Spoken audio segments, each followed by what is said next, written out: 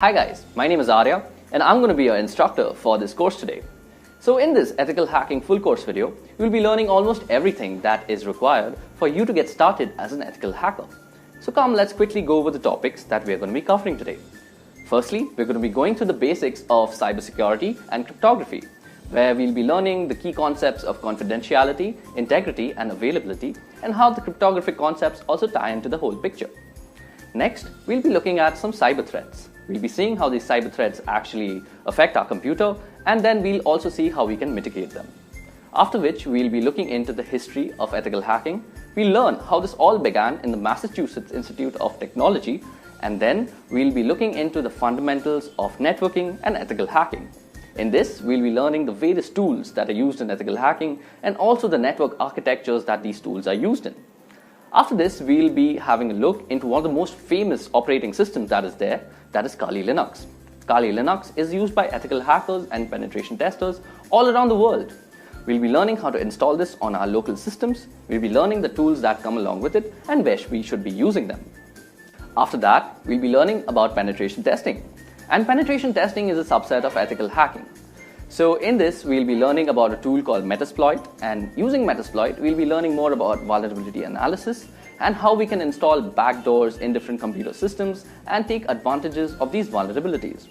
Now, Nmap is also another tool that we are going to be discussing in this course. We'll be learning how we can use Nmap to gather information from our networks and how we can use this information to our advantage. After that, we'll be learning deeply about 3 cyber attacks that are there in this industry. First is cross-site scripting, secondly, distributed denial of service, and thirdly, SQL injection attacks. Now, we'll be doing these attacks ourselves on dummy targets and learning more about these attacks and how they're orchestrated. And thus, we'll be learning more about how we can mitigate them if we actually become ethical hackers. Now, we'll also be discussing some very advanced cryptographic methods called steganography, which is basically used for hiding digital code inside images. Last but not the least, we'll be also discussing how you could become an ethical hacker yourself. So we'll be discussing a roadmap, we'll also be discussing the job profiles that are there in the industry, and we'll also be discussing the companies that are hiring for these job profiles along with the salaries that they are trying to offer. Also, we won't be leaving you hanging right there. We'll also be discussing the 50 most common interview questions that come along with these job profiles so that you can snag that job interview. And if you do like our content in the end, please leave us a like. Please leave a comment if you want to, and do hit the subscribe button so that you can join our ever-growing community of learners.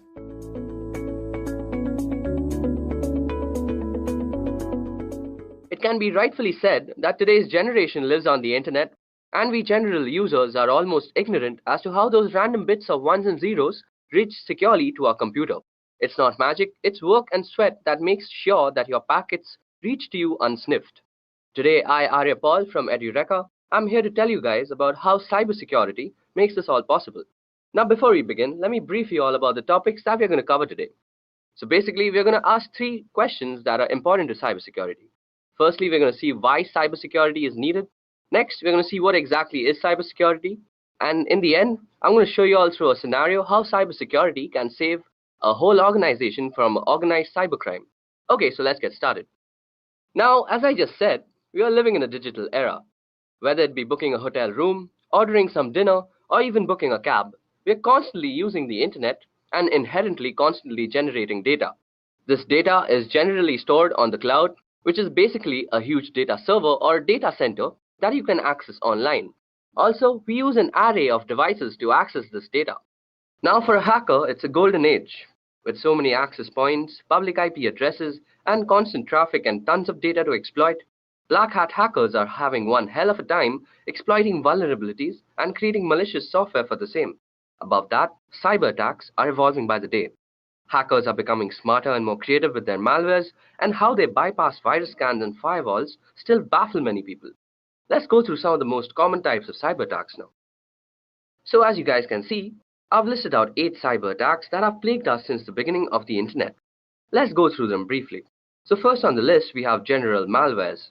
Malware is an all-encompassing term for a variety of cyber threats, including trojans, viruses, and worms. Malware is simply defined as code with malicious intent that typically steals data or destroys something on the computer. Next on the list, we have phishing, often posing as a request for data from a trusted third party. Phishing attacks are sent via email and ask users to click on a link and enter their personal data. Phishing emails have gotten much more sophisticated in recent years, making it difficult for some people to discern a legitimate request for information from a false one. Phishing emails often fall into the same category as spam, but are more harmful than just a simple ad. Next on the list, we have password attacks. A password attack is exactly what it sounds like: a third party trying to gain access to your system by cracking a user's password. Next up is DDoS, which stands for Distributed Denial of Service. A DOS attack focuses on disrupting the service of a network. Attackers send high volumes of data or traffic through the network that is making a lot of connection requests, until the network becomes overloaded and can no longer function. Next up, we have man-in-the-middle attacks. By impersonating the endpoint in an online information exchange, that is the connection from your smartphone to a website, the MITM attacks can obtain information from the end users and entity he or she is communicating with. For example, if you're banking online, the man in the middle would communicate with you by impersonating your bank and communicate with the bank by impersonating you. The man in the middle would then receive all the information transferred between both parties, which could include sensitive data such as bank accounts and personal information. Next up, we have drive-by downloads. Through malware on a legitimate website, a program is downloaded to a user's system just by visiting the site. It doesn't require any type of action by the user to download it actually. Next up, we have maladvertising, which is a way to compromise your computer with malicious code that is downloaded to your system when you click on an affected ad. Lastly, we have rogue softwares, which are basically malwares that are masquerading as legitimate and necessary security software that will keep your system safe. So as you guys can see now, the internet sure isn't a safe place as we might think it is. This not only applies for us as individuals, but also large organizations. There have been multiple cyber breaches in the past that has compromised the privacy and confidentiality of our data. If we head over to this site called Information is Beautiful, we can see all the major cyber breaches that have been committed. So as you guys can see, even big companies like eBay, AOL, Evernote, Adobe have actually gone through major cyber breaches, even though they have a lot of security measures taken to protect the data that they contain. So it's not only that small individuals are targeted by hackers and other people, but even bigger organizations are constantly being targeted by these guys. So after looking at all sorts of cyber attacks possible, the breaches of the past, and the sheer amount of data available, we must be thinking that there must be some sort of mechanism and protocol to actually protect us from all these sorts of cyber attacks. And indeed, there is a way, and this is called cybersecurity. In a computing context, security comprises of cybersecurity and physical security. Both are used by enterprises to protect against unauthorized access to data centers and other computerized systems. Information security, which is designed to maintain the confidentiality, integrity, and availability of data, is a subset of cybersecurity. The use of cybersecurity can help prevent against cyber attacks, data breaches, identity theft, and can aid in risk management. So when an organization has a strong sense of network security and an effective incident response plan, it is better able to prevent and mitigate these attacks.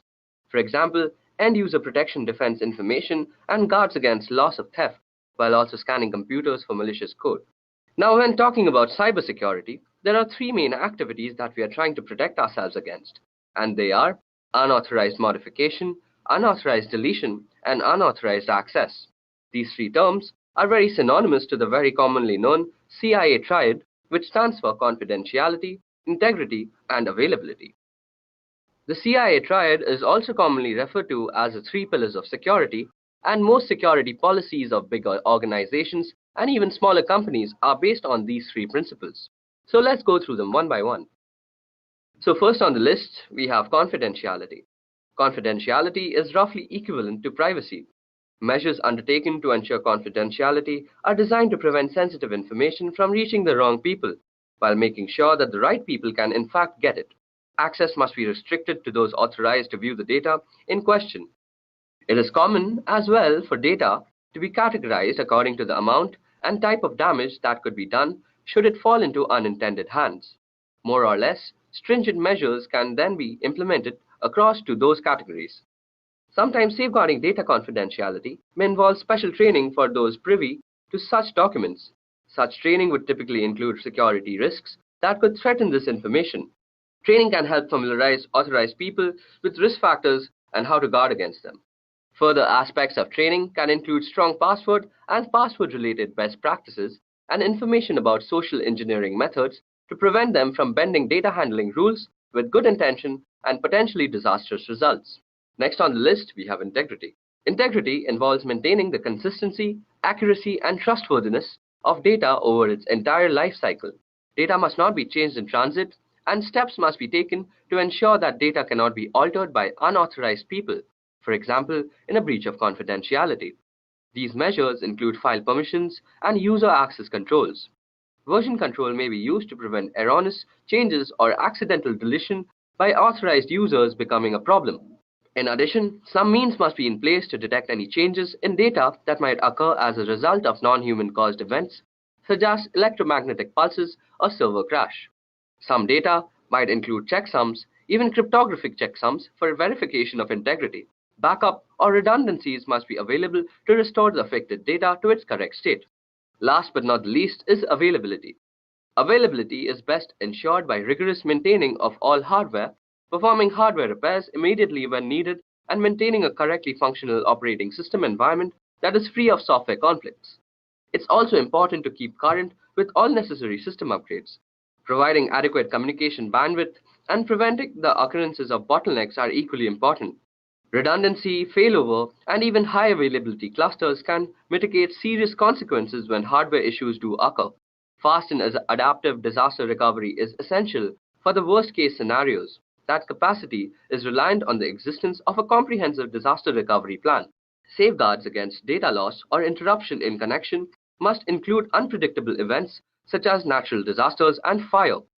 To prevent data loss from such occurrences, a backup copy must be stored in a geographically isolated location, perhaps even in a fireproof water-safe place.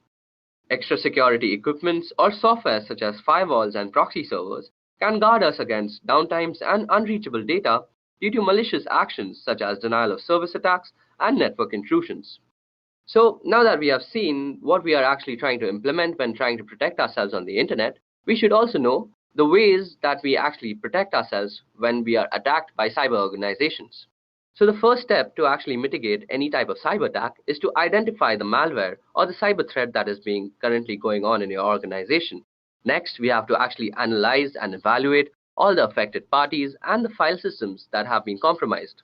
And in the end, we have to patch the whole treatment so that our organization can come back to its original running state without any cyber breaches. So how is it exactly done?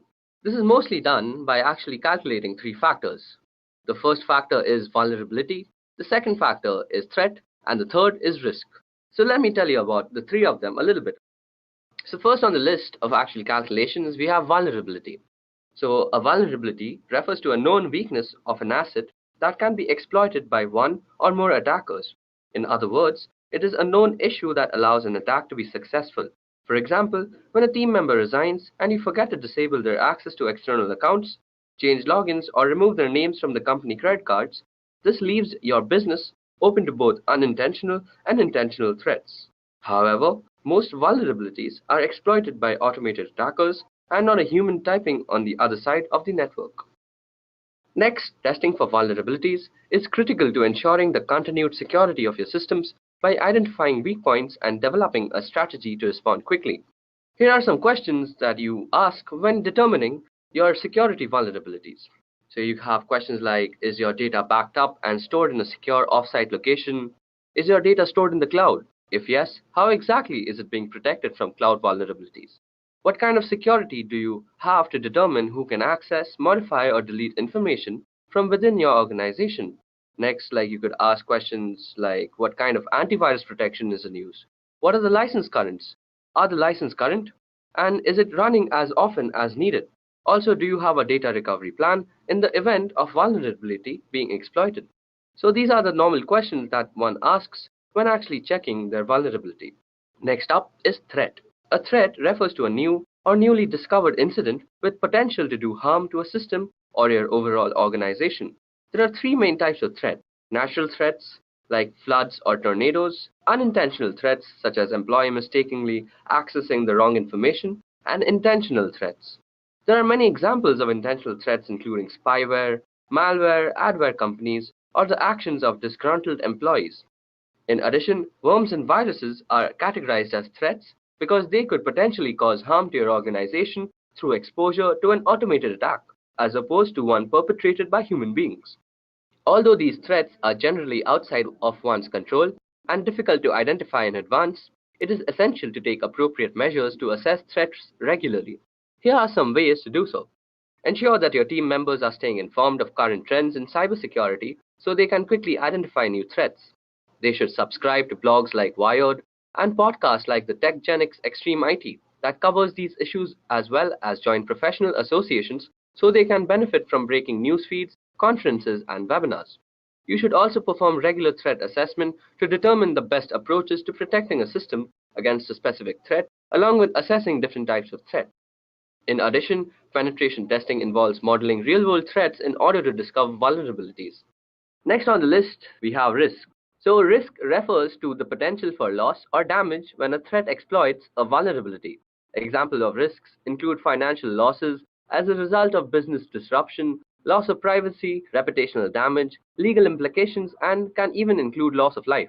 Risk can also be defined as follows, which is basically threat multiplied by the vulnerability. You can reduce the potential for risk by creating and implementing a risk management plan, and here are the key aspects to consider when developing your risk management strategy.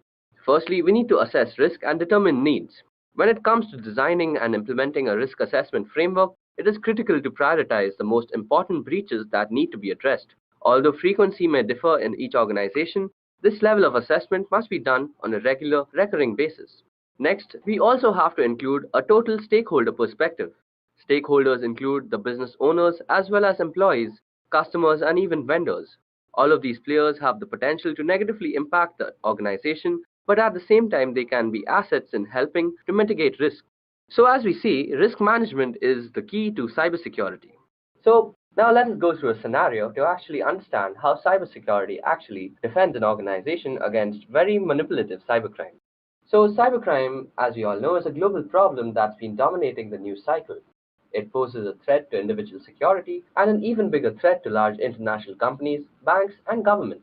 Today's organized cybercrime far outshadows lone hackers of the past, and now large organized crime rings function like startups and often employ highly trained developers who are constantly innovating new online attacks. Most companies have preventative security software to stop these types of attacks, but no matter how secure we are, cybercrime is going to happen.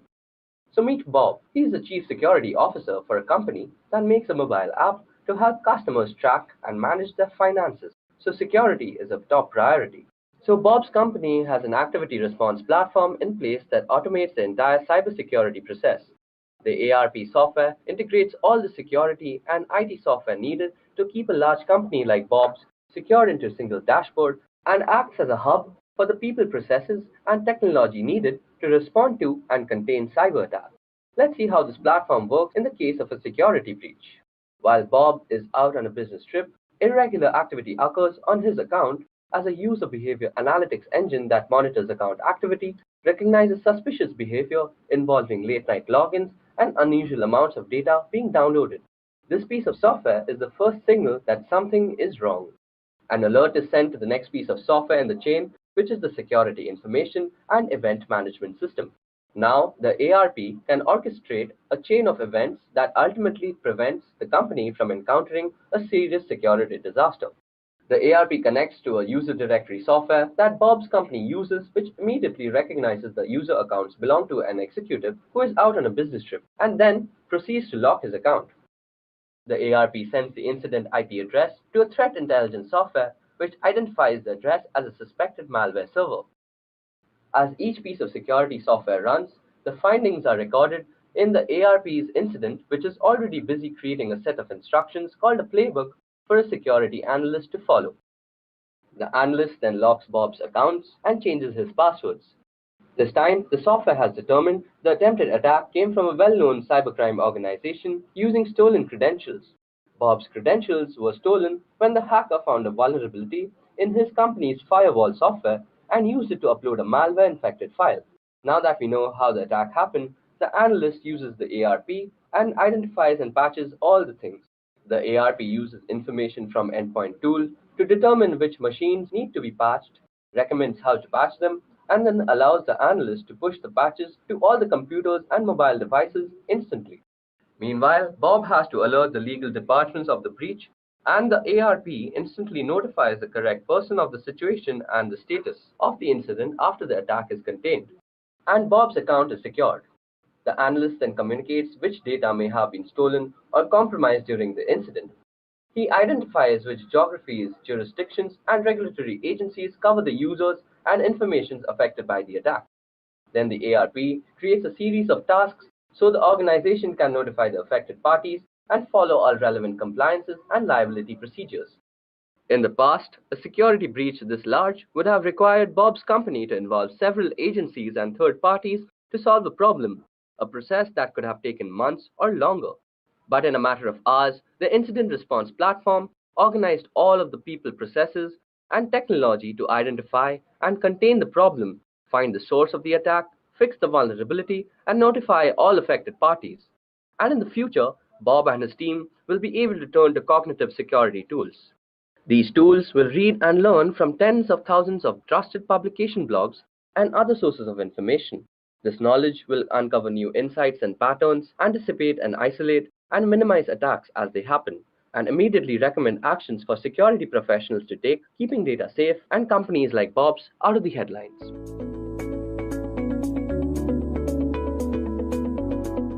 Cryptography is essentially important because it allows you to securely protect data that you don't want anyone else to have access to. It is used to protect corporate secrets, secure classified information, and to protect personal information to guard against things like identity theft. And today's video is basically going to be about cryptography. Now, before we actually jump into the session, let me give you guys a brief on the topics that we're going to cover today. So first of all, we're going to cover what is cryptography through the help of a very simplistic scenario. Then we are going to go through the classifications of cryptography and how the different classificative algorithm works. In the end, I'm going to show you guys a nifty demo on how a popular algorithm called RSA actually works. So let's get started. Now I'm going to take the help of an example or a scenario to actually explain what is cryptography.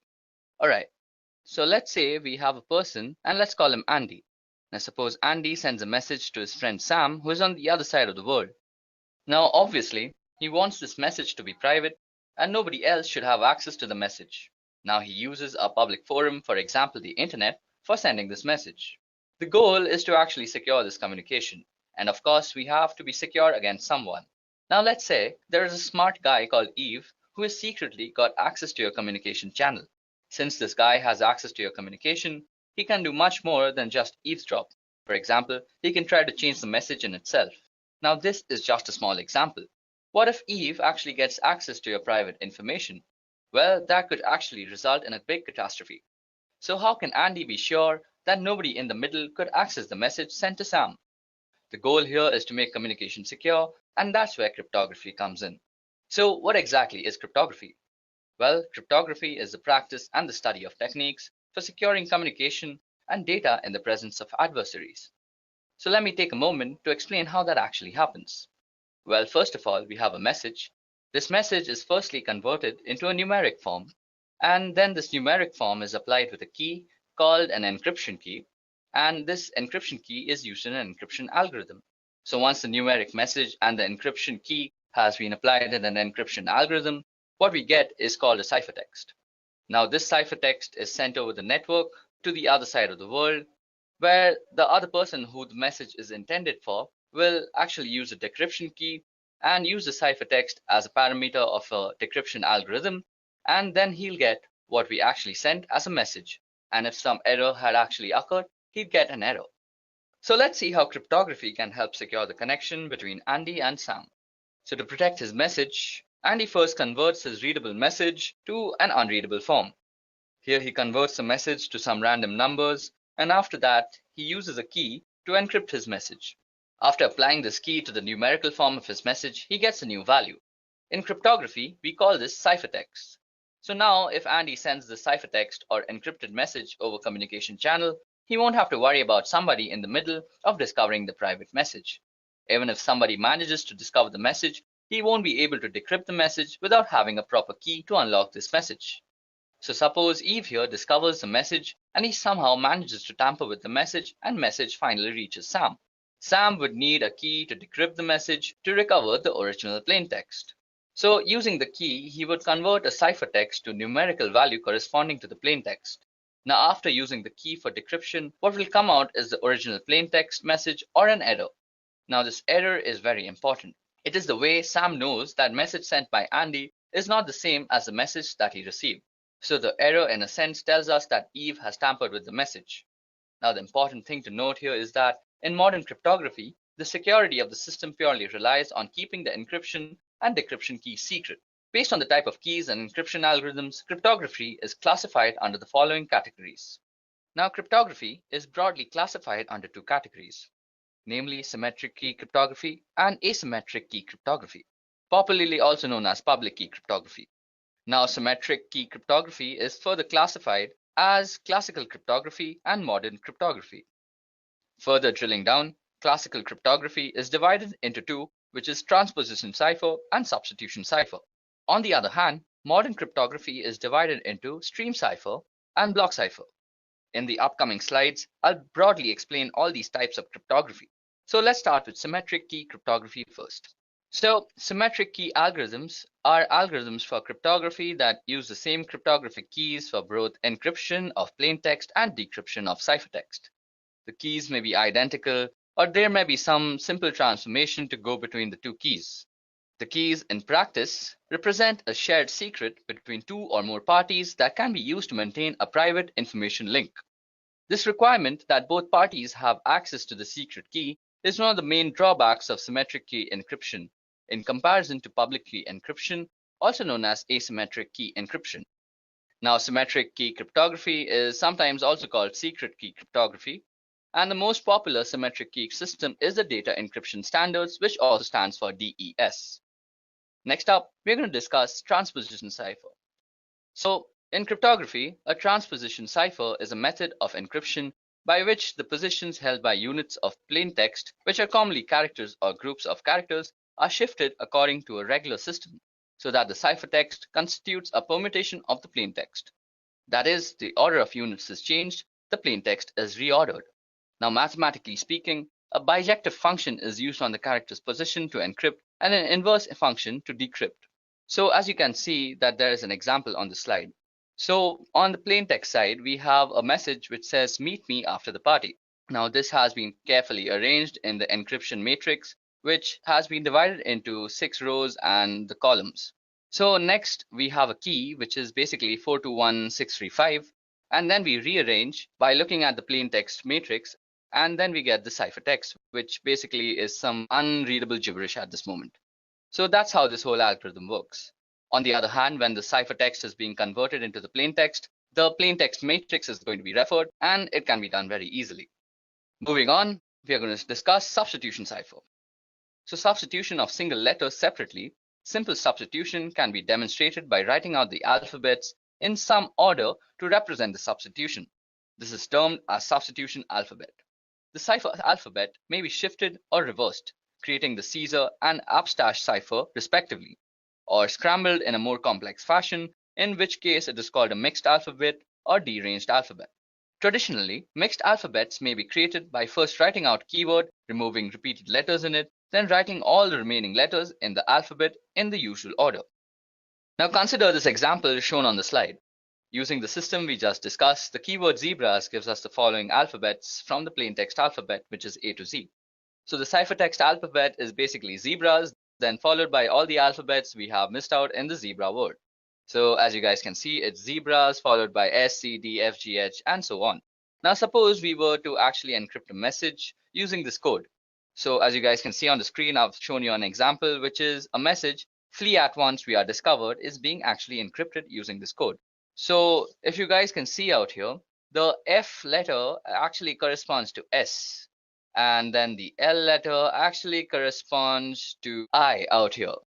Then we actually get the ciphertext, which is SIAAZQ, using the code and the process that I just discussed. Now traditionally, the ciphertext is written out in blocks of fixed length, omitting punctuations and spaces. This is done to help avoid transmission errors to disguise the word boundaries from the plain text. Now these blocks are called groups, and sometimes a group count, that is the number of groups, is given as an additional check. Now, 5-letter groups are traditional. As you guys can see that we have also divided our ciphertext into groups of 5, and this dates back to when messages were actually used to be transmitted by telegraph. Now, if the length of the message happens not to be divisible by 5, it may be padded at the end with nulls, and these can be any characters that can be decrypted to obvious nonsense, so the receiver can easily spot them and discard them. Next on our list is stream cipher. So a stream cipher is a method of encrypting text to produce ciphertext in which a cryptographic key and algorithm are applied to each binary digit in a data stream 1 bit at a time. This method is not much used in modern cryptography.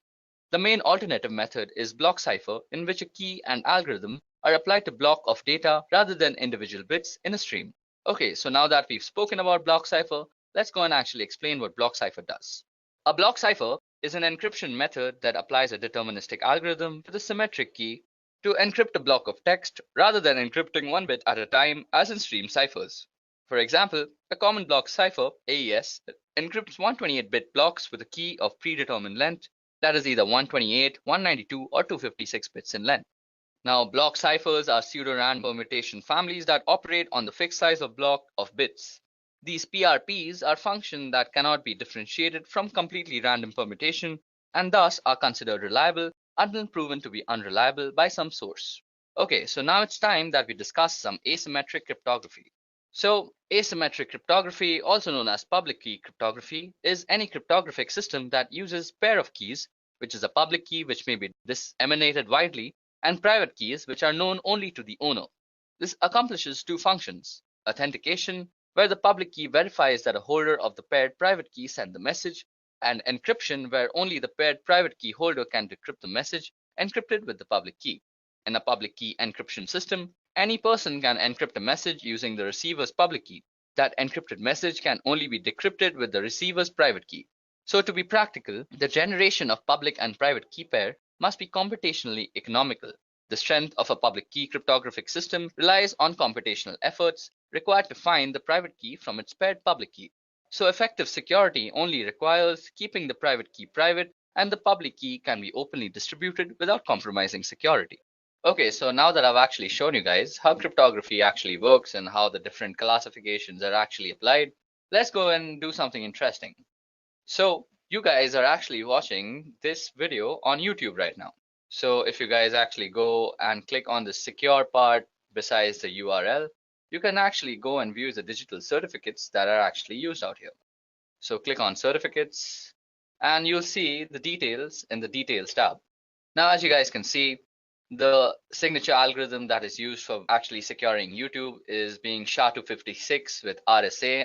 And RSA is a very, very common encryption algorithm that is used throughout the internet. Then the signature hash algorithm that is being used is SHA-256. And the issuer is Google Internet Authority. And you can get a lot of information about sites and all their authority key identifiers, their certificate policies, the key usage, and a lot of things about security just from this small little button out here. Also, let me show you a little how public key encryption actually works. So on the site, which is basically cobwebs.cs.uga.edu, you can actually demo out public key encryption. So suppose we had to send a message. First, we would need to generate keys. So as you can see, I just click generate keys and it got me two keys, which is one is the public key, which I will distribute throughout the network, and one the private key, which I will actually keep secret to myself. Now I want to send a message saying, hi there, when is the exam tomorrow? So now we are going to encrypt it using the public key because that's exactly what's distributed. So now as you can see, we have got our ciphertext. So this huge thing right out here is ciphertext, and it absolutely makes no sense whatsoever. Now, suppose we were to actually then decrypt the message. We would use the private key that goes along with our account, and we would decode the message. And as you guys can see, voila, we have, hi there, when is the exam tomorrow? So we have actually sent a message on the internet in a very secure fashion. Above that, there's also RSA that needs some explaining because I had promised that too. Now, RSA is a very, very commonly used algorithm that is used throughout the internet, and you just saw it being used by YouTube. So it has to be common. So RSA has a very unique way of applying this algorithm. There are many actual parameters that you actually need to study. Okay, so now we're actually going to discuss RSA, which is a very popular algorithm that is used throughout the internet, and you also saw that it's being used by YouTube right now. So this crypto system is one of the initial system. It remains the most employed crypto system even today, and the system was invented by three scholars, which is Ron Rivest, Adi Shamir, and Len Adelman. Hence the name RSA. And we will see the two aspects of the RSA crypto system. Firstly, generation of key pair, and secondly, encryption-decryption algorithms. So each person or a party who desires to participate in communication using encryption needs to generate a pair of keys, namely public key and private key. So the process followed in the generation of keys is as follows. First, we have to actually calculate n. Now, n is actually given by multiplying p and q, as you guys can see out here. So p and q are supposed to be very large prime numbers. So out here p will be 35, but for some very strong encryption, we are going to choose very large prime numbers. Then we actually have to calculate phi. Now phi, as you can see, the formula goes is p minus 1 into q minus 1. And this helps us determine for the encryption algorithm. Now then we have to actually calculate e. Now e must be greater than 1 and less than phi, which is p minus 1 into q minus 1. And there must be no common factors for e and phi except for 1.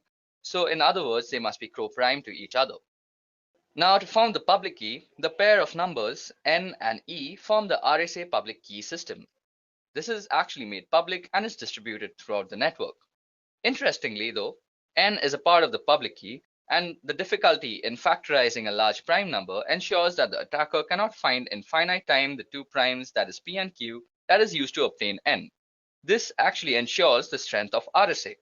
Now, in the generation of the private key d is calculated from p, q, and e. For given n and e, there is a unique number d. Now, the number d is the inverse of e modulo phi. This means that d is a number less than phi such that when multiplied by e, it gives 1. So let's go and actually fill up these numbers. So n should be 35 out here, and if we generate them, we get the value of phi, which is 24, which is basically 4 into 6, and then we should also get e. Now e should be co-prime, so we are going to give it 11, as 11 is co-prime to both. So now for the actual encryption part, we have to put in e and n out here. So e out here for us is 11 and n is 35. And then we're going to pick a letter to actually cipher, which is a. And then we're going to encode it as a number. So as you guys can see, we've encoded it as 1. And out here, now after we've given the message its numerical form, we click on encryption and we get it. Now to actually decrypt the message, we are going to need d and n. Now d for us was 5 and n was 35. So 5 and 35. And then we're going to take encrypted message from above and we're going to decrypt this message. So after you decrypt it, we have the numerical form of the plain text, and to then decode the message, just click here, decode message, and as you guys can see, we have decoded a message using RSA. So guys, that's how RSA works. I explained all the factors that we actually use in RSA, from n to 5 to e to d, and I hope you understood a part of it. If y'all are still more interested, y'all can actually research a lot on RSA. It's a very in-depth cryptographic system. D and n. Now d for us was 5 and n was 35. So 5 and 35.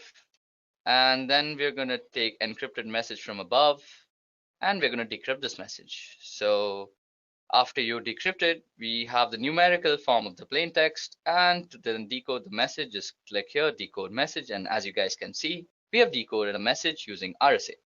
So guys, that's how RSA works. I explained all the factors that we actually use in RSA, from n to 5 to e to d, and I hope you understood a part of it. If y'all are still more interested, y'all can actually research a lot on RSA. It's a very in-depth cryptographic system.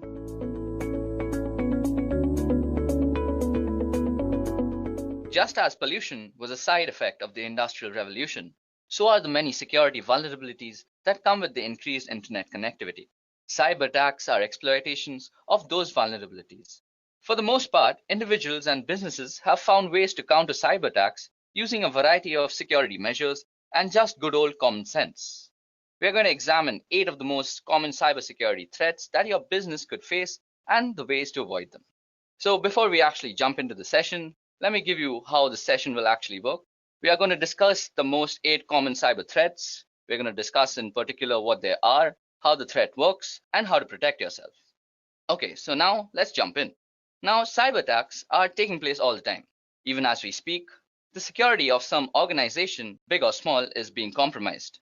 For example, if you visit this site out here that is ThreatCloud, you can actually view all the cyber attacks that are actually happening right now. Let me just give you a quick demonstration of how that looks like. Okay, so as you guys can see out here, these are all the places that are being compromised right now. The red parts actually show us the part that is being compromised, and the yellow places actually show us from where it's being compromised from. Okay, as you guys can see now that someone from the Netherlands is actually attacking this place and someone from USA was attacking Mexico. It's a pretty interesting site and actually gives you a scale of how many cyber attacks are actually happening all the time in the world. Okay, now getting back, I think looking at all these types of cyber attacks, it's only necessary that we educate ourselves about all the types of cyber threats that we have. So these are the 8 cyber threats that we're going to be discussing today. Firstly, we're going to start with malware. So malware is an all-encompassing term for a variety of cyber attacks, including Trojans, viruses, and worms. Malware is simply defined as code with malicious intent that typically steals data or destroys something on the computer. The way malware goes about doing its damage can be helpful in categorizing what kind of malware you're dealing with. So let's discuss it. So first of all, viruses. Like their biological namesakes, viruses attach themselves to clean files and infect other clean files, and they can spread uncontrollably, damaging a system's core functionality and deleting or corrupting files. They usually appear as executable files that you might have downloaded from the internet. Then there are also Trojans. Now, this kind of malware disguises itself as legitimate software or is included in legitimate software that can be tampered with. It tends to act discreetly and creates backdoors in your security to let other malwares in. Then we have worms. Worms infect entire networks of devices, either local or across the internet, by using the network's interfaces. It uses each consecutive infected machine to infect more. And then we have botnets and such, where botnets are networks of infected computers that are made to work together under the controller of an attacker. So basically, you can encounter malware if you have some OS vulnerabilities, or if you download some illegitimate software from somewhere, or you have some other email attachment that was compromised with. Okay, so how exactly do you remove malware, or how exactly do you fight against it? Well, each form of malware has its own way of infecting and damaging computers and data, and so each one requires a different malware removal method. The best way to prevent malware is to avoid clicking on links or downloading attachments from unknown senders, and this is sometimes done by deploying a robust and updated firewall, which prevents the transfer of large data files over the network in a hope to weed out attachments that may contain malware. It's also important to make sure your computer's operating system, whether it be Windows, Mac OS, Linux, uses the most up-to-date security updates. And software programmers update programs frequently to address any holes or weak points. And it's important to install all these updates as well as to decrease your own system weaknesses. So next up on our list of cyber threats, we have phishing. So what exactly is phishing? Well, often posing as a request for data from a trusted third party, phishing attacks are sent via email and ask users to click on a link and enter their personal data. Phishing emails have gotten much more sophisticated in recent years and making it difficult for some people to discern a legitimate request for information from a false one. Now, phishing emails often fall into the same category as spam, but are way more harmful than just a simple ad. So, how exactly does phishing work? Well, most people associate phishing with email messages that spoof or mimic bank, credit card companies, or other businesses like Amazon, eBay, and Facebook. These messages look authentic and attempt to get victims to reveal their personal information. But email messages are only one small piece of a phishing scam. From beginning to end, the process involves 5 steps. The first step is planning. The phisher must decide which business to target and determine how to get email addresses for the customers of that business. Then they must go through the setup phase. Once they know which business to spoof and who their victims are, phishers create methods for delivering the messages and collecting the data. Then they have to execute the attack, and this is the step most people are familiar with. That is, the phisher sends a phony message that appears to be from a reputable source. After that, the phisher records the information the victims enter into the web page or pop-up windows. And in the last step, which is basically identity theft and fraud, the phishers use the information they've gathered to make illegal purchases or otherwise commit fraud. And as many as a fourth of the victims never fully recover. So how exactly can you be actually preventing yourself from getting phished? Well, the only thing that you can do is being aware of how phishing emails actually work. So first of all, a phishing email has some very specific properties. So firstly, you will have something like a very generalized way of addressing someone, like dear client. Then your message will not be actually from a very reputable source. So out here, as you can see, it's written as Amazon on the label, but if you actually inspect the email address that it came from, it's from management@maisoncanada.ca, which is not exactly a legitimate Amazon address. Third, you can actually hover over the redirect links and see where they actually redirect you to. Now, this redirects me to www.fakeamazon.com, as you can see out here.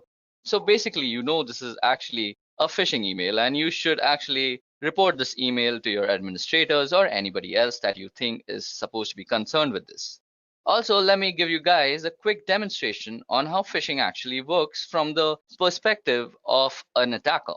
So first of all, I have actually created a phishing website for harvesting Facebook credentials. I simply just took the source code of the Facebook login page and pasted it, and then made a backend code in PHP, which makes a log file of all the Facebook passwords that get actually entered onto the phishing page. Now, I've also sent myself an email as to make sure this looks legitimate, but this is only for spreading awareness, so please don't use this method for actually harvesting credentials. That's actually a very illegal thing to do. So let's get started. First of all, you'll go to your email and see that you'll get some email saying your Facebook credentials have been compromised. So when you open it, it looks pretty legit. Well, I haven't made it look all that legit. It should look legit, but the point out here is to actually make you aware of how this works. So as you guys can see, it says, "Dear client, we have strong reasons to believe that your credentials may have been compromised and might have been used by someone else. We have locked your Facebook account. Please click here to unlock. Sincerely, Facebook Associate Team." So if we actually click here, we are actually redirected to a nice looking Facebook page, which is exactly how Facebook looks like when you're logging in. Now, suppose I were to actually log into my Facebook account, which I won't. I'll just use some random ID, like this is an email @gmail.com, and let's put password as admin123, and we click login. Now, since my Facebook is actually already logged in, it'll just redirect to facebook.com, and you might just see me logged in.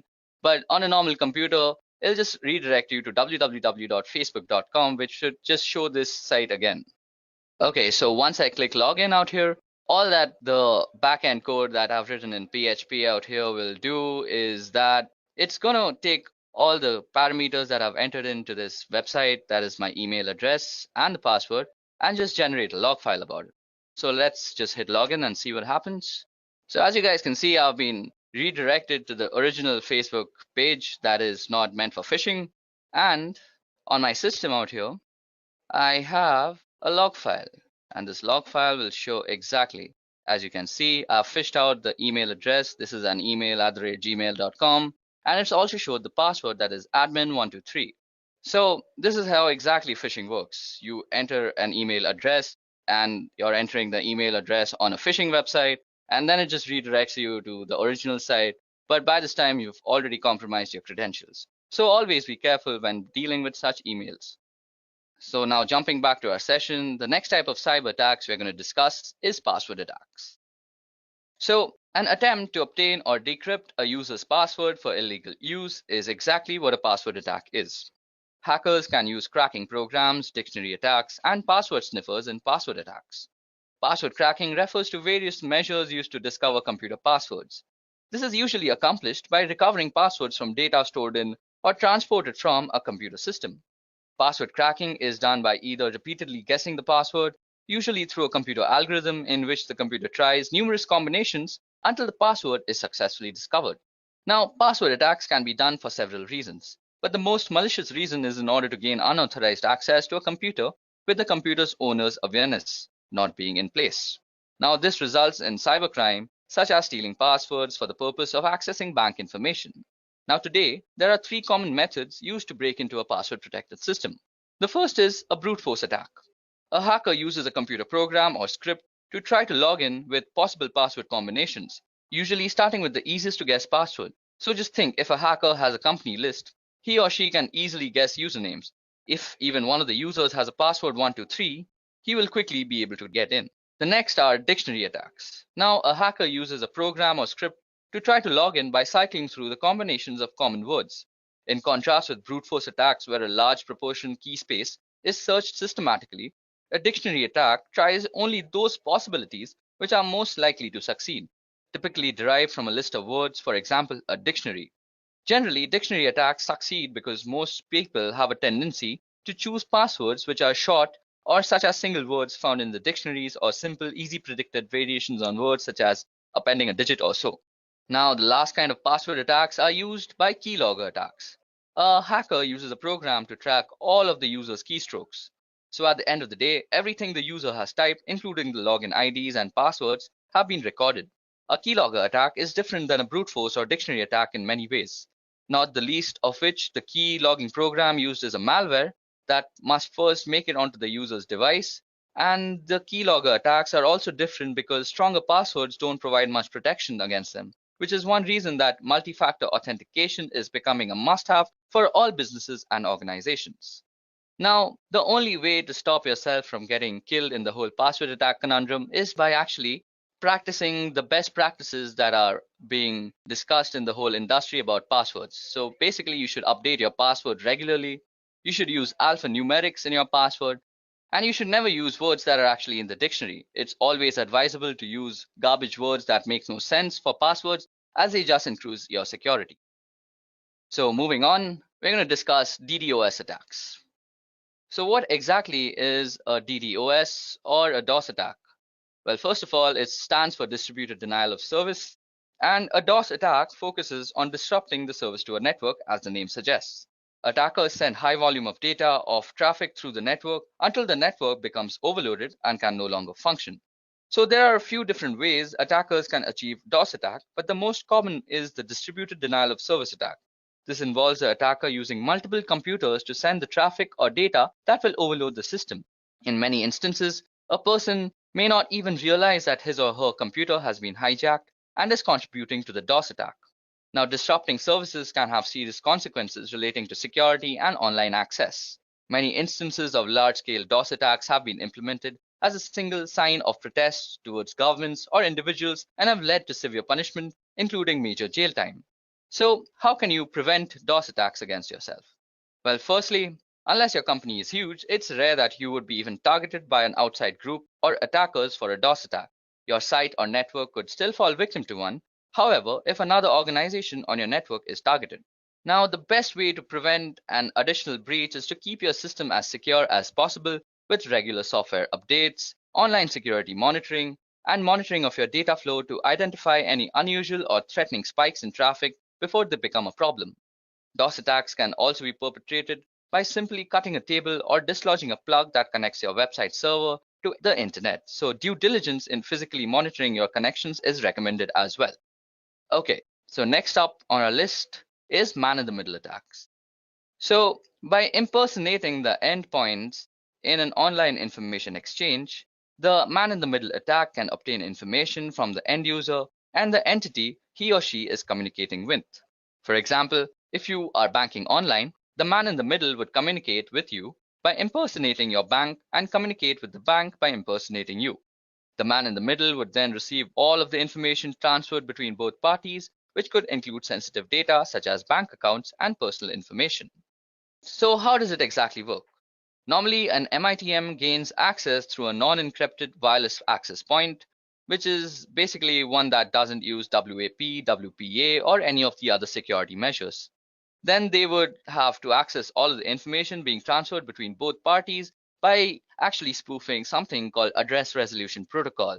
That is the protocol that is used when you are actually connecting to your gateway from your computer. So how can you exactly prevent MITM attacks from happening against you? So firstly, you have to use an encrypted WAP, that is an encrypted wireless access point. Next, you should always check the security of your connection, because when somebody is actually trying to compromise your security, he will try to actually strip down the HTTPS or HSTS that is being injected in the website, which is basically the security protocols. So if something like this HTTPS is not appearing in your website, you're on an insecure website where your credentials or your information can be compromised. And the last and final measure that you can actually use is by investing in a virtual private network which spoofs your entire IP, and you can just browse the internet with perfect comfort. Next up on our list is drive-by downloads.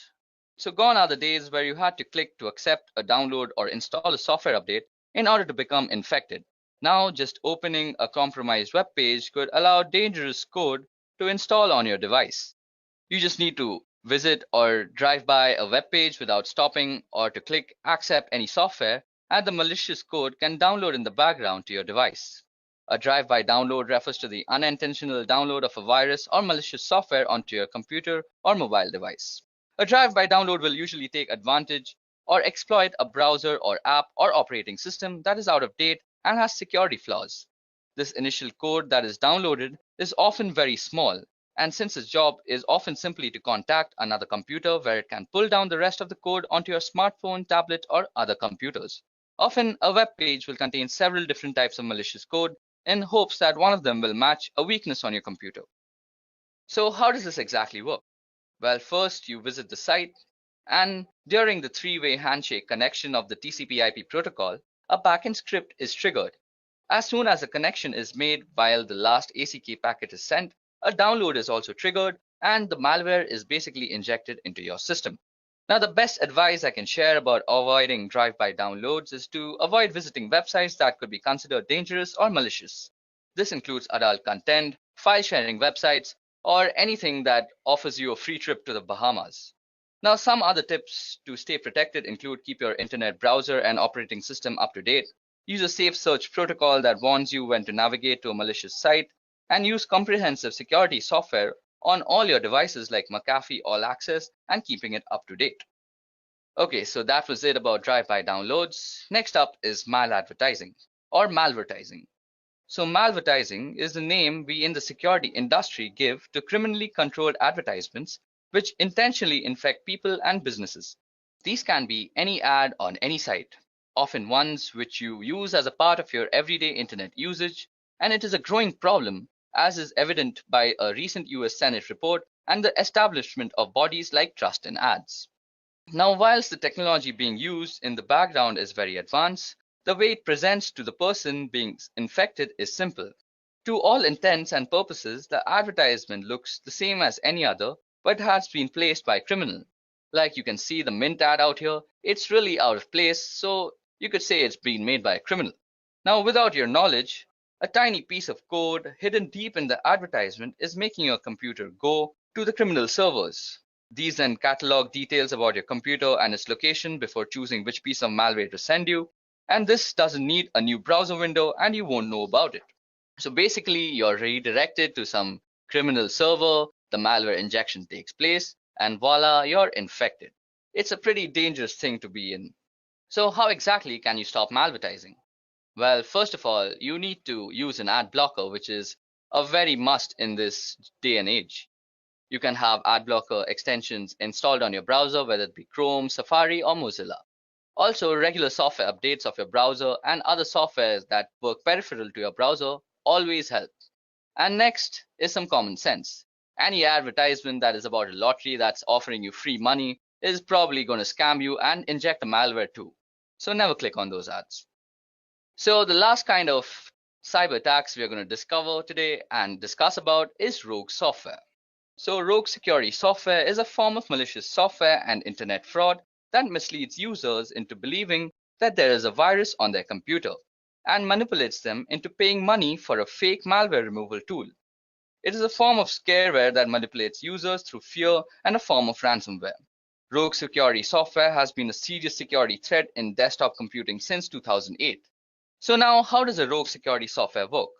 These scams manipulating users into download the program through a variety of techniques. Some of these methods include ads offering free or trial versions of security programs, often pricey upgrades, or encouraging the purchase of the deluxe versions. Then also pop-ups warning that your computer is infected with a virus, which encourages you to clean it by clicking on the program. And then manipulated SEO rankings that put infected website as the top hits when you search. These links then redirect you to a landing page that claims your machine is infected and encourages you a free trial of the rogue security program. Now, once the scareware is installed, it can steal all your information, slow your computer, corrupt your files, disable updates for legitimate antivirus softwares, or even prevent you from visiting legitimate security software vendor sites.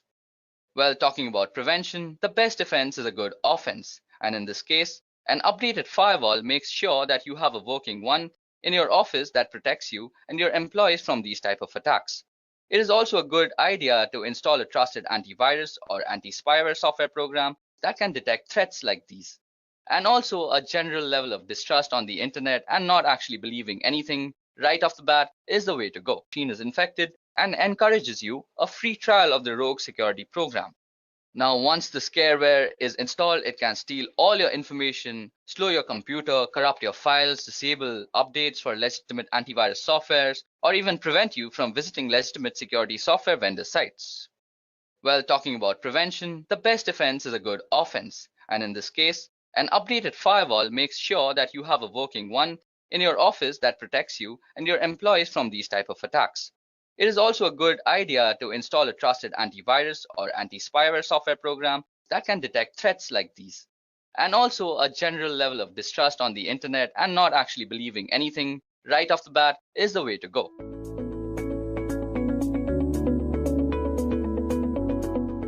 The keyword of this video is ethical hacking course, but in reality, it's just an expansive video on the fundamentals of ethical hacking.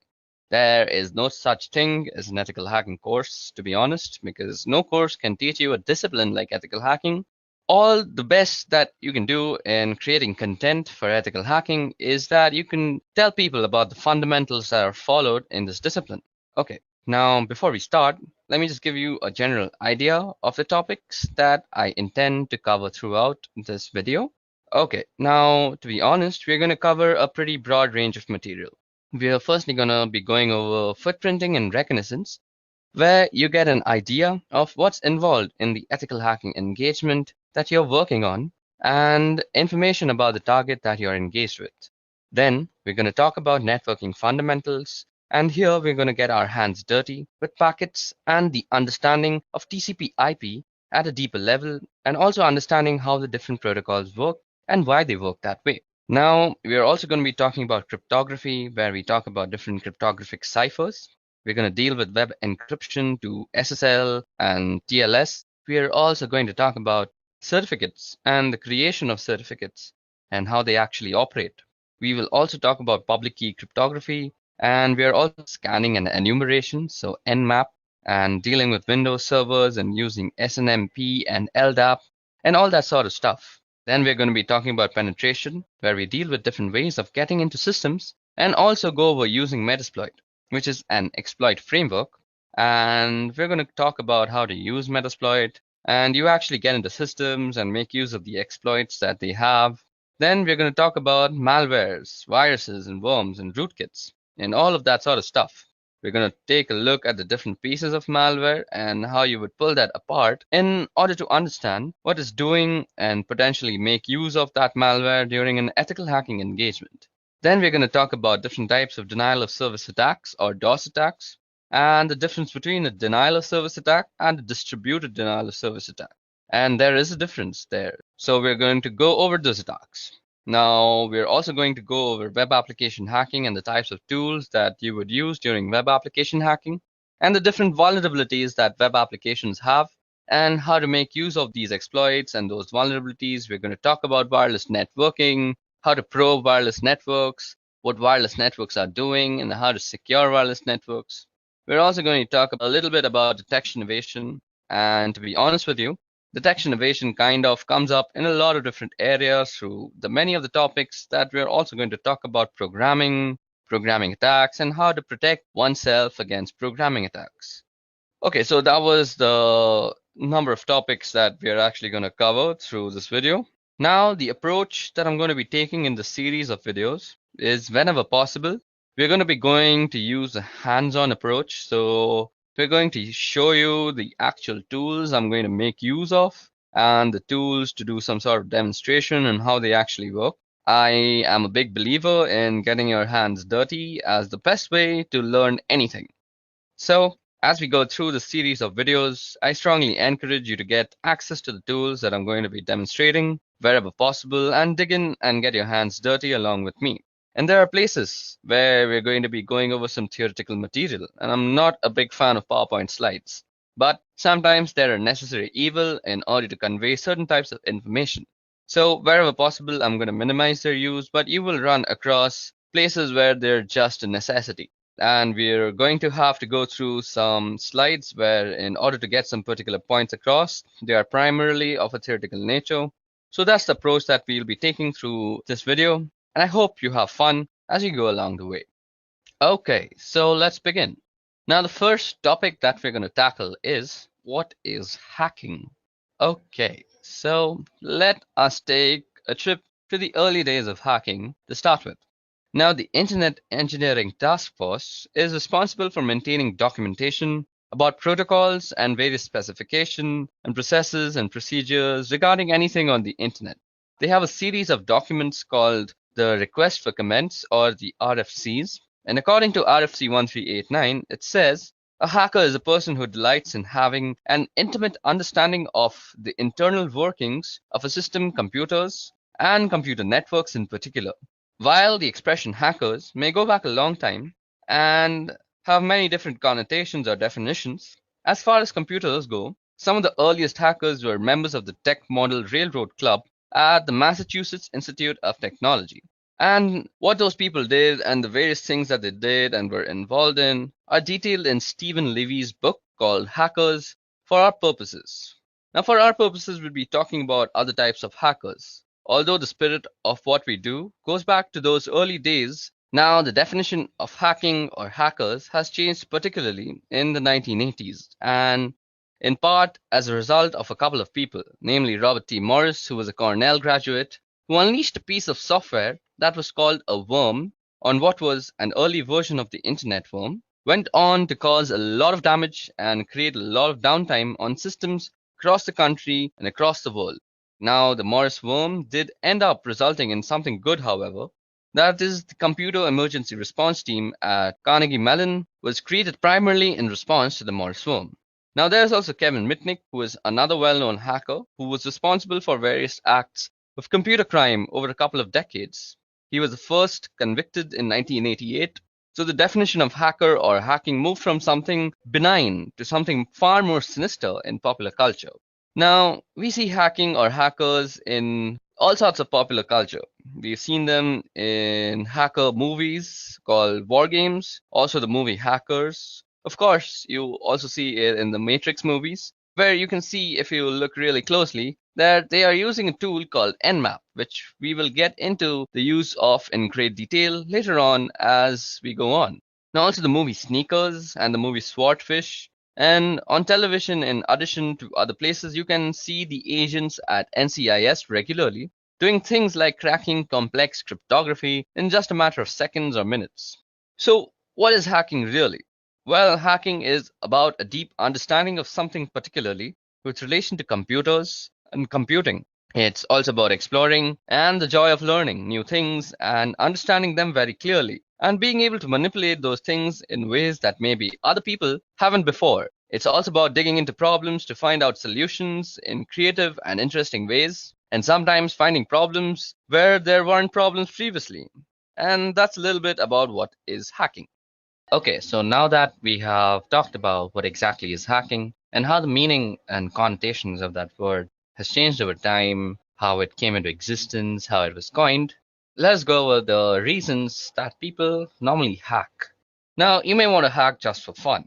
As discussed previously, hacking is a tradition that goes back several decades at MIT, even preceding the computer-related definition of hacking. Now, MIT has a long and storied history of hacking, and sometimes of a computer-related nature, which in this case happens to be true, and sometimes of a non-computer-related nature instance. Now here you can see that MIT's homepage has been hacked, or you might even say defaced, to indicate that Disney is buying MIT. This was an April Fool's Day prank in 1998, and again, this is just the kind of hacking that you would do for fun rather. Now sometimes you might want to hack just to prove a political point, or any point for that matter. In this case again, Bill Gates had donated some money to the MIT, which allowed them to have a new building. And he was coming to MIT to visit and give a talk about Microsoft Windows and its systems. And as you can see, the Windows systems that were installed in the entryway at the building were hacked to be running Linux instead. And you can see here that Tux the Penguin is saying, "Welcome to the William H. Gates building." Again, that's some students who decided that they wanted to make a point about Linux and Microsoft and Windows to Bill Gates, and they thought hacking was the best way to go about it. Sometimes you hack just for the challenge. Here's an example again at MIT, where some students turned the facade of a building into a Tetris game board. Now, this was a reasonably difficult hack, and the students went after it just for the challenge of completing it. And it just so they could have some pride of ownership and to be able to say that they were able to pull this off. You know, the things that teenagers do to show off to other teenagers, it just increases with increase in scale. Now, in spite of its difficulties and its challenges and all the obstacles and planning that had to go into it, they were able to pull it off, and now they have those bragging rights. So that was one of them, and one of the instances where somebody would hack just for the challenge and for the fun in it. Now, sometimes you want to hack to prevent theft, and this is where we get more specifically into computer-related hackings. You see a lot of articles and stories in the news over the last few years about cybercrime, and here's an example of data theft compromised. And a fewer than 1.5 million cards for global payments. So there are some attackers who got into this company, Global Payment, and they were able to pull out about 1.5 million credit card numbers during the intrusion there. So what you may want to do is you may want to learn how to hack in order to find these holes in your systems or applications or employer systems, so that you can fix these holes and prevent these compromises from happening because of the reputational hit that your company takes. Whenever things like these happen, you have the risk of completely running out of business. So just to protect your job, to protect your company, and to protect your own desire of business, you may just want to learn to hack, and that's a very good reason. Now, you may also want to find all the problems that exist in your system before putting them out and deploying them, so that you can keep these attackers from getting in and stealing critical or sensitive information. Sometimes you may want to hack to get there before the bad guys. And the same sort of idea is the last one where we're just going to talk about, and that exactly is ethical hacking. Now, we were just talking about how sometimes you may want to hack into your own system before publishing it out to the public. Let's take Internet Explorer for example. Now, Internet Explorer was actually published to the public with some critical error in the code, and these flaws were heavily exploited by people who actually found them. Now, a number of people in the world go out looking for these flaws, and they call themselves security researchers, and they get in touch with the vendors after they found a flaw or a bug and work with the vendors to get it fixed. What they end up with is a bit of reputation. They get a name for themselves, and that name recognition may end up getting them a job or some speaking engagements or a book deal, or any number of ways that you could cash in on some name recognition from finding these sort of bugs and getting them fixed. If you want to get there before the bad guys, you may think you're helping out a vendor. You may want to just make a name for yourself. You may want to find these sort of bugs before the bad guys do, because the thing about the bad guys finding them is they don't announce them and they don't get them fixed, and that makes everybody a little less secure.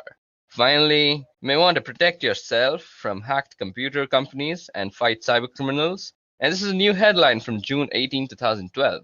And we're starting to see these sort of news headlines show up as companies are starting to retaliate against attackers in order to retaliate against attackers. Now, in order to retaliate against attackers, you need to be able to have the same sort of skills and techniques and knowledge and experience that those attackers have. And where your company may want you to learn to hack, or the company may want to bring in people who are skilled at these sort of activities so that they can attack the attackers, and hopefully you end up with more steely exterior and you get a reputation for not being a company that people wanted to go after. Those are several reasons, and there we go. I gave you around a bunch of reasons as to why you may want to hack: for fun, to prove a point, to protect yourself, to protect the company, to not run out of business, and along with another bunch of reasons.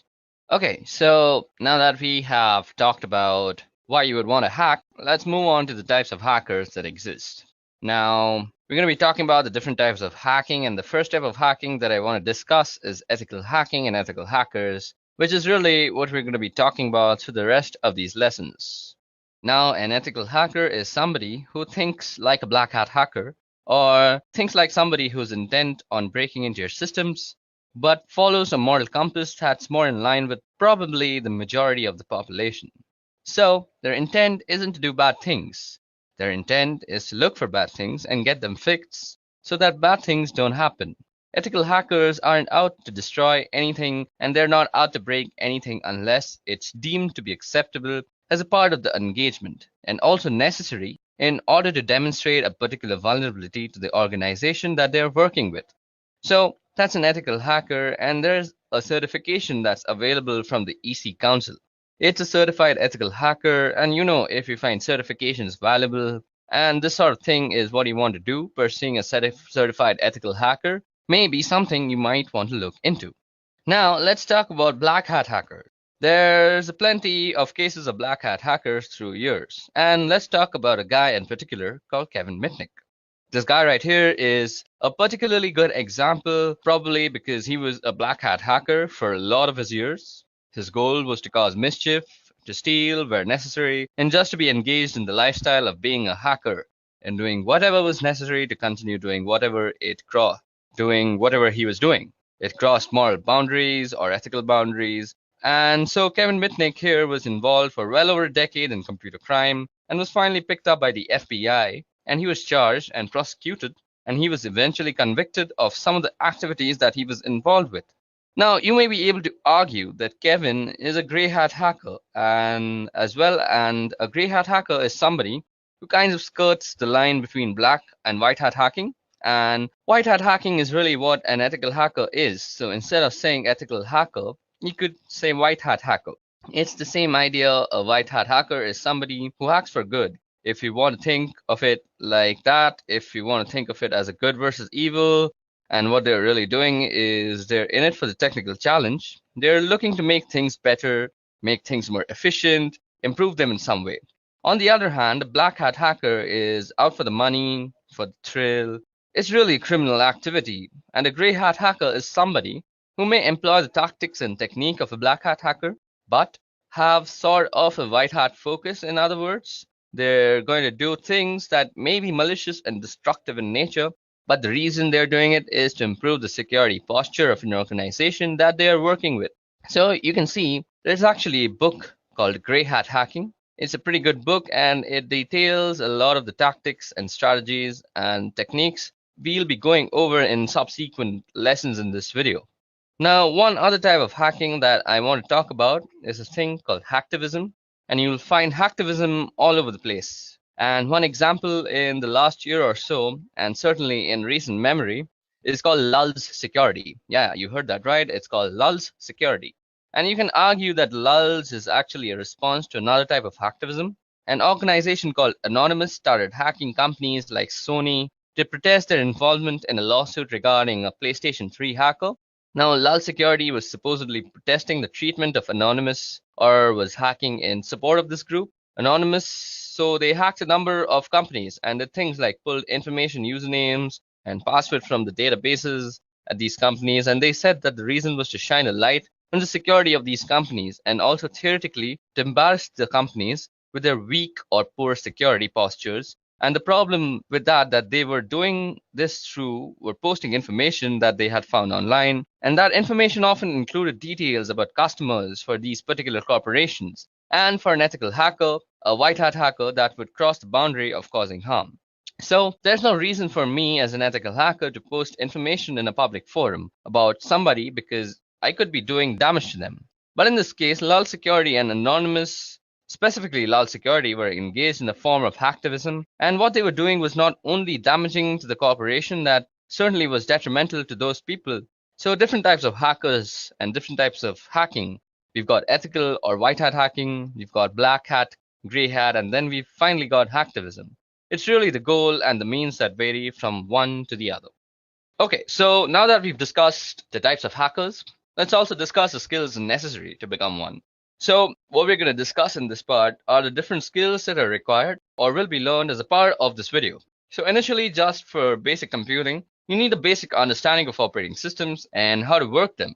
There are going to be several fundamental types of tasks that I won't be going into any detail at all, and you'll need to know how to run programs and do things like open up a command prompt without me walking you through and how to do that. So I am going to assume that you have some basic understanding of how to do these sorts of tasks. Also, you need an understanding of the basic system software, and you'll need a basic understanding of how to use command line utilities. There are a number of tools and programs that we're going to be going through this video, and many of them use the command line.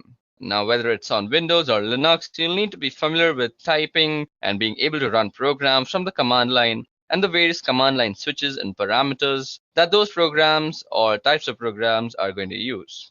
Now, from a networking perspective, you need a basic understanding of some simple networking concepts. You need to know what cables are and switches and hubs and how systems are networked together.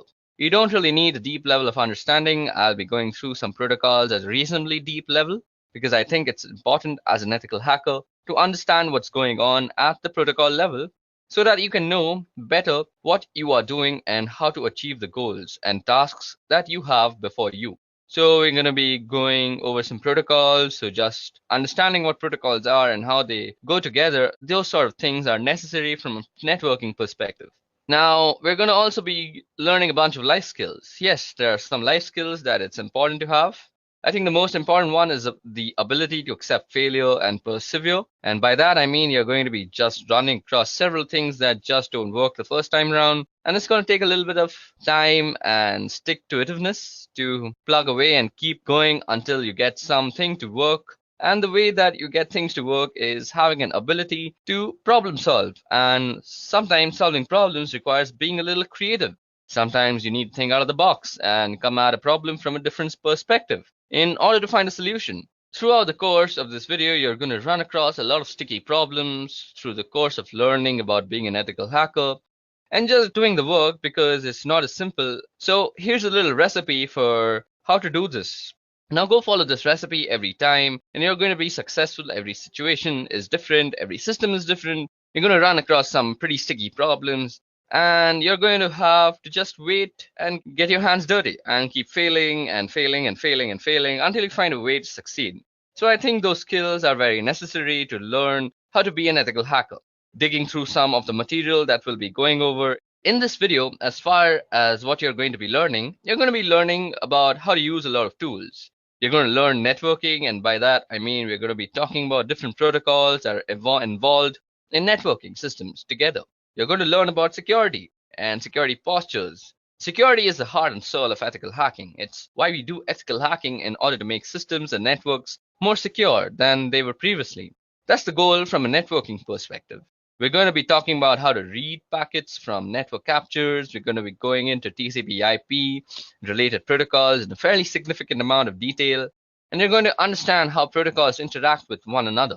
So we're going to do all that, and the reading packets is going to be really important. And we're going to do a fair amount of that in addition to just a fundamental approach to learning how to read packets in several lessons.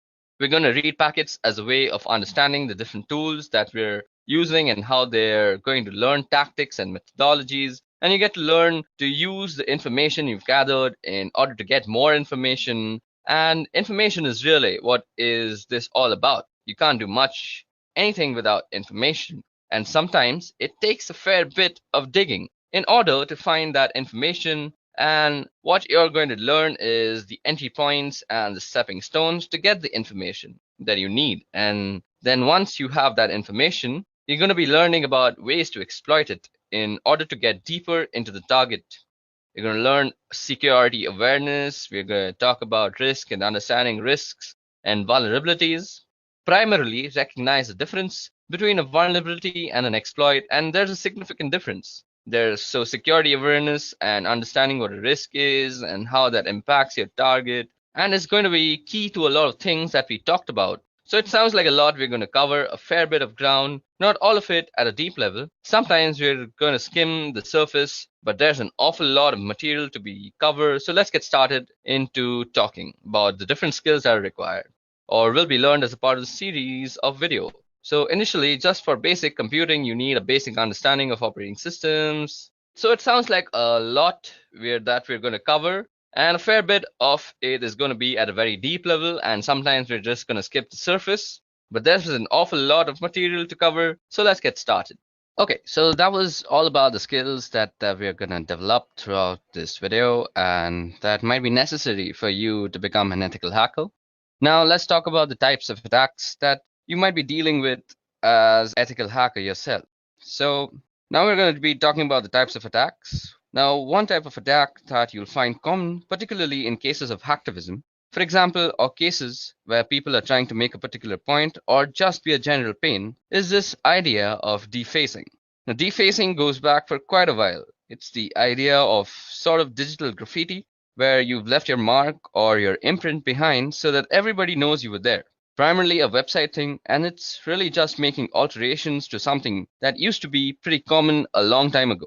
Now, it's very particular for businesses or people or just organizations in general to have their homepages be replaced by this other thing that was along the lines of, hey, I was here and I took over your webpage. We also have a pretty common one, or certainly has been common over the years, and it's a pretty good path towards quality exploits and high-profile vulnerabilities, and that's buffer overflow. Now, a buffer overflow is a result of the way programs are stored in memory. When programs are running, they make use of a chunk of memory called a stack. And it's just like a stack of plates. When you put a bunch of plates down, when you pull a plate off, you're going to pull the top plate. You're not going to pull the oldest plate. You're going to pull the one that was on the top. So the same thing with the stack here. We're accessing memory, and this has to do with the way functions are called in memory. When you call a function, a chunk of memory gets thrown on top of the stack, and that's the chunk of memory that gets accessed. And you've got a piece of data in memory within that stack, and that's called a buffer. And when too much data is sent and tried to put into the buffer, it can overflow. Now, the bounds of the configured area for that particular buffer, it can overflow the bounds of the configured area for that particular buffer. Now, the way stacks are put together, we end up with a part of the stack where the return address from the function is stored. So when you overflow the buffer, you have the ability to potentially override that return. At which point you can control the flow of execution of programs, and if you can control the flow of execution of the program, you can insert code into that memory that could be executed. And that's where we get buffer overflow. That turns into exploits that creates the ability to get like a command shell or some other useful thing from the system where the buffer overflow is running. So that's a buffer overflow in short. Sometimes we also have format string attacks, and sometimes these can be precursors to buffer overflow formats. Now, format strings come about because the C programming language makes use of these format strings that determines how data is going to be input or output. So you have a string of characters that define whether the subsequent input or output is going to be an integer, or whether it's going to be a character, or whether it's going to be a string or a floating point, that sort of thing. So you have a format string that defines the input or the output.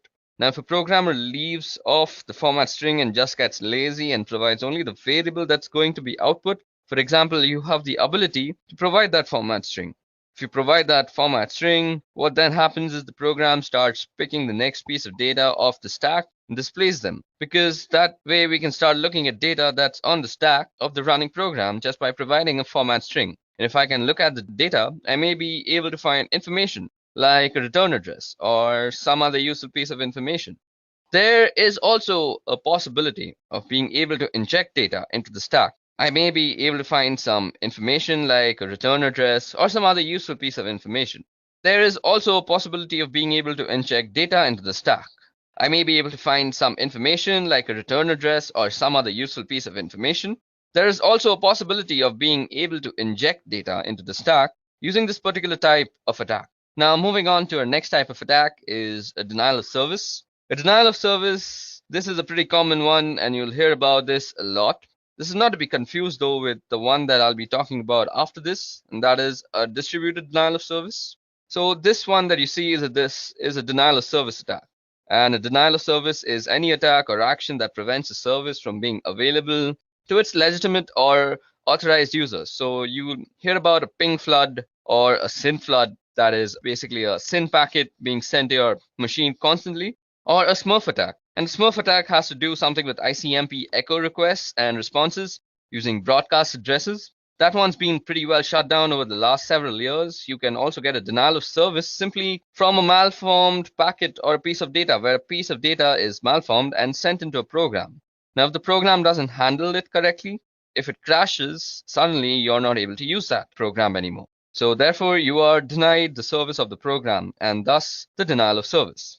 Now, as I said, a denial of service is not to be confused with a distributed denial of service. And I know it's pretty trendy, particularly in the media, to call it any denial of service a DDoS or any denial of service a DDoS. Now, it's important to note that any denial of service is not a DDoS. A DDoS, or as you might know, a distributed denial of service, is a very specific thing. A distributed denial of service is a coordinated denial of service making use of several hosts in several locations. So, if you think about a botnet as an example, a botnet could be used to trigger a distributed denial of service, where I've got a lot of bots that I'm controlling from a remote location, and I'm using all these bots to do something like sending a lot of data to a particular server. When I've got a lot of systems sending even small amounts of data, all of that data can overwhelm the server that I'm sending it to. So the idea behind a distributed denial of service attack is to overwhelm resources on a particular server in order to cause that server not to be able to respond. Now, the first known DDoS attack used a tool called Stockholrot, which is German for barbed wire. Now, Stockholrot came out of some work that a guy by the name of Mixter was doing in 1999. He wrote a proof of concept piece of code called TFN, which was the Tribe Flood Network. Let me just show that for you. So you can see on the Wikipedia page that the Tribe Flood Network, or TFN, is a set of computer programs that is used to conduct various DDoS attacks such as ICMP floods, SYN floods, UDP floods, and Smurf attacks. Now, I know many people don't really consider Wikipedia a really good source of any sort of knowledge, but it's a good place to start off. So if you want to read about all these types of attacks like ICMP floods and what exactly is a SYN flood, you can always do that from Wikipedia. It's not that bad a place. Of course, you shouldn't use Wikipedia as your final Rosetta Stone. Moving on. So this program called Oldrod, which was used to attack servers like eBay and Yahoo back in February of 2000. So that attack in February of 2000 was really the first known distributed denial of service attack, which is not to say that there weren't denial of service attacks previously. So to that, there were certainly plenty of them, but they were not distributed. Now, this means there weren't a lot of systems used to coordinate and create a denial of service condition, and therefore we get the distributed denial of service attack. So that's a handful of type of attacks and some pretty common attacks that you're going to see as an ethical hacker when you become an ethical hacker, or if you're trying to become an ethical hacker, you should always know about these types of attacks. Okay, so in this lesson, we're going to be talking about penetration testing and some of the details around how it works and logistics and specifically things like scope. So what exactly is penetration testing? So, well, not surprisingly, it's testing to see if you can penetrate something, which means you're going to check to see whether you can break into a particular thing, whether it's a server or in applications, depending on the type of engagement you've got. You may have the ability to try to break in physically to a location, but primarily what you're going to be doing with penetration testing is you're going to be trying to break into systems and networks and applications, and that's the kind of what it's all about. And this may actually involve social engineering attacks. So it may require you to make a phone call to somebody and get them to give you their username and password, or some other type of social engineering attack, where maybe you send a URL via a crafted email. Sometimes it's just strictly a technical approach where you're running scans and you're running Metasploit and you're gaining access. That way, or maybe some other type of technical application sort of connection. Sometimes it's physical access that you need. So in order to get access to a particular system, if you can get physical access, then maybe you can get in. So that's what exactly penetration testing is. It's checking whether you can get into a system, whether it be physically or on a network. So what are the goals of penetration testing?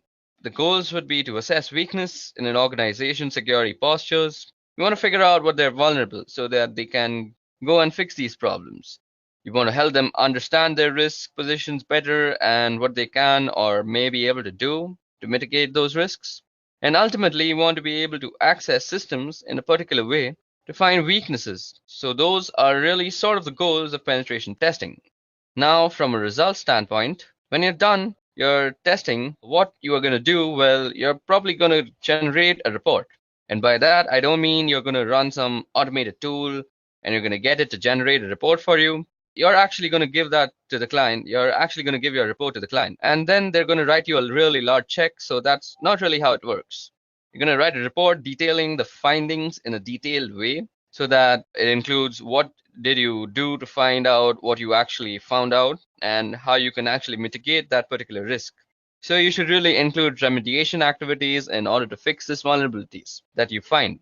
And it's pretty easy to walk around saying, hey, that's a problem and that's a problem and that's a problem. That's really not a lot of value. In that, where there's a value is that, hey, that's a problem and here's how you can go about fixing it. So let's talk about the scope of penetration testing. So firstly, you want to actually realize how big is the breadbox and how specifically what is it that the two of you have agreed, that being you, the ethical hacker, and the other guy being the authorized person to give you permissions to ethically hack, have specifically agreed that you can do penetration testing and you can target them as an organization or the client. And what you have agreed to are any exclusions or any sort of areas that they say you're not allowed to touch. So anything, so like if they've got a database server maybe, or there's a lot of really sensitive data on it, and there's a little hesitant, and they may put a don't touch this thing clause in the scope. So there are a lot of different reasons why they may exclude areas from the scope. And if they exclude them, then trust their reason and listen to them. What they have to say in terms of this is what we want you to accomplish. So along those lines, you really need to get a sign off from the target organization. Now, we've talked about this before, and this is certainly all about the ethics and trust, and it's also about legality, because if you do something that you don't have permissions to do, you could be prosecuted for that. So definitely get the scope very clear in writing and with signatures attached to it as to what you can and what you can't do, and always get approval from the right people, and make sure you get somebody who has the right level of permissions and is the right level of management so that they can sign off on its understanding and accept the risk that is associated with the penetration test. So let me talk a little bit about security assessments and how they differ from penetration tests. The security assessment is a hand-in-hand approach with clients. So you would walk in doing a collaborative thing where you're a trusted partner and you ally with them, and your goal isn't to penetrate them and point out all the things that are really bad, but it's to get a full assessment of the risk that the organization is exposed to. And you would probably provide more details about fixes that maybe you would in a penetration test. Now, what we're going to do is we're going to walk in and make sure that the policies and procedures they have in place are really what they need for the organization and the risk appetite that they've got. And we're going to make sure that the policies and procedures have controls that can tell us whether they are being actually adhered to or not. So the procedures and policies are being followed. A security assessment is probably a little bit more comprehensive than a penetration test, and you would look at more factors to assess the security postures of the organization in their overall risk. And you would tailor the output based on their risk appetite and what they're most interested in. And that's not to say that I'm going to tell them what they want to hear, but if there's something that they know and I know that they're just not going to do, I'm not going to be making a big deal out of it because they're already aware of it. And I'll make a note of it in the report just for a completeness sake. But I'm not going to go out in a lot of detail. So it's really kind of a hand-in-hand collaborative approach, where again, you're not just saying that they want us to say we're providing some real security and risk guidance towards their activities and other things. So it may provide an unrealistic view. So you've got a week, let's say, to do this penetration test against your target. Now you're going to have to go in, you're going to have to get set up, you're also going to have to start doing a bunch of scans and make sure that you're gathering information and screenshots and data for your reports. You're going to have to do all sorts of activities. Also, during the course of that week, you're going to be engaged in probably beginning to write your report and getting a sense of what is going to say and what's going to be in it. If you don't actually get any major penetration during the course of that week, the organization may feel like they're quote unquote secure. That's one of the reasons why penetration testing, while really sexy and show, is nice and all, but if an organization walks out of it believing that in a week you didn't manage to get the keys of the kingdom, then they must be secure. That's really misguided view, because a dedicated, skilled, and motivated attacker isn't going to just take a week or some portion of that week. If they're after something, they're going to dedicate themselves to it and really go after it. So just because you didn't find a penetration in some subset of a week doesn't mean that they're secure and invulnerable to attacks. It just means that during the course of that particular week and other circumstances that were in place, you didn't get a penetration that was really significant or major. That's all it means. It doesn't mean anything beyond that. And if an organization walks away feeling like they're secure, they're going to end up not fixing the real vulnerabilities that may be in place that could expose them to significant risks. So that's penetration testing, its scopes, its goals, and how it differs to security assessments. Now it's time to go over footprinting. So what is footprinting? Well, footprinting is getting an idea of the entire scope of your target. That means not just the scope that you were given, which may be an address block, or it may be a domain name, that even may be a set of address blocks. Now what you want to do is you want to figure out all the information that's associated with that in great detail as you can possibly get. So you want a list of domain names. As you're going to go through this, you probably want some sort of database or Excel spreadsheet or something to keep track of all the information, because you're going to have a lot of it at the end. You want to be able to find the information quickly, so having some sort of either notepad going with your notes, or as I said, a spreadsheet or a database. So if you can get organized in that way, you want to keep all those sorts of things down. So in this case, I want to do some sort of search on, suppose, let's say edureca.co. Now I need network blocks. So far we found out that just made up IP addresses, because I'm just putting information down.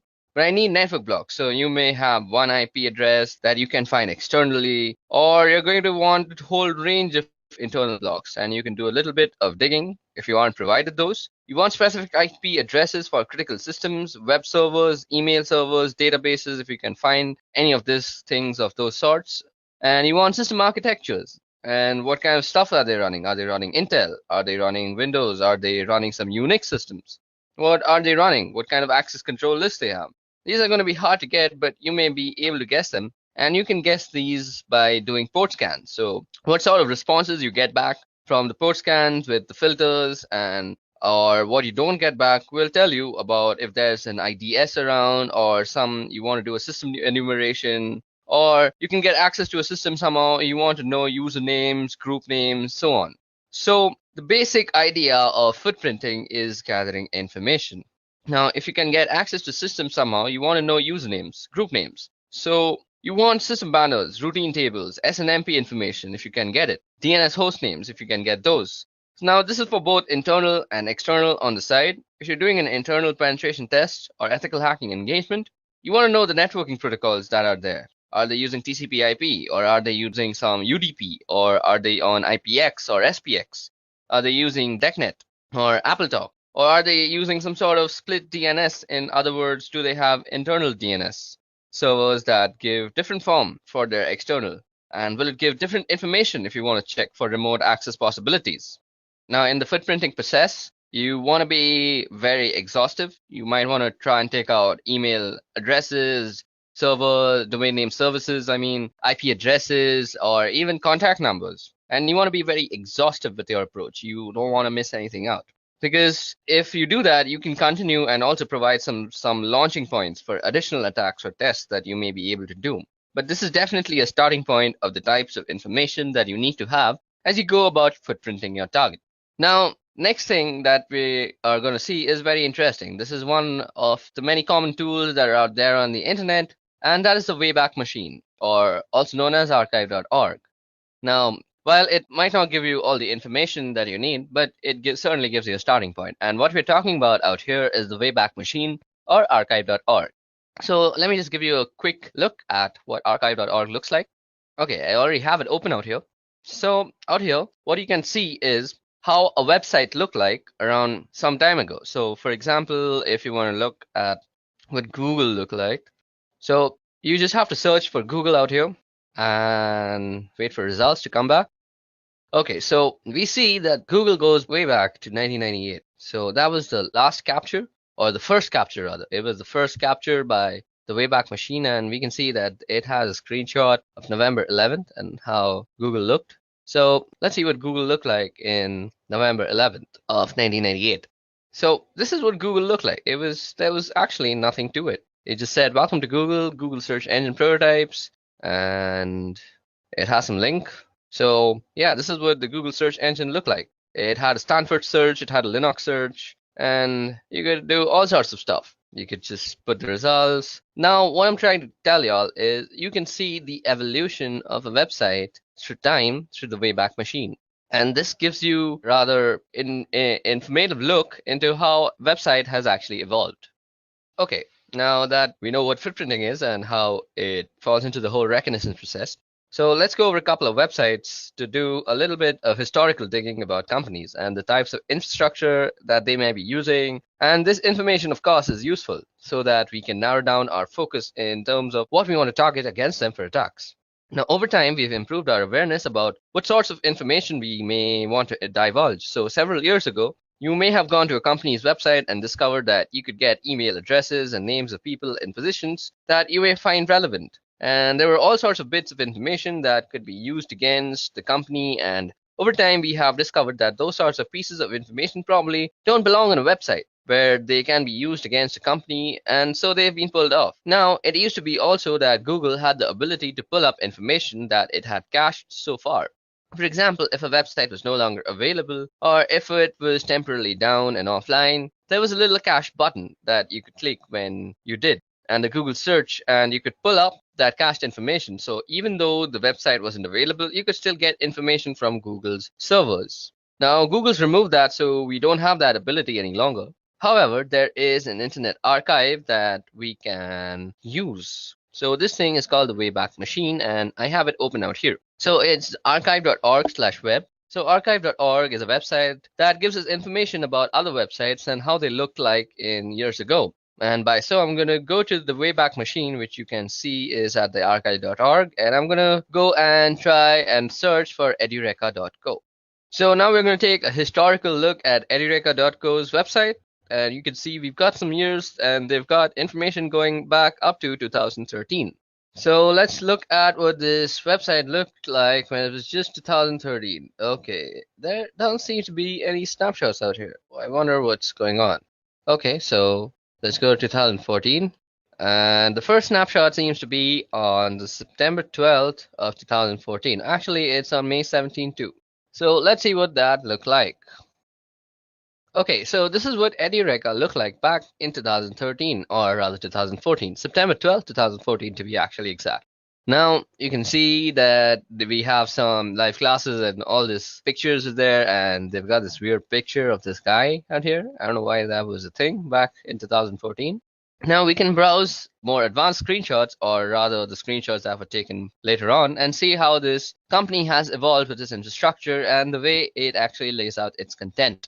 Okay, so it still hasn't evolved, but I can go a couple of years ahead and see what this has actually evolved into. So if I were to go to December 2016, so this is what it looked like in 2016, and we can see that they've added this weird box out here about browsing courses. They have added a search bar that kind of looks weird, but it's mostly because my internet is slow and it's not loading all the elements. They've also changed how they've actually laid out the courses. We can also see a change in the prices, I guess. So yeah, this tells us about how it evolves as a complete website. Now, this other website that I want to talk about is called Netcraft. Now, Netcraft does internet research, including the types of web servers that companies run. And they have a web server surveys. You can see here as we scroll that Apache Web Services has 64.3% of the internet market, of course, and that's followed by Microsoft with 13%. Interesting information, maybe useful information, but even more useful than that is looking at what different companies run for their websites. And you can see here. Okay, so let's try and search for edureka.co out here. So let's just put in the website URL, and that Netcraft generate the site report. So as you can see that some of the stuff is not available. We know that the NetBlock owner is by Amazon Technologies. The name server is this thing right here. The DNS admin is AWS DNS host master. We also have the IP address. We can go for a look up the IP on VirusTotal. We can do that. There is no IPv6 present, so that's some information that we can see. So we can obviously opt out to not target IPv6 ranges. Then there's also reverse DNS. Then we also have a bunch of hosting history. So this is a history of it. And we know that it's hosted on a Linux system with an Apache web server. And it was last seen, and this was when it was last updated. So this is some very useful information. You can also get information on stuff like Netflix. So if you just type, okay, I just spelled that wrong. So let me just change it from the URL out here. So if you go and type for netflix.com, and you'll see that it'll show you all sorts of information. So as you see that it's on an AWS server, it's an Amazon Data Services Ireland, and this is all the hosting history that it goes along with. It has some sender policy frameworks, domain-based message authentication and reporting confirmations, and there's all sorts of information that you can get about websites and their web servers from Netcraft. So the Wayback Machine, along with Netcraft, make up for some interesting tools that are available on the internet, from which you can do a little bit of your reconnaissance process. Okay, now that we have gone over Netcraft and the Wayback Machine, now it's time to actually get to know how to use the little information that this site actually provides. So what the next topic that we're going to go over is using DNS to get more information. Now, we're going to be going over a tool, and this is called Whois, and it is a utility that is used to query the various regional internet registries to store information about domain names and IP addresses. And let me just show it to you about all the internet registries that are there. So I have aaron.net open out here, and these are the internet registries that provides the ISPs and looks over the internet control as a whole. So out here we have Afrinic, we have Apnic, we have Aaron, we have Lacnic, and we have RIPE NCC. So these are all the regions and all the different types of stuff that they support, all the different countries. You can look at the map that it is supporting out here by just hovering over the providers. So as you can see, all these brown region out here is Africa, Afrinic. Then we have Apnic, which is this black or grayish thing, which is India and Australia and quite a lot of Asia. Then we have Aaron, which is a lot of North America and the United States mostly. Then is Lacnic, which is mostly the Latino side, which is the South American part. Then we have the rest of Europe, which is RIPE NCC, and this is the part that RIPE NCC is providing internet to. Okay, so that was all about the internet registries. Now let's get back to the topic, and that is using DNS to get more information. Now for this, we're going to be using a Linux-based system. So I have Ubuntu running on my virtual machine out here, and let me just log into it. So firstly, we are going to be using this query called Whois that looks up these internet registries that I just showed you. Let me just quickly remove this. Okay. So for querying information from the regional internet registries that I just talked about, you can use Whois to get information about who owns a particular IP address. So for example, I could do Whois, and let's see, I could do Whois Google, or rather Netflix.com, and we can get all sorts of information about Netflix. So we can see that we have the visit mark monitor. Then let's see, let's go up and look for all sorts of information that is being given to us by this Whois query. So as you guys can see, I just went a little bit too much. Okay, so registry domain ID. We have the domain ID where it is registered. The registered URL is mark monitor. Okay, so this is for marking actually. Now the creation date is 1997. So if you haven't realized, Netflix been around for a long time, and it's been updated on 2015. And the registry expiry date, as we see, is 2019. So it's going to actually go off this year. Then this is all useful information. So we can see all sorts of domain status, the name server, the URL, the DNS sec that it says unsigned. This is very useful information that is being provided by a very simple query. Now, if you want to know who owns a particular IP address, so let's see. Did we get back the IP address out there? we should have got back the IP address, but it's kind of lost on me. So to get back the IP address also for a domain name service that you know, so you could use this command called dig. So you dig netflix.com. Now, as you guys can see, that it has returned a bunch of multiple IP addresses. These are all the IP addresses that Netflix is. So I could do something like, if I was trying to check out who owns a certain IP address, and for example, I have got one of these IP addresses, but let's just assume I don't know that it actually belongs to Netflix. So I can go who is 54.77.108.2, and it'll give me some information. So as you guys can see, it is giving us a bunch of information as to who this is and how it is happening. So we see that it is from Aaron.net, and so we can very smartly assume that it's from the North American part. Now, we can also see that it's in Seattle, so our guess was completely right. So it also gives us a range. So this is something very useful. So if you see, we now have the range of the IPs that might be being used by this guy. So we indeed have 54, and it says it goes up to the 54. There's also 34. Now let's check that out and see what information we get. So who is, and let's check it out. What was the IP that we were just seeing? It's 34.249.125.167. So 34.249.165. I don't know. Let's see. You can also put in a random IP address. It doesn't really matter, and it'll give you the information. So let's see. Is this in some IP address? Even this seems to be an Aaron IP address, and it's also based in Seattle. And we get a bunch of information. So that's how you can use the whois query and the dig query to actually get all sorts of information about a domain name service and get information from a DNS basically. So now let's go over some theoretical part that is for DNS.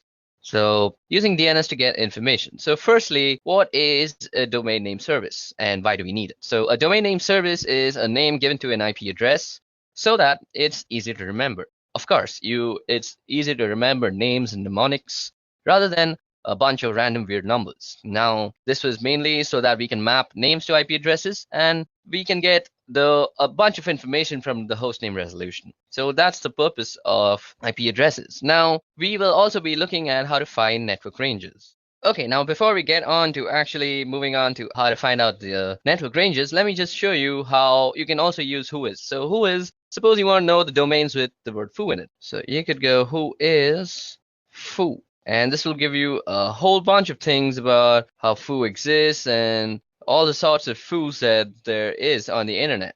So that was one interesting flag. And if you want to know how to use more about whois, you could just go -- help, I guess. Yeah, so this is all the types of stuff that we can do with whois. So we can set the host, we can set the port that we want to search for. Then we can set with the L flag, we can find one level less specific match. And we can do an exact match, do an inverse lookup for specified attributes. Then we can also set the source. We can set verbose type, and we can choose for a request template. There's a bunch of stuff they can do. So you could suppose say whois verbose and suppose edureka.co. And it'll give you a verbose version of this is a RIPE database query service. The objects are in RPSL format. The RIPE database is subject to. So, okay, let's try something else like whois netflix.com. Okay, I'm sorry. I was supposed to do verbose and I kept doing H. Silly me.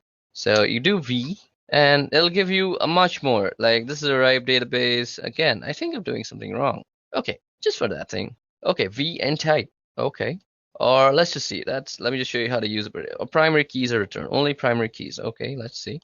Let's try that out. Okay, so it seems to be that this is a RIPE database query service, and the objects are in RPSL format, so it won't really work for that thing.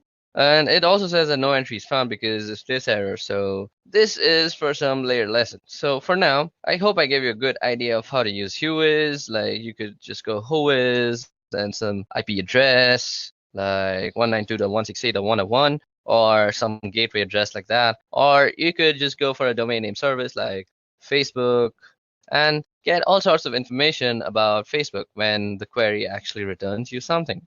Okay, so let's move on to network ranges now.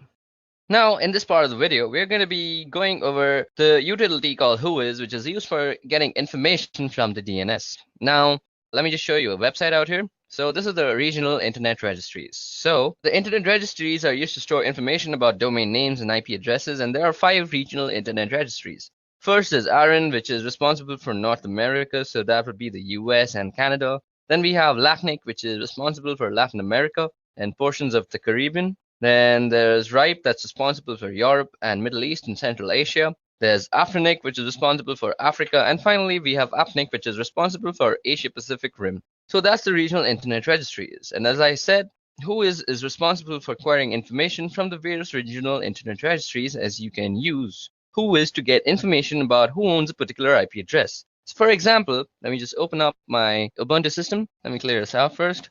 So as I was just saying, for example, you could go whoisfacebook.com.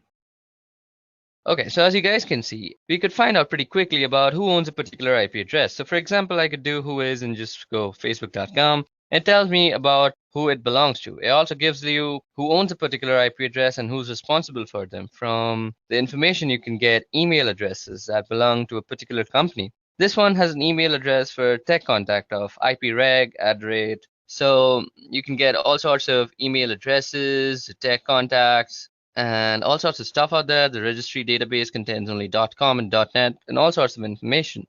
Now, I want to query a different IP address, and different information belongs in the different regional internet registries, of course. So if I want to go to a particular database, I would have to use the -h flag. So I could do whois ARIN net and remember the IP address, and I'm going to query that again. And of course, I get the same information back because I went there.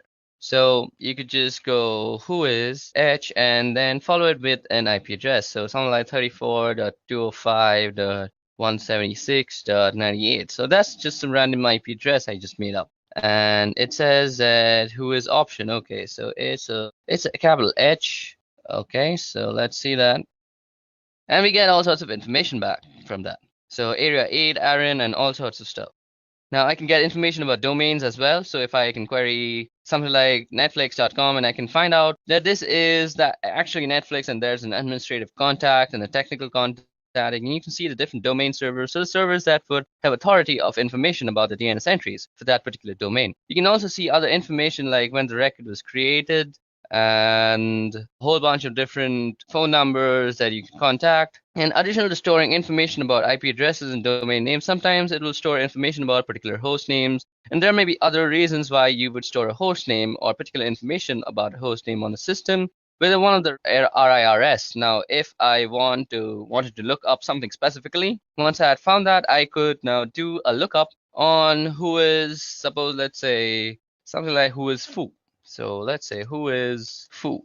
Now, if you already don't have whois installed, you can easily install it by just going apt install whois on your Unix system, and that should do the trick. And then you can use this really nifty tool. Okay, so that was all about using whois. Now let's get on to actually using how to find out network ranges for a domain. Okay, so now let's talk about how we're going to be going over and finding network ranges. So suppose you've got an engagement and you only know the domain name and you don't know much beyond that, and you're expected to figure out where everything is and what everything is. So how do you go about doing that? Well, you use some of the tools that we either have been talking about or will soon be talking about in more detail. And the first thing I'm going to do is I'm going to use the domain name edureka.co, and I'm going to look up edureka.co and see if I get an IP address back. So let's just head over there and go whois edureka.co, or we could use the host keyword. So as you see, we get an IP address back, and that is 34.210.230.35, and that is the IP address. And you see that I've got back an IP address. So here's just an IP address, and I don't know what that IP address belongs to. I also don't know how big the network range or network block is that's associated with. So what I'm going to do is whois, and I'm going to look up with ARIN who owns that IP address. So you can basically go whois 34.210.230.35. So as you guys can see, that gives us a bunch of information and whois. Now, this doesn't seem to have a very big network range, but unlike something like Netflix, so suppose we were to do something like host netflix.com and see. Now we have a bunch of IP addresses. So suppose we were to do who is 52.19.40.147. Now I'm expecting Netflix to be a much larger company and have a better, now see, we get net range. So this is the network range that we're talking about. So we had a random IP address and now we have found the network range. So that's how you find network ranges, and this can be very useful. So this gives me evidence that netflix.com has a presence on different addresses. The one I have also located by looking up that particular host name. So I've got one address here that I can look at, and let's take a look at the website because that may be a different address. Now, if I didn't have that, I could also go and do something like an MX flag. So let's see. I could go dig, and this will give us all the mails. So dig MX, and let's see what MX does actually. You go help. So we could do dig-h for a list of options. So these are all the options that we have, and the one that we're going to use is something like this. So dig MX, and we say something like netflix.com. So these are all the mailings and MXs that we have gotten from Netflix, and this is information regarding it's still producing information. That's a big thing to produce. Okay, so as I was just saying, you can use the MX flag, and I could get back all the mail handlers in this case, and their mail is being handled by Google. And let's see, let's go on to then. It's going to tell me that Google's not particularly surprising, and other things that you can do is check for different host names, since I'm assuming DNS probably doesn't allow zone transfers, since most DNS servers don't anymore. Although they used to, you may have to start guessing, so I could do something like webmails that we find out here. So this shows us a dump of all the outstanding memory stuff. Okay, so that was all about finding network ranges. Now moving on to our next topic is using Google for reconnaissance. Now some people also call this Google hacking. Now if you know how to use Google to exactly target and find what you are looking for, Google is an excellent tool for reconnaissance purposes. And today I'm going to show you how you could use Google exactly for your searches. So first of all, let's open a tab of Google. Let's open up here. So let's go to google.com. Okay, so now we're going to be talking about how we can use Google to actually gain some information or some targeted information. So this is in general called Google hacking.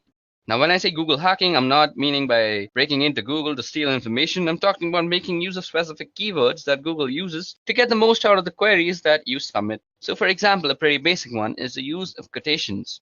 You quote things in order to use specific phrases. Otherwise, Google will find pages that have instances of all those words, rather than the words specifically together in particular order. So I'm going to pull this query up, and this shows a list of, let me just show it to you. So if you go index of, now this is showing us an index of all the films. Now this is basically all those index of sites that you want.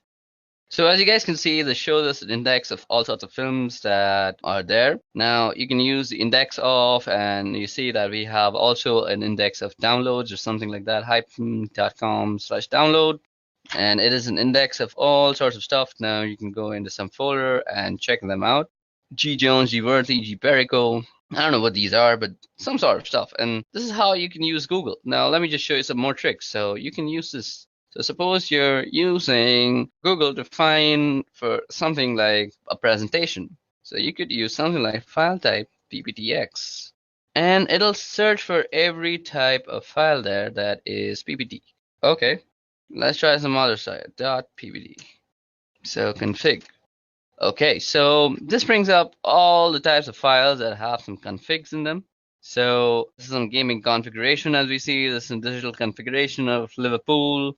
Now you could also use something like this thing in URL, and you could use something like root, and this will give you all the things with root in their URL. So kingroot.n, digital trends, and how to root Android. So that's in the root. And suppose you want to say something like all in file type or Suppose you want some extension. So .ppt.pptx, does that work? Let's search for JavaScript files. Okay, I think it's JS. Okay, that doesn't seem to work either. This shows us all the things with JS in it. No, it's just external JS. I'm doing this wrong. So you could use file type. So let's see, file type, and we go, see, doc. So these are all the documents that you could find with the file type thing. And you could also do JS, I guess. Yep, this will give you all the JavaScript files that are there. So this is how you can use Google to actually narrow down your searches. So suppose you want a particular set of keyword and we want to make sure we get the passwords file from Google. Okay, so now let's go into more details about the various things you can find using Google hacking techniques. Now, while Google hacking techniques are really useful for just general searching in Google, they're also useful for penetration testers or ethical hackers. You can narrow down information that you get from Google. You get a specific list of systems that may be vulnerable. So we can do things like look for error pages that do in the title error. So I'm going to get a whole bunch of information. So suppose like we go in title and we say error. So as that we get all sorts of stuff, and we can do the minus Google part. So if you do a minus Google, it'll not show you the stuff that's from Google. So we get various documentation pages about different vendors and the errors that they support. So here's one doc about Oracle, about Java error. Where you know something more specific, we may be able to get errors about all sorts of other stuff. So this is how you could use the Google hacking technique to your own advantage if you're a penetration tester. Now, let's also show you something called the Google hacking database. Now, this is very useful for an ethical hacker. Now, the Google hacking database was created several years ago by a guy called Johnny Long, who put this Google hacking database together to begin to compile a list of searches that would bring up interesting information.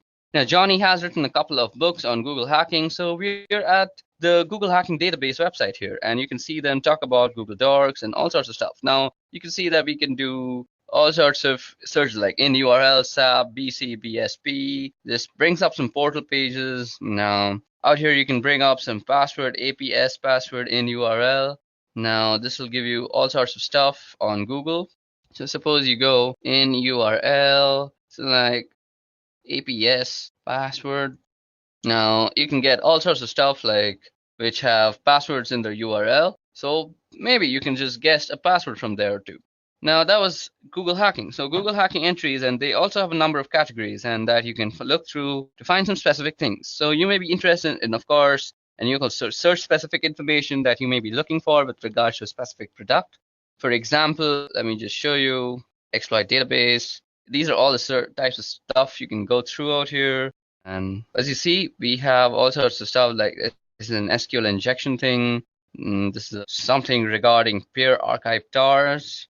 So these let you get a foothold into some password cracking attempts, and you can do some brute force checking. And you can see here if it talks about the type of search it is and what it reveals. You can just click here on Google search, and it will actually bring up Google with a list of responses that Google generates. So let's look at this one here. This type is a log. So this is something about cross-site scripting logs, and we can also see some potty logs if I was not wrong. So there's some denial of service POC. And we can see a bunch of stuff. And if you continue to scroll down, there are a lot of interesting information in here. So somehow somebody's got a potty log that has logged a lot of information. They've got it up on a website. And it's basically a bunch of information that you can see. You can also get some surveillance videos sometimes, and you can look into them. And this is basically how you could use Google. So it's basically a list of queries that you can go through, and this is a very useful site if you're a penetration tester and looking for some help with your Google hacking terminologies. So that's it for Google hacking. Now let's move on. Okay, so now it's time for some networking fundamentals, and what better place to begin with TCP/IP. Now we're going to be talking about the history of TCP/IP and the network that eventually morphed into the thing that we now call the internet. So this thing began in 1969, and it spun out of this government organization called ARPA, which Advanced Research Projects Agency, and they had an idea to create a computer network that was resilient to a certain type of military attacks. And the idea was to have this network that could survive certain types of war and warlike conditions. So ARPA sent out this request for proposals to BBN, which is Bolt, Baranek, and Newman, and they were previously an acoustical consulting company, and they won the contract to build what was called the ARPANET. The first connection was in 1969, so that's where we get the idea that the internet began in 1969, and the internet as we call it now didn't really begin, but ARPANET did. And ARPANET has a long history that goes through NSF-NET in 1980s, and after ARPANET was sort of decommissioned, and a lot of other networks were folded into this thing called NSF-NET that then turned into what we now call the internet. And once a lot of other networks were connected into its first protocol on the ARPANET, initially there were 18 to 22 protocols, which was very first protocol defining communication on ARPANET. And it was called 1822 protocol because BBN report 1822, which describes how it worked shortly. And after that, there was this thing called the Network Control Program. And the Network Control Program consisted of ARPANET's host-to-host protocol and an initial control protocol. Now, there's certainly not a direct correlation or an analogy here, but if you want to think about it in particular, where you could say that the ARPANET host-to-host protocol is kind of like UDP, and the Initial Connection Protocol, or ICP, is kind of like TCP. So the host-to-host protocol provided a unidirectional flow control stream between hosts, which sounded a little bit like UDP, and ICP provided a bidirectional pair of streams between two hosts. And again, these aren't perfect analogies, but the host-to-host protocol is a little bit like UDP, and ICP is a little bit like TCP now. Now, the first router was called an Interface Message Processor, and that was developed by BBN. It was actually a ruggedized Honeywell computer that had special interfaces and software. So the first router wasn't a ground-up built piece of hardware, but it was actually an existing piece of hardware that was specially purposed for this particular application. So Honeywell had this computer that they made out, and BBN took that and made some specific hardware interfaces and wrote some special software that allowed it to turn into this interface message processor, which passed messages over ARPANET from one location to another. So where did IP come in here in 1973?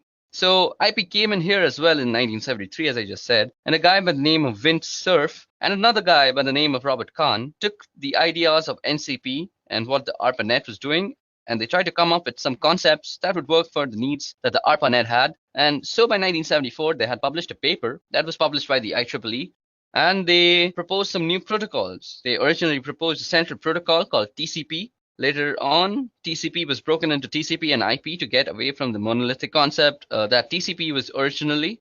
So they broke it into more modular protocols, and thus you get TCP and IP.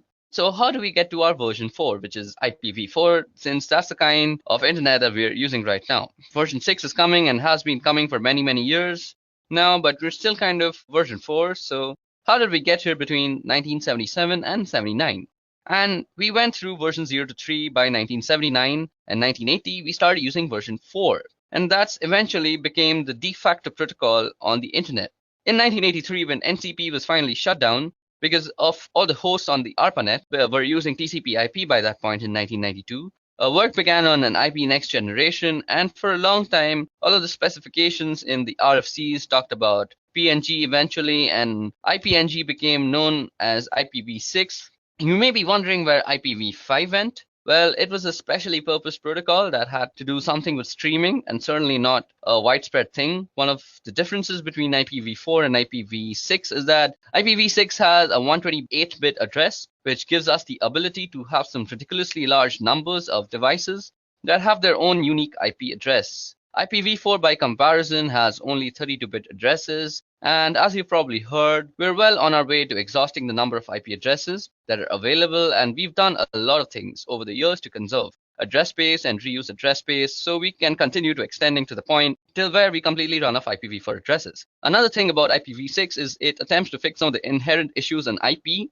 and some of those has to do with security concerns, and there are certainly a number of flaws in IPv4. And when they started working on IP next generation or IPv6, they tried to address some of those concerns in some of those issues. And they may not have done it perfectly, but it was certainly an attempt. And IPv6 attempted to fix some of the issues that were inherently in IP. And so that's the history of TCP/IP till where we've reached today. Okay, so now that we've discussed a brief history on TCP/IP and how it came about to the TCP/IP version 4, let's discuss the model itself. Now we're going to be discussing two models, and those are the OSI model and the TCP/IP model. Now, as I said, we'll be talking about the OSI and TCP models for network protocols and the network stacks. OSI, first of all, is the one that you see out here.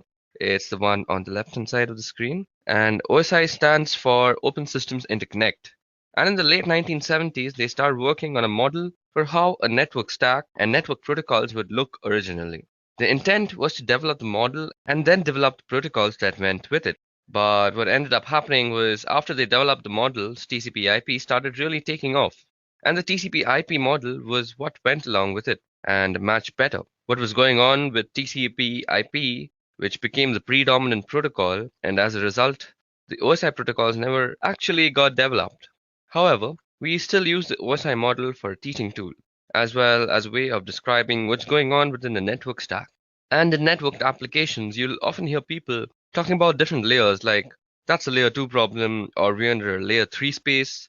Now, continuing through these lessons, I'll refer occasionally to the different layers, and when I do that, I'm referring to the OSI model. So let's take a look at the OSI model. Starting from the bottom, we have the physical layer, which is where all the physical stuff lives. The wires and cables and network interfaces and hubs, repeaters, switches, and all that sort of stuff. So all that sort of physical stuff is sitting in the physical layer. Now, sitting above this is the data link layer, and that's where the Ethernet protocol, ATM protocol, frame relay, those sort of things live. Now, I mentioned the switch below the physical. The switch lives at layer 1, but it operates at layer 2. And the reason it operates at layer 2 is because it looks at the data link address and the layer 2 or physical address, and that's not to be confused within the physical layer.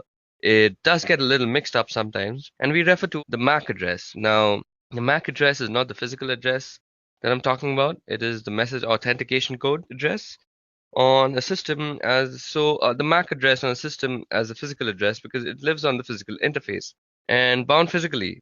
However, that MAC address or media access control address lives at layer 2, at the data link layer.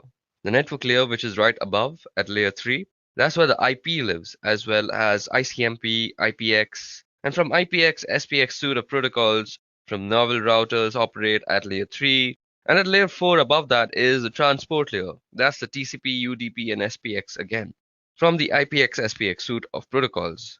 And above that is the session layer, and that's layer 5, and that's AppleTalk, SSH, as well as several other protocols. And then there's a presentation layer, which is layer 6, and you'll often see people refer to something like JPEG or MPEG as examples of protocols that live on that layer.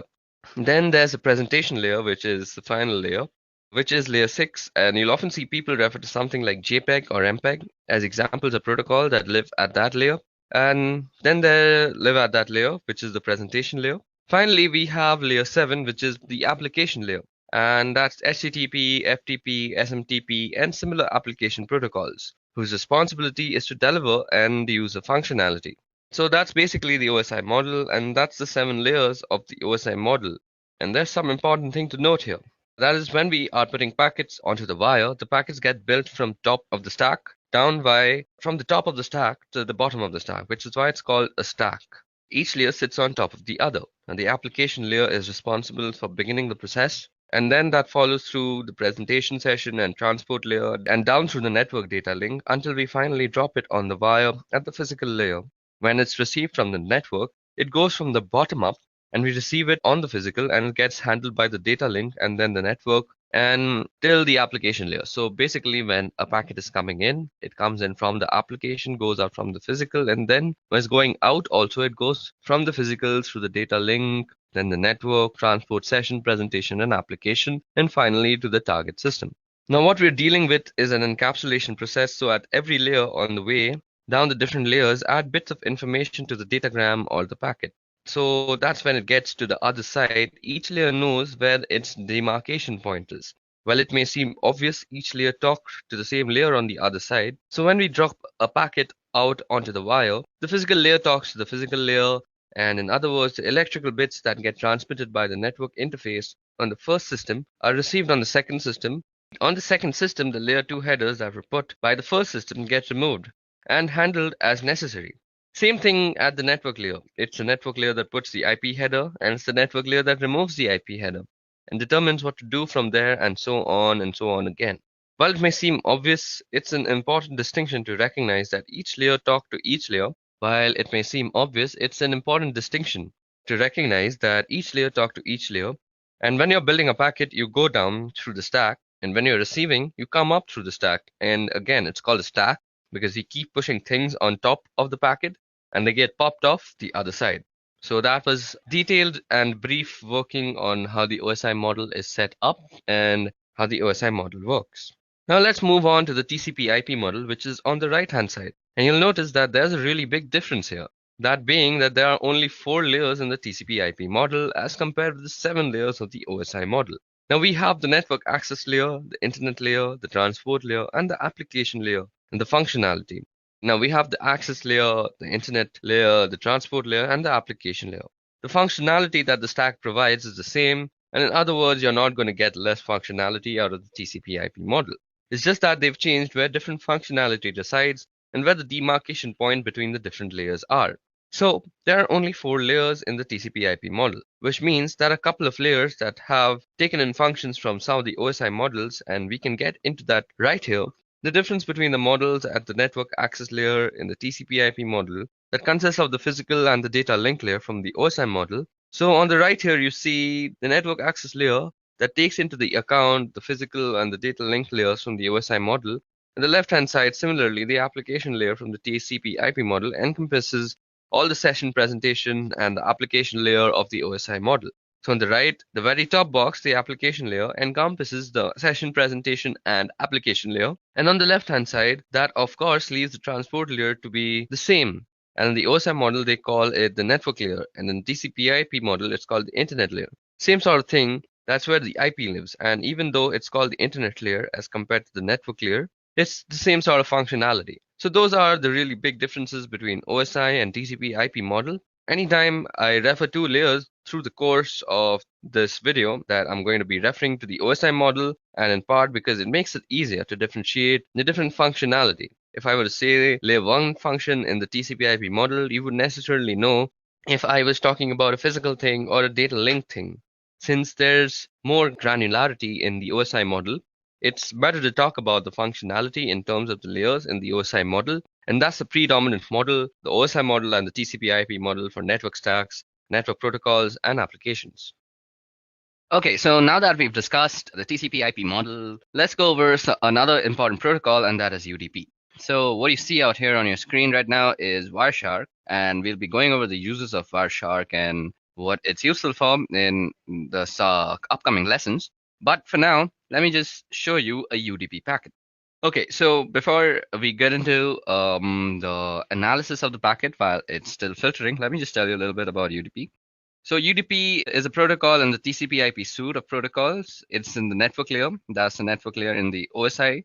So a 7-layer reference model, the IP network layer, carries the IP address, and that has information about how to get packets to its destination. The transport layer sits on top of the network layer, and that carries information about how to differentiate network layer applications. And that information about how those network application gets differentiated is in the form of ports. So the transport layer has ports, and the network layer has, in this case, an IP address. And UDP is a transport layer protocol. And UDP stands for User Datagram Protocol, and it's often called connectionless or sometimes unreliable. Now, unreliable doesn't mean that you can't really rely on it. Unreliable means that you can't trust that what you send is reaching the other side. So what means actually that there's nothing in the protocol that says it's going to guarantee that the datagram that you send or the packet that you send is going to get where you want to send it. So the protocol has no sort of safety feature like that. So you shouldn't use this protocol, that is UDP, if you want some sort of safety net.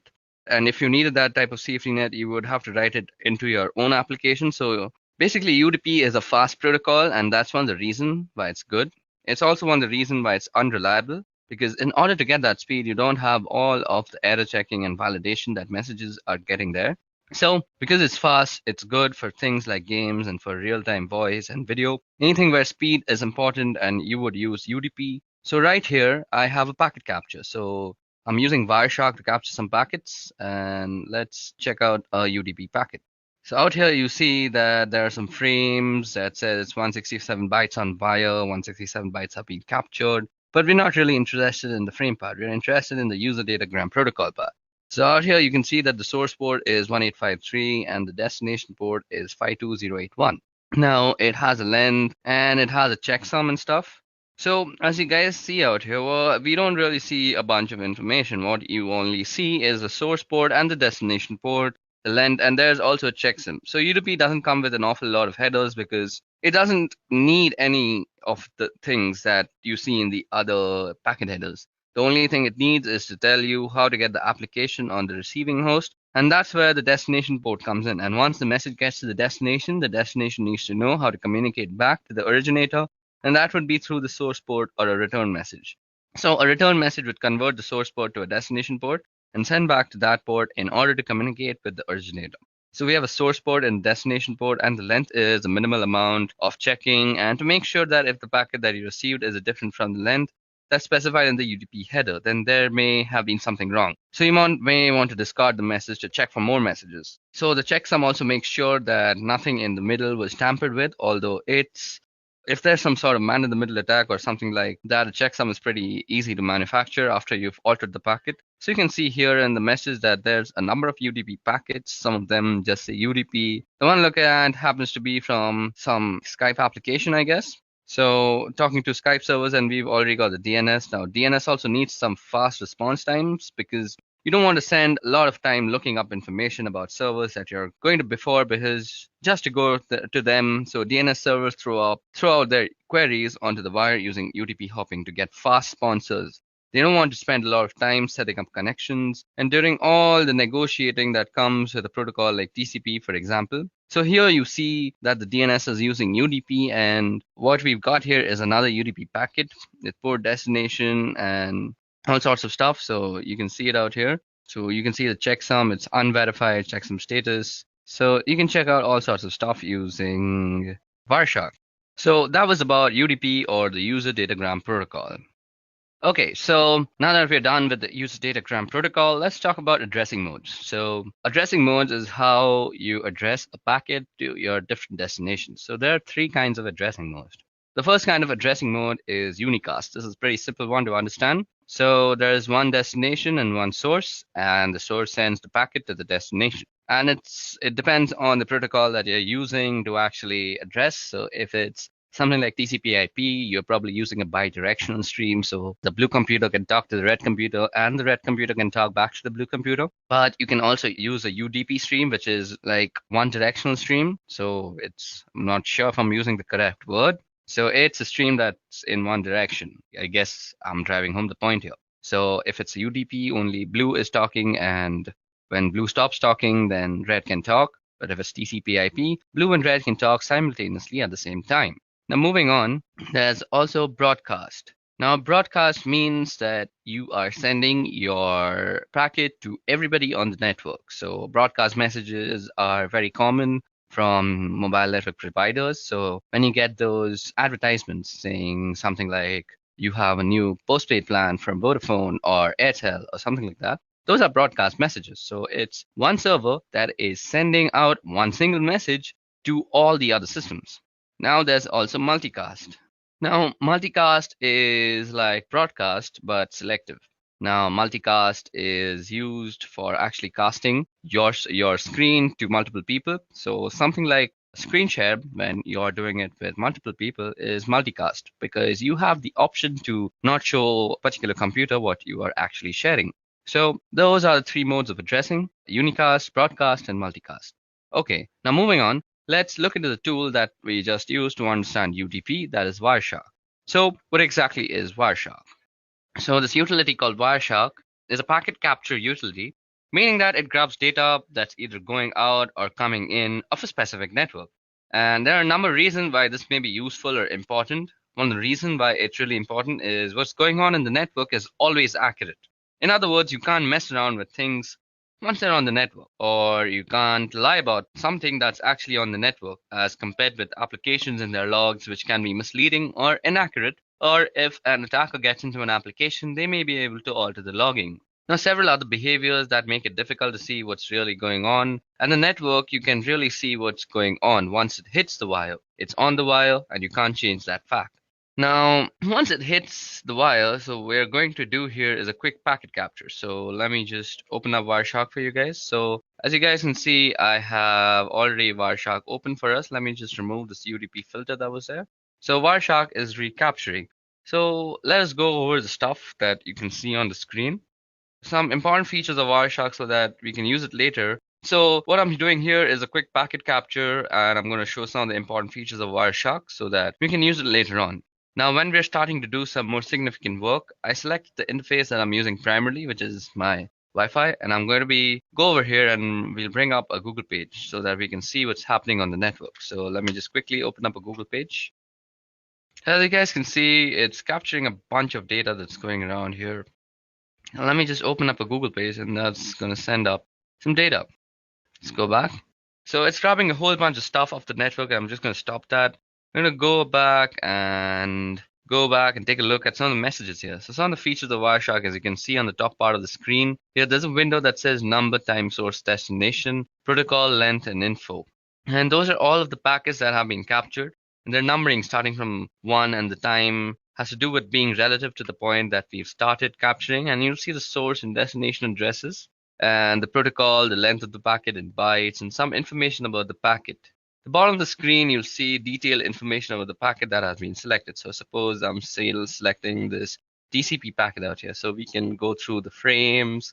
The frame also has some interface IDs, the encapsulation type, and all sorts of information is there about the frame. Then we can look at the source port, the destination port, the sequence number, the flag set, the checksums.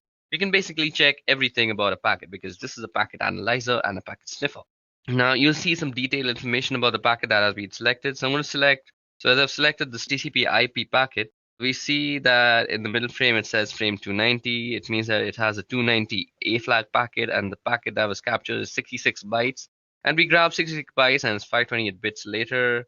So what you see out here was the source and the destination MAC address of the layer to layer address. And then you can see the IP address of both source and destination, and it says it's a TCP packet, gives us a source port, destination port, and we can start drilling down into different bits of the packet. And you can see when I select a particular section of the packet down at the very bottom, you can see what's actually a hex dump of the packet, and on the right hand side is the ASCII. So this is the hex dump, and this is the ASCII that you're looking at. What's really cool about Wireshark it really pulls the packet into its different layers that we have spoken about, the different layers of the OSI and the TCP IP model. And the packets are put into different layers, and there's a couple of different models that we can talk about with that. What Wireshark does really nicely is it demonstrates those layers for us, as we can see here. It is actually 4 layers, and in this particular packet here, we can also do something. So I've got a Google web request. So what I want to do here is I want to filter based on HTTP. So I find a filter. So let's see. We can do an HTTP. And what I see here is it gets text input, and it's going to get an image. So that's a PNG image, and this is a request to get the icon that's going to be displayed in the address bar. So you also see something called ARP out here, which I'll be talking about very soon. So let just the filtering be done. Now in the web browser, it's a favicon.ico that I can do here. I can select, analyze, and follow TCP streams. You can see all the requests related to this particular request, and it breaks them down very nicely. So you can see we've sent some requests to Spotify because I've been using Spotify to actually listen to some music. Then you can see all sorts of stuff, like this was something to some not found place. So let's just take the Spotify one, and you can see that we get a bunch of information from the Spotify thing at least. You can see the destination, the source, it's an Intel Core machine. So the first part of the MAC address, the first few digits, lets you tell if it's what is the vendor ID. So Intel has its own vendor ID. So F496 probably tells us that that's an Intel Core. So Wireshark does this very neat little thing that it also tells us from the MAC address what type of machine you're sending your packets to from the MAC address itself. So it's coming from a Sophos 4C and going to an Intel Core, and the type is IPv4. So that was all about Wireshark. You can use it extraneously for packet sniffing and packet analysis. Packet analysis comes very handy when you're trying to actually figure out how to do some stuff like IDS evasion, where you want to craft your own packets and you want to analyze the packets that are going into the IDS system to see which packets are actually getting detected as some intrusion. So you can craft your packet in a relative manner so that it doesn't get actually detected by the IDS system. So this is a very nifty little tool. We'll be talking about how you can craft your own packets just in a little while, but for now, let's move ahead. Okay, so now that we are done with our small little introduction and a brief use and history of Wireshark, now let's move on to our next topic for the video, that is DHCP. Okay, so DHCP is a protocol and it stands for Dynamic Host Configuration Protocol. So DHCP is a network management protocol used to dynamically assign an internet protocol address to any device on a network so they can communicate using IP. Now, DHCP automates and centrally manages these configurations rather than requiring some network administrator to manually assign the IP addresses to all the network devices. So DHCP can be implemented on small local networks as well as large enterprises. Now, DHCP will assign new IP addresses in each location when devices are moved from place to place, which means network administrators do not have to manually initially configure each device with a valid IP address. So if a device with a new IP address is moved to a new location of the network, it doesn't need any sort of reconfiguration. So versions of DHCP are available for use in the Internet Protocol version 4 and Internet Protocol version 6. Now, as you see on your screen is a very simplistic diagram on how DHCP works. So let me just run you down. DHCP runs at the application layer of the TCP IP protocol stack to dynamically assign IP addresses to DHCP clients and to allocate TCP IP configuration information to DHCP clients. This includes subnet mask information, default gateways, IP addresses, domain name systems, and addresses.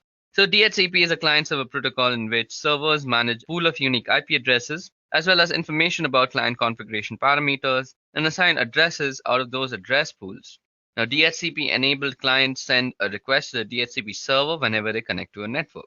The clients configured with DHCP broadcasts a request to the DHCP server and the request network configuration information for a local network to which they're attached. A client typically broadcasts a query for this information immediately after booting up. The DHCP server responds to the client request by providing IP configuration information previously specified by a network administrator. Now, this includes a specific IP address as well as for the time period, also called a lease, for which the allocation is valid. When refreshing an assignment, a DHCP client requests the same parameters, but the DHCP server may assign a new IP address based on the policy set by the administrator. Now, a DHCP server manages a record of all the IP addresses it allocates to networks, nodes. If a node is reallocated in the network, the server identifies it using its media access control address, now which prevents accidental configuring multiple devices with the same IP address.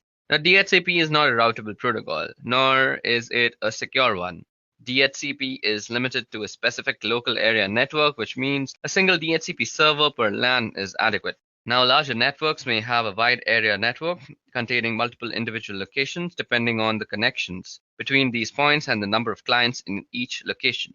Multiple DHCP servers can be set up to handle the distribution of addresses. Now, if network administrators want a DHCP server to provide addressing to multiple subnets on a given network, they must configure DHCP relay services located on interconnecting routers that DHCP requests to have to cross. Now, these agents relay messages between DHCP client and servers. DHCP also lacks any built-in mechanism that would allow clients and servers to authenticate each other. Both are vulnerable to deception and to attack, where rogue clients can exhaust a DHCP server's pool. Okay, so let's move on to our next topic, and that is why use DHCP. So I just told you that DHCP doesn't really have any sort of authentication, so it can be fooled really easily. So what are the advantages of using DHCP? So DHCP offers quite a lot of advantages. Firstly is IP address management. A primary advantage of DHCP is easier management of IP addresses. In a network without DHCP, you must manually assign IP address. You must be careful to assign unique IP addresses to each client and to configure each client individually. If a client moves to a different network, you must make manual modifications for that client. Now, when DHCP is enabled, the DHCP server manages the assigning of IP addresses without the administrator's intervention. Clients can move to other subnets without manual reconfiguration because they obtain from a DHCP server new client information appropriate for the new network. Now, apart from that, you can say that DHCP also provides a centralized network client configuration. It has support for boot TP clients. It supports the local clients and remote clients. It supports network booting.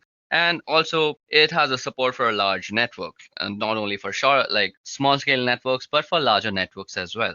So that way, you see DHCP has a wide array of advantages, even though it doesn't really have some authentication. So because of these advantages, DHCP finds widespread use in a lot of organizations. Okay, so that winds up DHCP for us. So let us go into the history of cryptography now. So let me give you a brief history of cryptography. Now, cryptography actually goes back several thousand years before, shortly after people began to find ways to communicate. There were some of us who were finding ways to make the understanding of that communication difficult so that other people couldn't understand what was going on. And this led to the development of Caesar cipher that was developed by Julius Caesar. And it's a simple rotation cipher. And by that, I mean that you rotate a portion of the key in order to generate the algorithm. So here's an example. We've got 2 rows of letters and that are alphabetical in order, and means we basically written the alphabets down and the second row is shifted by 3 letters. So a B is a Z actually, because if you move that way, a B is a Z from the first row gets shifted back to the second row, and then the letter D becomes the letter C. That's an example of how encryption works. So if you try to encrypt a word like hello, it would look completely gibberish after it came out of that algorithm. So if you count the letters out, you can see that the letter H can be translated to letter L. So that's a Caesar cipher. Now, you must have heard of things like ROT13, which means that you rotate the 13 letters instead of 3 letters. That's what we can do here again. And this is just a simple rotation cipher or Caesar cipher. That's what, of course, the ROT stands for. It's rotate or rotation. Now, coming forward a couple thousand years, we have the Enigma cipher. Now, it's important to note that the Enigma is not the word given to this particular cipher by the people who developed it. It's actually the word given to it by the people who were trying to crack it. The Enigma cipher is a German cipher. They developed this cipher and a machine that was capable of encrypting and decrypting messages so that they could messages to and from different battlefields and war fronts, which is similar to the Caesar cipher. Caesar used it to communicate with his battlefield generals, and the same thing with the Germans. You've got to get messages from headquarters down to where the people are actually fighting, and you don't want it to get intercepted in between by the enemy. So therefore you use encryption. And lots of energy was spent by the Allies, in particular the British, trying to decrypt the messages. One of the first instances that we are aware of where a machine was used to do the actual encryption, and we're going to come ahead a few decades now into the 1970s, where it was felt that there was a need for a digital encryption standard. Now, the National Institute of Standards and Technology is responsible for that sort of thing, so they put out a proposal for this digital encryption standard. And an encryption algorithm, what ended up happening was IBM came up with this encryption algorithm that was based on the Lucifer cipher. That was one their people had been working on a couple of years previously in 1974. And they put this proposal together based on the Lucifer cipher, and in 1977 that proposal for an encryption algorithm was the one that was chosen to be the digital encryption standard, and so that came to be known as DES over time.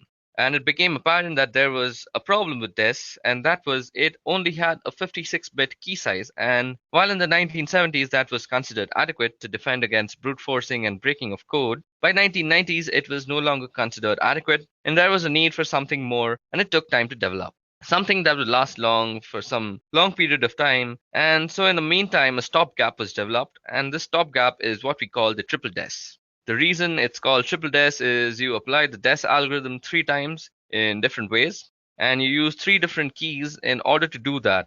So here's how triple DES works. Your first 56-bit key is used to encrypt the plain text, just like you would do with the standard digital encryption standard algorithm, where it changes, and you take that ciphertext that's returned from the first round of encryption, and you apply the decryption algorithm to the ciphertext. However, the key thing to note is that you don't use the key that you use to encrypt.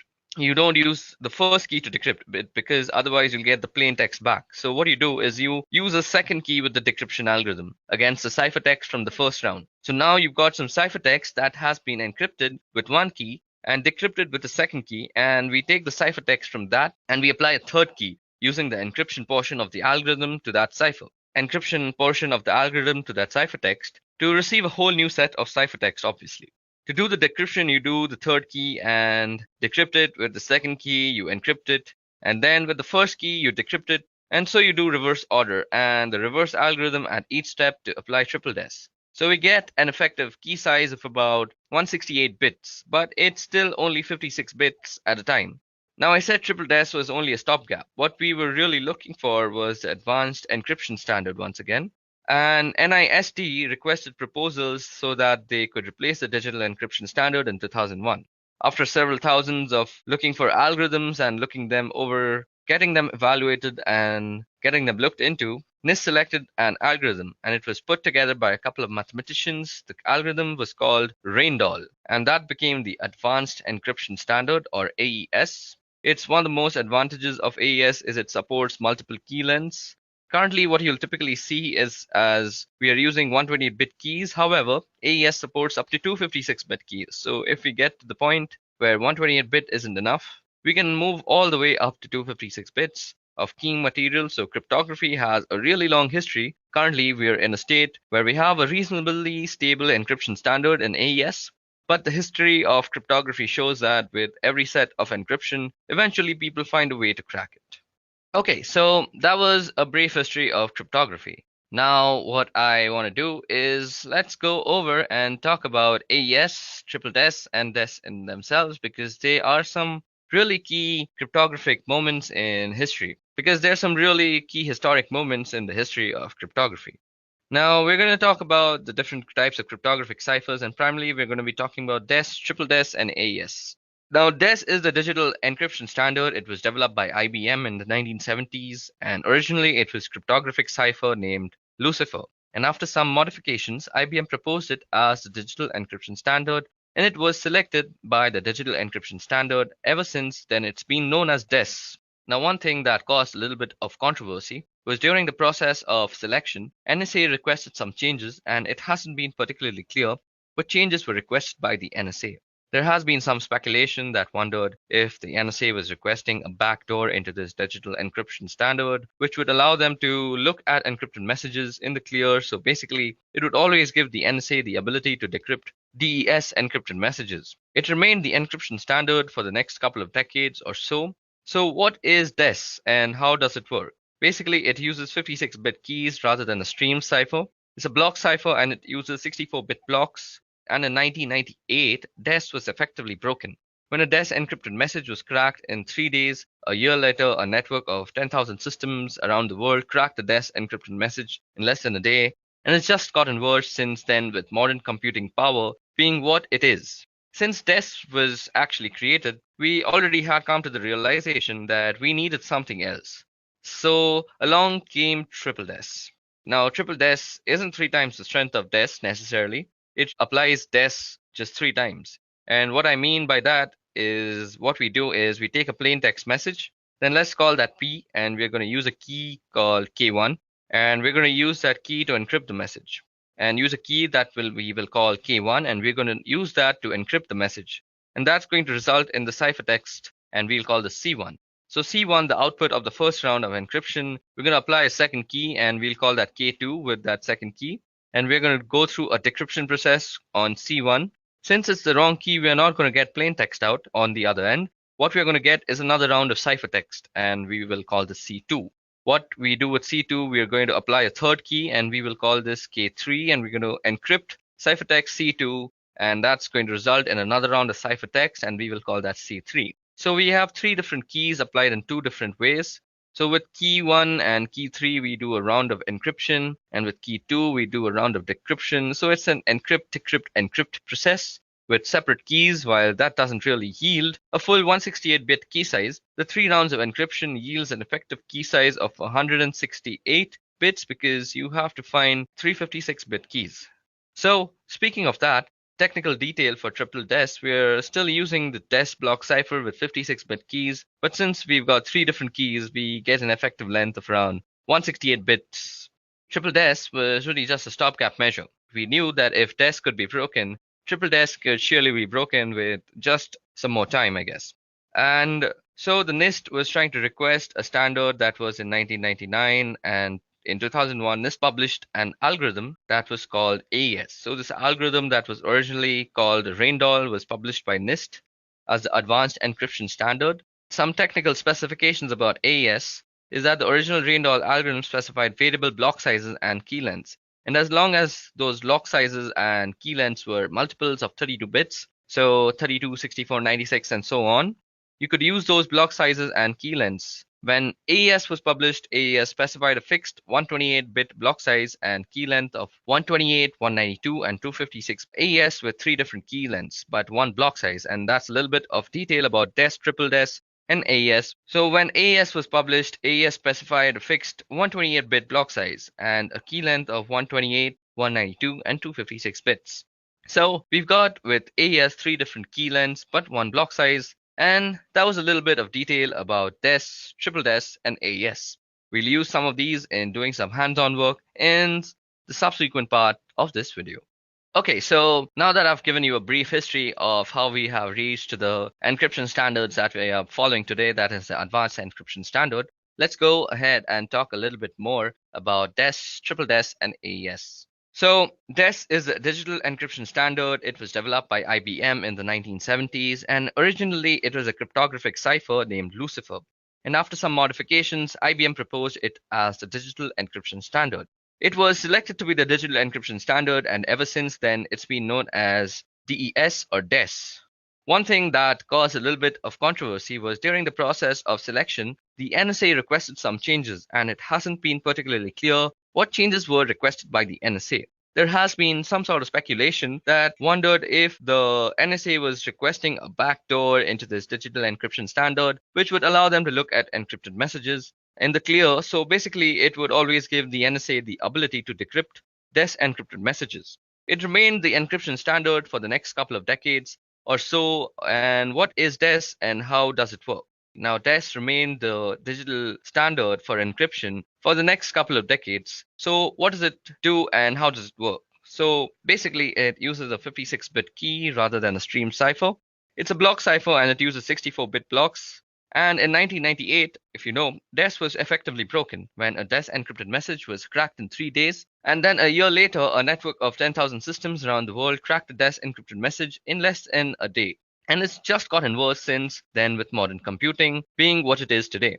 Now, since DES was created and broken, we knew we needed something. And what came in between advanced encryption standards and DES is triple DES.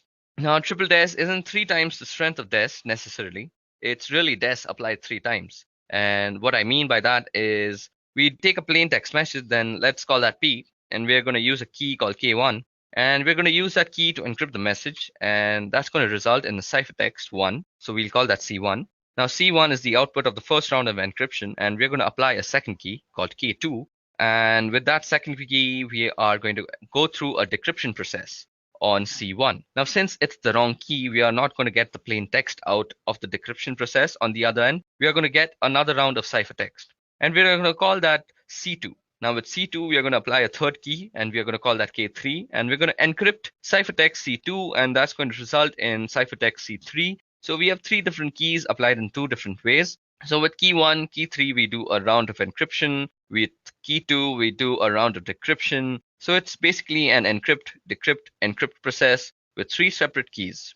But what it does really is it doesn't really yield a 168-bit key size, because in effectiveness, it's basically 56-bit keys that are being used thrice, whether it be 3 different keys. So in effectiveness, you could say that it's a 168-bit key, but it is not the same strength, because people realize that triple DES can be easily broken, because if DES is broken, you can do the same thing with 3 different ways with whatever key that you use. So it just takes longer time to decrypt if you don't know the key, and if you are just using a brute force attack, you know that triple DES can be broken if DES can be broken. So triple DES was literally a stopgap between DES and AES, because people knew that we needed something more than triple DES. And for this, the NIST, or the National Institute of Standards and Technology, in 2001, they chose AES as the algorithm that is now called the Advanced Encryption Algorithm. So it was originally called the Raindoll algorithm.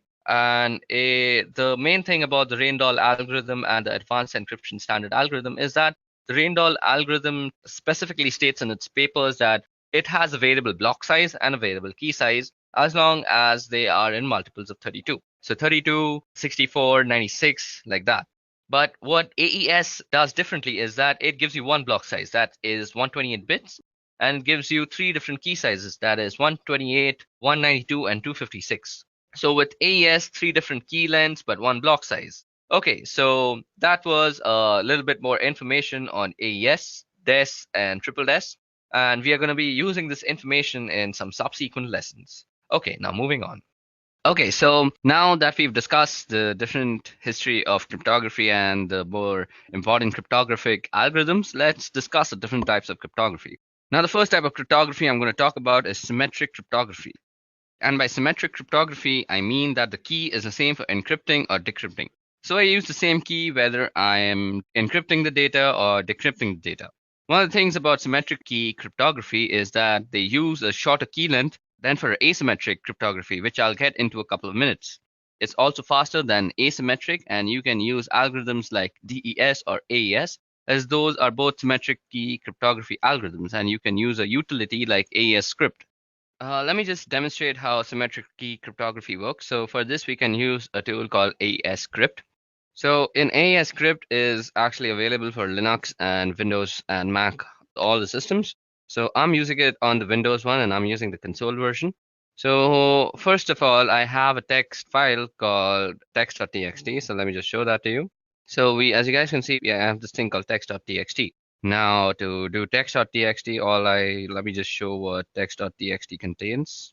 So as you guys can see, it has a sentence called "The quick brown fox jumped over the lazy dog." So that's the sentence that has all the alphabets in the English language, rather. So now we are going to try and encrypt it. So we can use something like AES or DES because both of them are symmetric key ciphers, symmetric key algorithms, rather. So we are using AES in this case. So what we're going to do is say AES script. We're going to encrypt it, and we're going to use the password of, let's say, Pokemon. So we're going to call it Pokemon, and we're going to do text.txt. We're going to encrypt that file. So now we have encrypted that file. Now let's go see. We must be having a new file. So this is called text.txt.aes. So that is our encrypted file, and this is what we would generally send over the network if we are sending it to anybody. So let's assume the person who's received it also knows our encryption algorithm. I mean encryption algorithm and the key that goes along with it.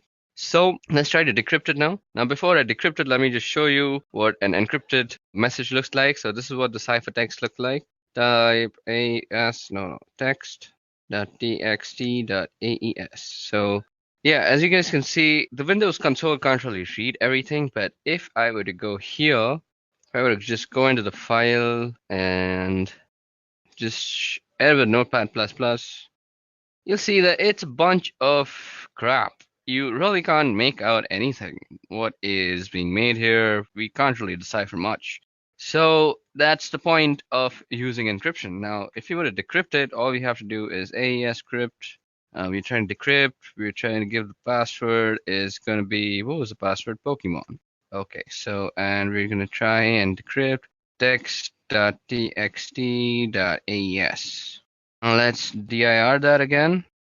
Okay, so that just decrypts our message for us. So this is how you would use AES script for encryption and decryption.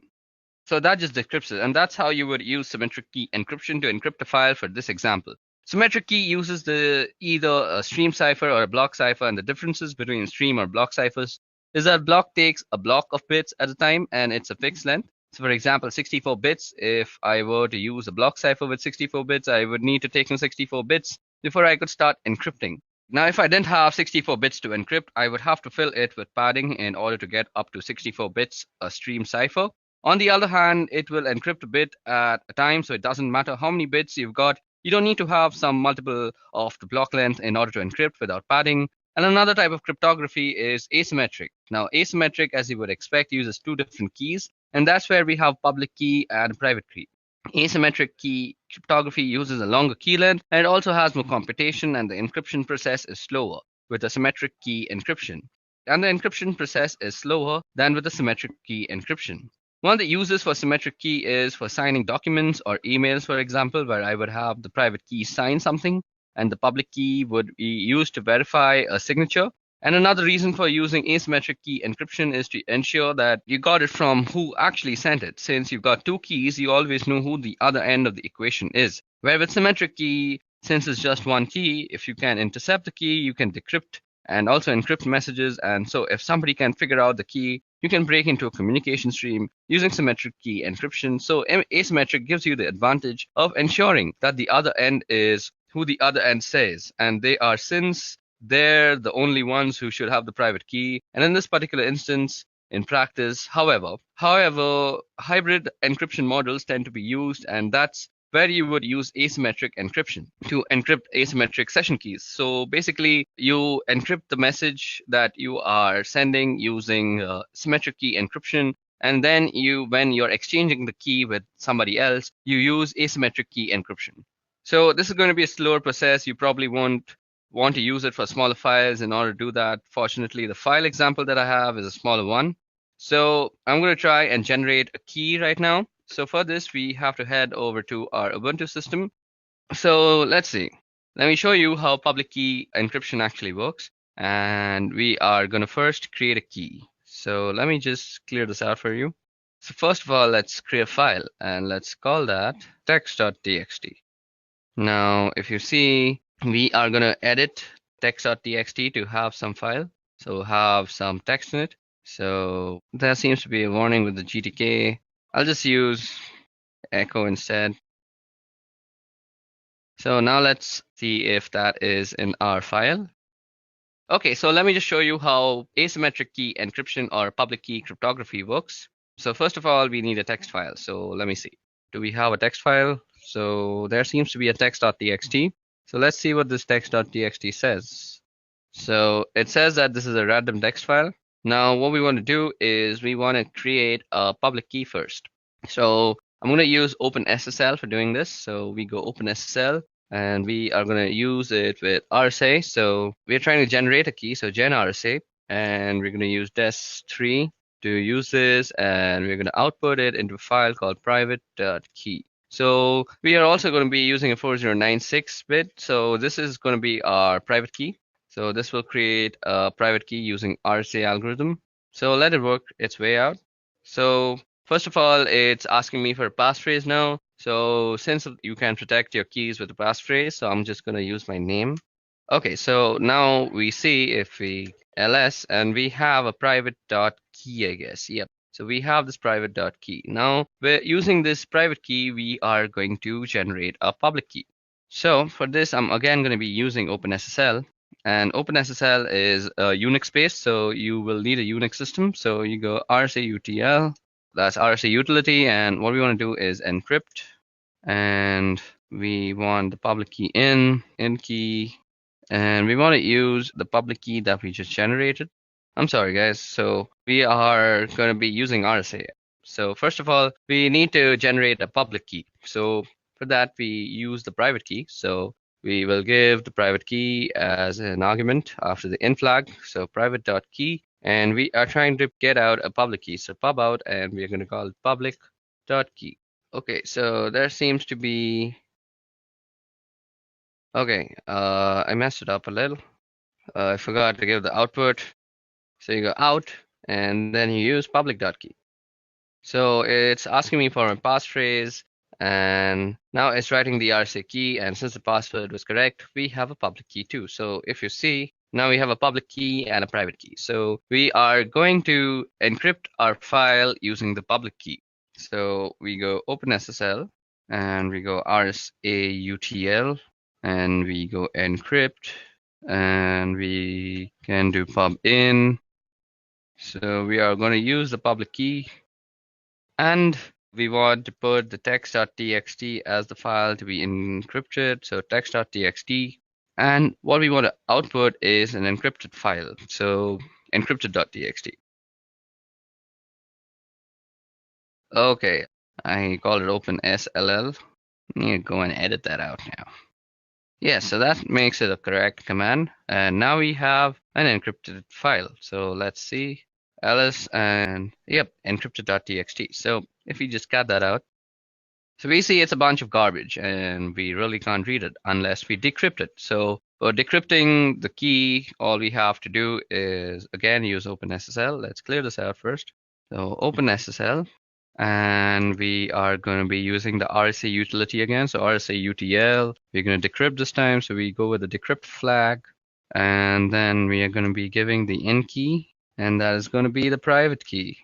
And what we want to decrypt is encrypted.txt, and what we want to output it is as, let's say, plaintext.txt.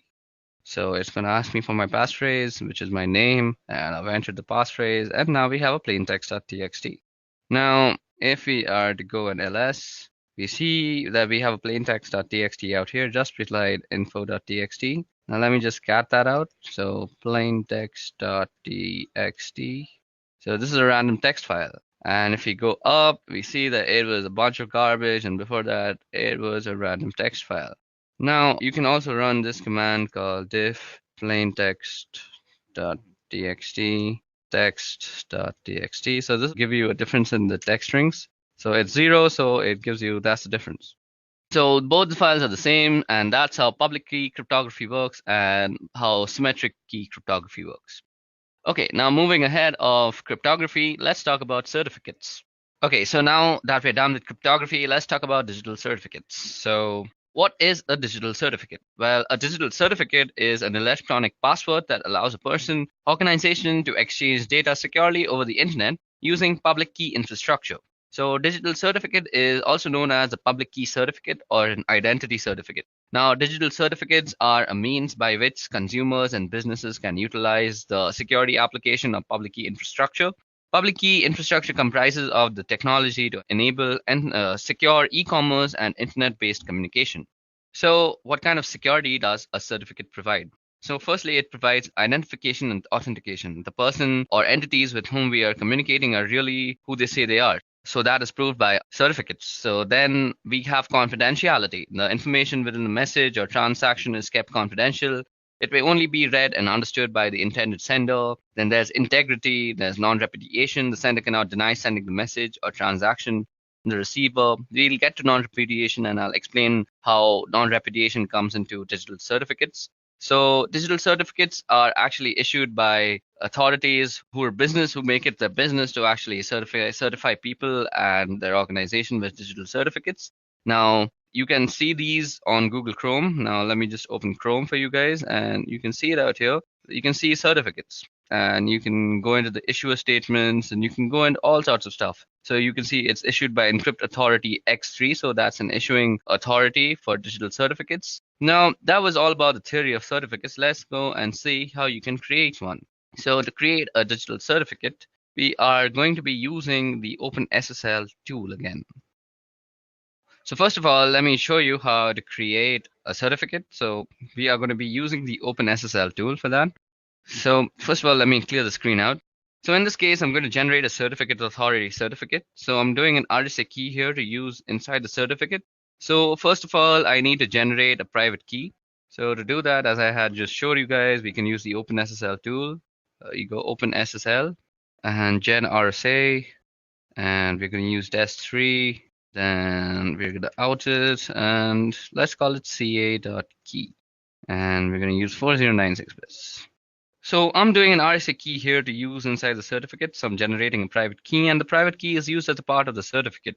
And there's a public key associated with the certificate. So you've got public and private key, and data gets encrypted with the public key and then gets decrypted with the private key. So they are mathematically linked, at the public and private key, because you need one for the end of the communication, and the other for the other end of the communication.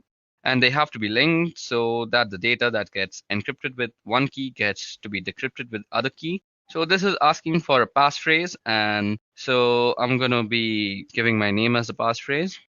So that has generated the key for us. So now I'm going to generate the certificate itself.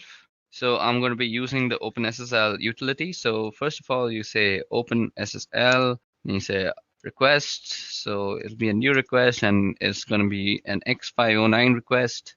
It's going to be valid for 365 days, and let's see, the key is going to be ca.key, and we're going to output it into ca, or let's call it edureka.crt. So this is a certificate that I'm producing in the name of the company that I'm working for, so that is edureka. So it says it's unable to load the private key. Let me just see, is the private key existing? I had a previous private key, so let me just remove that. Does it have a ca.key? Seems like I put the name differently. So let me just try that again. Open SSL, then we do request. So we're requesting a new certificate, and it's going to be X509, and it's going to be there for 365 days, and key is ca.key. Apparently that's what it's called out here. So, and it's going to be out into edureka.crt. Let's see if that works. So let's enter the passphrase. So it's my name. So now it's going to ask me a bunch of information that's going to be inside the certificate. So let's say it's asking the country name. Again, so let's put in the state. Okay, so IN, state, province name, some state. So Bangalore. Locality, let's say Whitefield. Organization name is edureka. Unit name, brain force. Common name, let's leave that out. Email address, let's leave that out too. And we have our certificate. So if you go and list out your files, you'll see that there is a certificate called edureka.crt out here, which is highlighted. Okay, so now if you want to view this file, you could always use the OpenSSL.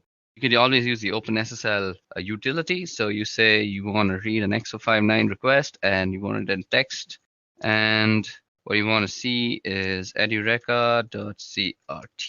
Okay, so that is the certificate. So you see that it has all the signature, it has signature algorithm, it has all the information about the certificate, and it says signature issuer is CIN in state Bangalore, in location Whitefield, edureka brain force, validity. It has all sorts of information. So that was all about digital certificates, who issues digital certificates, where are they useful. So this is basically non-repudiation. So nobody can say with this certificate that if this certificate is included in some sort of a website, and that website tends to be suppose malicious and there's a complaint. Now the website can't go to a court of law and say they didn't know about this because the certificate that was included had their private key, and the private key was only supposed to be known to the company. So that is non-repudiation. You just can't deny that you didn't do it. Okay, so that was all about certificates. Now moving on.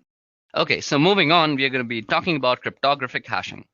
Now, while the word cryptographic is in the term cryptographic hashing, and it does lead you to believe that there is encryption involved, there is no encryption involved in a cryptographic hash. There is a significant difference between hashing and any sort of encryption, and that is primarily that encryption is a two-way process. When I encrypt a piece of data or a file or anything else, what I'm doing is putting it into a state where I expect it to be able to get it back out again. In other words, when I encrypt a file, I expect it to be able to decrypt the file and get the original contents. Hashing is a one-way function on the other hand. Once I've hashed a piece of data or a file, there is no expectation and ability to get the original piece of data back. Hashing generates a fixed length value, and different types of hashing will generate different length values. For example, MD5 will generate a different length value than SHA-1, and they're both hashing algorithms, but they generate different length values.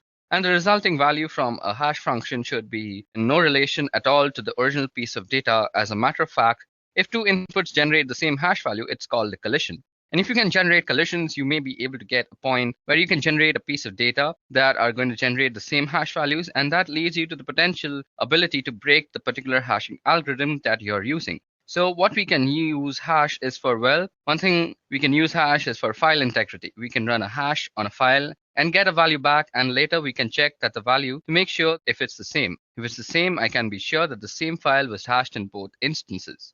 So let me just show you an example of what I just said, that if we hash a file, we'll get the same hash every time. So remember the certificate that we just created. Let me just log in again. So we are going to hash this certificate and it will create a certain hash. And we are going to see that every time we hash it, we are getting the same hash. So we can use this command called md5 sum and we can do edureka.crt. So this is the hash produced after you've hashed edureka.crt. So if I do an md5 again, so md5 is a hashing algorithm that you should know of. So edureka.crt and it will produce very similar hash. Let's see if SHA1 works like this. So SHA1 edureka.crt. Okay, SHA1 is the SHA from the SHA-utils package. Okay, so I've proved my point that with MD5, which is a cryptographic hashing algorithm, we are getting the same hash back. So if you are able to produce the same hash, that means you have broken the algorithm in itself. So if you run MD5 on Linux, you can get a version of MD5 and MD5 summation program on Windows and Mac OS, where with the utility MD5, which does the same thing. So I just showed you the file and I hashed it. And another reason we use hashing is we are storing passwords. So passwords are stored after hashing. We hash the passwords, and the reason for hashing passwords is so you're not storing the password in clear text, which would be easily seen even if you got it protected with permissions. If I hash the password every time I hash that password, I'm going to get the same value back from the same algorithm. So what I do is store the hash in some sort of password database. Since it's a one-way function, you can't get the password back directly from the hash.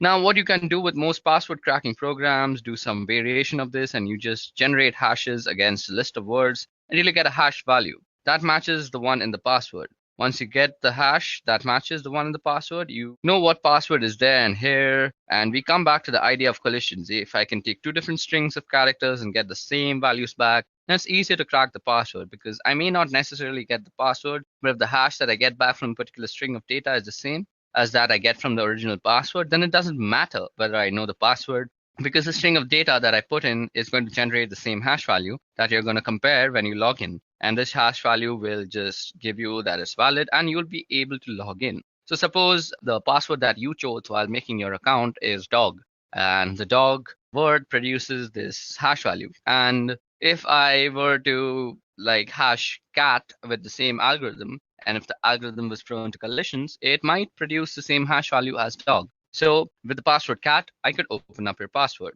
I could open up your account. So that was all about hashing and hashing algorithms. Let's move on now. Okay, so in this part of the video, we're going to go over SSL and TLS. Now, SSL and TLS are ways of doing encryption, and they were developed in order to do encryption between websites, web servers, and clients or browsers. SSL was originally developed by a company called Netscape. And if you don't remember, Netscape eventually spun off their source code and became Mozilla Project, where we get Firefox from.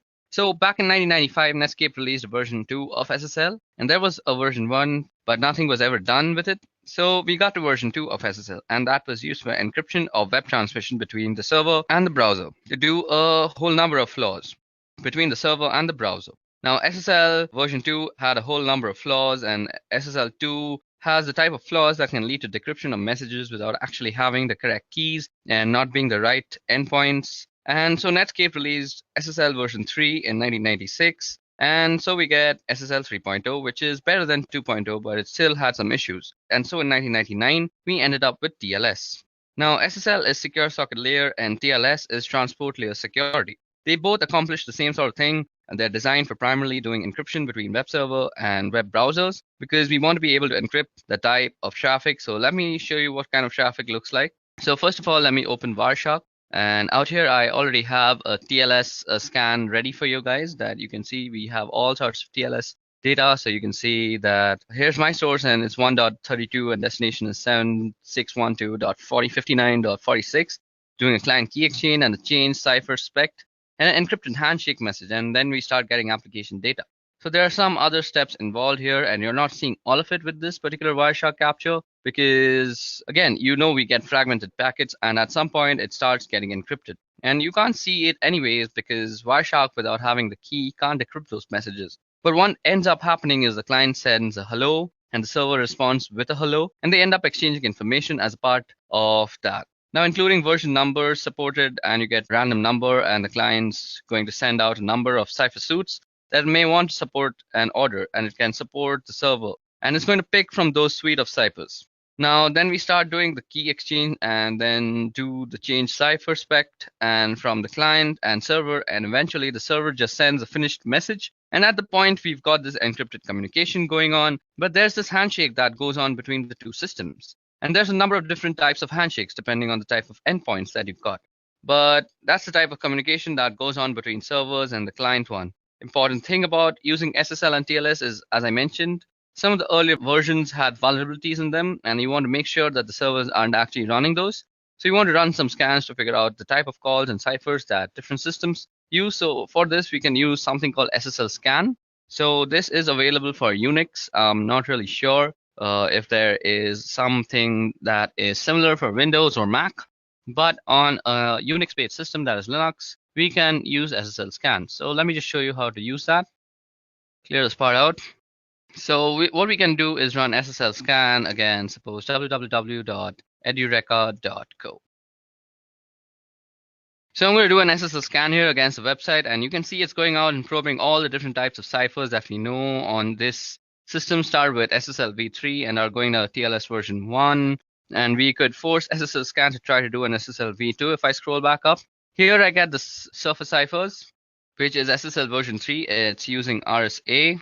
And it's using RSA for the asymmetric. Now, in order to do the key exchange, and once we get the session key up, we're going to use AES 256, and then we're going to use the secure hash algorithm to do the message authentication, or the MAC. It's sometimes called the HMAC for the hashed message authentication code. And what it does is simply hashes the MAC address that you would check one side against the other to make sure that the message hasn't been fiddled with in transmission. You can see here all the different types of cipher suites that are available. Here's TLS running RC4 at 40 bits using MD5. So that would be a pretty vulnerable type of communication to use. And between the server and the client, a 40-bit cipher using RC4 is a low-strength cipher. And we would definitely recommend that clients remove those from the supported ciphers that they have on their server. All that configuration would be done at the web server as well as when you generated your key and your certificates. Normally, certificates would be handled by a certificate authority.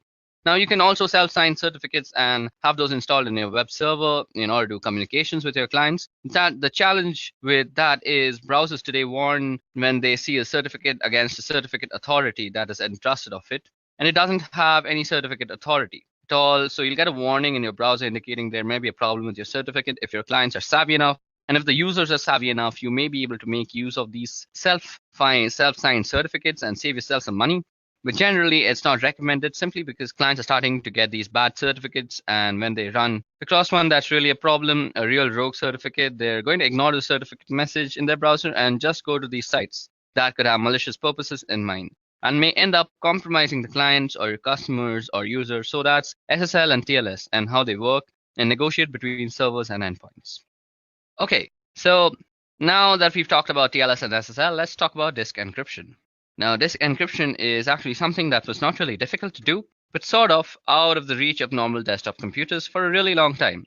Although there have long been ways to do encryption of files, and to a lesser degree maybe entire disks, as we get faster processors, certainly encrypting the entire disks and being able to encrypt and decrypt on the fly without affecting performance is something that certainly comes within reach. And it's a feature that shows up in most modern operating systems to one degree or another. Now, these days, we're going to look at a couple of ways here of doing disk encryption. I'm going to tell you about one of them first, and it's not the one I can show. I can't really show the other one either. So with Microsoft, their Windows system have this program called BitLocker.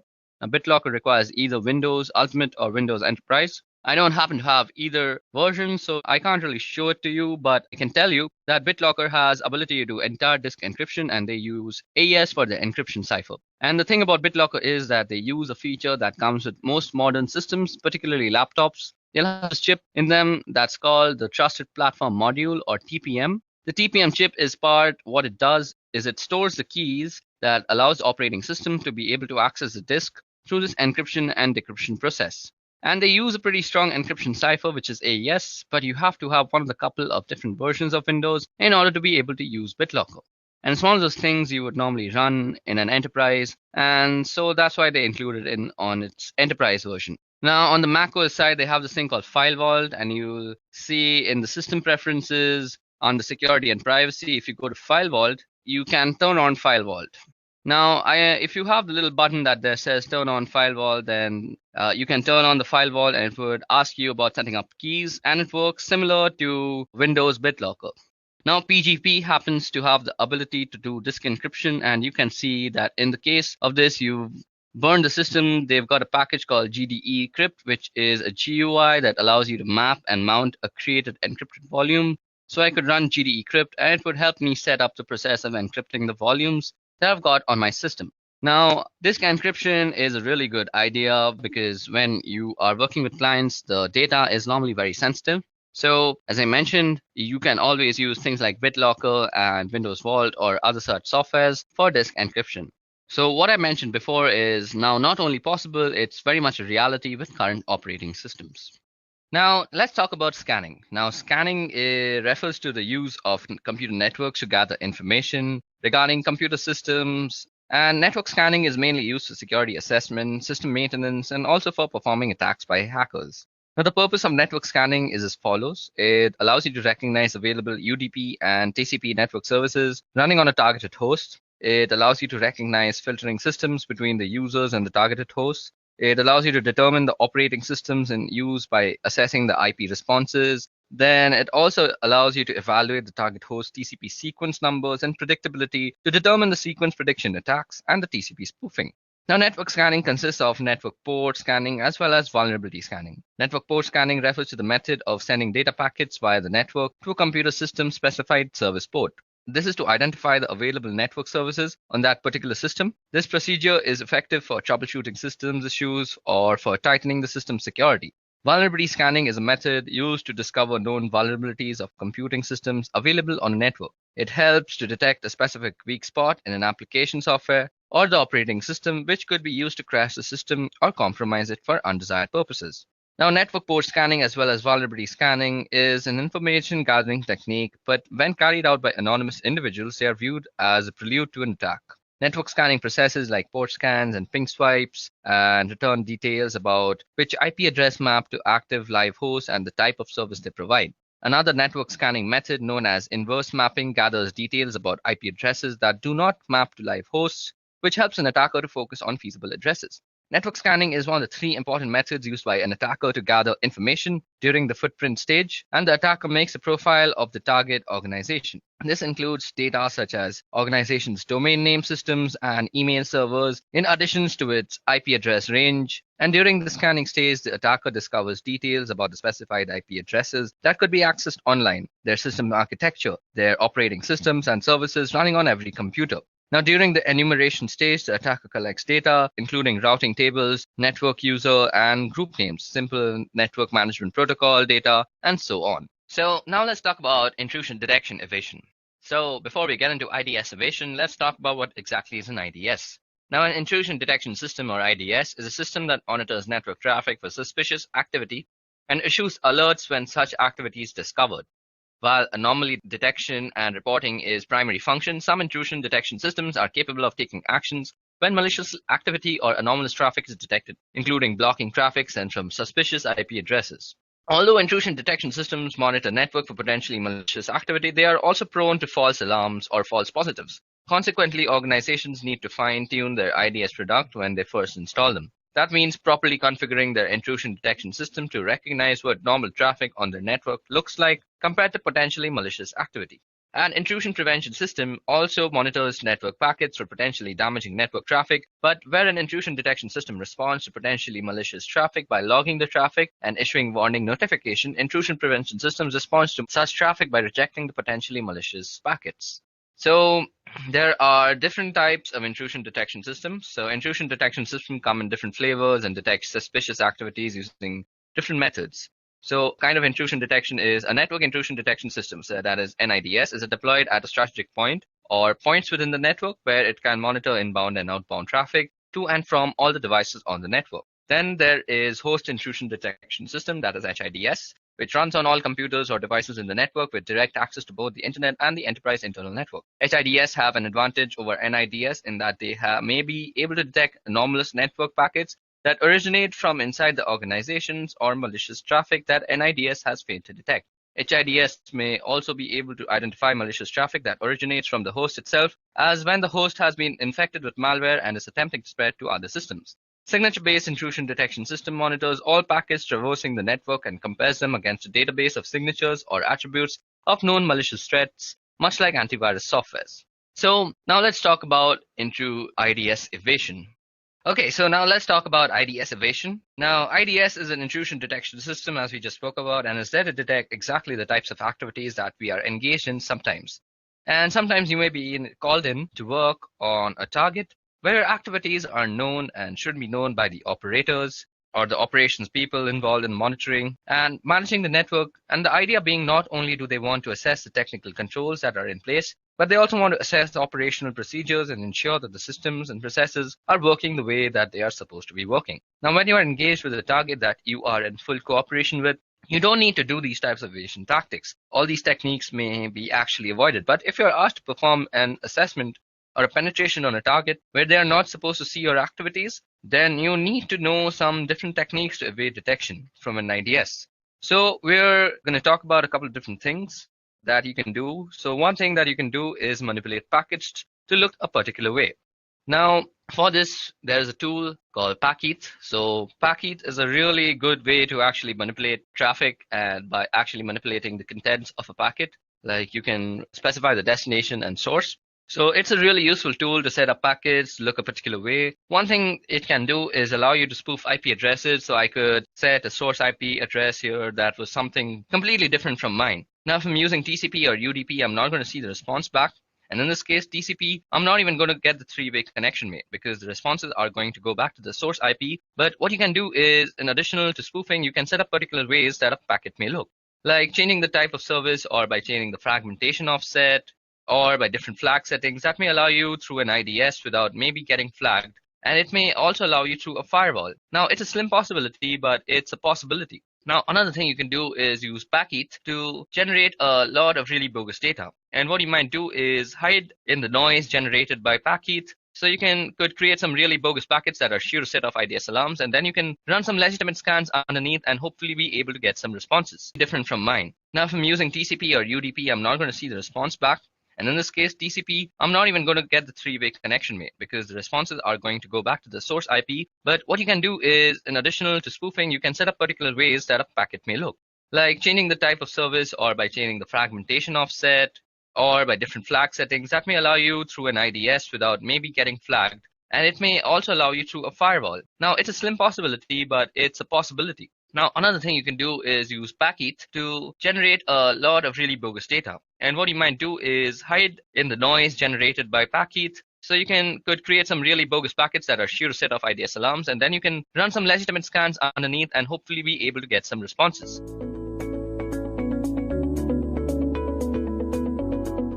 Kali Linux is the industry's leading Linux distribution in penetration testing and ethical hacking. It offers tons and tons of hacking and penetration tools and different kind of softwares by default. It is widely recognized in all parts of the world, even among Windows users who may not even know what Linux is. Well, to be precise, Kali Linux was developed by Offensive Security as the rewrite of Backtrack. Backtrack, just like Kali Linux, was a Linux distribution that focused on security. It was used for digital forensics and penetration testing purpose. But the question here is, why should you choose Kali Linux when you have other choices like Parrot Security Operating System, Backbox, Black Arc, and many more out there? Let me list out few reasons as to why Kali Linux is the best choice. First and foremost, it offers more than 600 penetration testing tools from different kind of security fields and forensics. Secondly, Kali Linux is customizable. So if you're not comfortable with current Kali Linux tools or features or graphical user interface, you can customize Kali Linux the way you want. It is built on a secure platform. The Kali Linux team is actually made up of a small group of individuals. Those are the only ones who can commit packages and interact with repositories, all of which is done using multiple secure protocols. So Kali Linux is definitely a secure platform. Although penetration tools tend to be written in English, Kali includes multilingual support. This way, more users can operate in their native language and locate the tools that they need for the job that they are doing on Kali Linux. And lastly, Kali Linux just like Backtrack, is completely free of charge. On top of all these benefits, Kali Linux offers different installation options. One way of installing Kali Linux is by making a Kali bootable USB drive. This is the fastest way of installing Kali Linux and the most favorable as well. We will discuss why in a while. You can also install Kali Linux using hard disk. Installing Kali Linux on your computer using a hard disk is a very easy process. But you should make sure that your computer has compatible hardware. You can also install Kali Linux alongside your operating system. It could be Windows or Mac. But you should exercise caution during setup process because it might mess up with your default BIOS settings. Lastly, you can use different kind of virtualization software such as VMware or VirtualBox to install Kali Linux on your preferred operating system. Well, apart from all this, you can also set up Kali Linux on advanced RISC machines or ARM like Raspberry Pi, Trim Slice, Cube Truck, and many more. So there you go, guys. Now you know what Kali Linux is and why it is a leading Linux distro for ethical hacking and penetration testing. In today's session, we will explore different ways to install Kali Linux. Let's get started then. Earlier, I said that the fastest method for setting up Kali Linux is to run it live from a USB drive. But why? First of all, it's non-destructive. It makes no changes to the host system's hard drive or the operating system that it is installed on. So once you remove USB, your operating system will return to its original state. Secondly, it's portable. You can carry Kali Linux in your pocket and can run it whenever you want, just in few minutes. It's customizable. You can create your own Kali Linux ISO image and put it into USB drive using a simple procedure, which we will discuss later. And lastly, it's potentially persistent. You can configure your Kali Linux live USB drive to have persistent storage so that the data you can collect is saved and you can use it across different reboots. Now let's see how to create a bootable Kali USB drive on Windows. Guys, actually the process is very simple. It's just a 3-step process. First of all, you need to plug your USB drive into an available USB port on your Windows PC. Next, you need to note down the destination drive it uses once it mounts. For example, it could be F drive. After that, you will have to download and launch a software called Win32 Disk Imager. On this software, you'll have to choose Kali Linux ISO file that needs to be imaged and verify that the USB drive to be overwritten is the correct one. Lastly, once the imaging is complete, you need to safely eject the USB drive from Windows machine. So like I said, it's very simple, right? Well, I'm not going to show you demo on this one because like I said, it's very easy and I'm sure you guys can pull it off. If you have any doubts, you can post them in the comment section. We'll get back to you. And as for the demo part, we'll be doing 4 installations here. First of all, we'll see how to install Kali Linux using VMware on Windows operating system. Then we'll see how to install Kali Linux on Mac using VirtualBox. Moving on, we'll see how to install Kali Linux tools on different Linux distributions. I'll be showing how to install it on Ubuntu. Well, the procedure is same for every other Linux distribution, so you can go ahead and use the same procedure for the Linux distribution that you're using. And lastly, we'll see how to install Kali Linux on Windows 10 using Windows Subsystem for Linux. So I hope it's clear that what we'll be learning in the session. Let's get started with the first demo. In this demo, we'll see how to launch Kali Linux using VMware. So guys, you can install Kali Linux using any virtualization software. It could be VMware or VirtualBox. In this demo, I'll show you how to install it using VMware. So first of all, obviously, we'll have to install VMware, right? So just type of VMware. And it's the first link that you find. You can go ahead and download VMware Workstation Pro. You have it in the downloads. Here you can download Workstation Player as well.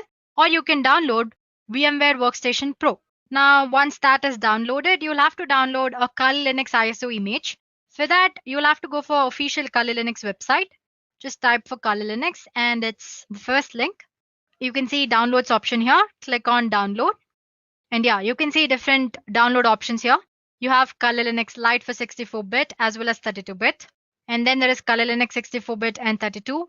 And you have separate images for VMware and VirtualBox as well.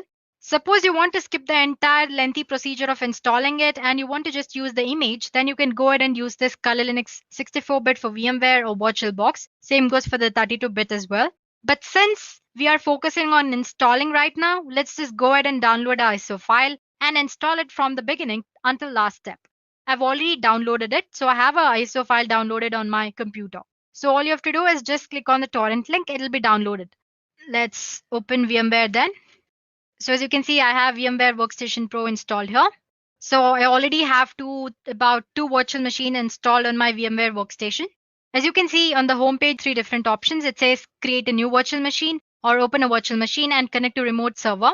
So if you want to create a Kali Linux or any other virtual machine from step 1, you can use this create a new virtual machine option.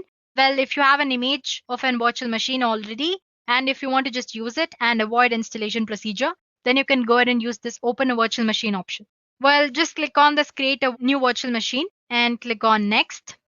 As you can see here, you have an option which says installer disk image file, ISO file you'll have to attach here. So click on browse. Let's see where I've stored my Kali Linux. As you can see, I already have it here. And there's one file here. Let me click on that and open. So yeah, don't bother about this error. It usually shows that. And then click on next here. So it's asking which operating system will be installed on this virtual machine. I want it to be Linux. So make sure you select Linux 64-bit and click on next. You have an option to name your virtual machine. Let's say Kali Linux. And where do I want to store it? In my documents under virtual machines, Kali Linux. Sure. And click on next. It says it already exists. Let me try this one then. Let's say Kali Linux 1 and next. Yeah. So basically your Kali Linux will need about a 20 GB. Let's assign some 40 GB here. That's the maximum disk size that you can allot. Well, you can allot more than that as well, but minimum it needs about 20 GB. And you have an option which says store virtual disk as a single file or multiple files. Let's just select store virtual disk as a single file to avoid complications and click on next here. So as you can see, you can review your virtual machine settings here. You have an option to make changes to the settings. You can make changes right now or you can do it later as well. Let's just go ahead and make changes now. Click on this customize hardware option here. Well, as for the memory for this virtual machine, it totally depends on what you're using virtual machine for. If you're not using it for heavy works, then you can assign least amount of memory. Let's say I want to assign about 2 GB. There we go. And as for the processors, number of processors 1. And the number of core processors, you can choose as many as you want. Let's say 2. This will increase the performance of your virtual machine. So, and again, it totally depends on whatever you want to choose. And yeah, we have already attached the image. Network adapter, you can set for NAT. USB controller and sound card, you can retain the default settings. And as for the display, click on accelerated 3D graphics since Kali Linux has a graphical user interface. And it says 768 MB is the recommended amount of memory that you can use for graphics. So let's go ahead and select that and click on close. Well, you can actually make all the settings after installing Kali Linux as well. No problem there. Once you've done that, click on finish here. As you can see, my Kali Linux image is ready for installation. You have 2 options to power up. As you can see, you have this option here. You can click on that to power on this virtual machine, or you can go ahead and click on this. Let me click on this. So once you click on that, you should be greeted with this Kali boot screen. As you can see, there are a lot of options here. We did discuss live option earlier, right? So if you don't want any trace of Kali Linux on your operating system, you can go ahead and use live option here. You have live USB persistence mode and live USB encrypted persistence as well. Suppose you want to store some data and save it for a later reboots, you can use live persistent option here.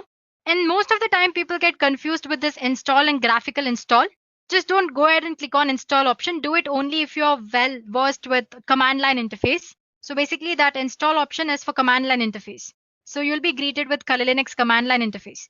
Since if you're using Kali Linux for the first time, go ahead with graphical install. Select the graphical install and click enter. So as you can see, it will start mounting storage devices. Whole installation process might take about 10 minutes. So it's prompting you to select a language. So select your preferred language, then your country location. Let's say English and click on enter. And it's asking you for the country location. Just give United States and enter. And I want the keyboard to be configured with American English. You can choose any native language. Like I said earlier, it supports multilingual or it supports multiple languages. So go ahead and choose it. But it might complicate the way you use Kali Linux later. So you can always go ahead and stick ahead with English only. Well, it doesn't matter. So as you can see, it's configuring the network. So it'll detect the ISO file and load installation component and then prompt you to enter a host name for your system. Well, in this installation, let's just enter Kali and click on enter. You can give the name you want. And next it's asking you for the domain name. Suppose you have a set of virtual machines and if you want to give all of them a domain name, you can assign a domain name as well, but it's optional. Let's not give any domain name here and click on enter. The next thing it does is it'll prompt you for the password that you'll have to enter every time you launch your Kali Linux. So just give some password of your choice and click on continue. The best thing about Kali Linux is you can set up date and time as well. You can make it later as well, but you can choose it here. So just click on Eastern or whichever choice you like and click on enter. So the installer will now probe your disk and offers you 4 different choices. As you can see, it says guided use entire disk. Guided use entire disk and set up LVM, which is logical volume manager. Same thing, which is encrypted, and manual. So if you're an expert, if you've already used this Kali Linux before, you can go ahead and select any of these 3 options from the bottom. That's LVM or manual or encrypted LVM. Otherwise, you can always go ahead and choose guided use entire disk option here if you're a beginner and click on enter. So this is the disk partition where all the data will be stored and click on continue. It's asking if you want to store all files in one partition or if you want to make partitions. So depending on your needs, you can go ahead and choose to keep all your files in single partition, which is default, or you have separate partition for one or more of the top level directories. Let's just choose the first option and click on enter. So once you've done that, you'll have one last chance to review your disk configuration. Once you're sure that you've given correct details, click on enter here. It's asking if the changes that you make to Kali Linux should be written to the disk or not. So say yes. So it will start partition and install the virtual machine. It took a while, but as you can see, installation is almost done. It's asking me to configure the package manager. Well, if you select no in this session, you will not be able to install packages from Kali repositories later. And click on continue. So suppose if you want to install other repositories or updates later on, you can always go and click on yes. Otherwise you can go for no as well. Now it's going to configure the package manager. It'll install package manager and configure it. Then it'll install grub bootloader. And it's asking if you want to install grub bootloader to master boot record. Definitely yes. So select yes and click on continue. So it's asking to select the device manually. You can click this, select the device. So yeah guys, we're done here. So you can finally click on continue option to reboot your new Kali installation. So as you can see, the entire process took about 10 to 11 minutes. So yeah, let's go ahead and click on continue here. It's gonna finish the installation. So guys, as you can see, the installation process from the step where we selected the language till the last step is same. It's just the medium on which you're installing is different. For example, right now we used VMware. Later on, I'll show you how to use VirtualBox. But once your Kali Linux image is ready to boot, the rest of the installation process is similar to this. So it's finished installing. It's loading the image. So if you have done everything right during the installation process and according to your needs, you'll land up in this page. Username. So we've given it this Kali, right? Kali and password.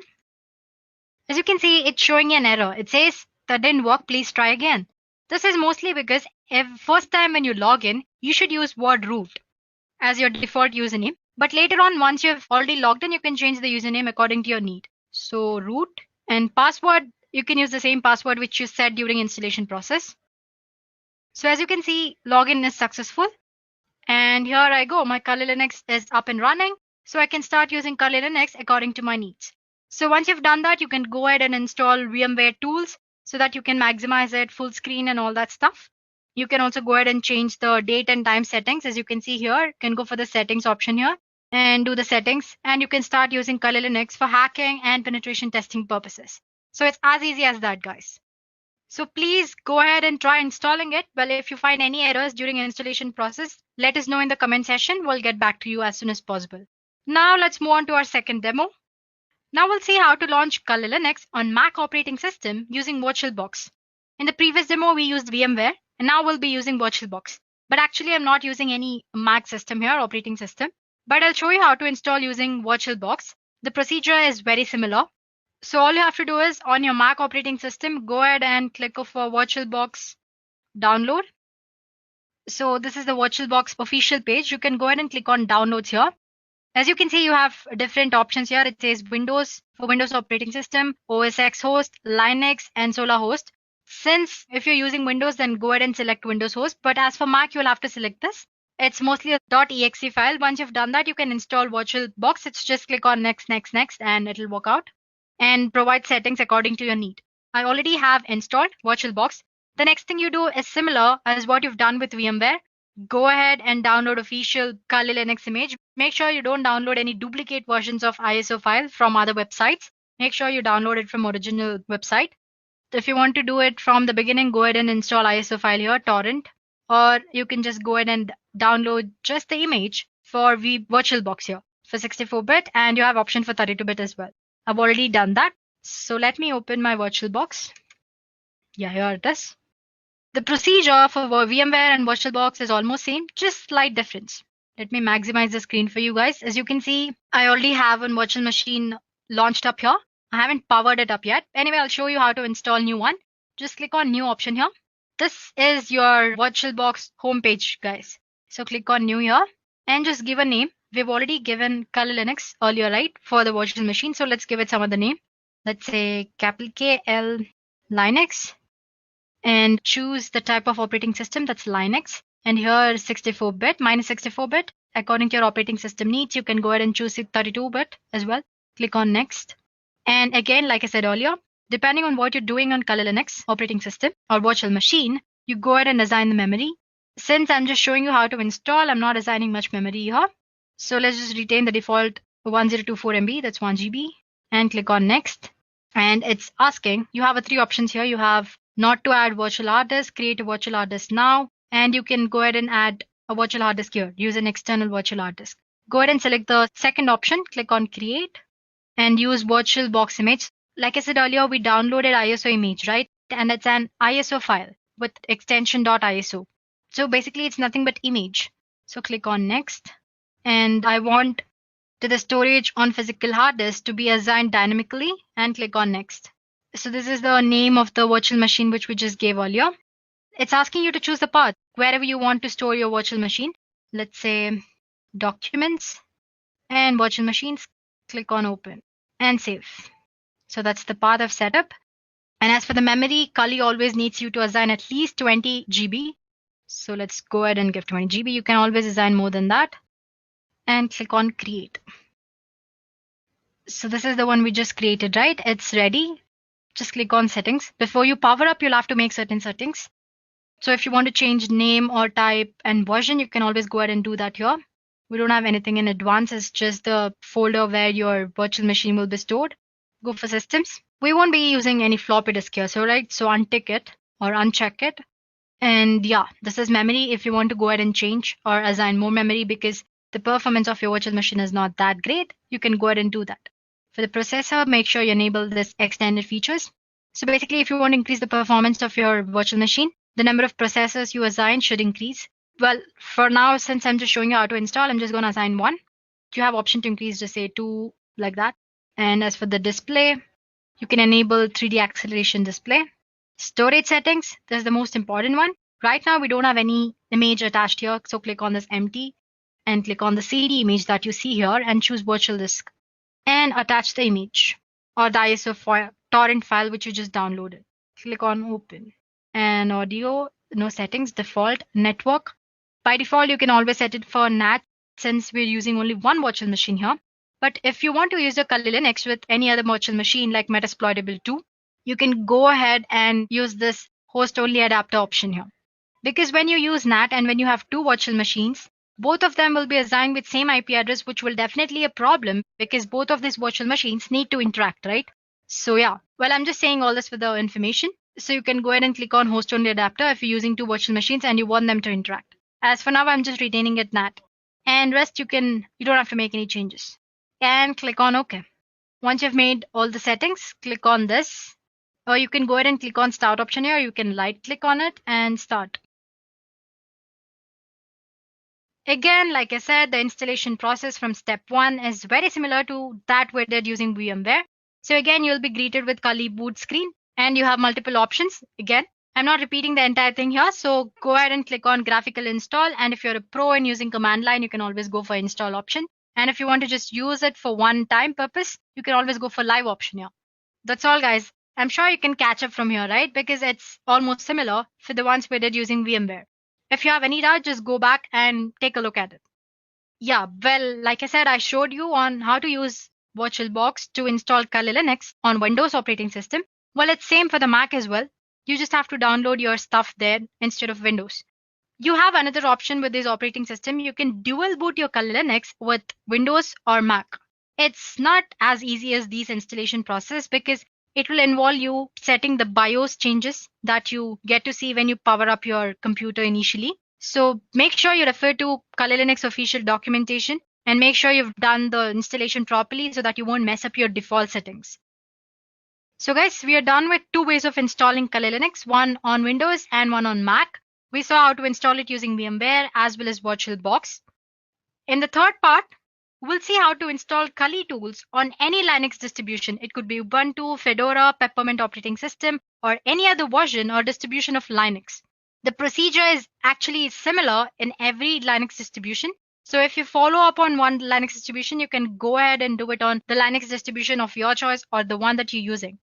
One thing you should remember is that Kali Linux is not for the daily Linux purposes. Well, it's only for ethical hacking or web application penetration testing for these purposes. So guys, we'll be using a tool called Katulin. Let me spell it for you guys. It's K-A-T-O-O-L-I-N. So let's just search for that. There we go. It's a script that helps you to install Kali Linux tools on your Linux distribution of your choice. So it's usually the GitHub script. So click on the first link that you find. So for those of you who like to use penetration testing tools provided by Kali Linux development team, you can effectively do that on your preferred Linux distribution using this tool, which is Katulin or K-A-T-O-O-L-I-N. So as you can see, once you've installed Katulin properly on your operating system, you should be greeted with this page. I'll show you how to do that. Don't worry about it. So the purpose of asking you to see this page is to take a look at prerequisites. So first thing, you need to have a Python of version 2.7 or above installed in your operating system. And you need a Linux distribution system. It could be Ubuntu or it could be Fedora or Peppermint, any other Linux distribution. I have Ubuntu here. I'll be using VMware Workstation Pro. It's already open, but let me just go back. All you have to do is search for Ubuntu and click on the first link. So as you can see, there are a lot of options to install Ubuntu. Just click on this and you'll be able to download a file, ISO image. I've already done that. I'm not doing it again. Let's go back to VMware Workstation. As you can see, I already have my Ubuntu operating system installed. Installing Ubuntu is very straightforward. So just take a look at the instructions that you need to know when you're installing Ubuntu. Once you've done the installation, it should look something like this. So let me power up my Ubuntu operating system.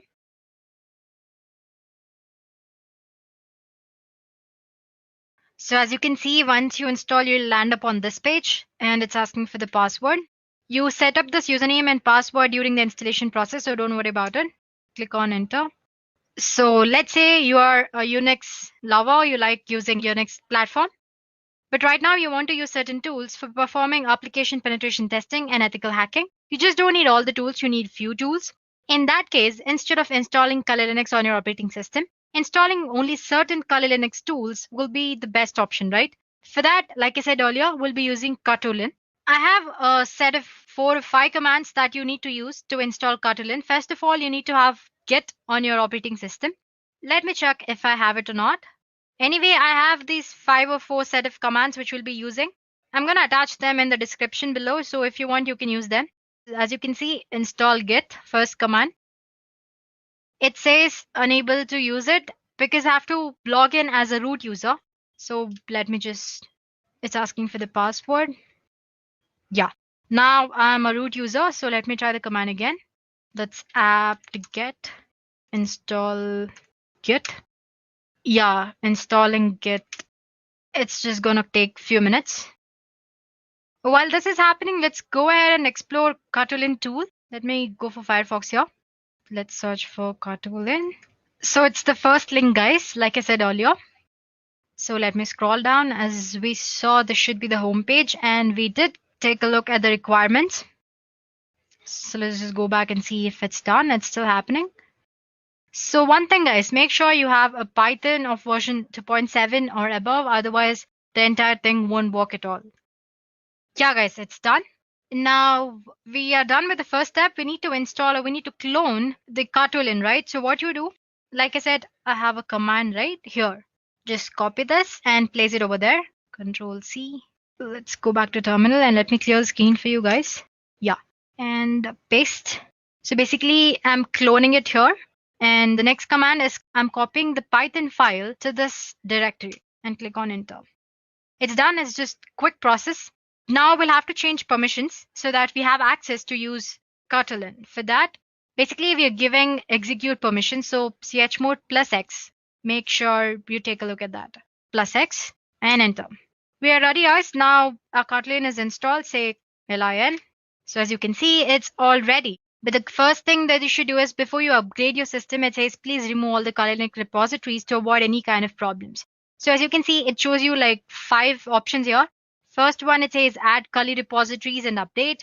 Next, view categories. Like I said, Kali Linux has 600 plus tools, right? So you have different tools categorized under different headings. Then you have classic menu indicator. It's nothing here. As you can see, I have a small icon here.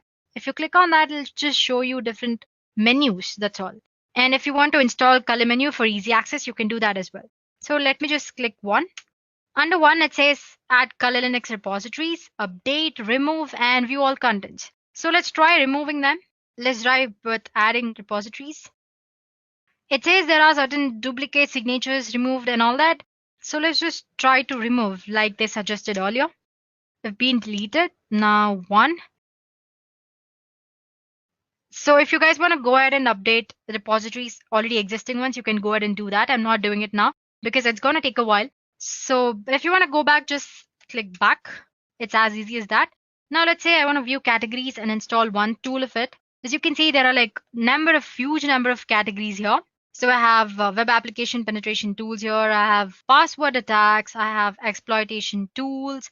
Well, if you are interested, there's an introduction video of what is Kali Linux by Dureka in the cybersecurity playlist. So go ahead and take a look at that. We have explained like about 5 to 6 popular tools in Kali Linux.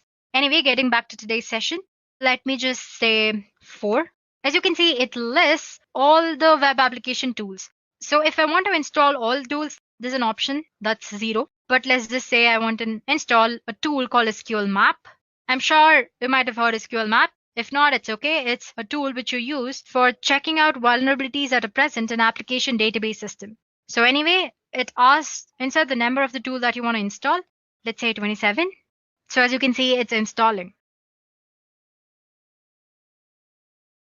So it's as easy as that, guys. So once you're done installing, I'll get back to you.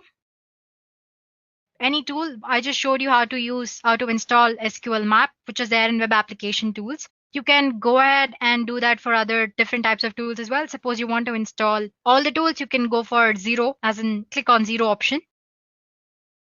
So there you go, guys. I just showed you how to install one tool. So you can go ahead and do that for any kind of tool under any category. So if you just want to go back, click back and go for other types of tools. Let's say 8. There you can see. So whatever different type of exploitation tools you want, you can go ahead and install them. Let me just click back and back. Sometimes when you try to install all the tools, you might get an error saying that the file doesn't exist or repository doesn't exist. All you have to do is go for first option here. As you can see here, you have option 2, which is update. So update your repositories. Make sure the Kali Linux mirror, which is present for the updation, is the right one. Once you've done that, you won't get any errors. All the tools will be installed properly. So suppose you want to get back from these cartoolen, easy, just press Ctrl C. And yeah, as you can see, it says goodbye. So that's as easy as it is to use Kali Linux tools on any kind of Linux distribution. While I've showed you on Ubuntu, the procedure is same on any other Linux distribution, guys. So there we go, guys. We're done with 3 things. First, we did on Windows using VMware, then on Mac using VirtualBox. And third, I showed you how to install Kali Linux tools on any kind of Linux distribution. And finally, there's one last demo. Here we'll see how to install Kali Linux on Windows operating system using Windows Subsystem for Linux feature. So let me get back to my operating system. We won't be needing VMware Workstation anymore. So guys, we'll be using a feature called Windows Subsystem for Linux, which is by default present in all the current versions of Windows 10. This is actually for those who prefer using Kali Linux command line interface. So make sure to listen to me properly. Or use this option only if you are a pro in using command line interface or if you have any experience using command line interface. Otherwise, just go ahead and use VMware or VirtualBox and install Kali Linux graphical user interface option. So yeah, this Windows Subsystem for Linux allows you to run Linux distributions as subsystem on your Windows operating system.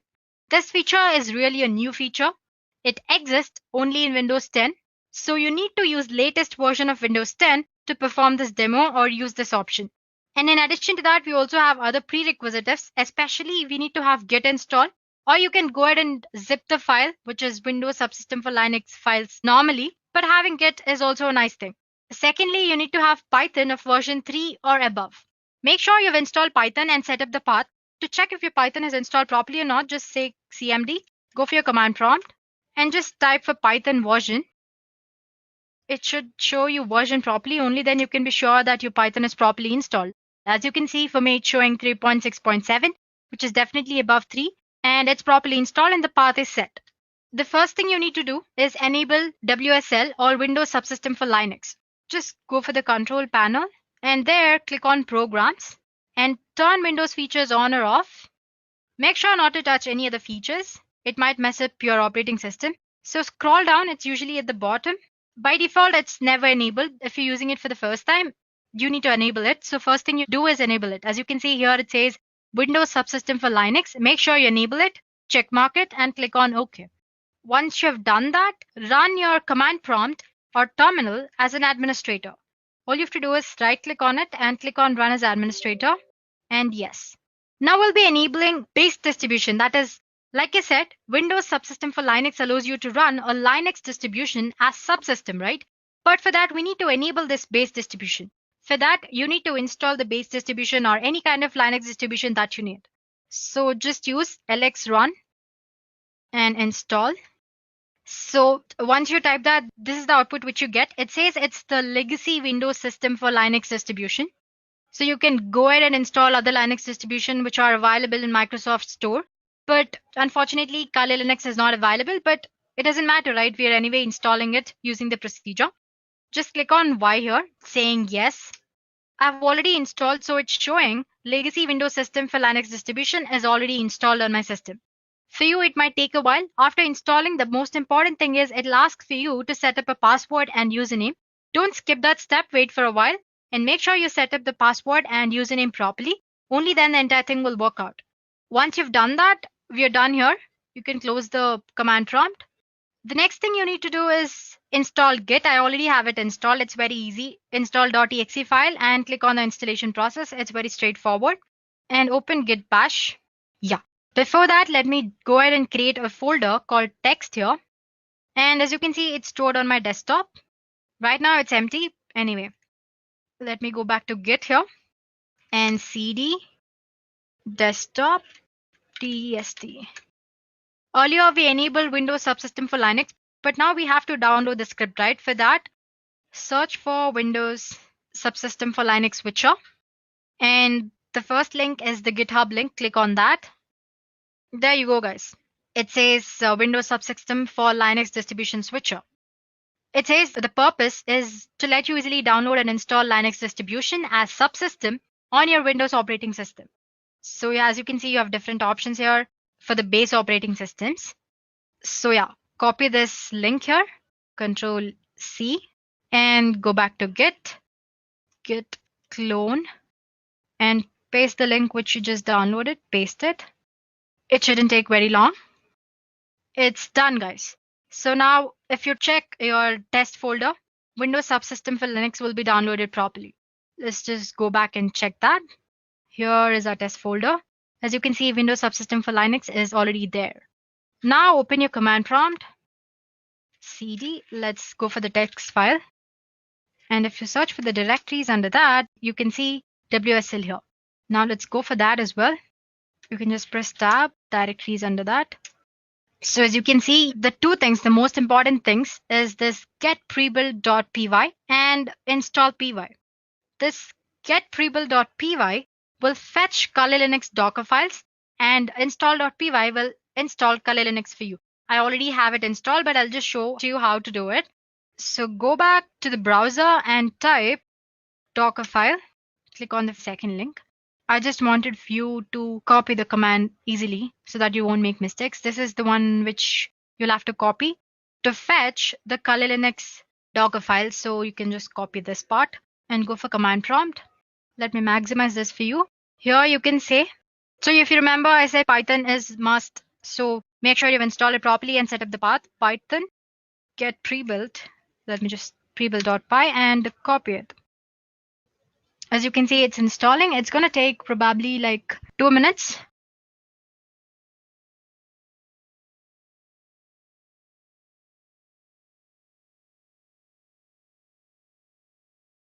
So it says it's done. It says it's saved to this file in the text folder. Let's go back and check if it's happened.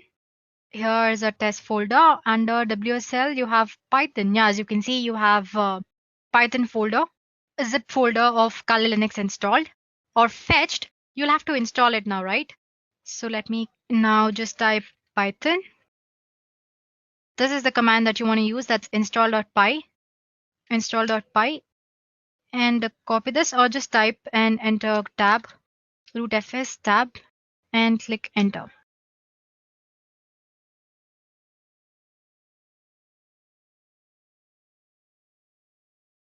So as you can see, it took a while, but it did install, right? Now all you have to do is it's installed. So you can close the CMD and open your command prompt and run it as an administrator. Click yes. Let me maximize the screen. You'll have to set the root password or the default user as root. So set default. It's the command that you need to use. Set default user as root. As you can see, it's now set to root, and click bash. Done, guys. Right now we are running on Kali operating system on command line interface. If you want to make sure if you're actually running on Kali, just type cat etc and issue. It shows that Kali Linux rolling. So as you can see, we have successfully installed Kali Linux command line interface, or how to use command line interface on Windows using Windows subsystem for Linux. And I'm telling it to you again, just use it if you know how to use command line interface very properly. Otherwise, it might be a little overwhelming for beginners. Default. It's the command that you need to use. Set default user as root. As you can see, it's now set to root, and click bash. Done, guys. Right now we are running on Kali operating system on command line interface. If you want to make sure if you're actually running on Kali, just type cat etc and issue. It shows that Kali Linux rolling. So as you can see, we have successfully installed Kali Linux command line interface, or how to use command line interface on Windows using Windows subsystem for Linux. And I'm telling it to you again, just use it if you know how to use command line interface very properly. Otherwise, it might be a little overwhelming for beginners.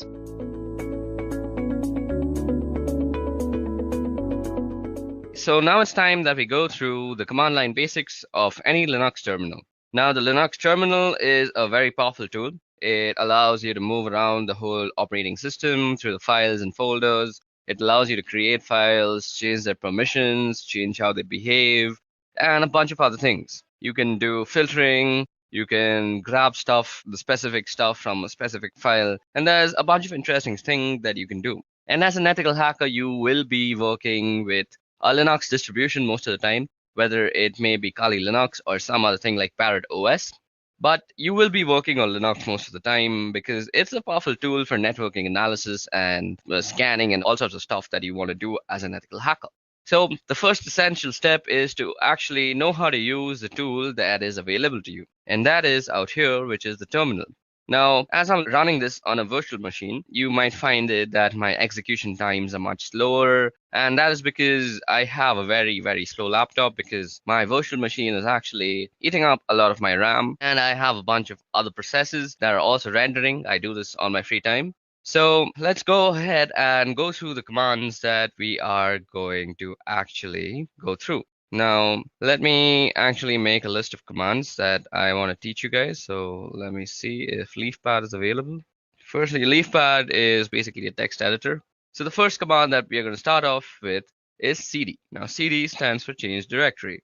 Now at this moment we are in the root directory, as you guys can see. We can print the current working directory with this thing called pwd, and that is a current working directory. As you see, it's called root. And suppose we want to change our directory to the home directory. So all we have to do is cd, which stands for change directory, as I just said, and specify the path. Now cd/home. Okay, so once we're in home, I want to make a list of commands that are used on the CLI that I want to teach to you guys. So what would I do? I would firstly see if any files are available that I can edit. Okay, so these files are available, but let's create a new file for ourselves. So firstly, let's do nano list.txt. Now what nano does is Nano will open up a small command line text editor. Now, command line text editors are very much used by ethical hackers because they save a bunch of time. If you're always switching between GUI and command line because you'll be doing a bunch of stuff on the command line, and suppose you want to write something, you're always switching to GUI, it's a waste of time, and you want to save time as an ethical hacker. So you can use this thing called a command line editor, and it can basically do most of the stuff a GUI editor would do.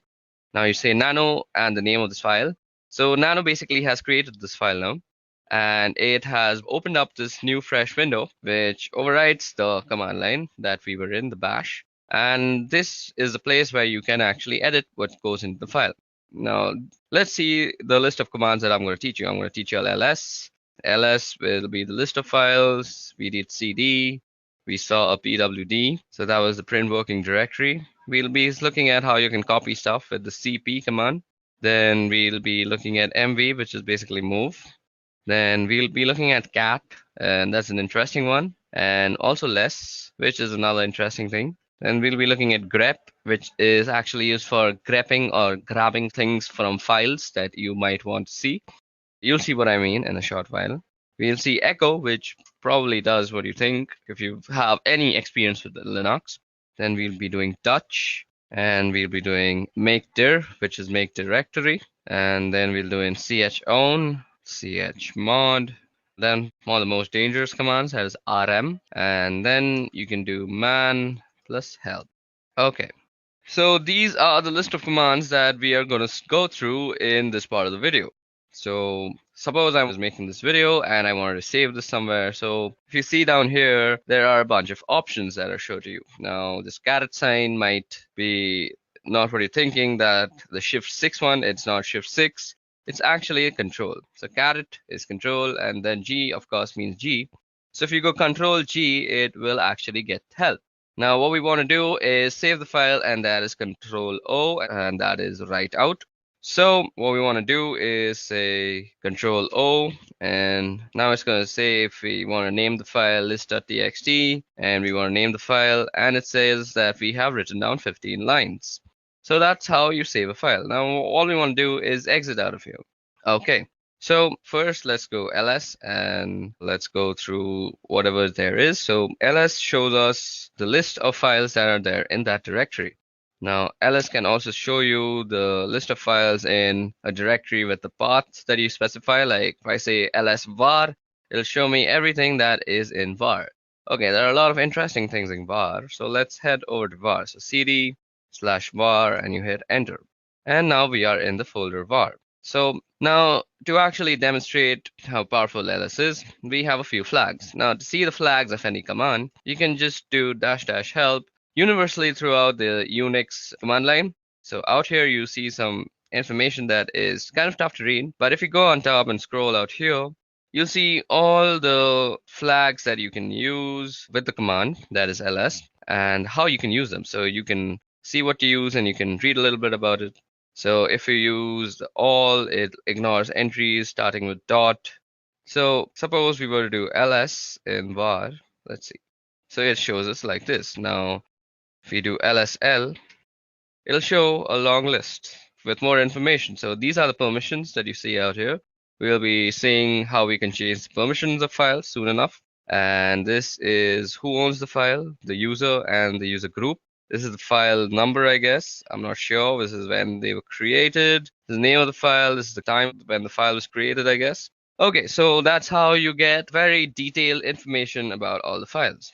Now, there's another thing you might want to use with ls, and that is the a tag. So you can go lsa, and it will show you all the hidden files also. So now you see some 2 files that were not shown out here. Our file list begins from backup, but when we do -hyphen la, we see 2 more files, that is dot and dot dot. So let's see if we can move into that cd dot. So we can't even move into that. So that's interesting. So these are hidden files. So these are not seen to random users, and we can actually do stuff with them. We'll see how we can use hidden files later on. So if you want to show hidden files through ls, all you have to do is ls and -la. So that was all about ls. So let's move back to /home, where our list of commands that I want to show you all was. So cd home, let's ls and see what was it called. It's called list. And suppose I want to see the contents of list.txt. All I have to do is say list.txt. Now it shows us whatever this file is containing. It'll read it out for you. So we've done cd, we've done ls and its various forms, we've done pwd. Now it's time to do cp. So cp is basically used for copying files from one place to another. So suppose I want to copy this address file that is there into some other directory, let's say var. So all I would have to do is cp name.txt, and then you specify which location you want to actually copy it to. So cd/var. So this is where I want to copy my file to, and you hit enter and it's copied. But that was a very small file. Now we can actually check if it was copied before I move on and pour some more knowledge into you. So let's go into var. So cd/var, hit enter, and you're in var again, and you see ls, and now you see a name.txt. So let's remove name.txt from here because I want to copy it again and show you all a difference between a flag that I'm going to use right now. So the hyphen and letters that you use are called flags technically in the Linux terminology. So let's go back to home. Now, instead of the name of the file and moving back to home just like I did, you can type out the complete name of the file out here. So you could have gone cd/home/name.txt and copy it to /var. But this time what we're going to do is we're going to use the -v, which is basically used for a verbose output of whatever you're doing. So most of the commands that we're going to be using will have a -v with them. So let's see how this actually affects the output. So what we're going to do is we want to copy, so cp and verbose, and we want to copy the file name.txt, and we want to copy it to the folder called var, right? So now you'll see that it will give us what is being moved, rather, that is name.txt, and where it is being moved to. So this is a very good way of knowing what is actually happening, because if you do it without the verbose part, and suppose name.txt was just a 20 GB file, and you just don't know if it has finished or not. So if it's a 20 GB file, it'll continuously update you on where what is being copied. So basically, all you have to do is type -v if you want to know where your file is being copied on the exact path. Okay, so that was about how you can copy files from here and there. Now, what was the next command that we want to see? So cat. So let me just go and see the next command that is there. So list.txt. So after cat, I want to show less. Okay, so we've done cp. We also have to do mv. Now, as you guys can see, that cp is basically a copy. Copy is, as you would expect, it leaves a copy of the file that in the original directory while also maintaining a copy in the directory that you specified. But if you wanted to move the file completely, all you would have to do is use the command mv. So mv is for moving the file. Now let's see what all goes with mv. So you can type help, and as I said, you get the verbose option, and you get suffixes. You can force things to happen. So suppose you don't have the permission, do not prompt before overwriting. So it'll give you a prompt, and you can completely overlook the prompt with the F thing. So let me just show you how that looks like. We'll be doing a verbose, and we will be copying the address.txt file. And okay, so every time I've been actually typing, so you can do address.txt by just pressing tab, and it'll autocomplete. So address.txt to /var. Now it'll show you that it is actually renamed address.txt to var address.txt. Now, if you go and do ls out here, you will see that address.txt is not actually here, but if we were to move to var, so cd/var. Okay, I've also been typing out commands that I've been previously using, and you can simply toggle through all the commands that you've used by the up and down keys. So ls, mv, mvb help, cat list. I did cd home, and now I have to go through all this just to prove a point. So cd var, we want to change there. Now we're in the variable folder, and we also want to see what we have out here. So address should be out here, and ls, and as you guys can see, address.txt is the first file that has come up. And it is basically the same file, and I can prove that to you by just catting the file, and there's address.txt. And you see that is some random address for some random person. Okay, now let's quickly clear out our file, our window. You can do that with the Control L, or you can just type out clear. Now, what we want to do is move back to home. So yeah, cd home. Okay, so now that we're back in home again, let's cat out our next file. So list.txt, and after move, I want to go through cat. Now cat, as you guys can see, is printing out the contents of a file, and there's also less, which does something very similar to cat. So let's see what it does. So if you go less and do list.txt, you actually see the contents of the file in a completely new window, which overlays on the previous window. And this is a very neat way to actually see the contents of a file, which is through less, if you want to keep your main command line interface not so cluttered, which cat clutters it completely. So if you want to get out of this place, this less place, and all you have to do is press Q, and Q gets you back. And as you see, nothing was printed out on our main interface. So this is a very cool way to actually keep your command line interface neat and tidy when you're doing work. Okay, so grep. So grep is used for actually filtering out stuff from a file. So suppose we want to see whether a command has some verbose option to it or not. So now I know that mv has a verbose command, but suppose I didn't know that. So mv -- help, then you use the pipe sign. So what the pipe sign means is you have to take this command, the first command, and then you pipeline it through the second command. And you want to see grep-v if that exists. Okay, so let's see grep verbose. Yep, so a verbose exists, and that is -v, and that's -- verbose. So explaining what is being done. So what happened out here is basically we took this first command and then we filtered it, and filtering is done through the piping. So basically think about you're taking some information and pipelining it through something else, which funnels it out of this command, which is grep. So you can use mv/help in conjunction with a bunch of other commands, just not grep. And I'll leave the creativity up to you. So grep is basically used for getting what you want from a file. And grep is used very, very much throughout this course of this video, through this Kali Linux tutorial that you're going to be watching. So that is a very easy way to see if you have a particular option, or let me do something else also. So cd/var. Now we're in the var folder, and let's ls. We actually have name.txt. Now let's also go into backup. So cd/b and tab, and that brings us the backup folder, and we're now in the backup folder. Let's do an ls out here. Okay, so we have a bunch of files. Okay, we have some password.back. Now, see, if you have cat and you go password.back, you can see the entire thing. Now, what if you didn't want this entirety of it? Or if you want something in particular? You want to be very neat. So you can do that same command.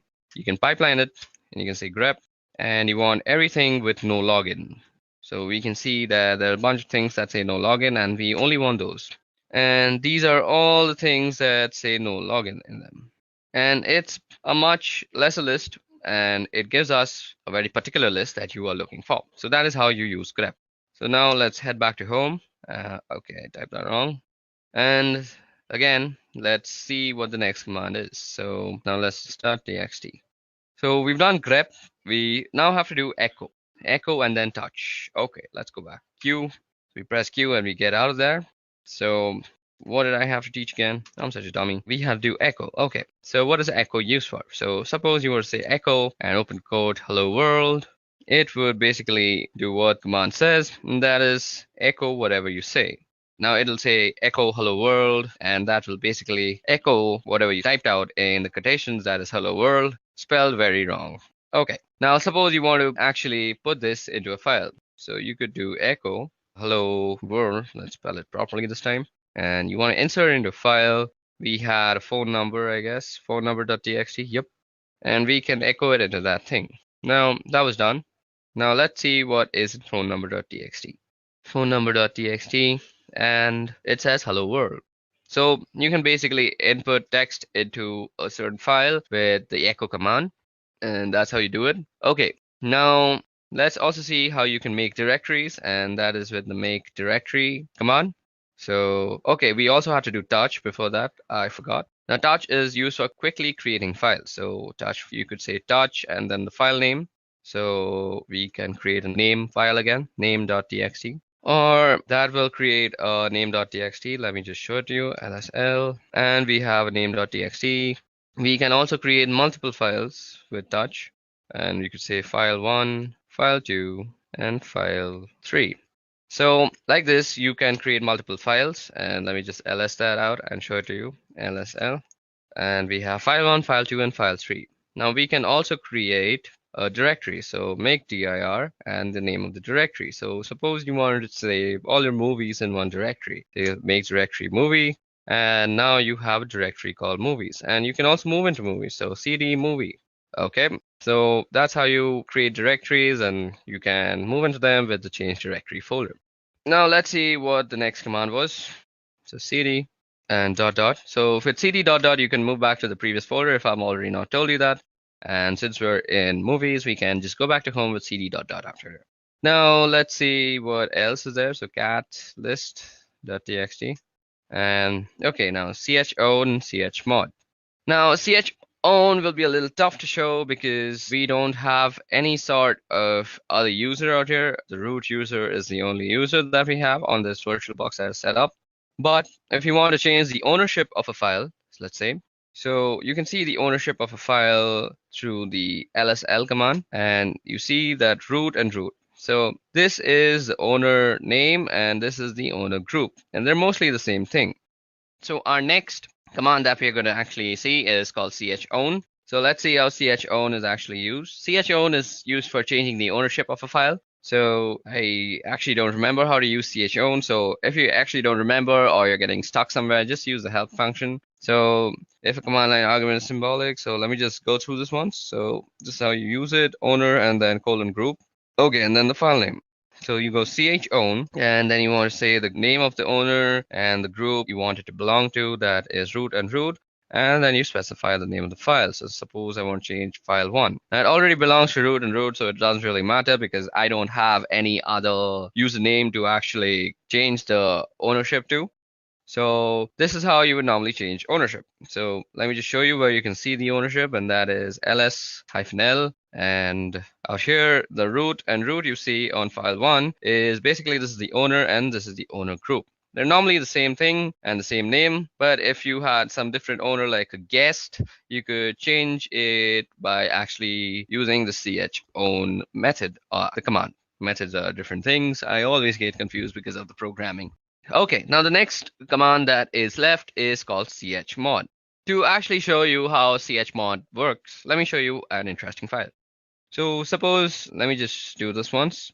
Okay, now echo. What we want to echo is, let's echo hello world. And let's put that in quotation, and we want to put this in test.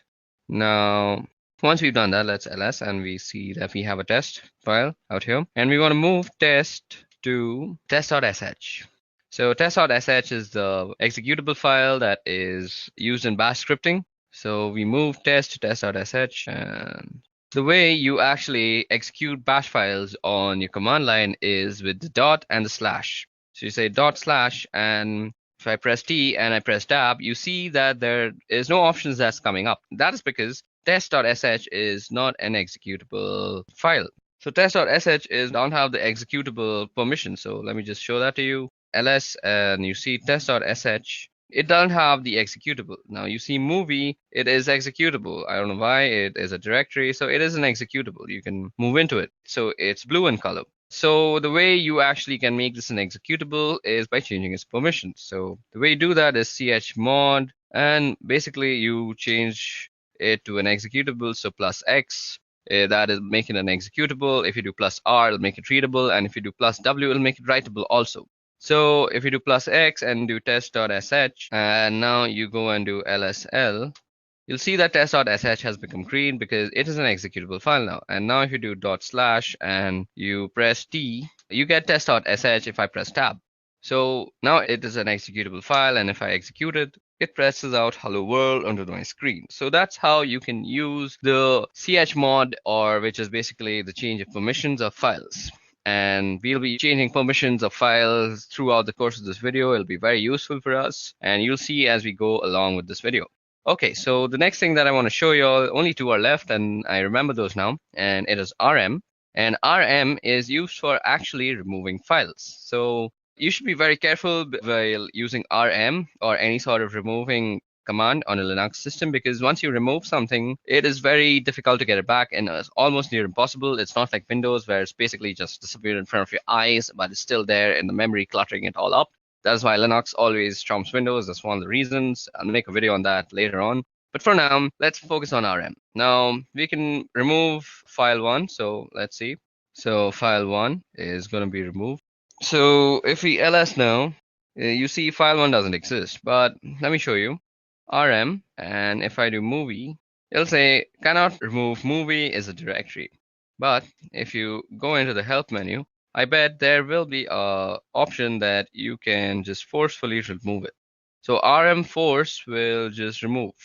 So rm/r, and you can do movie, and it'll recursively remove everything. And if you go here and do lsl, you'll see that there is no movie directory anymore, and that is how you can remove movies. Now, that prompt that you see out there is actually a safety measure, because once you remove a directory and it's not retrievable, that's a very sad scenario, and you don't want to get yourself in such a scenario in whatsoever possibility. Okay, moving on, so on and so forth. That was all about the rm folder. Now you can do rm and the address of anything. So rm, I know we moved an address.txt, so into the var folder, we can go rm var and address.txt. And that will remove address.txt from the folder of var. Let me just show you that worked. So cd var and ls, and you see that there is no address.txt out here. Okay, another way to get help for any command that you want is man, and suppose you want to see about rm. It'll show everything about rm that is there to show to you. It'll show you how to use it. It'll give you a description, synopsis, the name, remove files or directories. It's a very useful way. So out here you see this is a manual page. So that is what it means, man. And you can press line 1 or H, or you can press Q to quit. So that's very much helpful. Okay, guys, so that was all about the command line interface and how we can use it to go about the operating system and change file permissions, copy files, move files, and a bunch of other stuff. Now it's time to get on with the interesting stuff, and that is, firstly, we're going to be learning how you can actually stay anonymous with proxy chains. Okay, guys, so now that we are done with the command line basics, it's time that we move forward with proxy chains. So before we move forward with proxy chains, let us head back to our PowerPoint presentation and see what exactly proxy chains are. Okay, so proxy chains. Now, as the name suggests, proxy chains are basically a chain of proxies. Now, where is a proxy used? A proxy is used whenever you want to anonymize yourself on the wire or the network. You do not want to know, or you do not want your others to know what the source IP address was for your client system. And to do this, all you have to do is send your packets through a bunch of intermediary systems, and these intermediary systems carry the packet out and they transmit it to the target system. And this is much slower, and let's see how we can use this in Kali Linux now. In combination with Tor, in order to anonymize traffic, not only on web browsing traffic, but rather instead on all networks related traffic generated by pretty much all your applications. But you can also change this in the settings. Now, what we're going to do is we're going to open up the proxy chain configuration file, and we're going to understand all its options that are available. So to do that, all you have to do is say nano. You go into the etc folder, and then you go for the proxy chain.conf, And what you see out here is the nano editor, and we had spoken about the nano editor when we were discussing the CLI part. I hope you haven't skipped that. Now what you see out here is a bunch of instructions and options. So let me just zoom in into this command line interface, and now you can read everything much well.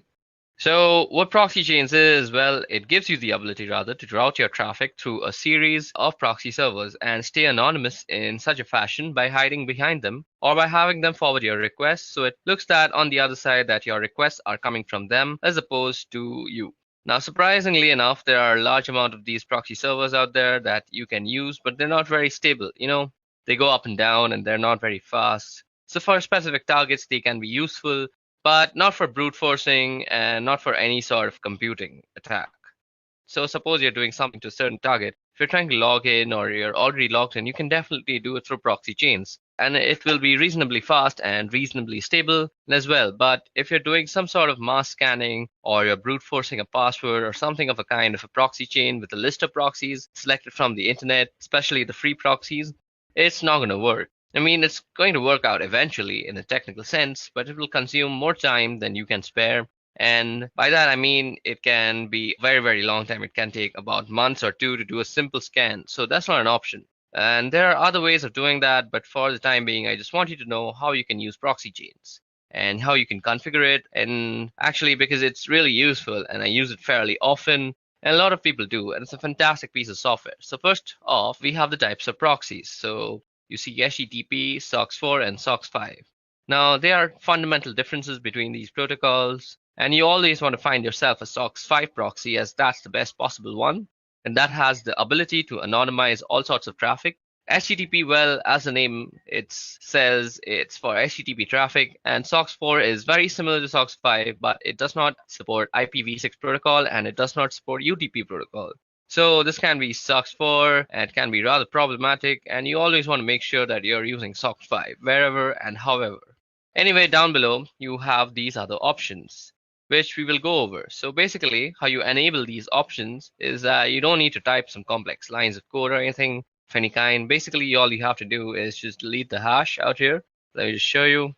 So suppose we wanted to actually activate dynamic chains option. So all we have to do is delete the hash. But let's put in the hash right now. So after you delete the hash, all you have to do is save the file and the option is enabled. This hash presents a commented outline, meaning that the system reading this will ignore if there is a hash, and if there isn't a hash, it will take it into consideration and interpret it accordingly. Anyway, what we have here are statements which allow us to specify how we want our traffic to be routed. So first off, we have dynamic chain. Now, dynamic chain is a sum and is an option which you will find people using the most. It is most commonly used option and a preferable one too at that. And honestly, I think it's the best one out there, primarily because it's the most stable one. And here's why. Now, suppose you have ABCD proxies. So those are some servers with IP addresses, with open ports. And if you have a strict chain policy, which is enabled on this computer right now, as you see, if you have a strict chain policy, we can only be able to access any site on the internet in general by going through ABCD. So you have to go through all of them, and you have to go through them in that specific order, that is ABCD. And that's not always a good thing. I mean, if you're paying for 5 proxies, that's not a problem because they will always be operational and they will always be up. And why not? That's not a bad idea or an option. But there are, however, people who use proxies for free and they don't tend to pay for them. Why would you pay for like 5 proxies for a simple scan or something of that kind? They're not free and they cost money and they're rather expensive also. But still, I mean, the act of paying itself identifies you and kind of diminishes the amount of anonymity you have on the internet. So some complex payment methods can still be used to actually anonymize yourself, but it's fairly simpler to just use a dynamic chain. So firstly, we're going to go ahead and uncomment the dynamic chain option, and we're going to comment out the strict chain option. So strict chain will no longer be used, and I will be using dynamic chains. And one more thing to note here is that if you want to use proxy chains in combination with Tor, if you want to route all your traffic through the Tor network, not just web traffic, you must be enabling dynamic chains. I mean, there's a chance that it will work with strict chains, but due to the instant instability of Tor nodes, it is highly unlikely you will need dynamic chains, and that is why I'm using them. Anyway, if you're using dynamic chains, just give you the ability to go from ABCD to your desired destination, by not having to adhere to any order. So let's say C is down and you would go a B, D, and it would work with no problems. Even if B was down, you would go to a D and you would go and still reach the destination. So as long as one single proxy is functional, it's going to work and you don't require any specific order to do it down below. Now down below you have some other options too. So first is random chains. Now random chains in effect are basically the same thing as resetting your service. I mean, if you're resetting your Tor, you will be now assigned a new IP address. Tor assigns you a new IP address every 10 minutes or so. Anyway, with the random chain, you can specify a list of IPs, and then you can tell your computer, okay, I want you to try, and I want you to connect to this point. And every time you connect, every time you transmit a packet, I want you to use a different proxy. And we can do that as well. And that's one of the options, definitely. And you can say, okay, use this is phone 5 times and then change to another one or some kind of like that. There are a lot of options to specify there, primarily the chain length. Anyway, down below there's quiet mode. You don't really need that. Then that's proxy DNS requests no leak from DNS data. This is very important. You cannot have any DNS leak. And let me explain to you what DNS leaks are. And even though somebody cannot get your particular IP address, they can get the IP address of the DNS server that you are using. And that DNS servers do is resolve the main domain to the IP address and vice versa. So for example, if you typed in youtube.com, the DNS server of your local ISP provider will resolve that into some sort of IP address that YouTube has, and it will make a request. No problem. And you do not want that happening because your local DNS server will be discovered, and that is information that can be used in order to figure out your personal IP address. And when that is done, your physical location is pretty much compromised, and that's a no-go. And you definitely need proxy DNS here. It might slow you down a bit, but without that, you're practically not anonymous, and it's just a matter of time before somebody finds you. Now, if you go down below, we have some other options here, but we're not really interested in them at the moment. What we here are for the formats for entering proxies, and I'm going to leave it at that. So what you see out here is first the type of the proxy, that is SOX5, then the IP address, then the port number, and then 2 words, that is Llama secret, and then juice to hidden. Okay, so now what you see out here, as I just said, is how you would actually write down your proxy chains. And now, as I had already also said, you always want to be using SOX5 and you don't want to be using HTTP because they're not really that safe. And SOX5 doesn't support a lot of options anyway. And this is the IP address of the proxy server that we will enter a few of them manually later on. And this here is the port number that you see on which the proxy server is listening. And that port is open over here. These 2 words now, what some proxy servers, especially paid ones, will always have a username and password. So you can just type them here in plain text. Unfortunately, it is assumed that only you and you alone have access to this computer besides this file. And besides, this file is not everybody can read this file. Anyway, so if you can just type in the username here and password here, you will gain access to a certain proxy that you have chosen or that you have paid for. Anyway, these are just some examples, and we won't actually be using these proxies or anything of a kind. We need to go down below here. Out here you see. And at the end of the file, so if I just press enter a couple of times, there we go. So here is only one proxy active at the moment, and since SOX4 and all traffic being routed here through Tor by default. So let's set to Tor now, and Tor default listens on this port. So this 9050 port is where Tor listens on. Now what we want to do is we want to add a SOX5 proxy address. So what you want to do is just type in SOX5 and the same IP address, SOX5, and you want to be keeping the spacing correct, just use tab. So 127.0.0.1, and then you want to specify the port number also, so 9050.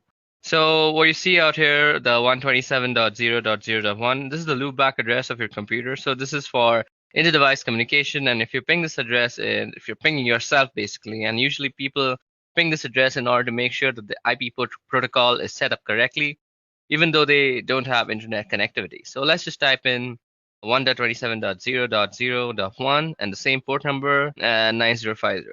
So now we have to press Ctrl O to save our file, and we're going to save under the same name, and we wrote 65 lines of codes down, and that's written. And now you have to press Ctrl X and you exit out. So let's press Ctrl L and clear out our screen. Now we just edited our proxy chains configuration in a very neat environment. So to go ahead and type in our service door status, so we want to check the status of our Tor service. So service Tor status. So Tor service could not be found. So do we have the Tor service installed? Okay, so Tor service is not installed. Just give me a little moment. I'll quickly install it.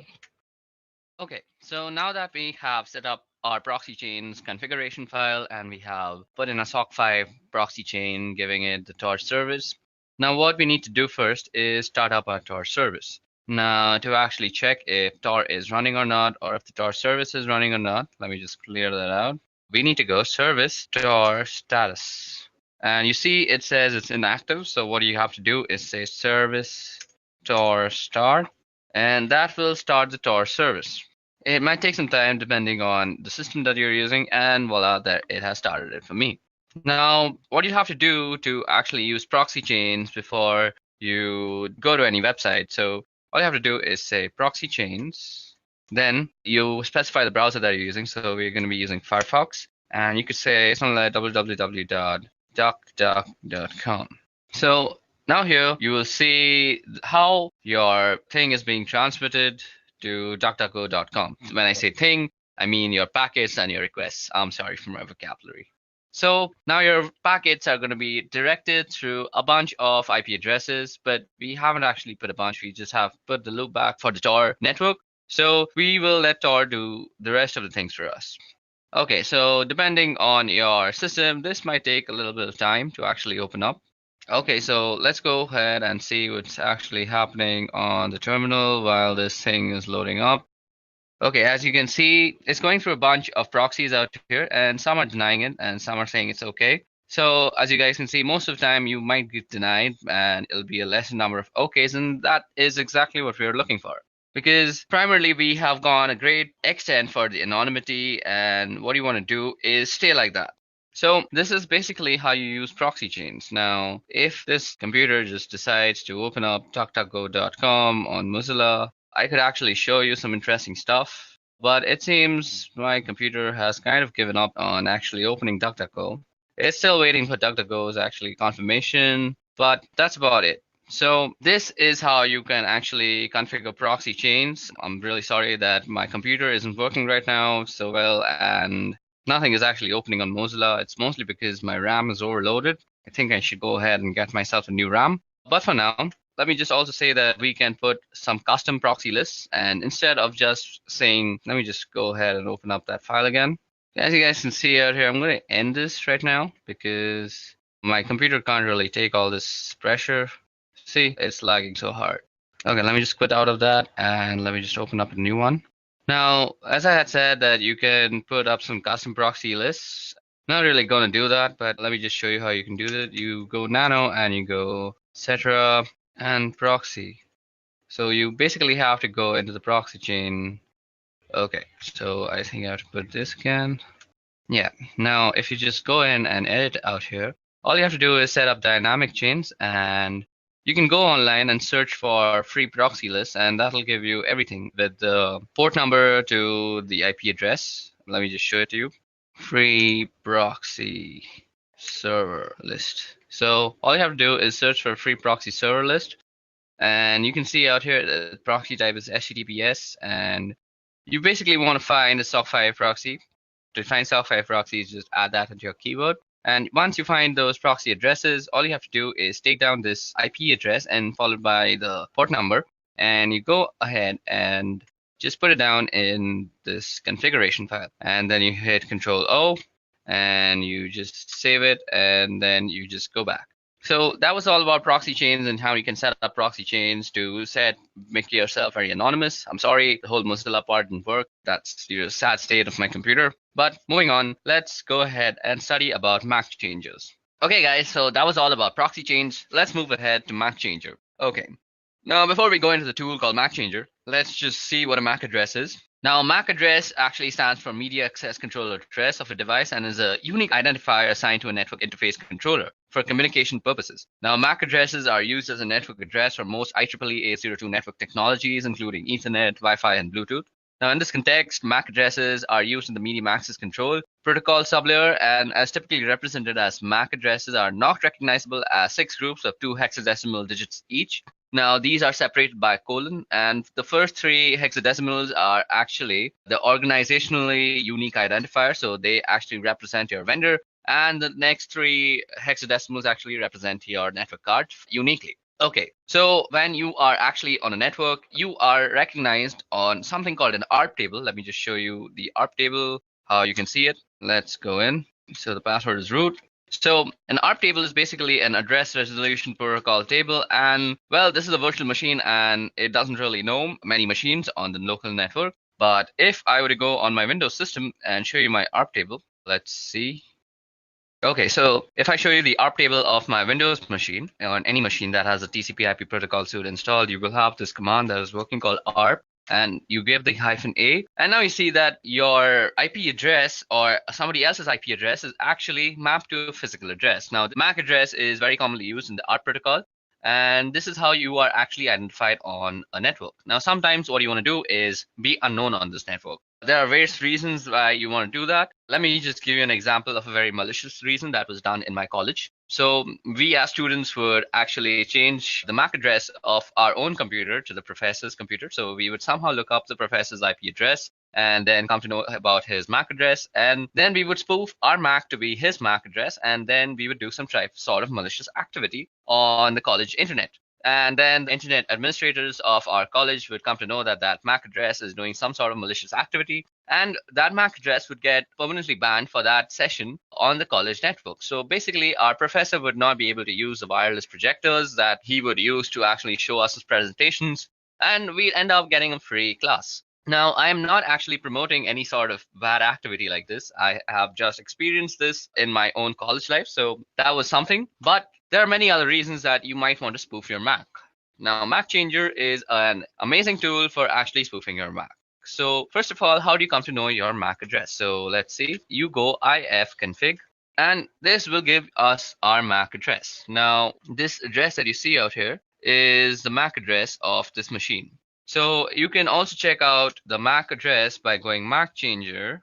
Then let's type in the help options, and this will show us how to get the MAC address. So if you see, there's a show flag, so we can go MAC Changer, and you can put the S and then you put the interface. Now the interface is where it's working, so eth0 is where we are actually getting. We don't want the loopback one, so eth0, and this will give us the MAC address. So our current MAC address is 080027.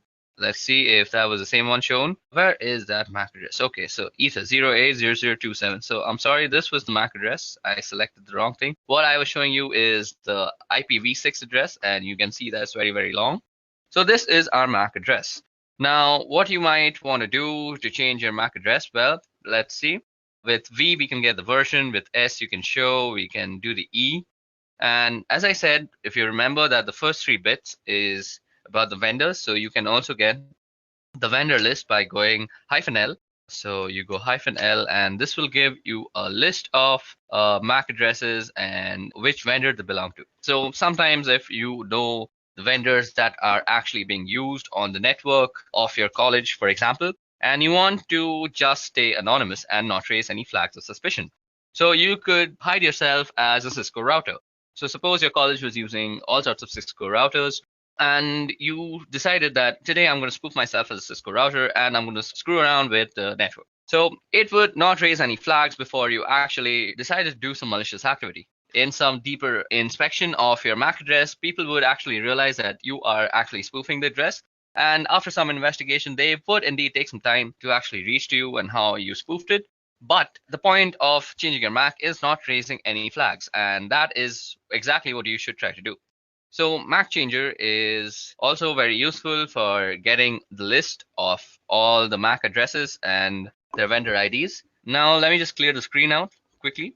So we go clear, and let's bring back the help.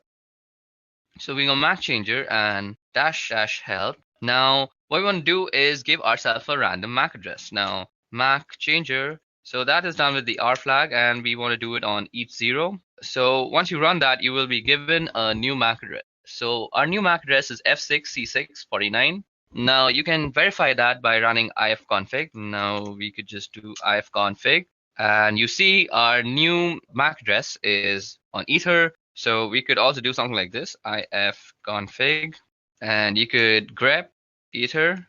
So that is telling you the MAC address, and this is completely new. Also, you could show it through the MAC changer tool itself. Okay, so we need to give it the ETH0, I forgot that.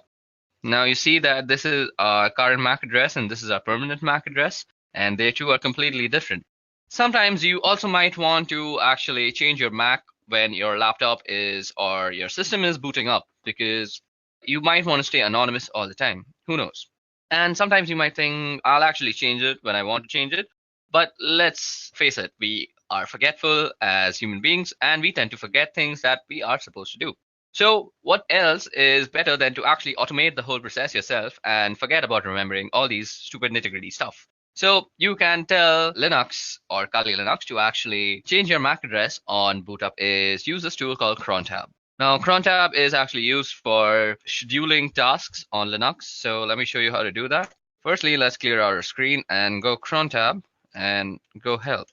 Now you see it's a pretty small menu. So first we start with the U flag, which user this file is going to work for. Then we got the E flag, which is for editing crontab users, the users crontab list. And you can see the list of users crontab. And let's see, so do we have any crontab lists?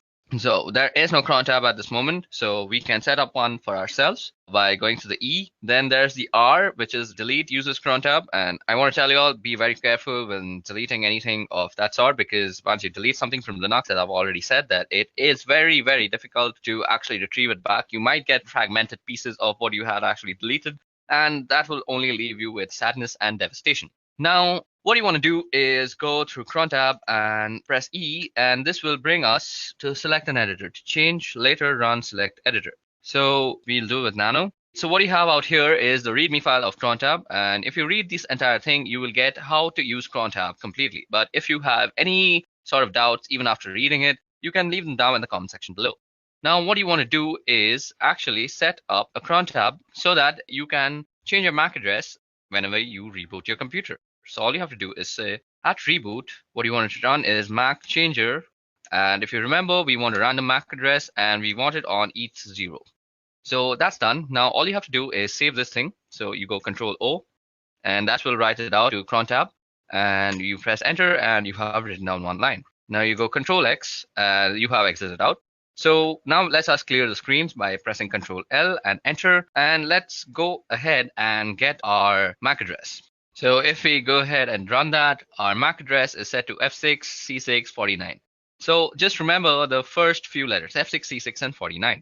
Now let me just reboot my computer, and you will see after I reboot and run ifconfig again with grep ether, we will see a different MAC address. Now, rebooting might take some time because I'm actually using a virtual machine, but till now it's given problems with the Firefox, but let's hope this won't take much time. Okay, so now that our computer has booted up and we have actually opened up our terminal, let's go in and type ifconfig and let's get in our ether, that is the MAC address. So if you remember the MAC address, now you see that it has completely changed. And that's how you can spoof your MAC address on your local network. And this will basically help you in staying anonymous on our protocols and anything that actually maps your IP address to the MAC address. Okay, so that was all about MAC changers. I'll meet you in the next section now. So in this section, we'll be talking about wireless encryption protocol cracking. So that is basically Wi-Fi cracking. Now, Wi-Fi in today's day and age uses pins or passwords to normally encrypt their data usage.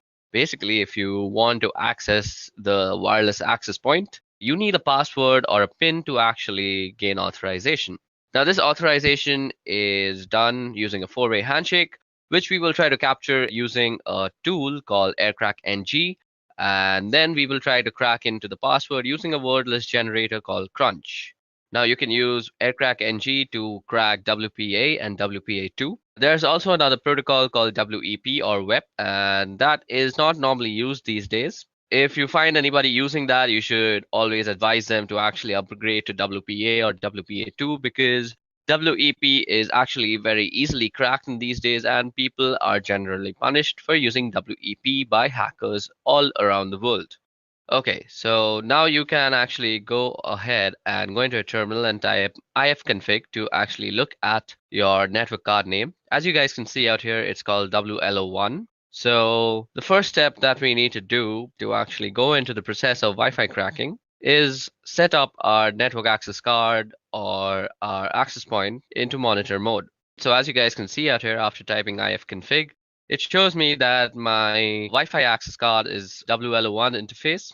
Now, our process of cracking passwords is pretty simple. What we want to do is actually monitor for all sorts of access points that are nearby to us. Once we have chosen the access point that we want to actually penetrate into and find the password, what we want to do is run an arrow dump scan on it, and then we will try and de-authenticate any device that is connected to that access point. Now, one assumption out here is that the password is saved in that device and it will automatically try to re-authenticate itself with the access point. And we want to catch and log this re-authentication process, which will actually have a four-way handshake between your device and the access point. So this is basically the procedure we are going to follow. Now, another thing that you need to know before actually using this process to gain any access to any Wi-Fi is that you need to know a little bit about what the password is. Maybe it could be the length, or it could be something like a specific character at a specific place. Maybe you know a series of characters. So you just can't really guess the password out of thin air. That is not how cracking works, unless you have some unlimited potential of processing power. In that case, you can very well brute force it and just find the password. But if you're not somebody who has unlimited processing power and you're trying to use AirCrackNG, you need to know a little bit about the password. Also, before we proceed with this wireless encryption protocol cracking, what I want to say is if you want to get into somebody's Wi-Fi network or you want to actually test for vulnerabilities, it's better that you test for router vulnerabilities than actually cracking a Wi-Fi password, because you're more likely than not to find more router vulnerabilities than actually successfully crack a Wi-Fi password if you don't know anything about it. If you don't know anything about the password, just go ahead and run some vulnerability tests on the router itself, and more often than not, you will just find something you can abuse. Okay, now let's talk about the two tools that I'm going to be using. Now, these two tools, one of them is already installed on Kali Linux, but if you are not using this on Kali, you can also use this on any Linux-based system. So what you have to do is download and install AirCrackNG, which is easily installed with the command apt-get install AirCrackNG. And you also have to install this word list generator called Crunch. Now, Crunch is easily downloadable by just Googling the name, and the first link will be a SourceForge link, and all you have to do is go inside that and install it. And once you figured out how to install Crunch, you can make sure that it's installed.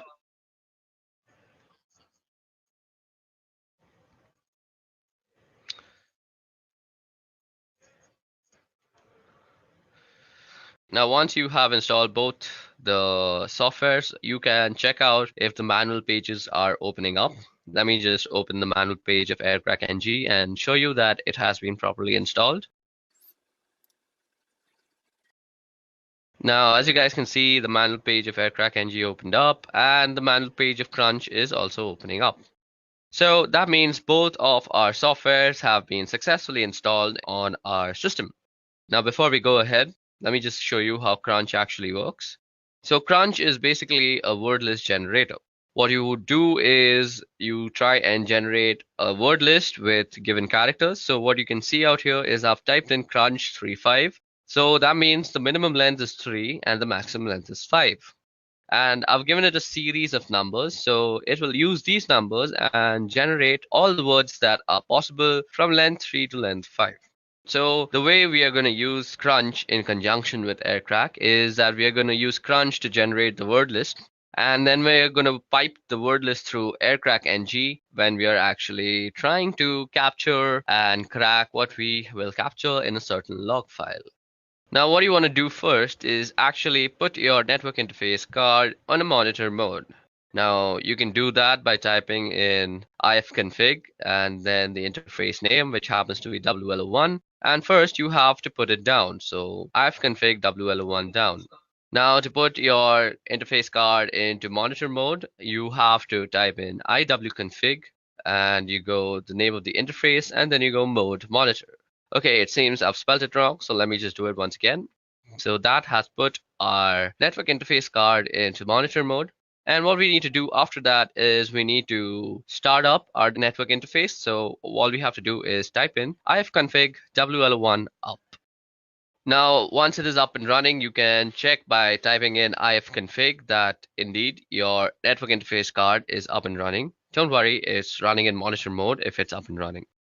What we want to do next is pretty important to the whole process. So what we want to do now is check for some services that might still be running in the background that might hamper with our whole scanning process. So we do this by actually typing in the command ermon-ng check and then the name of the interface. So as you guys can see, nothing is exactly running right now, but if there were any process running, you would only add the command ermon-ng check, and instead of writing the interface name, all you have to do is say kill, and it will kill any processes. Now, if you see any process named the network administrator, you want to kill that process first separately and then kill any other child processes. You may need to actually run this command a few times before all the processes are killed, and then you're good to go.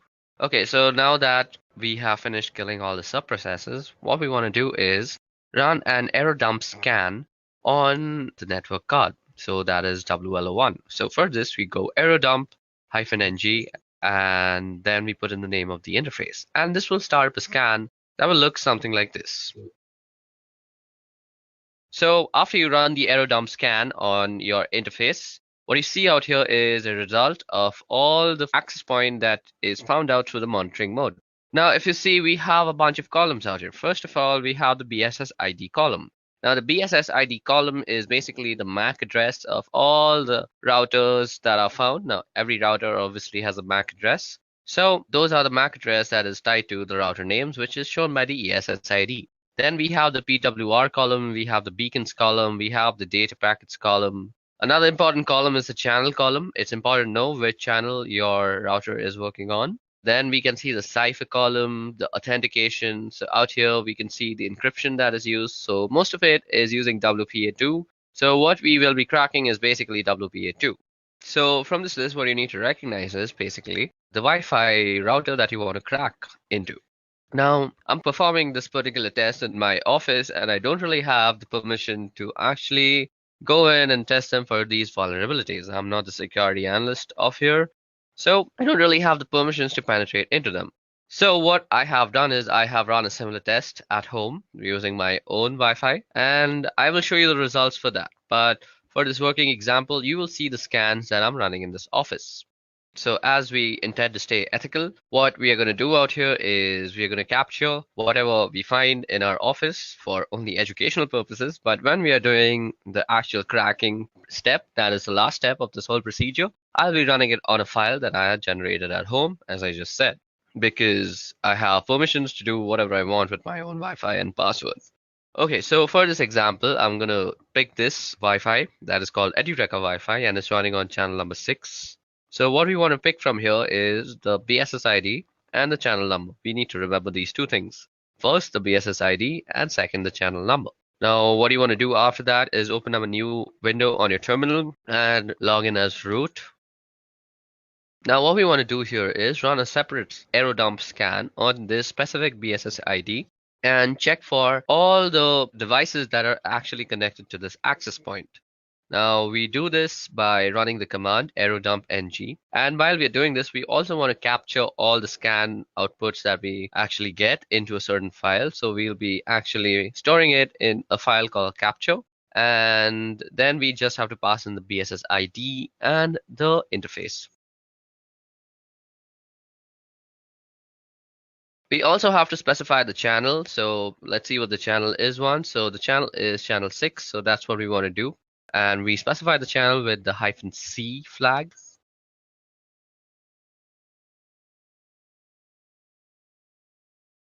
So after you have identified the MAC address, all you need to do is copy it down and place it after the BSS ID flag. Okay, so we're going to run our command out here, and we just want to say our file is going to be called test.capture. Now that our scan is up and running, all we want to do is wait till someone is actually connected to this access point. So I forgot to mention this. For this process to actually work properly, somebody needs to be connected to that access point, because what we are going to try and do is disconnect that certain device and let them reconnect and capture that log file.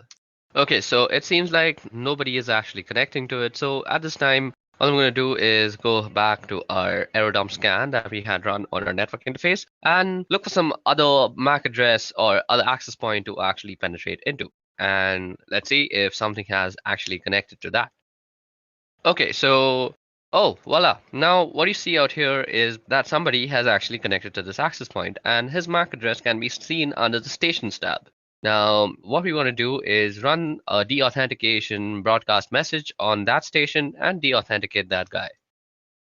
Now, to actually run the deauthentication process, all you have to do is go ahead and open up a new terminal window again and let the scan be running in the background. Don't close any scan at this moment.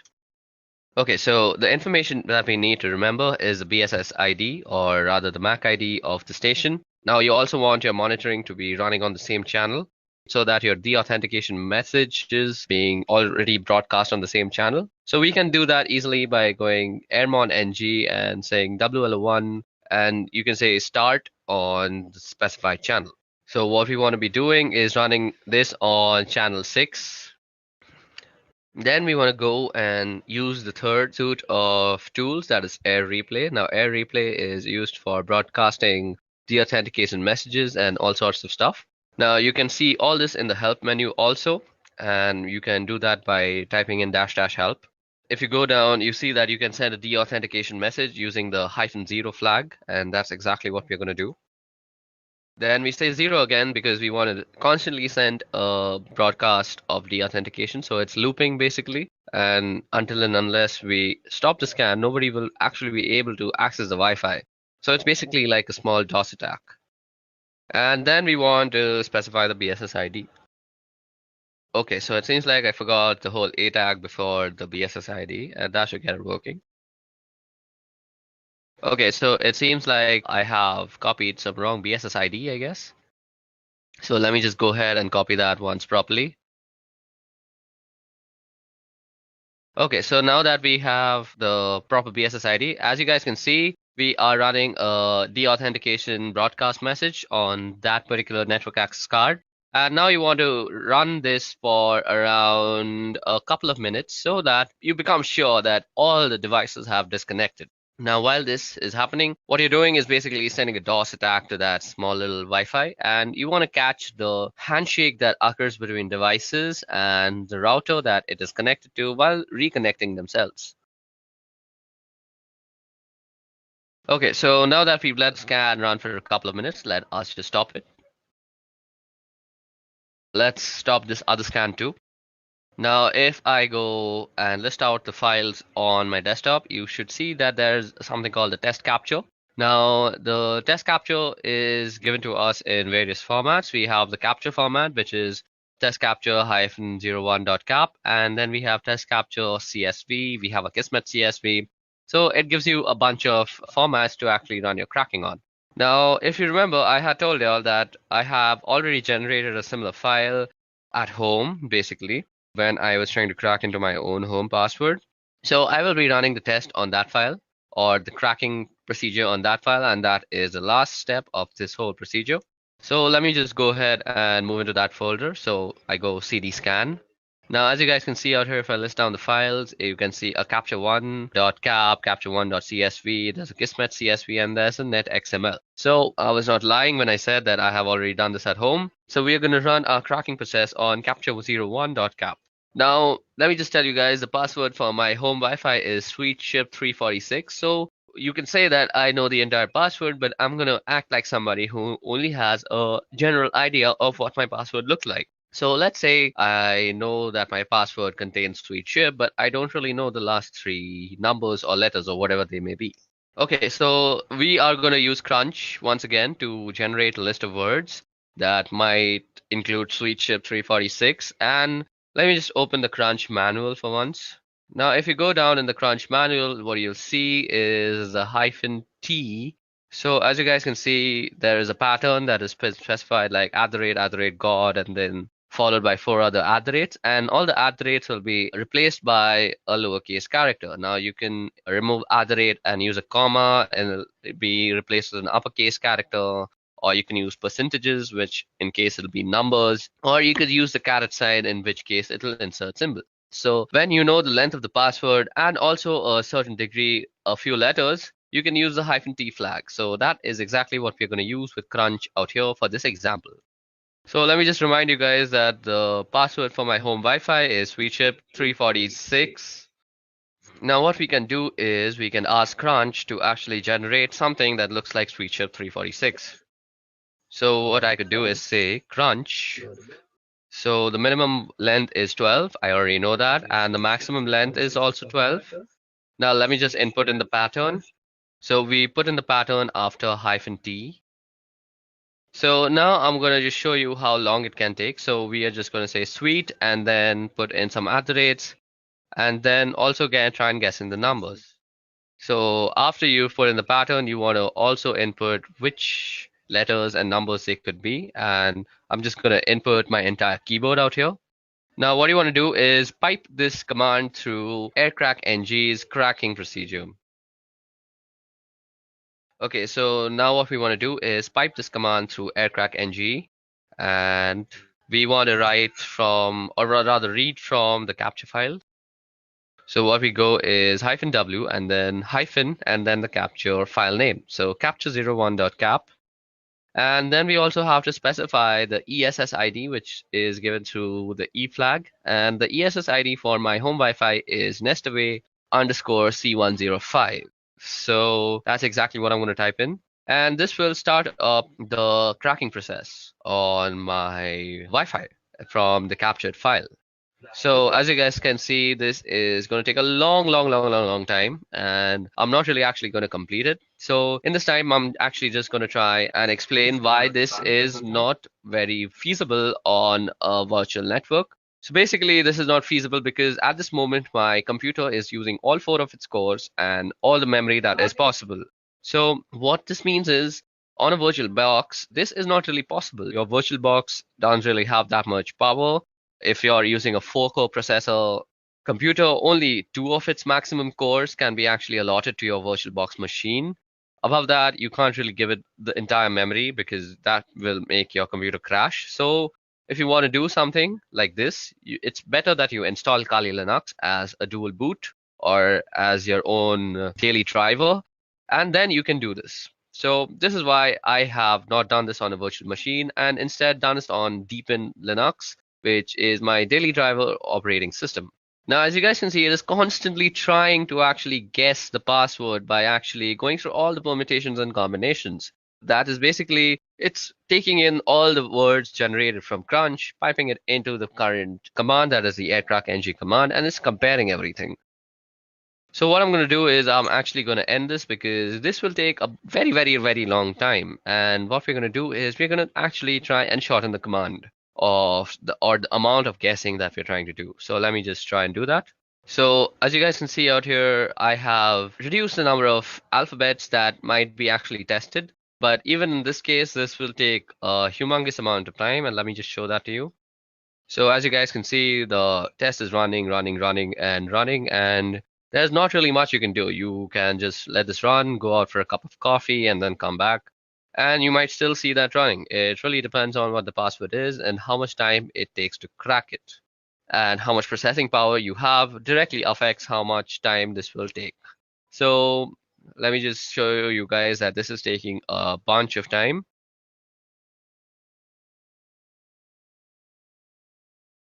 Okay, so now that I have fast forwarded a lot into the scan, you can see that I have tried almost 2127608 keys. So that's more than 1 million keys. That's 2 million keys that I've tried. So, and it still hasn't reached sweetchip 346. So what we're going to do is, just to show you for demonstration purposes that this procedure actually works, let me just shorten our guessing even more. So what we want to do is, this time we want to just guess the numbers. So we will modify our command accordingly. So we just put in sweetchip and let the algorithm just guess the 346 part. So we're going to remove the alphabets from the guessing scope also. And as you guys can see, the password is almost immediately guessed because only 456 keys were tested. And as you guys can see, it shows that the key was found and it's sweet shift 346. Now, let me also show you that it works with the guessing of letters, just because I don't think I've justified that letters are also guessed and not just numbers. So let me make it just guess the P part. That is sweet she, and then it should guess P and then 346. So let me just show you that. And as you guys can see, it guesses it almost immediately after just going through 15,000 keys. Okay, so that brings us to the end of this Wi-Fi cracking tutorial and also to the end of this video, which was regarding ethical hacking using Kali Linux. I hope you guys had a bunch of fun learning about MAC changes, proxy chains, and a bunch of stuff that we did, like Wi-Fi password cracking. I hope you practice these procedures and methodologies that I've taught you only for your own educational purposes and not use it to harm anybody or do anything harmful with it, because let me just tell you very seriously that you can be prosecuted by the law. So let's end this video on a good note by saying please practice this for only educational purposes. Let me just show you that. And as you guys can see, it guesses it almost immediately after just going through 15,000 keys. Okay, so that brings us to the end of this Wi-Fi cracking tutorial and also to the end of this video, which was regarding ethical hacking using Kali Linux. I hope you guys had a bunch of fun learning about MAC changes, proxy chains, and a bunch of stuff that we did, like Wi-Fi password cracking. I hope you practice these procedures and methodologies that I've taught you only for your own educational purposes and not use it to harm anybody or do anything harmful with it, because let me just tell you very seriously that you can be prosecuted by the law. So let's end this video on a good note by saying please practice this for only educational purposes.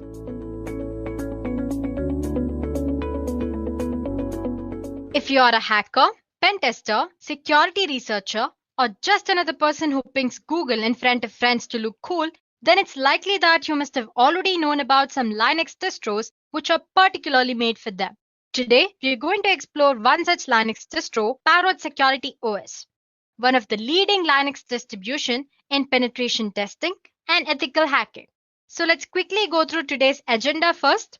We will begin by discussing how Linux distributions are suitable for ethical hacking and different type of Linux distros that are available for ethical hacking and penetration testing. Then, we will begin with our today's topic, which is Parrot Security OS. We will discuss its features, its history, if or not Parrot Security OS is suitable for you. Moving on, we will see how Parrot Security OS is different from Kali Linux. And then I'll show you how to install Parrot Security OS using VMware software. And finally, we'll end this session by taking a look at few popular Parrot Security OS tools. So I hope agenda was clear to you guys. Let's get started then. A security-focused operating system is a hacker's best friend, as it helps a hacker to detect the weaknesses in computer systems or computer networks. Whether you want to pursue a career in information security, or you are already working as a security professional, or if you are just interested in this specific field for fun, a decent Linux distro that suits your purpose is always a must. Now, if you're wondering what a Linux distro is, it is a Linux distribution that has been curated to perform security-related tasks. And most of the time, a Linux distro will have a Linux base of Ubuntu or Debian flavor, and they usually have some custom tools pre-installed in it as well. As you guys know, Linux is the best choice for security professionals for obvious reasons, and hence, most of the distros are usually built on it. A Linux distro can help you in performing analysis, ethical hacking, penetration testing, digital forensic tasks, and various other auditing purposes. But guys, apart from these distros, there are other open source tools as well that you can bundle and use as per custom requirements. But using these distros have a lot of advantages. Like first of all, they save a lot of time and effort that you need to spend when you are dealing with custom requirements. Secondly, they help beginners to easily start with security testing without having to get into the nitty-gritties of operating system. And lastly, the most popular reason is you have great pool of distros that you can choose from. Most of the time, Kali Linux is the obvious first choice of operating system for every new hacker.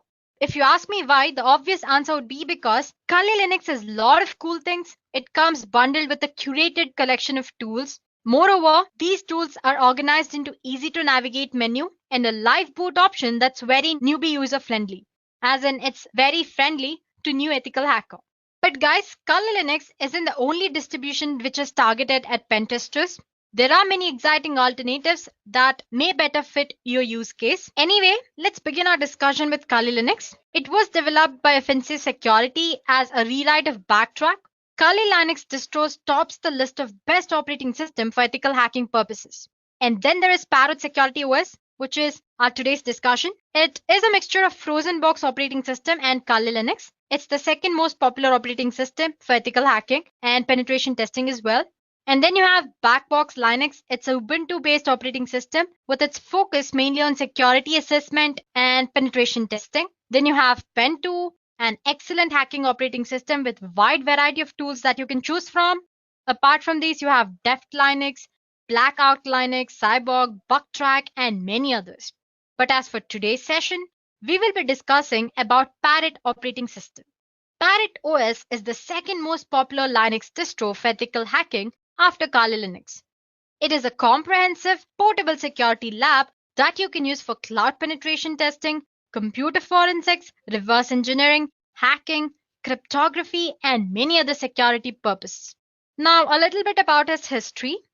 The first release of Parrot OS appeared in April 10, 2013. Originally, it was developed as part of Frozen Box. Now it has grown to include a community of open source developers, professional security experts, advocates of digital rights, and Linux enthusiasts from all over the world. Well, compared to others, Parrot Security OS promises a lightweight operating system and it's highly efficient. Along with its plethora of legally recognized tools, you also get the opportunity to work and surf anonymously, which is like a granted wish to an ethical hacker or any penetration tester.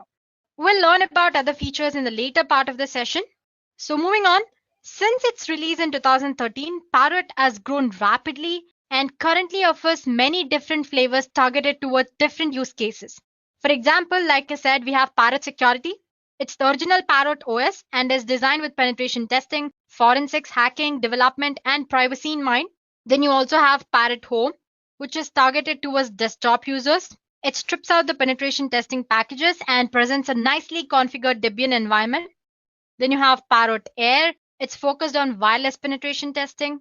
Parrot Studio. It's designed with multimedia creation in mind. Then you have Parrot Cloud, the most popular. It targets server applications, giving the user access to full suite of penetration testing tools included in Parrot Security. But it doesn't have a graphical front end like we do in Parrot Security. Moving on, we also have Parrot IoT. It's designed for low resources devices such as Orange Pi, Raspberry Pi, and you have Pine64 and many others. So it's true that Parrot Security OS doesn't have large community of users behind it as Kali Linux does, but the distribution has been gaining a lot of momentum recent years, so things could be very different just a year or two from now. So let me convince you more. Let's just discuss the features of Parrot Security OS.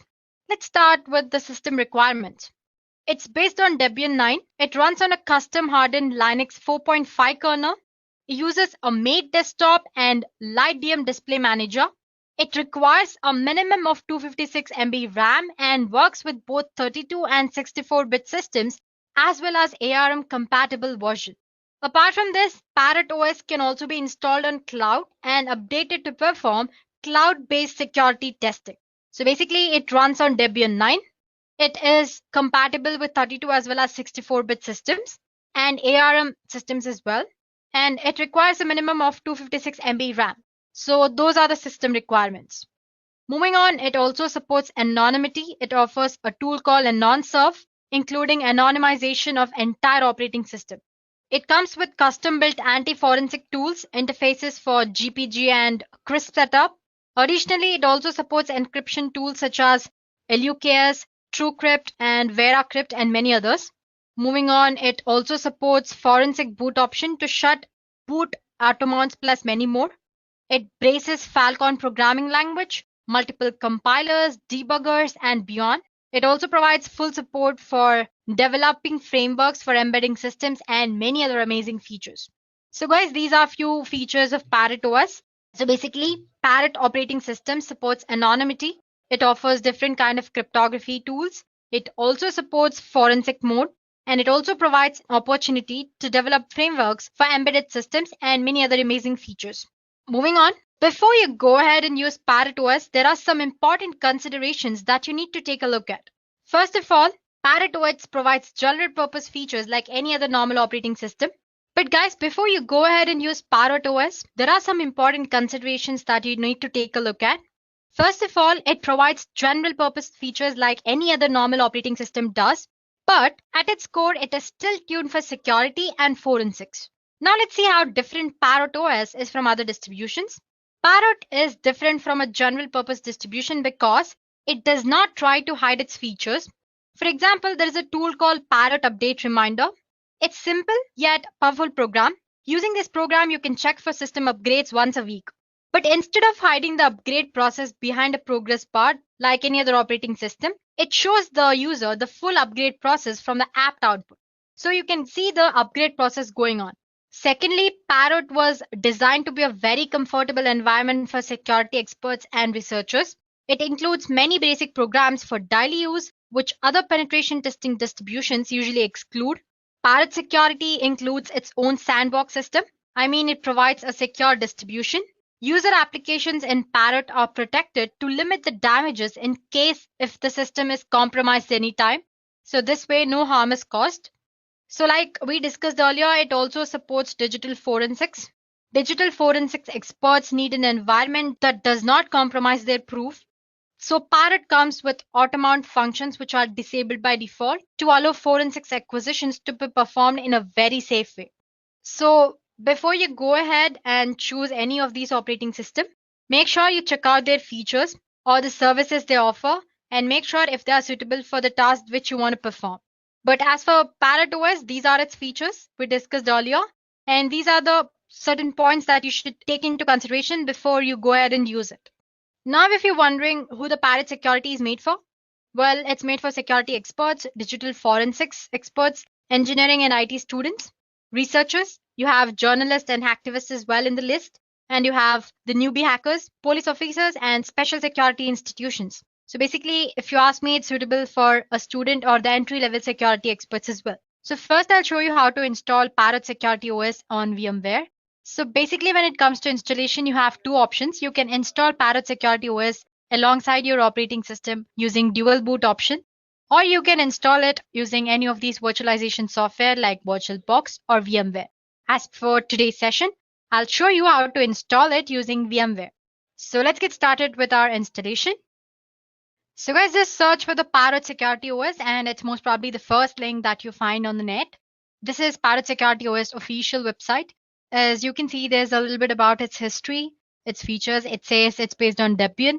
It's designed for security development and privacy in mind. It also includes a laboratory for security and digital forensics experts. Along with that, it also focuses if you want to develop your own software and all that. And its project goals mostly are security, privacy, and development. This is the part which you should consider important development, unlike other operating systems. Its features, it's secure, lightweight when compared to Kali Linux or any other operating systems, and it's a free source.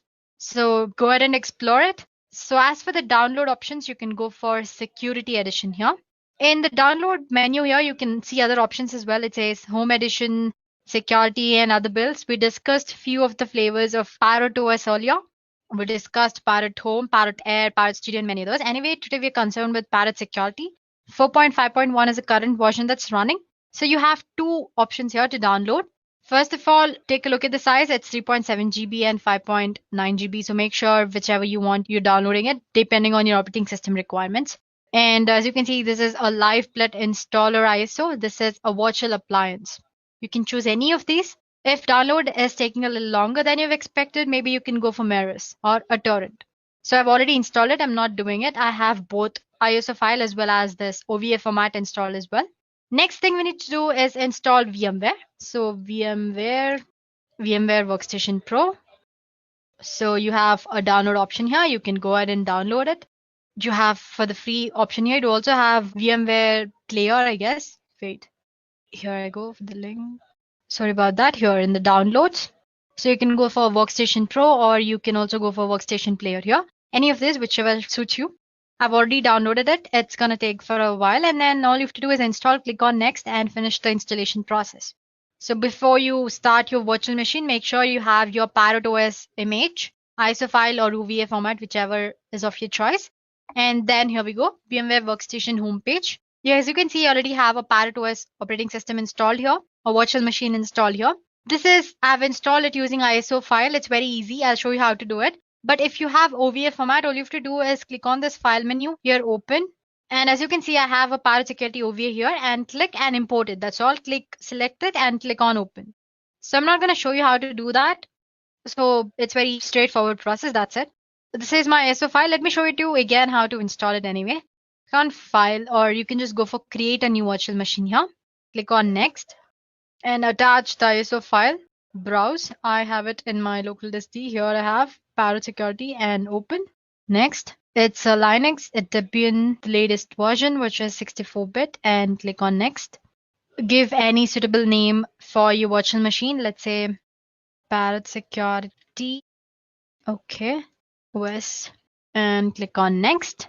Let's assign about 40 GB.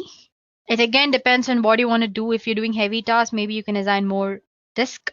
So as it asks, store virtual disk as a single file or split into multiple files. I'm going to choose single file. Click on next. And you can always go ahead and make this customize hardware settings later. But you can do it now as well. Customize hardware. I have NAT connection as for network adapter, memory 512. Let's just say 2 GB. And NAT, yeah, we set processors. I'm just assigning 1 for now. Cool. And close. As you can see, the changes which you made are displayed here. Once you're satisfied with your settings that you made, click on finish. You're good to go. Your security system has been displaying here. So like I said, you can always make settings later on. You have this edit virtual machine setting options here. Just click on this. Let me maximize the screen for you guys. So as you can see, the Parrot Security ISO is very flexible. There are quite a few options. You have live mode, you have terminal mode, you have RAM mode. So basically live mode is just a standard live USB boot option, just like you can see while you're installing Kali Linux. Suppose if you don't know how to install Kali Linux, there's a video on how to install it as well by Dureka. You can refer to that in the ethical hacking playlist. Okay, so coming back, sorry about that. You have persistence mode, encrypted persistence, forensics mode, and all that. Terminal mode, as you can see, is another live boot option, but without graphical user interface. But the most popular one among new hackers, or if you're the first time user, is install option with a graphical user interface. So it's almost familiar with Kali Linux users. If you want to get a feel of Parrot Security, and all its features, maybe you can go for live mode. But if you want to get just started, then you can always go for install mode. I'm going to click on that and click on standard installer. So it's mounting all the installation tools and all that. So once the machine is booted up, you'll be asked to select your preferred language. In the grub menu, select the graphical installer options and click on, let's say, English and United States, American English. So then the loader will automatically install some additional components and configure your network related settings. It might take a while. So basically then the installer should prompt you for a host name and the root password. Let's give some root password. Give the password of your choice. Re-enter the password for verification. And now it's going to ask you to set up a user apart from the root user. So let's just say test user. Continue. I'm going to keep it as test. Continue and choose a password for the new user, which is different from the root user password that you'll have to remember. So just give this new user a password. Continue. Re-enter the password. Okay, let me just go back and my mistake. Let me try it again. Select your time zone. So basically after you've set your password, it's asking you for the time zone. Let's say Central, Eastern. So now the installer will provide you 4 choices about the partition of the disk. The easiest option for you is to use guided use entire disk option, which is the first option here. Experienced users can always go for manual partitioning method for more granular configuration options. So yeah, guided partitioning, I'm going to select it. Guide use entire disk. This is the disk where I'm going to store. So it's asking if you want to store all files in one partition or different. Let's just say all files in one partition and hit on continue. So now we'll have to confirm all the changes to be made to the disk on the host machine. Be aware that continuing will erase the data on the disk. So after that, you can just click on finish partitioning and writing disk thing. It's asking if you want to write the changes to the disk. Obviously, yes. So click yes. So once on confirming the partition changes, the installer will run through the process of installing the files. Let it install the system automatically. This may take a while. So I'm going to meet you guys once the installation is done.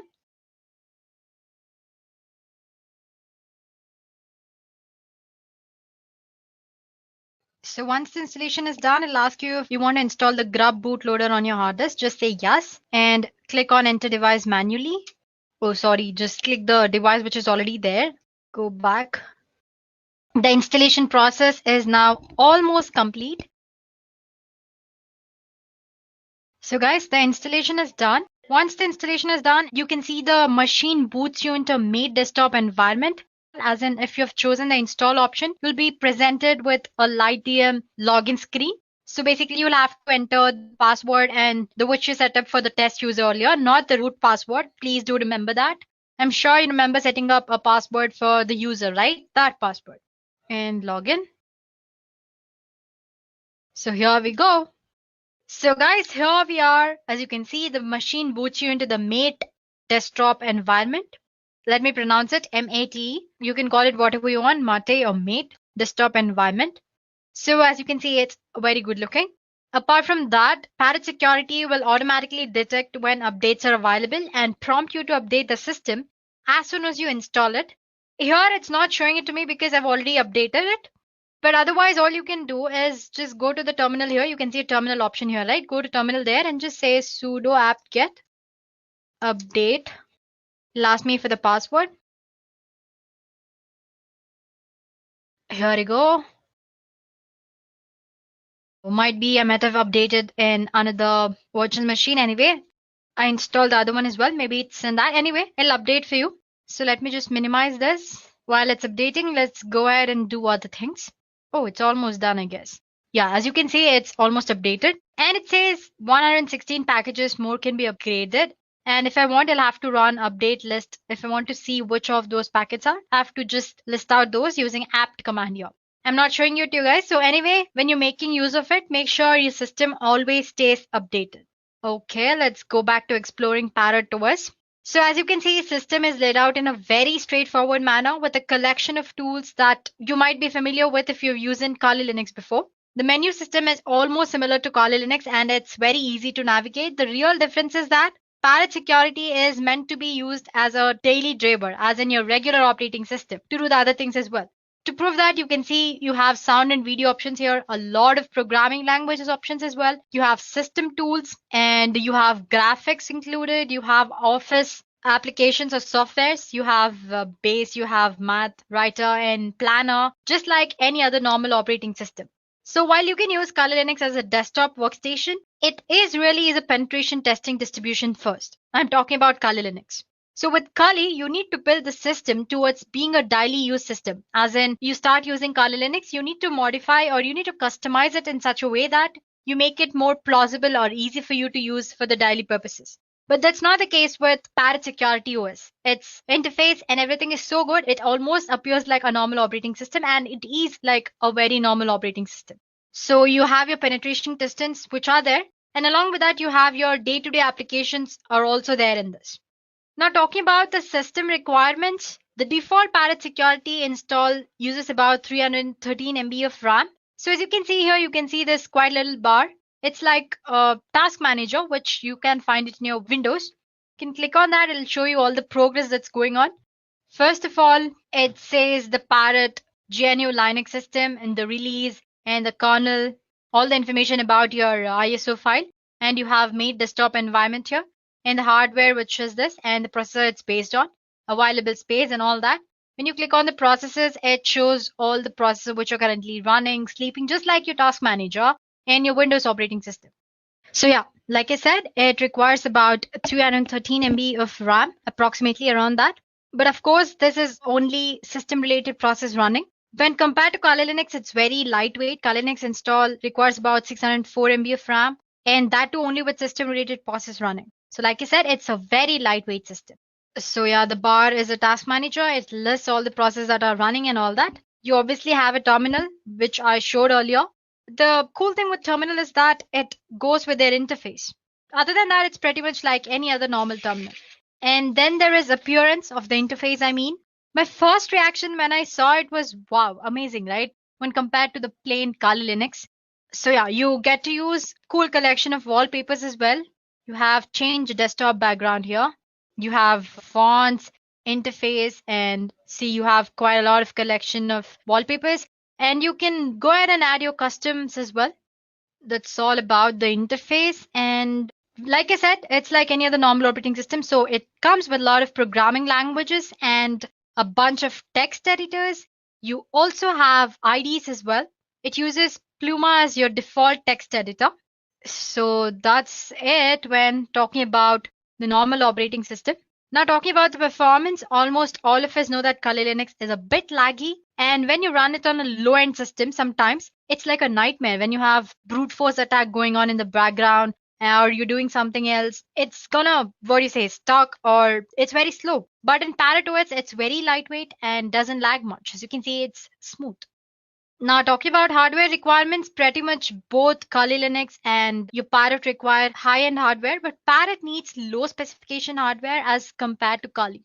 So if I have to conclude in one word, Parrot is a good-looking distro. It's very lightweight. It's resource friendly, and if you want to know how much resources it's consuming and all that, you can always go ahead, click on the little bar which is available there, click on the resources. You can see the CPU history, memory, network history, file systems, and all that. So basically, it's a good-looking distro, lightweight, resource-friendly. All these features apart, Parrot Security OS has pretty good collection of features as well, which we discussed earlier. It comes like with hell lot of tools, but if you see the sections, there are a lot of other things which are not in Kali Linux. So the most pointed tool here is that in Kali Linux, suppose if you want to say private when you're doing hacking or any other stuff, you'll have to install AnonSurf, Tor, and then enable them, or proxy chain. You also have option of proxy chains to stay yourself anonymous on the system while you're doing hacking or pen testing or anything. But with Parrot OS, you already have AnonSurf pre-installed. All you have to do is click on that start button. So let me show you how to stay anonymous. So this is one of the best feature in Parrot Security OS. It has proxy chains as well as AnonSurf to make yourself anonymous. So you can go for this AnonSurf and click on Anon Start here. Before that, you can check your IP of your system. So it says 106.51.73. Just remember it. You don't have to note it down anywhere. 106.51.73. Now, if I go and enable this, first of all, it'll ask you for the administration password. Give that. Okay. So basically, once you enter the password, it'll ask you if you want the AnonSurf to kill the dangerous process, which that can be de-anonymize your clear cache files or modify your IP table rules and all that. It'll ask you if you want to do that. Just say yes. So basically, as soon as you click on S, as you can see the notifications here, the tool will attempt to kill dangerous processes that can de-anonymize you anytime. It'll clear your cache files. It'll modify your IP tables, modify your resolve config file, disable your IPv6, and only allow you the outbound traffic through Tor. As you can see, it says Tor is running, started it for you. Imagine doing all this stuff by yourself if you don't have AnonSurf, like in Kali Linux. This would be quite a bit of effort manually, but with the script already present here, it's just a click away. So Parrot Security also includes a similar script for I2P as well. Apart from that, once you've enabled, you can also check, like I said, your IP address now.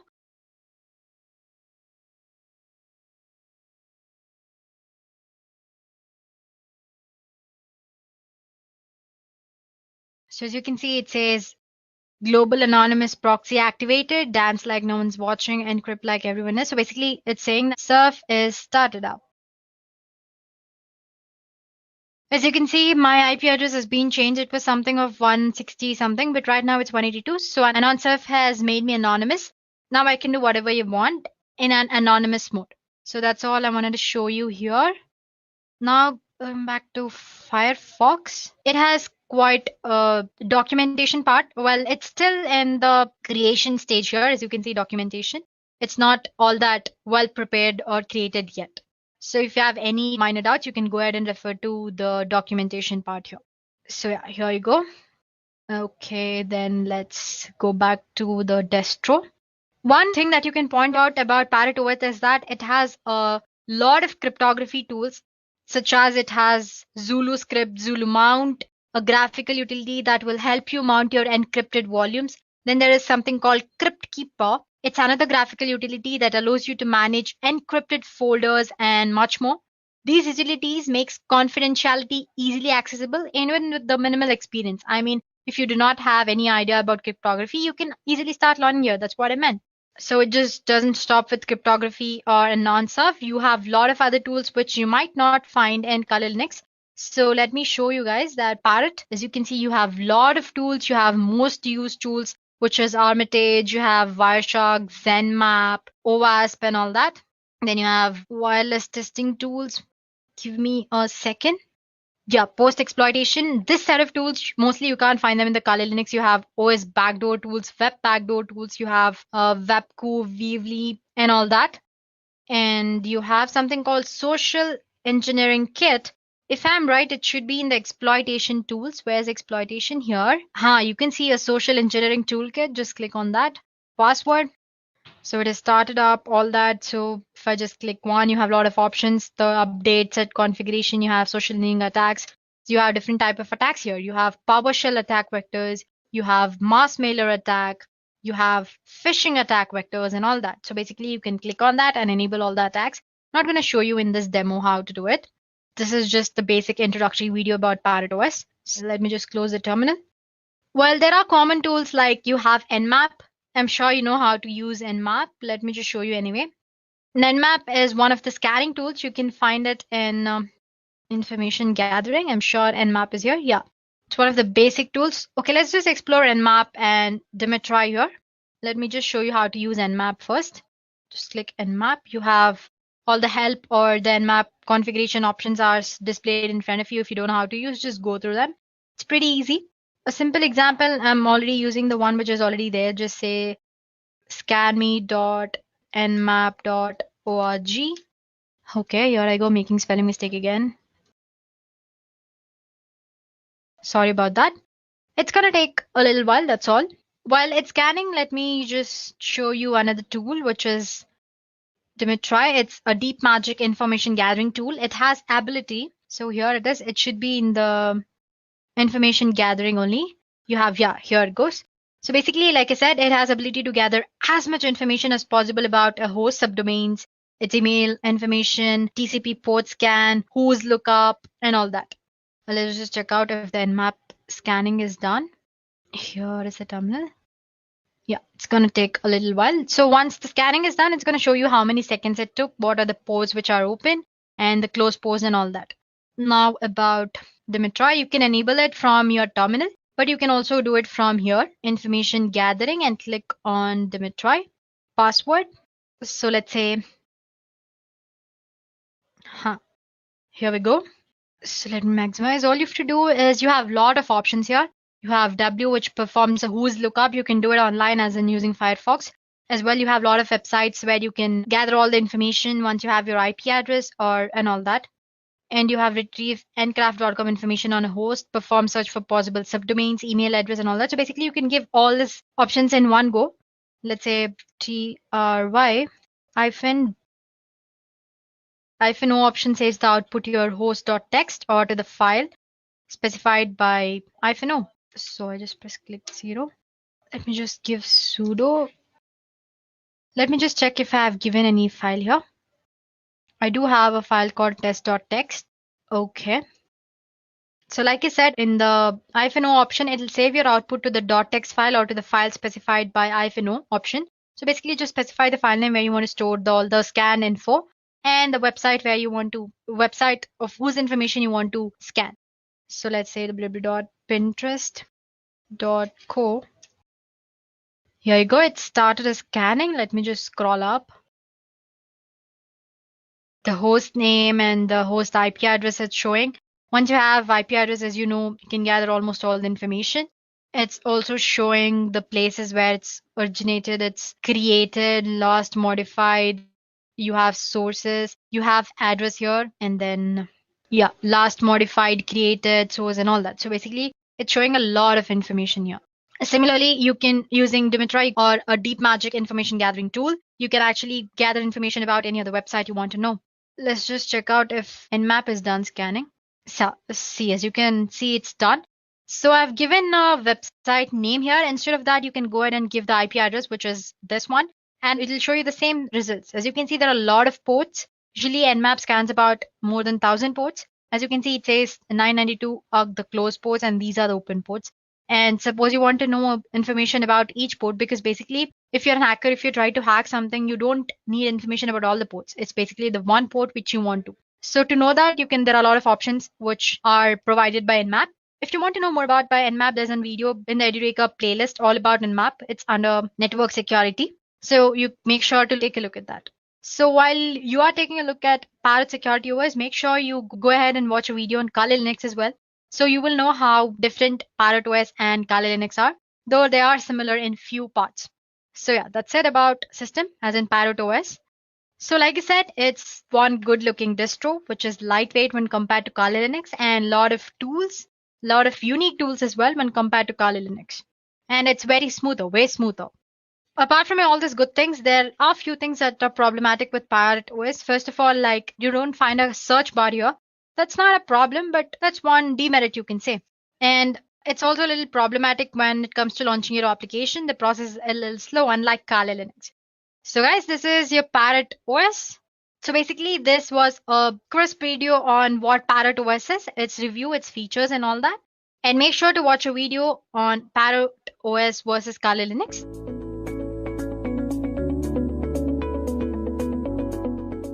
So, Linux has been known for its various distributions that cater to various needs. One of the most famous distributions is Kali Linux.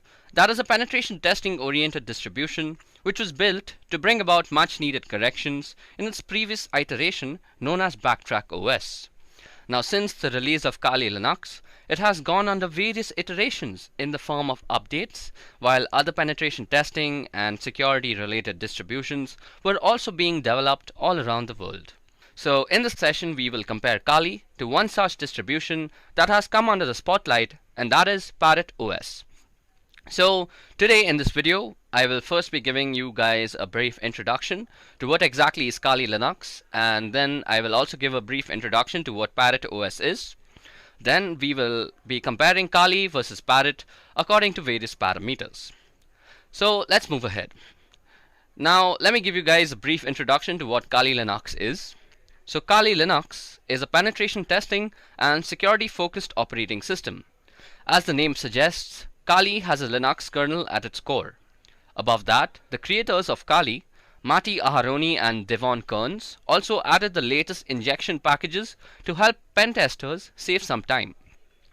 Kali Linux is developed according to the Debian development standards, and it was developed as a refined penetration testing distribution that would be served as a replacement for Backtrack OS.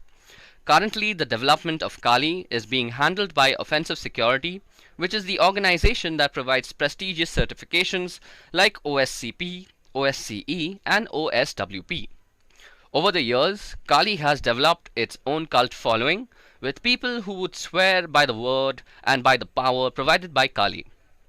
While I may not be such a staunch believer in Kali Linux, there are plenty of reasons for one to use Kali. For one, it's absolutely free. Secondly, it comes pre-installed with tons and tons of penetration testing tools and security related tools. Above that, it can be completely customized according to your needs, as the code is an open source Git tree and the whole code is basically available to the public to be tweaked. Also, the kernel that runs Kali Linux comes with the latest injection packages, and it also comes with GPG signed packages and repositories. Above that, Kali Linux has some true multi-language support, and it was developed in an extremely secure environment. Also, Kali supports a wide range of wireless devices. Now, at this moment, Kali may seem like a very useful operating system. But as you guys might remember the great quote from Spider-Man, great power comes with heavy resource utilization. According to the official documentation of Kali, the system requirements are quite heavy. On the low end, Kali Linux needs a basic of at least 128 MB of RAM and a 2 GB hard disk space to set up a simple SSH server that will not even have the GUI of the desktop. On the higher end, if you opt to install the default GNOME desktop and the Kali Linux full meta package, you should really aim for at least around 2 gigs of RAM and around 20 GB of free hard disk space. Now, besides the RAM and hard disk requirement, your computer needs to have CPU supported by at least one of the following architectures, them being AMD 64, i386, and ARML and ARMHF, and also ARM 64. Now, even though the official documentation says 2 GB of RAM is enough, I have personally faced numerous lag and stutter issues when running Kali on a virtual machine with 6 GB of allocated RAM, which in my opinion is a definite bummer. Now, let's take a moment to discuss about Parrot OS. So, Parrot, much like Kali, is also a Debian-based distribution of Linux. When I say Debian-based, it means that the code repositories adhere to the Debian development standards. Parrot OS 2 comes with its own arsenal of penetration testing and security-related tools. Most of these tools are also available on Kali. Now, Parrot was first released in 2013 and was developed by a team of security experts, Linux enthusiasts, open source developers, and advocates of digital rights. The team was headed by Lorenzo Falletra, and Parrot is designed in a very unique way. While the operating system has everything that is needed for a security expert, it doesn't present itself to be a daunting learning experience for beginners who want to set foot into the world of ethical hacking and vulnerability analysis. Parrot OS can be very well used as a daily driver, as it provides all of the necessary tools to complete day-to-day tasks. So, who exactly is Parrot OS made for? Well, first of all, it is made for security experts and digital forensic experts. It can be also used by engineers and IT students who are enthusiastic about ethical hacking. Then Parrot OS can be also used by researchers, journalists, and hacktivists. And last but not the least, Parrot OS is also meant for police officers and special security institutions. Okay, so now let's take a moment to actually discuss the system requirements that one might need to run Parrot OS. So the system requirements for Parrot is much more forgiving than Kali Linux. On the CPU side, you need an x86 architecture with at least 700 megahertz of frequency. And architecture-wise, you need i386, AMD 64, or AMD 486, which is basically the legacy x86 architecture, or ARML and ARMHF, which are basically IoT devices like Raspberry Pi. On the side of RAM, you need at least 256 MB on an i386 architecture, 320 MB on an AMD 64 architecture, and as a general documentation, 512 MB of RAM is generally recommended by the ParrotSec OS people. On the GPU side, Parrot OS is very surprising as it needs no graphic acceleration. That means you can run this without a graphic card. On the side of hard disk space, Parrot OS needs at least 16 GB of free hard disk space for its full installation. That is 4 gigabytes left, 4 gigabytes lesser than Kali Linux. And for booting options, both Kali Linux and Parrot OS have the legacy BIOS preferred. Now, comparing two operating systems when it comes to Parrot OS and Kali Linux, that are both operating systems meant for similar purposes, that is penetration testing in this case, it becomes really tough. Most of the factors in such cases boil down to a matter of personal taste rather than an objective comparison. Now, before we move ahead with the comparison, let me list out a few similarities that you might have noticed between the two operating systems. So first of all, both operating systems are tuned for operating penetration testing and network related tools. And both operating systems are based on Debian development standards. Both of the operating systems support 32 and 64-bit architecture, and both operating systems also support cloud VPS along with IoT devices. And of course, both of them come pre-installed with their own arsenal of hacking tools. Now, let's get down with the differences. The first criteria of differences that we are going to discuss is hardware requirements. Now, as you guys can see on the slide, I have put down the system requirements of Parrot OS on the left hand side, and I have put down the system requirements of Kali Linux on the right hand side. So As you guys can see, Parrot OS and Kali Linux both need 1 GHz dual-core CPU. When it comes to RAM, Parrot OS needs much lesser RAM than Kali Linux. Parrot needs 384 MB of RAM for its minimal running time, and Kali Linux needs 1 GHz of RAM on the other hand. In terms of GPU, Parrot OS doesn't really need a graphic card as it has no need for graphical acceleration. Kali Linux, on the other hand, if you're trying to run the GNOME desktop version, you will certainly need a graphic card. On the other hand, Parrot OS needs 16 GB of free hard disk space for its full installation, and Kali Linux needs 20 GB of free space. So basically, Parrot OS is a much more lightweight version. So we see that Parrot OS definitely wins against Kali Linux when it comes to hardware requirements due to its lightweight nature. Not only does it require lesser RAM to function properly, but the full installation is also pretty lightweight thanks to the use of the Mate desktop environment by the developers. So basically, if you're having an older hardware configuration on your computer, Parrot OS should definitely be your choice. Now the next parameter that we're going to compare the two OSs in is look and feel. Now this section completely boils down to personal choice. Personally, I prefer the minimalistic look that is given by Parrot OS. The interface of Parrot OS is built using the Ubuntu Mate desktop environment. There are two clear sections. On top, you see a pane which contains applications, places, systems, which is much like Kali itself. Parrot also gives some cool information about CPU temperatures along with a usage graph. And the bottom pane contains the menu manager and the workstation manager, which is a brilliant addition to the Linux system. Kali Linux, on the other hand, follows the GNOME desktop interface. While it still has the functionality that is offered by Parrot OS, it doesn't provide the same clean and refined look in my opinion. If you don't know your way around a Kali interface, it is pretty easy to actually get lost. Now, the next parameter that we're going to compare them is hacking tools. Now, since both these operating systems are tuned for penetration testers and ethical hackers, I think hacking tools is the most important criteria that both the operating systems are going to be compared in. So when it comes to general tools and functional features, Parrot OS takes the prize when compared to Kali Linux. Parrot OS has all the tools that are available in Kali Linux, and also it adds its own tools. There are several tools that you will find on Parrot that is not found on Kali Linux. Let's take a look at a few of them. So the first one that you see is called Wi-Fi Fisher. Now Wi-Fi Fisher is a rogue access point framework for conducting red team engagements or Wi-Fi security testing.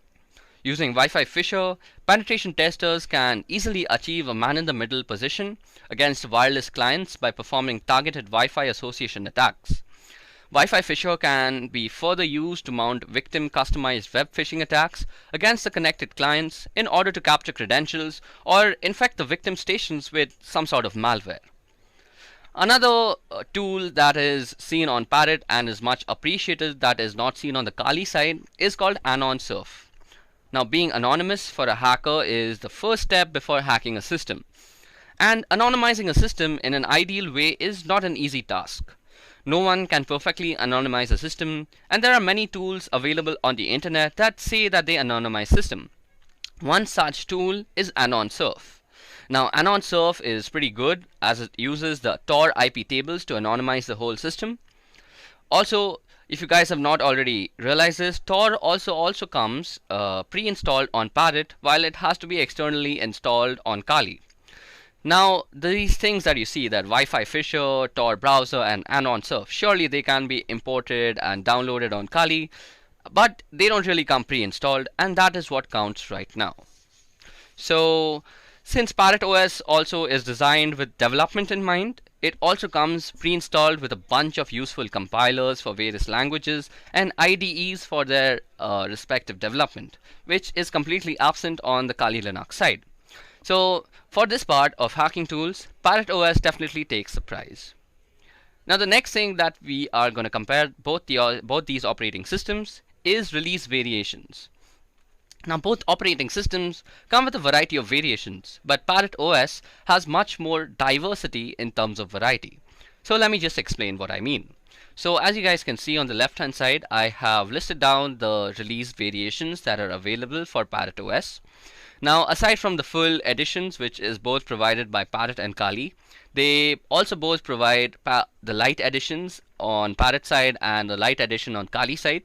They are both basically the same thing, wherein minimalistic tools are actually pre-installed and you can install and customize the operating system according to your own needs. If you don't choose to customize the operating system, you can very well use it as a very lightweight and portable operating system. So Parrot OS Lite Edition and Kali Lite Editions are two flavors of the operating system. Now this is where the differences start.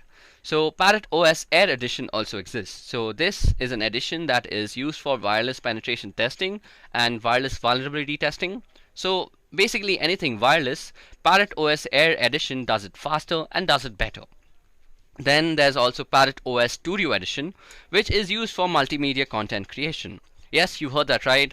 Parrot OS can also make content for your social media. So if you're thinking about using Parrot OS for marketing as well as security, Parrot OS here is definitely your go-to operating system. Kali, on the other hand, aside from its light version and full edition, offers some desktop interfaces like the E17, KDE, XFCE, the Ubuntu Mate, and the LXDE. So these are basically just skins that run over Kali and basically make Kali look a little different from one another. You can check out all these different customizations on the Kali documentation. Other than that, Kali has also support for cloud and IoT devices in the form of the ARML and ARMHF releases. These releases are also available in Parrot OS, so Parrot OS doesn't stand down. So as you guys see, Parrot OS provides you a lot of diversity in the variety that it is offering. So in my opinion, Parrot OS also takes the prize in this section. Now the main question remains, which of these two distributions is better for beginners? Well, it is to be duly noted that both these distributions are not exactly meant for beginners. If you want to learn about Linux as an operating system, you're better off using something like Ubuntu or Deepin. This also doesn't mean that you cannot learn the basics on Parrot or Kali. On the other hand, if you are already knowing the basics of Linux and want to get your hands on an operating system to learn ethical hacking, I'd personally recommend using the Parrot Sec OS Lite Edition. This is because the Lite version comes with the bare minimum of networking tools. This means as you learn your ethical hacking concepts slowly, you could develop or install tools one by one, instead of being overwhelmed with a whole bunch of them from the beginning.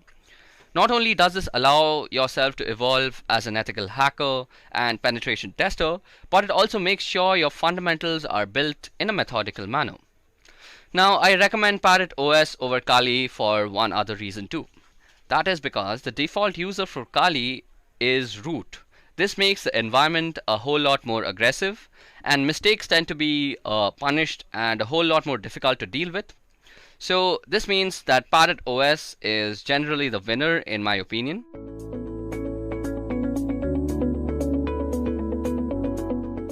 When you get hired as a penetration tester or a security analyst, one of your main roles is vulnerability assessment. So what exactly is vulnerability assessment? Well, a vulnerability assessment is the process of defining, identifying, classifying, and prioritizing vulnerabilities in a computer system, application, and network infrastructures, and providing organization doing the assessment with the necessary knowledge, awareness, and risk background to understand the threats to its environment and react appropriately to them. So vulnerability is a situation that can be taken advantage of by a hacker or a penetration tester for their own misuse or actually for fixing the issue. So vulnerability assessment has 3 steps. So the first step is actually identifying the assets and the vulnerabilities of the system. The second step is actually quantifying the assessment, and the third is reporting the results. Now, vulnerability assessment is only a small part, and pen testing is an extended process of vulnerability assessment. Pen testing or penetration testing includes processes like scanning, vulnerability assessment in itself, exploitation research, and reporting whatever the results are. So in the industry, one of the most widely used frameworks when penetration testing is Metasploit. So Metasploit is widely used in penetration testing, as I just said, and also used for exploitation research. So some of you might ask, what exactly is an exploit research? Well, in this world, there are tons of exploits, and the way to approach each one of them is ever so different. So what we have to do is exploit all the research that is available to us, and we have to find the best way to approach them. So suppose, for example, you have a secure shell login. So the best way to actually approach a secure shell login, until my knowledge, is that you have to get a backdoor access to this from the port numbers that you can scan via Nmap or Zenmap. Okay, so without wasting much time at looking at PowerPoint presentations, let's actually get started as to how we can use Metasploit. So Metasploit is a freely available open source framework that is widely used by pen testers, as we just discussed. So to actually install Metasploit, which is easily available on Linux and Windows, I guess. Let me just check it out. So you go on your browser and you type Metasploit downloads. Now you just visit the first link, and as you guys can see, it says it's the world's most used penetration testing tool. And then you just download the Metasploit framework by clicking the download button here. So y'all might also find a pro version, which is a paid thing. And this has a little bit of extra features like group support and actually helping a company work as an organization. But we don't actually need that when practicing our pen testing abilities. So for that, you just go ahead and download Metasploit framework and install it on your system. Above that, there's another thing I want to make you guys aware of, and that is Metasploitable. So when actually pen testing, we need a server or a website to actually pen test things on. So normally this is a very illegal thing to do without permission. So Metasploitable has actually created a server with a lot of vulnerabilities on it, and it's called Metasploitable 2. So Metasploitable 2 is easily downloadable from this link, and it's a VirtualBox file, so you guys must have a virtual machine software on your system to actually set this thing up. I'll also go through how to actually set up Metasploitable because it has a lot of configuration and network management to go with it. So we'll get to that later. But for now, let's get started with Metasploitable. So before that, Metasploitable is written in Ruby. And if you all know Ruby coding and you all know how to make exploits, you all can also always contribute to the Metasploit community. So Metasploit is one of the most widely used pen testing tools in the industry. So what exactly is Metasploit? Well, it's a framework, and what a framework is it's actually a collection of tools. So these tools are majorly used for penetration testing and exploitation research. Now one might ask, what exactly is exploit research? Well, there are tons of exploits out there, and there are tons of ways to actually approach them. And this only comes to us from thorough research as to how we can approach each and every exploit in their best way.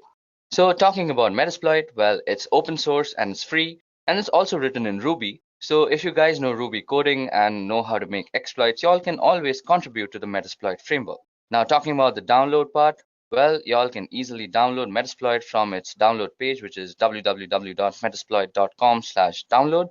I'll be leaving the download link in the description. And once you're on the download page, you'll see two versions. One is the free version, which is the original Metasploit framework, and it's the core framework that everybody works on. And then there's Metasploit Pro, which comes with a 14-day free trial. So Metasploit Pro actually has a few extra features, which is great for an organization, like it helps you work as a team. But if you're a guy who's just practicing pen testing like me, Metasploit framework, the free version, is the absolute way to go. Now also, when pen testing, y'all will also need Metasploitable. Now Metasploitable is an intentionally vulnerable target machine for actually practicing your Metasploit skills on. So we'll go over the installation of Metasploitable later, but for now, let's go over Metasploitable. So once you guys have actually downloaded the link, y'all can actually install it on your systems, and Metasploit actually has three interfaces. So we are going to be using the command line interface, or the MSF console in other words, but y'all can also use the GUI interface, which is called Armitage if I'm not wrong. So let's get started. So first of all, I've already actually downloaded Metasploit and installed it on my computer, and y'all can just do the same by pressing the download button, as you guys can see. So to start up Metasploit, all you have to do is go on your terminal, and so to start a Metasploit, all you have to do is go on your terminal on Linux. Well, we're starting a PostgreSQL server because, first of all, the PostgreSQL server is the basis of all the Metasploit exploits that are stored, and starting it will just make it run faster. So we go service PostgreSQL and start. So that should start up a service, and indeed it has. So next thing you want to do is go in and type msf console. And that's going to take a little bit of time because I have a very slow computer, and it's going to start up our Metasploit frame. So as you guys can see, we got a big banner out here which says Metasploit Cyber Missile, and the banner changes every time. Don't get worried if you have a different banner. And the main thing is that you should see this MSF thing out here. So this means we are in the MSF shell right now, which is the Metasploit framework shell. So let's get started by actually clearing our screen. So first things first, the first command that you might want to run on Metasploit is the help command.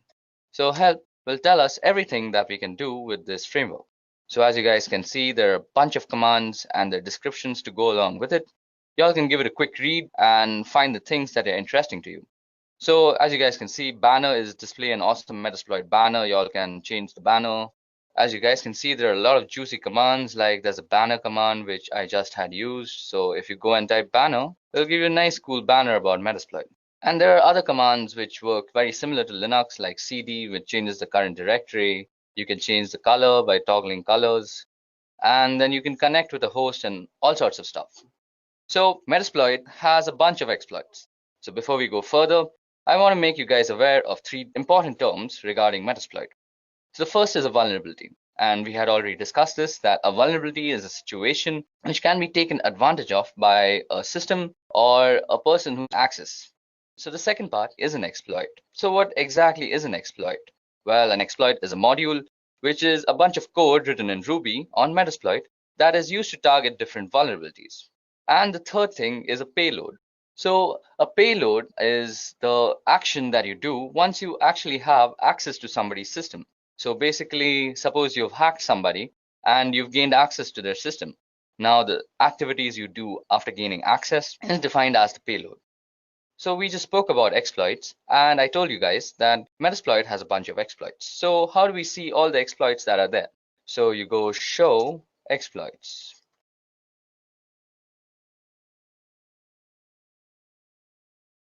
Well, as you guys can see, we've loaded up a bunch of exploits, which is basically all the exploits that Metasploit has to offer at this moment. So let me just increase the screen a bit. And let's scroll completely to the top.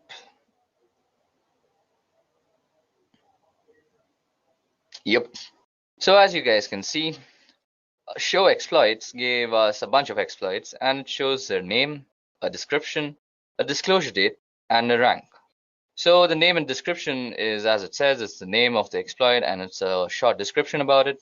The disclosure date is when the exploit was actually released by Metasploit, and the rank is how it has fared against the vulnerability it was released for since it was actually released. So as you guys can see, ranks range from excellent, great, good, and stuff.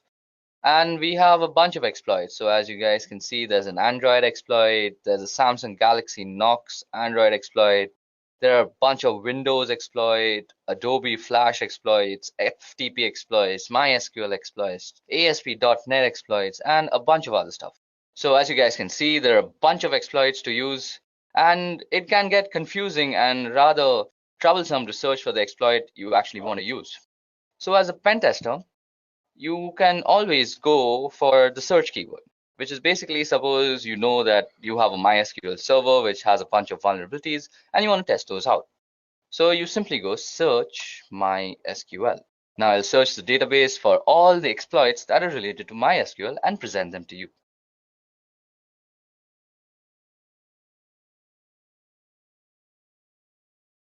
Okay, so we have our results. So as you guys can see, we have a bunch of MySQL related modules now. Now this makes it way easier if you're a pen tester and you're looking for MySQL exploits. Now suppose you choose your exploit, and let's see. Let's choose, which one do we want to use today? We're going to just use this MySQL hash dump. So to actually use this, we have to copy the name. So double click on it and it'll just select it, and then you go Control-Shift-C in your terminal. So that copies it. And so if you want some more information about it, you can always go info and then just paste in the name of the exploit. So this gives us a bunch of information, actually gives us all the information you need about the exploit. So it gives you the name, that it's a MySQL password hash dump. Its module name is auxiliary scanner and all this stuff. It's licensed by Metasploit framework in itself, and it has a normal rank. And these are all the options that you might need to set when actually using the exploit. And this also gives you a small description. So it says this module extracts the usernames and encrypted password hashes from a MySQL server and stores them for later cracking. So seems like pretty cool stuff you can do with MySQL server and its password database. So if you actually want to use this, so you have to use the use keyword. So we go use and Control-Shift-V. So as you guys can see, it's denoted in red out here that we are indeed in the exploit that we want to use.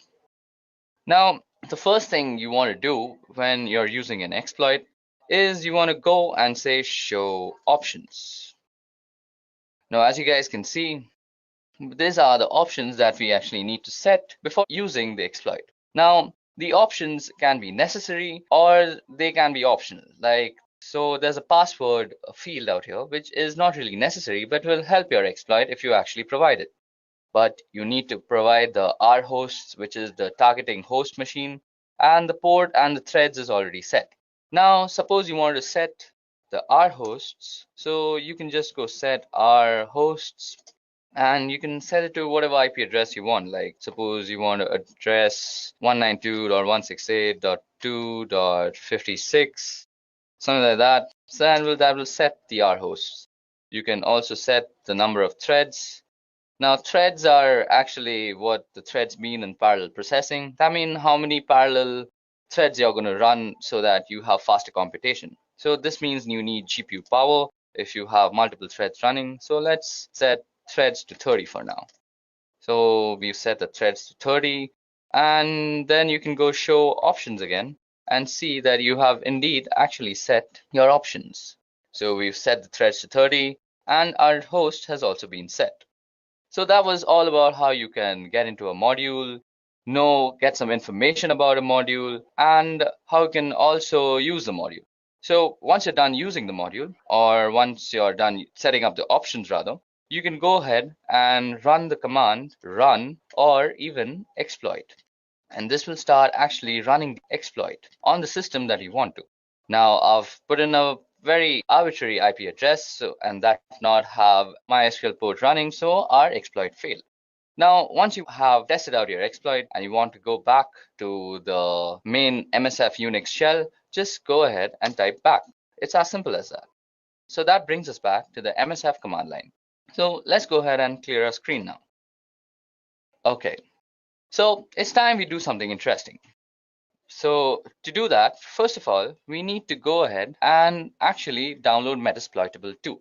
So to download Metasploitable 2, you have to go on this link. I'll leave the link in the description. So, or rather, you can just go on your browser and type in Metasploitable 2 download.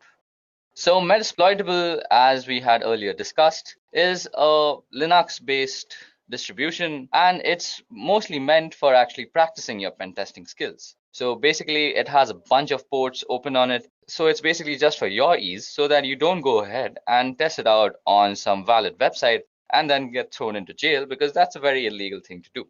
So go ahead and download Metasploitable 2 and then also download Oracle VirtualBox Machine or Oracle VirtualBox. So you all can also easily download that from www.virtualbox.org. And this is because you should never run Metasploitable 2 on a system that is connected to a network. You should always use it on a virtual machine because it's protected that way so that nobody else can access it. So to actually set up Metasploitable, once you've downloaded it, you go ahead and open up your VirtualBox. So out here, you have to go into Global Tools and you create a host-only network manager. Now I've already created a host-only network manager, and then you go ahead and enable the DHCP server by pressing this out here, like enable. Then you go back and you just go new. You give it a name, like whatever you want to name it. I have already named mine Metasploitable 2, as you guys can see. So we're going to call this demo for just demonstration purposes. Choose the type to be Linux, and it's Ubuntu 64-bit. click next, give it a gig of RAM, and you are going to use an existing virtual hard disk. So out here, you just click on this button out here, and you browse to the place where you've actually downloaded and unzipped your Metasploitable download file. Then you'll get this virtual machine disk file, which is a VMDK file, and you just go ahead and load it up. So I'm not going to do that again because that's just going to eat up my RAM, and I've already installed it out here. So that was all about the installation and the configuration. So now let's get started and let's start playing around with Metasploitable. So once you're done downloading and installing Metasploitable on your computer, all you have to do is go ahead and start it up in your VirtualBox machine. And the login ID and the password both are MSF admin. So first of all, we need the IP address of our Metasploitable server. So we go ifconfig, and this gives us the address. So as we can see out here, our address is 192.168.56.101. So once you go ahead and started up Metasploitable, it's time that we go ahead and exploit all the vulnerabilities that is presented to us by Metasploitable 2. So to do that, let's head back to our Linux terminal again. So once we have the IP address, that was 192.168.56.101 if I am correct. So let's go and quickly get a little bit of information about that. So who is 192.168.56.101? So this will give us a who is on Metasploitable 2, and it'll give us a bunch of information as to how the server is set up, where it is set up, the ports that are open, and various other things. So as you guys can see, this gave us a complete who is. So to get some more information about our Metasploitable server, we're going to be using Nmap. Now, if you guys don't know about how to use Nmap, you can go out and check my other video on the playlist. I've made a pretty good Nmap tutorial. So we go nmap-f-s and v, which is steel version, and we give it the name or the domain name server, 92.168.56.101. So we've got a juicy result out here, and we can see that there's a bunch of stuff open. So as you guys can see, there's the FTP port open, which has a version of VSFTPD 2.3.4. There's also OpenSSH, which is 4.7 P1 Debian. There's also Telnet, which is almost miserable to have Telnet running on your computer. Then there's SMTP, there's HTTP, and there's a bunch of ports open, as you guys can just see on your screen. So it's time we actually use Metasploit like a pen tester to go ahead and test out these vulnerabilities. So let's choose these FTP things. So we have this FTP out here. So from the version number, which is given to us by the steel version flag on Nmap, we know that it's using VSFTPD 2.3.4. So we can easily search for an exploit of the same version. So as a pen tester, you would go search VSFTPD 2.3.4. So this should give us all the exploits that are available for this particular vulnerability. So as you guys can see, after a long search from the search VSFTPD, we found a vulnerability or an exploit that can take advantage of the vulnerability. So it's time we actually use this. So first of all, let's get some info about this. So info, let's copy down this thing, and then let's get some info about this. So as this module description says, this module exploits a malicious backdoor that was added to VSFTPD download archive. This backdoor was introduced in the VSFTPD 2.3.4 tar.gz archive between June 30th and Walla. So we have the options of setting an R host. It has an available target. It's provided by these guys, and it's a pretty good exploit in my opinion. So let's go ahead and use it. So we go use and the name of the exploit. So it's visible to us that we've again entered the exploit module, which is Unix/FTP/VSFTPD234 backdoor. So what we're going to do is we are going to actually gain a backdoor access to our Metasploitable system. So to actually make this more believable, so if you guys go into your Metasploitable system, so you guys can see that you're in the root directory. So you can gain some root access by going sudo su and going msf admin. So we're now a root user in the msf admin, or rather the Metasploitable console. So if we go ls, we can see the various files. And if we go /home, we're in the home directory now. And if we do ls out here, we can see that there are a bunch of stuff. So there's an FTP folder, there's a hacked folder, there's an MSF admin folder, and there's service and there's user. So that's 5 folders if you guys remember. So now what we're going to do is we're going to gain some backdoor access into this system, and we're going to create a bunch of folders in the home directory. So let's get on doing that. So to do that, we head back to our Metasploit terminal and we go show options as we had already entered our exploit. So go show options. So as we see, the options that we have to provide is the R host and the port number. Now the port number has already been set because it's 21. And that's where FTP runs, or rather TCP runs. And we now just have to set the host. So to set the host, we have to just put in the IP address of our Metasploitable server. So if I remember correctly, it set our hosts to 192.168.56.101. So that has set our hosts. So we can again check that if we've done it correctly by going show options. And we indeed have set our hosts. Now all we have to do is run the exploit. So we go and hit run. So as you guys can see, we have actually gained a backdoor service has spawned and it's handling, and the command shell session has started. Now you might be confused as to why do I have this blinking line? Well, this blinking line actually means that you are inside the Metasploitable server. That means we have already gained a backdoor access, and this blinking line denotes that we are on the terminal of Metasploitable 2. Now if you guys don't believe me, let's do some experimenting. So as I had said, I'll create a bunch of folders in the home directory. So let's change to the home directory first. Or rather, first you can also do a who am I, and instead you that you're the root user. Next, you go and do cd/home, and I'll change to the home directory. Now, let's make a bunch of folders, like make directory, this is a test. So that should have made a directory. So let's go into that directory. cd, this is a test. So we're already into the directory. This is a test. Now let's make a file called targets.txt.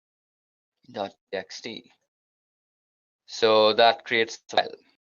So just to see if you have actually done it properly, let's go back to our Metasploitable server.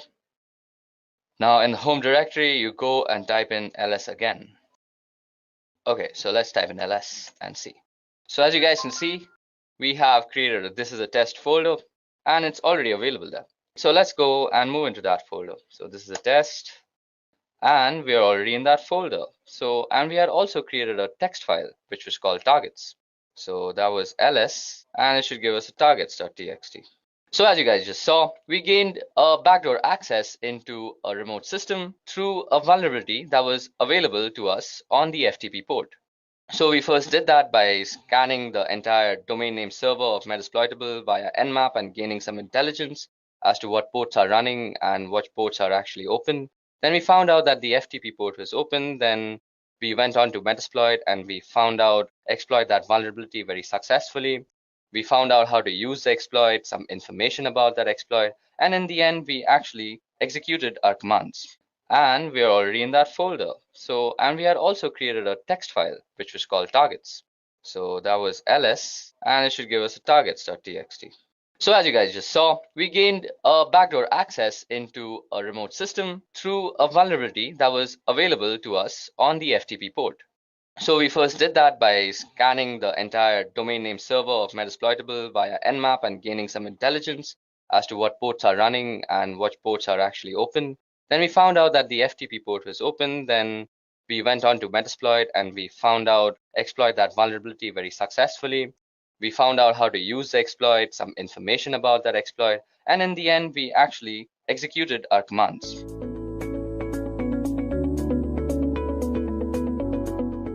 Now, you guys must be wondering what exactly is Nmap and why should I learn it? Well, Nmap is a network scanner that is widely used by ethical hackers to scan networks, as the name suggests.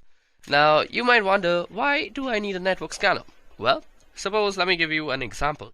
So, suppose you have a Wi-Fi that has been set up in your new house, and you realize that your data is being actually consumed at a faster rate than you are using it. Now, you have suspected that it's your pesky neighbor who keeps on connecting to your Wi-Fi and eating up all your data. So to actually confirm all your doubts, what you want to do is a network scan. And Nmap is a pretty wonderful tool to do that.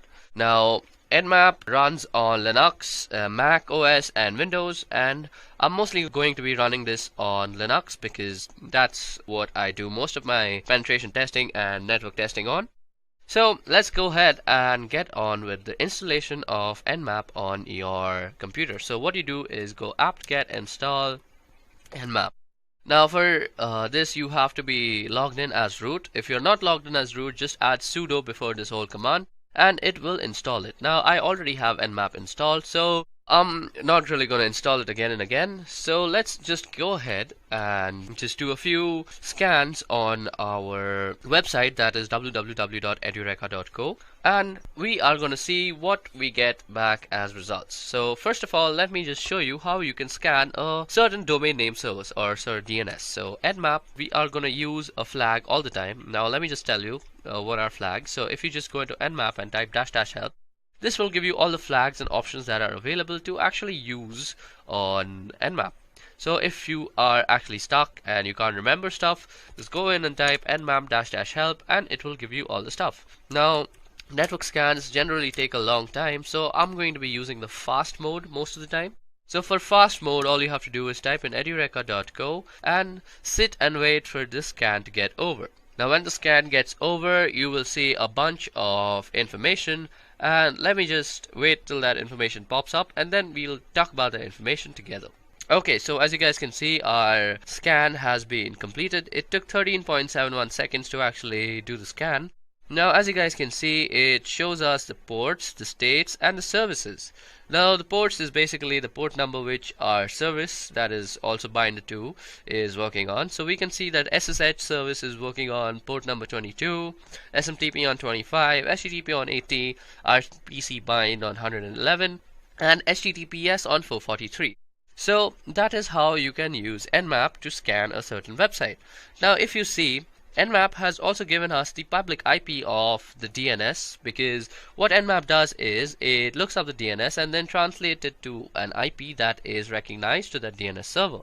So Nmap also returns the public IP. So what we can do also is Nmap -f and 34.210.230 and .35. Okay, so as you guys can see that our command also works when we put in the IP address and it produces the same results. Now we can also scan for multiple hosts. Now suppose you are on a network and you want to scan for multiple hosts. Now you don't really want to run different commands for that. Now what you can do is just go in and type nmap and a bunch of IP addresses like 192.168.1.1 and 192.168.1.2 and 192.168.1.3. And what this will do is it will run an nmap scan on these three different IP addresses, and you did this in just one command. So that's a way that you can do this. Now you can also know about how much of your scan is left by just pressing the up button. So that will tell you and give you a constant update on how your scan is going. Like mine is 32.4% done and 34.7 now, and also show you kind of the time remaining. Okay, so till this port scan is going on, let me just tell you about the states. Now states can be of two types: open, closed and unavailable. Sometimes you'll see that it is unavailable, and that's because some sort of firewall or something is running out there. States can also be closed. In that case, mostly Nmap will not return you any result unless you're explicitly finding something of the closed state. So that was a little trivia on states and how they work. Let's see how much our scan is done. So our scan is done 81% and it takes around another 20 seconds. It should be done soon. Now this scan could be significantly made faster with just the F tag, but I really want to give you all a good look into how this works. 97, 98, 99. Okay, so as you guys can see, this is our result. It gives us a bunch of ports and services. Now, as I just said, this thing can be also closed and also unavailable.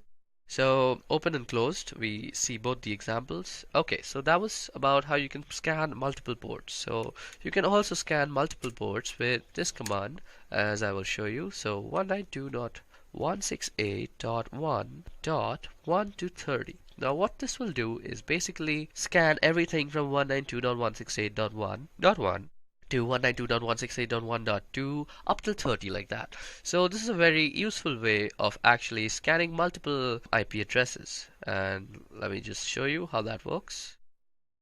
Since we have used the F flag, this is going to work considerably faster.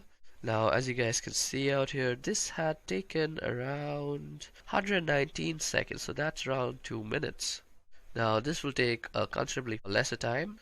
So let's see, this was done in 29.91 seconds and we did 30 IP addresses. So we see that -F surely speedens the whole scanning process. Now you can also give Nmap a target list. Now let me make a target list. So targets.txt.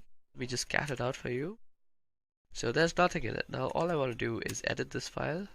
So let me just edit that file and put in 192.168.1.1, 192.168.1.2, 192.168.1.3, 192.168.1.4, 192.168.1.5, or 15. Boom, roasted. Now all we have to do is save it. So that saves it, and Control X to actually exit it. Now you can go ahead and view what is in targets.txt. So as you guys can see, this is what is in targets.txt. And now you can just pass it to Nmap with the IL flag, and you could say that Nmap is going to actually scan all the IP addresses that are in this file. So let that just run.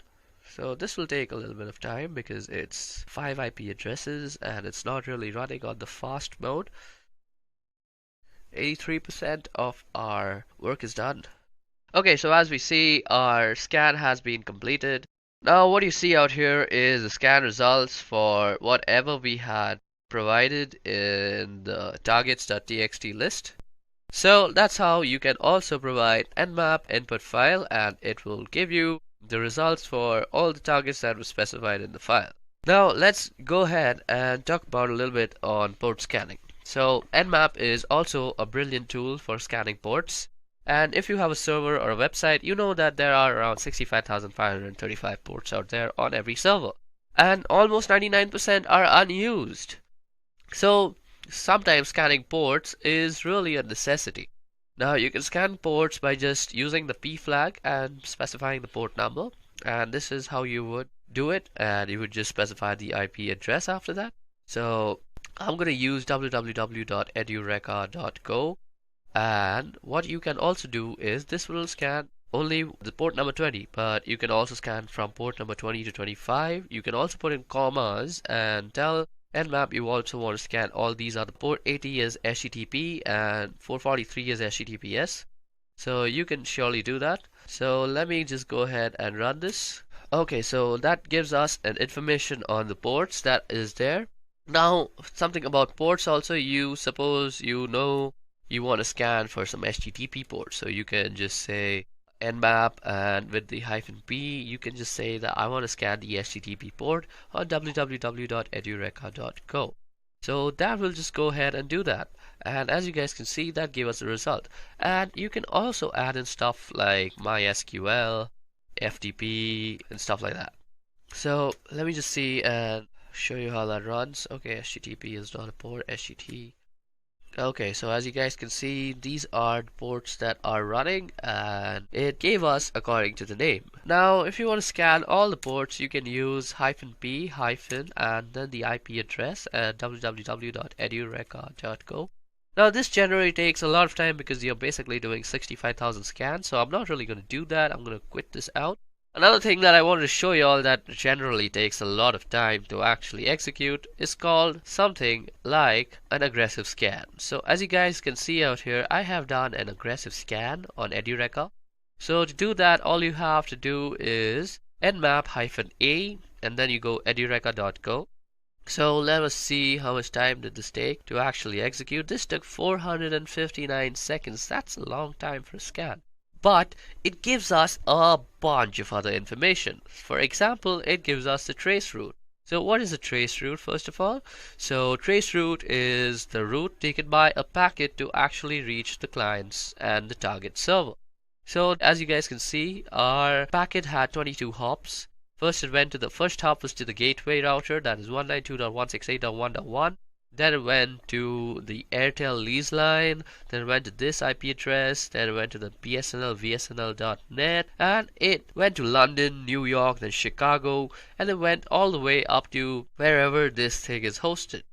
That was some information, and then there is some other information given to us like the TCP open, TCP wrap, program versions, port types, port states, and all sorts of other information is given about in an aggressive scan. Another scan that I have previously also done and kept for y'all is because it takes a lot of time, and I have done something called the service version. So nmap-s and v with V capital will give you the service version. So it tries to actually guess the version of the service that is running. So for example, on the TCP port it tells us it is postfix SMTPD. On the Apache it's Apache HTTPD, and you can see all sorts of versions that are here.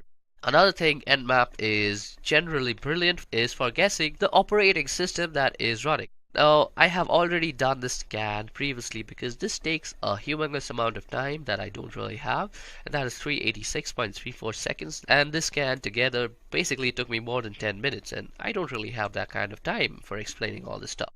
So as you guys can see out here, the OS is kind of OS detail is Fortinet, FortiGate. It kind of tries to guess the OS upon the time to live that is in the response from the packets that it sends.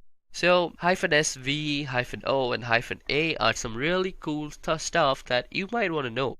Another thing that you can do is traceroute, as I had just told y'all, and y'all can do traceroute separately. So you go --traceroute, and then you say the name of any sort of website. So suppose I want to know how I reach Netflix.com. So I go Netflix.com, and this will give me a traceroute that shows me how my packet actually reaches Netflix.com.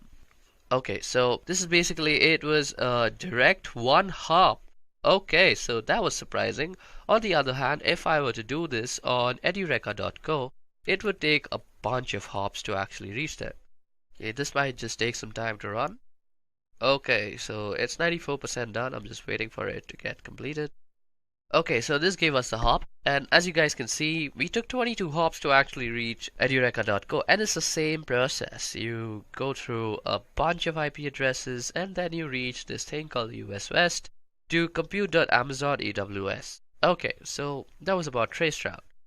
Now, just to end this tutorial, let me just tell you guys that you all can also save a file to Nmap, and that is basically save all whatever you found from a search into a file, and let me just show you how to do that. Now, sometimes when you are working as a security analyst, you will have to perform network scans on a wide area network that is huge. It's basically huge. And these scans take a lot of time, and you don't really have the space on your command line to actually store that and see that in a way that is feasible for analysis. So what you want to do is actually save it in a file.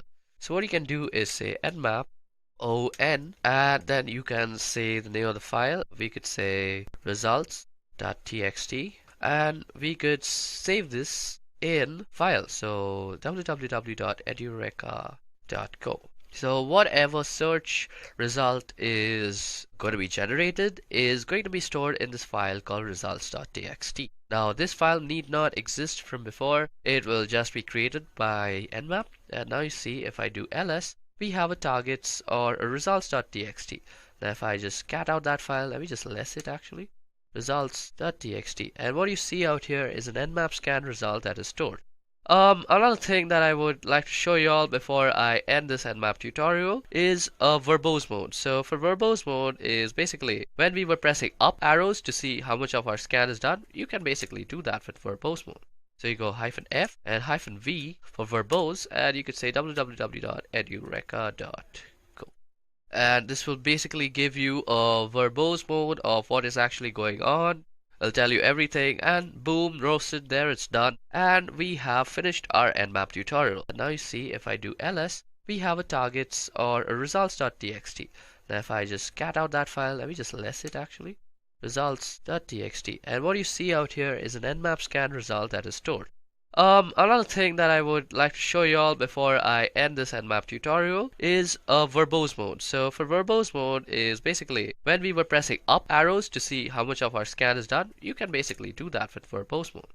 So you go -F and -V for verbose, and you could say www.edureka.co. And this will basically give you a verbose mode of what is actually going on. I'll tell you everything, and boom, roasted, there it's done. And we have finished our nmap tutorial.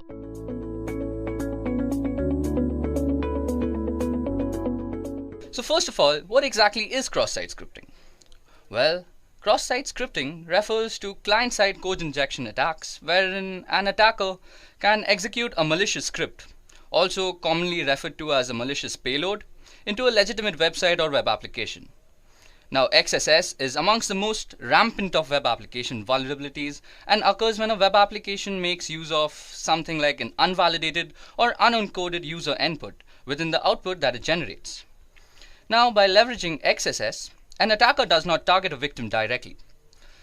Instead, an attacker would be exploiting a vulnerability within a website or something like a web application that the victim would visit, and essentially using the vulnerable website or the web application as a vehicle to deliver a malicious script to the victim's browser. Now, while XSS can be taken advantage of within a VirtualBox script, ActiveX, and Flash, unquestionably the most widely abused is JavaScript. This is mostly because JavaScript is the fundamental to any browsing experience. All the modern sites today have some JavaScript framework running in the background. Now, XSS can be used in a range of ways to cause serious problems. Well, the traditional uses of XSS is the ability for an attacker to steal session cookies, allowing an attacker to probably impersonate a victim, and that just doesn't stop there. So XSS has been used to wreak havoc on social websites, spread malware, website defacements, and fish for credentials, and even used in conjunction with some clever social engineering techniques to escalate to even more damaging attacks. Now, cross-site scripting can be classified into three major categories. So the first is reflected cross-site scripting, the second is stored or persistent cross-site scripting, and the third is DOM-based cross-site scripting. So out here, DOM refers to the document object model that is used while web application building. So let's take a moment to discuss the three types of cross-site scripting.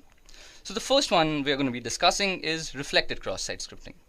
Now, by far the most common type of cross-site scripting that you'll be coming across is probably reflected cross-site scripting. Here, the attacker's payload is a script and has to be part of a request which is sent to the web server and reflected back in such a way that the HTTP response includes the payload from the HTTP request. Now, using a phishing email and other social engineering techniques, the attacker lures in the victim to inadvertently make a request to the server which contains the cross-site scripting payload, and then he ends up executing the script that gets reflected and executed inside his own browser. Now, since reflected cross-site scripting isn't really a persistent kind of attack, the attacker needs to deliver this payload to each victim that he wants to serve. So a medium like a social network is very conveniently used for dissemination of these attacks. So now let's take a step-by-step look at how cross-site scripting actually works. So firstly, the attacker crafts a URL containing a malicious string and sends it to the victim. Now the poor victim is tricked by the attacker into requesting the URL from the website which is running a website response script, and then the website includes the malicious string from the URL in the response. And then in the end, the victim's browser executes the malicious script inside the response, sending the victim's cookies to the attacker's server. Okay, so at first, reflected XSS might seem very harmless because it requires the victim himself to actually send a request containing a malicious string. Now, since nobody would be willingly attacking himself, so there seems to be no way of actually performing the attack. But as it turns out, there are at least two common ways of causing a victim to launch a reflected cross-site attack on himself. So the first way is if the user or targets a specific individual and the attacker can send a malicious URL to the victim, for example using email or for example instant messaging, and then trick him into visiting the site. Secondly, If the user targets a large group of people, the attacker then can publish the link or the malicious URL on his own website or social media, and then he'll just wait for visitors to click on it. So these two methods are similar and both can be very successful with the use of a URL shortening service like one provided by Google. So this masks the malicious string from users who might otherwise identify it. Okay, so that was all about reflected cross-site scripting. Let's move on to stored cross-site scripting now. So the most damaging type of cross-site scripting that is there today is persistent or stored cross-site scripting. In stored cross-site scripting attacks, in stored cross-site scripting attacks, the attacker is injecting a script into the database that is permanently stored on the target application. So a classic example is a malicious script inserted by an attacker in the comment field or on a blog or a forum post. So when a victim navigates to the affected web page now in a browser, the cross-site scripting payload will be served as a part of the web page, just like any legitimate comment would be. Now this means that the victim will be inadvertently ending up executing the malicious script once the page is viewed in the browser. Now let's also take a step-by-step look at how cross-site scripting in the stored version works. So the attacker uses one of the website's form to insert a malicious string into the website's database first. Now the victim unknowingly requests a page from the website, and then the website includes the malicious string from the database in the response and then sends it to the victim. Now the poor victim will be actually executing the malicious script inside the response and sending all the cookies to the attacker's server. So that's basically how stored or persistent cross-site scripting works. Now it's time for the last type of cross-site scripting, which is document object model based cross-site scripting. So DOM based cross-site scripting is an advanced type of cross-site scripting attack, so which is made possible when the web application's client-side script writer uses provided data to the document object model. So basically it means that data is subsequently read from the document object model by the web application and outputted to the browser. So if the data is incorrectly handled in this place, an attacker can very well inject a payload which will be stored as a part of the document object model and then executed when the data is read back from the DOM. Now let's see how that actually happens. So first the attacker crafts a URL containing a malicious string and sends it to the victim. Now this victim is again tricked by the attacker into actually requesting the URL from the website. This is like the primary step in actually performing cross-site scripting. Now the third step is that the website receives the request but does not include the malicious string in the response. Here's the catch of DOM-based cross-site scripting. So now the victim's browser executes the legitimate script inside the response, causing the malicious script to be inserted into the page. That is basically into the inner HTML attributes. And the final step is then the victim's browser then executes the malicious script inserted into the page and then just sends the victim the cookies to the attacker's server. Now, if you guys must have realized, in the previous examples of persistent and reflected cross-site scripting, the server inserts the malicious script into the page, which is then sent as a response to the victim. Now, when the victim's browser receives the response, it assumes that the malicious script is to be a part of the page's legitimate content and then automatically executes it during page load as with any other script would be. But in a DOM-based attack, there is no malicious script inserted as a part of the page. The only scripts that are being actually automatically executed during the page load is legitimate part of the page. So that's the scary part. So the problem is that this legitimate script directly makes user input in order to add HTML to the page. So the malicious string is inserted into the page using inner HTML. So it's passed as HTML. So mostly people who are actually servicing or surveying any server for cross-site scripting attacks, they will not be actually checking the client side. So it's a very subtle difference, but it's very important. So in traditional cross-site scripting, the malicious JavaScript is actually executed when the page is loaded as a part of the HTML server. And in DOM-based cross-site scripting, the malicious JavaScript is executed at some point after the page has already been loaded, because the page's legitimate JavaScript treating user input is using it in an unsafe way. So now that we have actually discussed all the three types of cross-site scripting that is widely available today, now let's see what can actually happen if if you were actually a victim of cross-site scripting.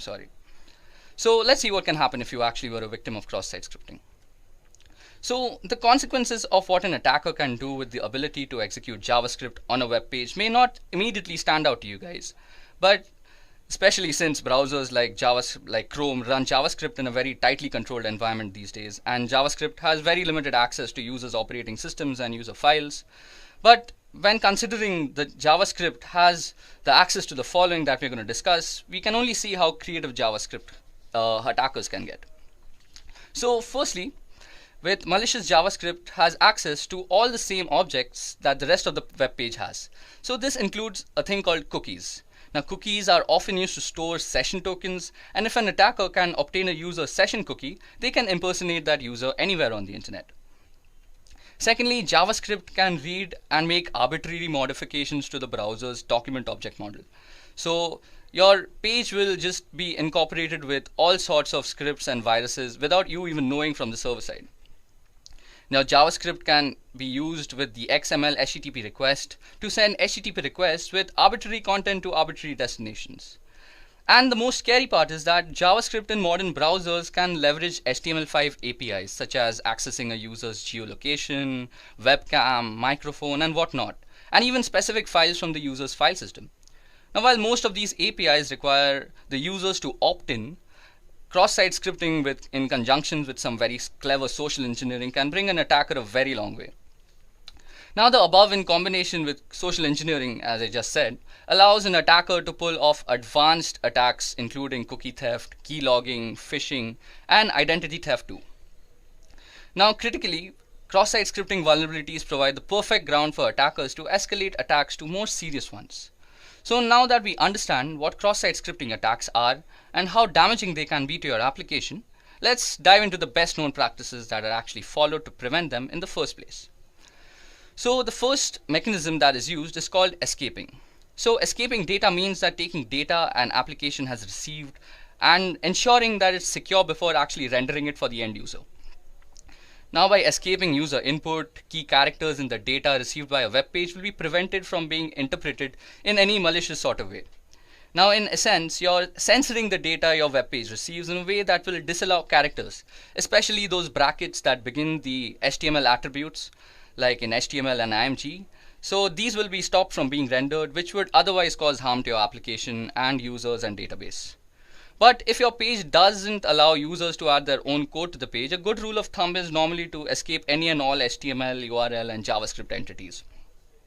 However, if you are running a forum and you do allow users to add rich text to your content, you have a few choices. So firstly, you will need to carefully choose which HTML entities you will escape and which you won't, or by replacement format for raw HTML such as Markdown, which will in turn allow you to continue escaping all the sorts of HTML characters. Now the second method that is normally used is called validating input. So validating input is the process of ensuring an application is rendering the correct data and preventing malicious data from doing harm to the site, the database, and the users. So while whitelisting and input validation are more commonly associated with stuff like SQL injection, they can also be used as an additional method of prevention for cross-site scripting attacks. So input validation is especially helpful and good at preventing cross-site scripting in forms, as it prevents a user from adding special characters into the fields instead of refusing the request completely. But input validation is not the primary method of prevention for vulnerabilities, such as cross-site scripting and even SQL injection for that example, but instead they help to reduce the effects should an attacker actually discover such a vulnerability in your system. Now the third way to prevent cross-site scripting attack is to sanitize user input. So sanitizing data is a strong defense, but should not be used alone to battle cross-site scripting attacks.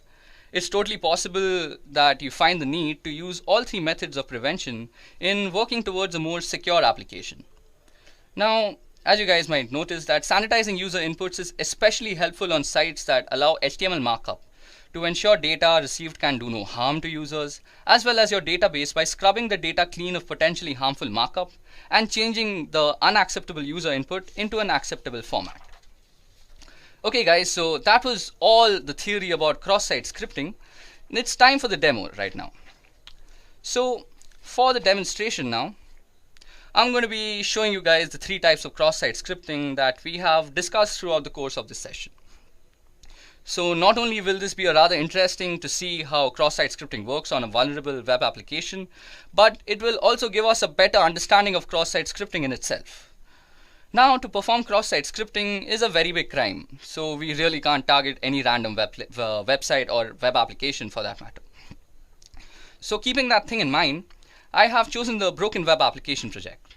So this is brought to us by OWASP, which stands for Open Source Web Application Security Project. Now, the Broken Web Application Project, or BWAP, is a broken web application that is intentionally vulnerable, and it incorporates a majority of the known bugs that are out there. And it is widely used by security enthusiasts, students, and practicing ethical hackers to mostly practice and nurture their skills in the right direction. Okay, so to get started, first of all, we need to download a few files and get things ready. So first of all, we'll download the Broken Web Application project, and I'll be leaving the download link in the description just in case you guys want to practice in your own free time. Secondly, we'll need to download a VirtualBox. Now, after we have both the files ready and we have it installed and we have our Broken Web Application installed in the virtual machine, we are good to go. Now, I've already done all that boring job and actually installed the Broken Web Application. As you guys can see, I'm already running the OWASP Broken Web Application on my virtual machine, and this is the OWASP virtual machine. So as you guys can see, it's based off Linux, and if we go ifconfig, it'll give us the IP address that it's running on. So as you guys can see, it's running on 192.168.146.4. So if we just head over there, yeah, I've already opened that up, we get a portal. So for this particular demonstration, I'm going to be using the Broken Web Application project and also WebGoat. So first of all, let's head over to the Broken Web Application project. So we'll be greeted with a login screen out here, and the credentials for this is B and bug, as you guys can see. So just go and enter login after you've entered the credentials. Okay, so you all will be welcome with a place where you can choose your bug, and you can also choose the amount of security that you want to practice with. So since this is a very simple demonstration, I'm going to set the security to low, and the first thing that we're going to test is actually reflected cross-site scripting. So reflected cross-site scripting mostly has things to do with the GET request when we are actually coding on the back end. So let's see. So first of all, we go ahead and choose reflected cross-site scripting with the GET method, and we go and press hack. Now we'll be presented with a form. Now form is a very good way of actually showing reflected cross-site scripting, because normally when an attacker will be trying to attack you, he'll be trying to send you a form or any way you can actually input something into his server. So interestingly, if we go and just input nothing into these two fields and just go, we'll see the URL change out here. So firstly, you guys see that the fields are very clearly visible, and these are the two fields, and that means that it's an unencoded input. So this is a very rich place to actually practice your web vulnerability and penetration testing skills. So if I were a hacker, I would try and run a script out here. So if I were to go script, and I've already practiced a few out here, as you guys can see. So if we go script alert, this is an example of reflected XSS. Yeah, and if we go and just end the script out here, this is going to actually render the JavaScript input as a part of the page, and we are going to get an output because of this. So that's how reflected cross-site script is actually working. So as you guys can see, what am I saying?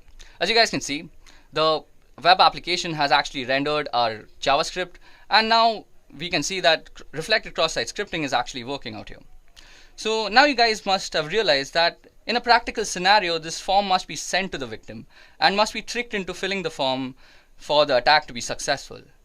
Also, in more practical scenarios where sites are also having forms, they're going to be putting filters to the content of the input parameters such that you cannot run JavaScript in them, and you cannot also input any unencoded inputs into them. So that was all about reflected reflected cross-site scripting. So now let's move on to stored cross-site scripting, which is the most dangerous form of cross-site scripting. Okay, so as I had discussed, the comment sections are normally the best place for actual stored cross-site scripting. So as you guys can see out here, we already have a few comments that I had added for practicing. Now in stored cross-site scripting, the attacker is normally attacking the data that is stored. So basically we are going to inject the script into the database, into the server. So if the script has some malicious intent, and it can do a multitude of things if it has a malicious intent, we'll not get into that. So for that reason, let's first add a normal comment out here. So let's say if this was a blog, I'd say good job there, like I had said, or something like, hey man, nice work. And if you go and press submit, okay, it's showing this is an example of persistent cross-site scripting because I had already inserted a malicious script. So this is that script out here, the second input. But just for demonstration purposes, let's go ahead and put it again. So we can also input raw data, that is unencoded input, in the form of a script. So let's go alert. And let's just print hello world.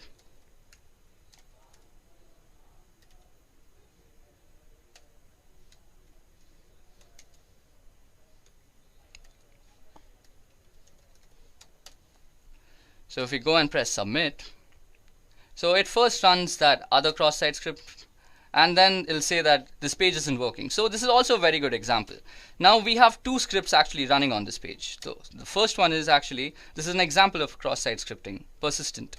So that was the second one. And then comes the hello world. So that's actually two scripts running back to back. So anybody, if I were to actually come back to this site any other day and these comments existed, it would just get automatically executed from the database because we are referring to it. Okay, so time for DOM-based cross-site scripting, and I was using this application for the first time yesterday, and I realized that there is actually no way that we can actually test DOM-based cross-site scripting here. So to actually test DOM-based cross-site scripting, we are going to be using this thing called WebGoat. Now the login credentials to WebGoat is guest for the username and guest for the password. I had already logged in, so it didn't ask me. So now if you go out here and go under cross-site scripting in XSS, you will also see that there is no options available for actually DOM-based cross-site scripting. This is because it's under AJAX security, or AJAX if you might pronounce it that way. So this is under AJAX security because if you guys remember, we had just discussed that DOM-based cross-site scripting is a client-side cross-site scripting. So things like a normal script would normally be checked on the server side. But when we are talking on client side, we are talking about languages like HTML, AJAX, etc. So you can put your scripts in HTML form. So suppose we were to go, so let's input a script first. So suppose we were to go script hello world. Now if we go and submit the solution, nothing actually happens because we are actually putting in encoded inputs out there. It's the DOM that is unencoded. Now if we were to actually go in and input in a language that the client side actually understands, for example HTML, so we'd immediately get a result. So first of all, it's going to actually manipulate the inner HTML attributes of the site. So if we go image and we put a source, now let's not give the source anything, and on an error, we're going to run some simple JavaScript. So alert, and we can say this is an example of DOM-based XSS. Now as soon as I end the image tag, this is going to get run because the client side is always rendering the client side page. So watch this. I'm sorry, I think I mistyped somewhere. Okay, let's go again. So image. Okay, let's use something I've already used. And you can see that it says hacked. And out here, we've not even pressed submit solution. So out here you can see that as soon as we completed it, it's again saying hacked. So that means as soon as you complete the query or the client-side HTML language, so that will completely trigger the cross-site payload. Image tag, this is going to get run because the client side is always rendering the client side page. So watch this. I'm sorry, I think I mistyped somewhere. Okay, let's go again. So image. Okay, let's use something I've already used. And you can see that it says hacked. And out here, we've not even pressed submit solution. So out here, you can see that as soon as we completed it, it's again saying hacked. So that means as soon as you complete the query or the client-side HTML language, so that will completely trigger the cross-site payload.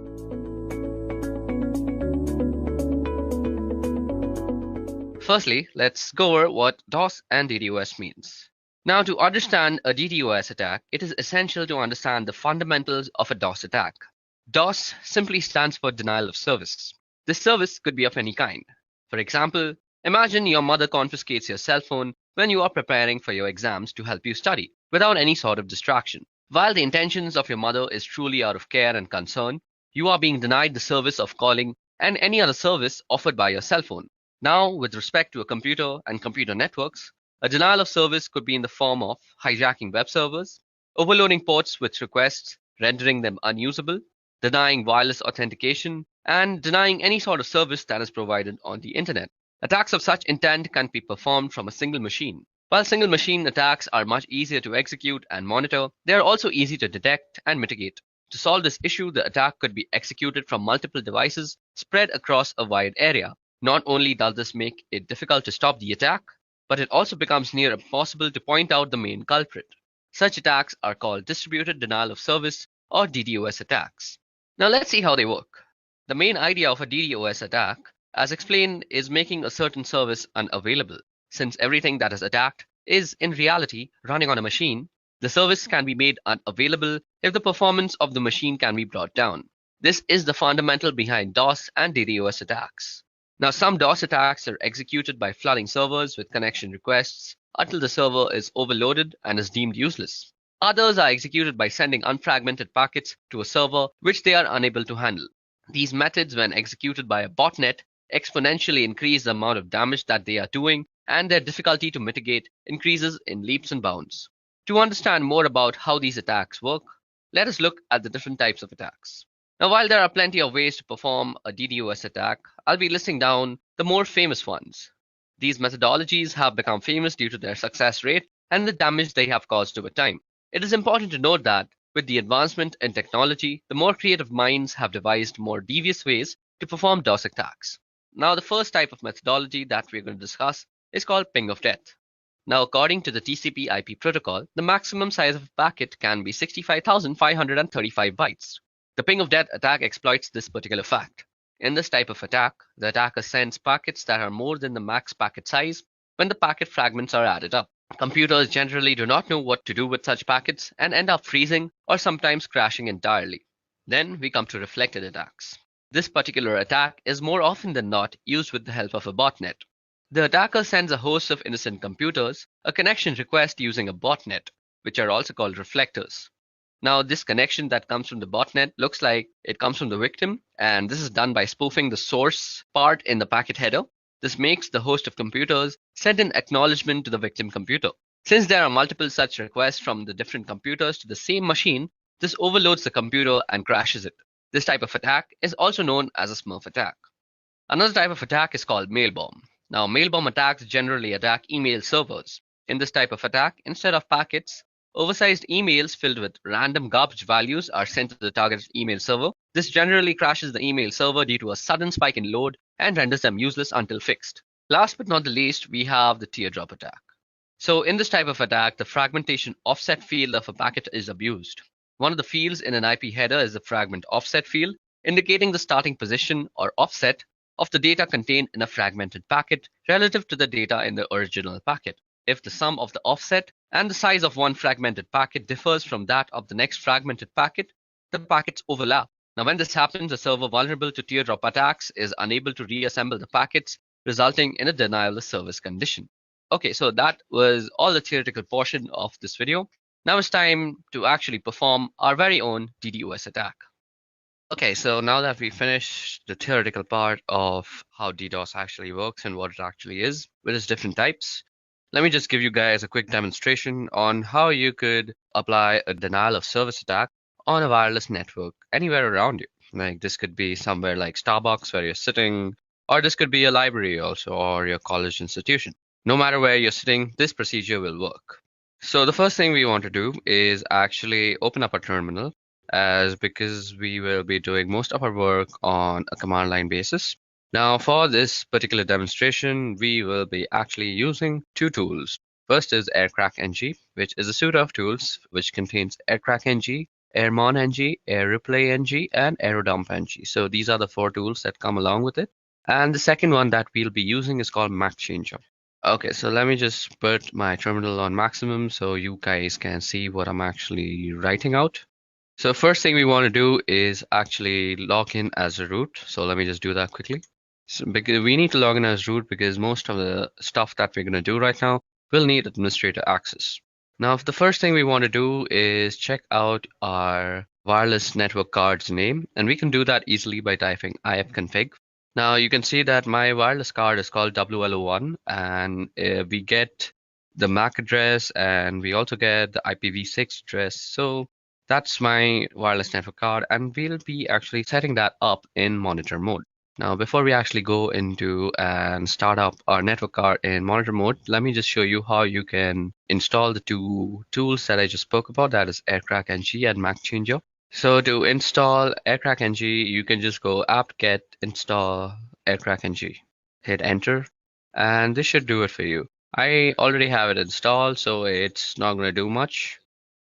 To install MacChanger, you could just go the same command, that is apt-get install MacChanger. And you can check if both the tools have been installed properly by opening the manual pages by typing man AirCrackNG, and this will open up the manual page for you. And let's also do the same for MacChanger. So what we're going to do first is set up our network interface card into monitor mode. So to do that, all we have to do is type ifconfig, and we need to put our network interface card down. So we go WLO1 down, and with the command iwconfig, we go mode monitor. Don't forget to specify the interface that you're working on. So iwconfig WLO1 mode monitor. And all you have to do now is put it back up. So what we are going to type is ifconfig WLO1 up. You can check the mode. It'll say managed if it's in monitoring mode. So as you guys can see, it says mode managed. So that's how we're going to go ahead. So you can check that just for your own purposes. So we can also check for only WLO1 by specifying the interface. Or you could also check the mode only by passing it through a pipe function, and that is using grep mode. So iwconfig WLO1 grep and mode. Well, mode begins with a capital M, so that's how you would probably return it. So as you guys can see, that has returned the mode for us, along with the access point and the frequency. Okay, so that was a little fun trivia on how you could fetch the mode from a certain command, that like iwconfig, by passing it through a pipe and grabbing it with mode. Grab basically means grab. Okay, so now moving on, we'll get to the more important stuff now.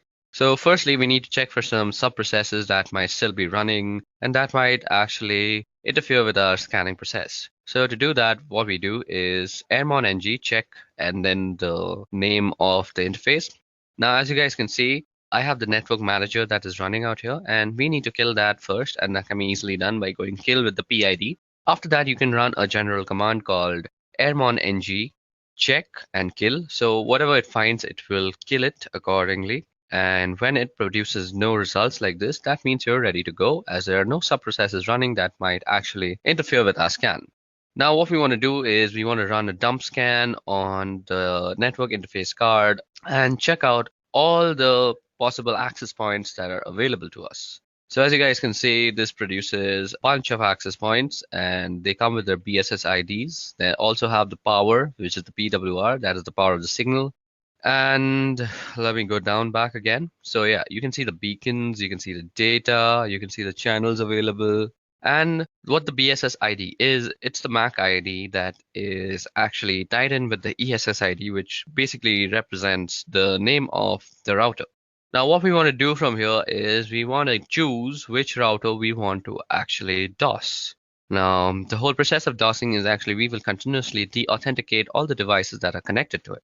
So for now I have chosen Edureka Wi-Fi to actually DOS out. And once I send a de-authentication broadcast, it will actually de-authenticate all the devices that are connected to it.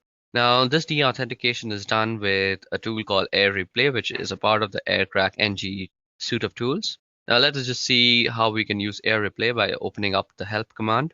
So we go --help, and this opens up the help command for us. Now as you guys can see, it shows us that we can send a de-authentication message by typing in the -0, and then we need to type in the count.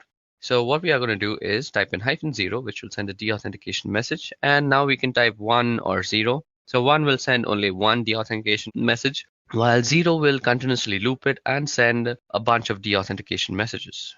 We are going to say 0 because we want to be sure that we are de-authenticating everybody. And we can also generally specify the person we also want to specifically de-authenticate. But for this demonstration, I'm just going to try and de-authenticate everybody that is there. So what we are going to do is we are going to copy down the MAC address or the BSS ID as you would know it. And then we are going to run de-authentication message. Now, as you guys can see, our de-authentication message is beginning to hunt on channel 9. Now, as you guys know, and as I already know, that our BSS ID or the MAC address is working on channel 6. Now, we can easily change the channel that our interface is working on by just going iwconfig w1 and then channel and then specifying the channel. Now, as you guys can see, our chosen router is working on channel 6, so that's exactly what we're going to do.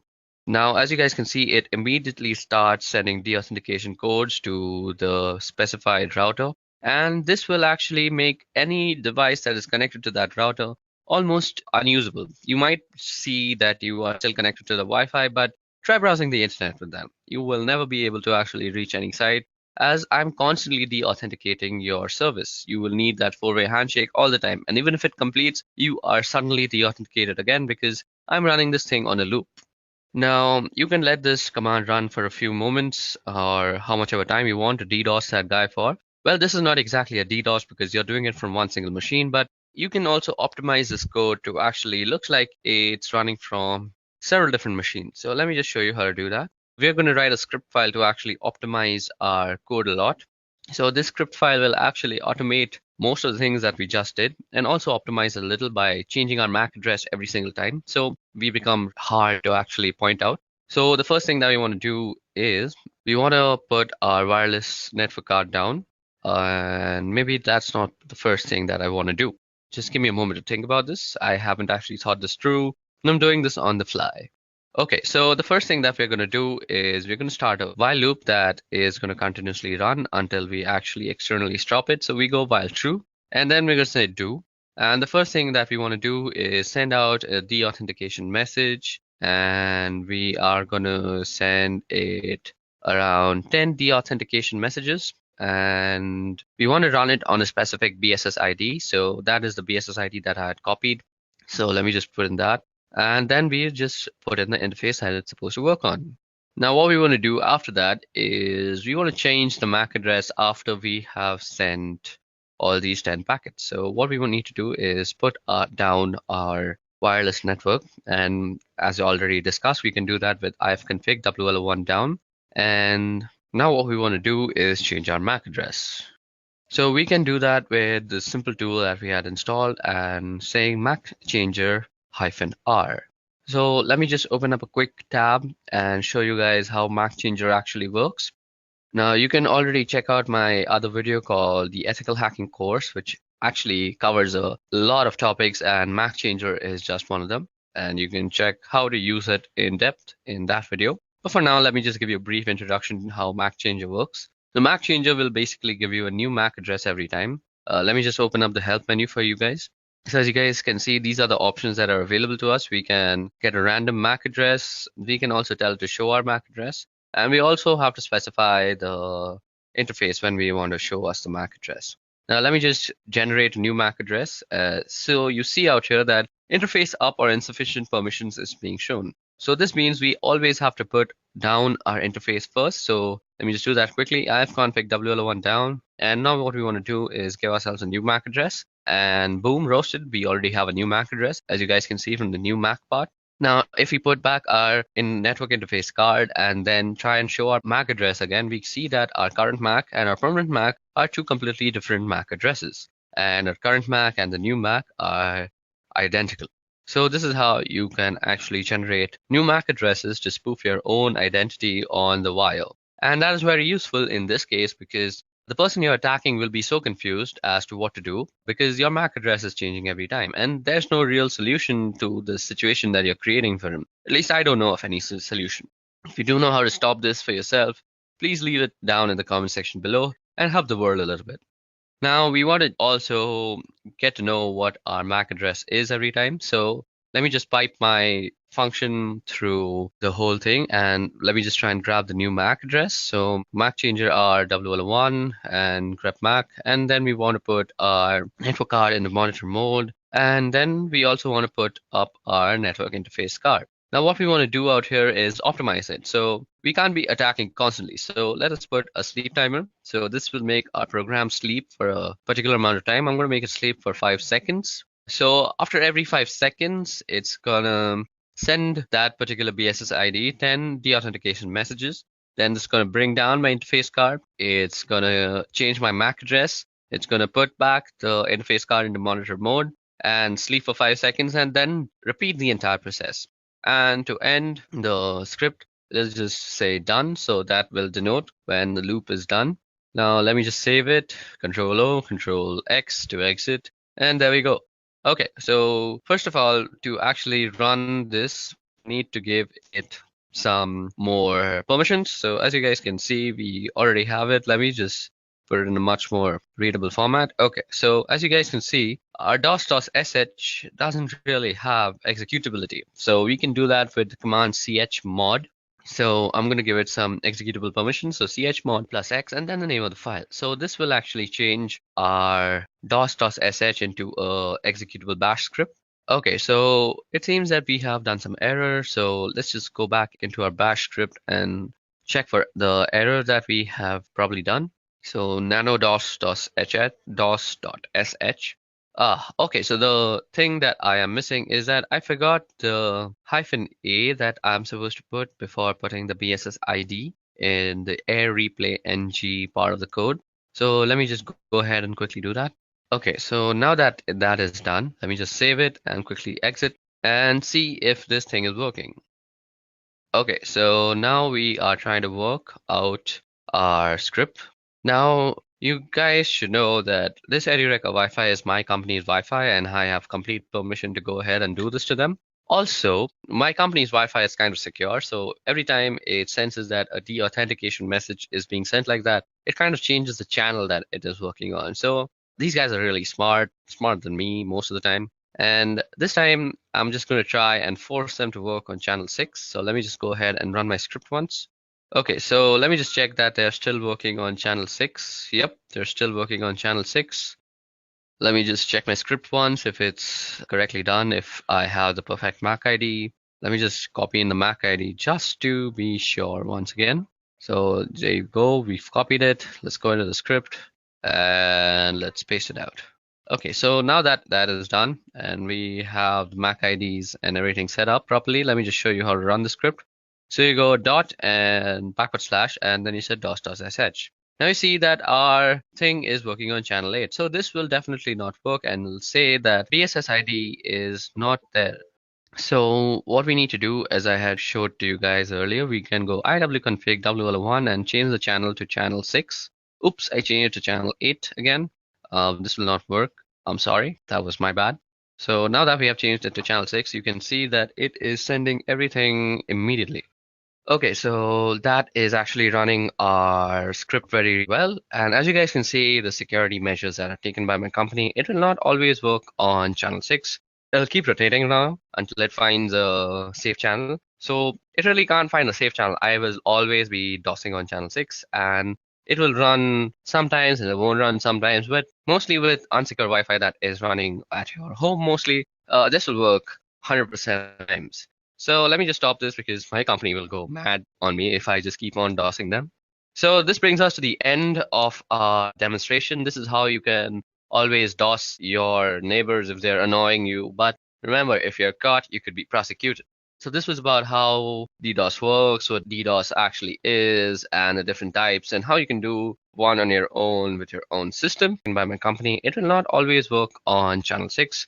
It'll keep rotating now until it finds a safe channel. So it really can't find a safe channel. I will always be DOSing on channel 6, and it will run sometimes and it won't run sometimes, but mostly with unsecure Wi-Fi that is running at your home mostly, this will work 100% times. So let me just stop this because my company will go mad on me if I just keep on DOSing them.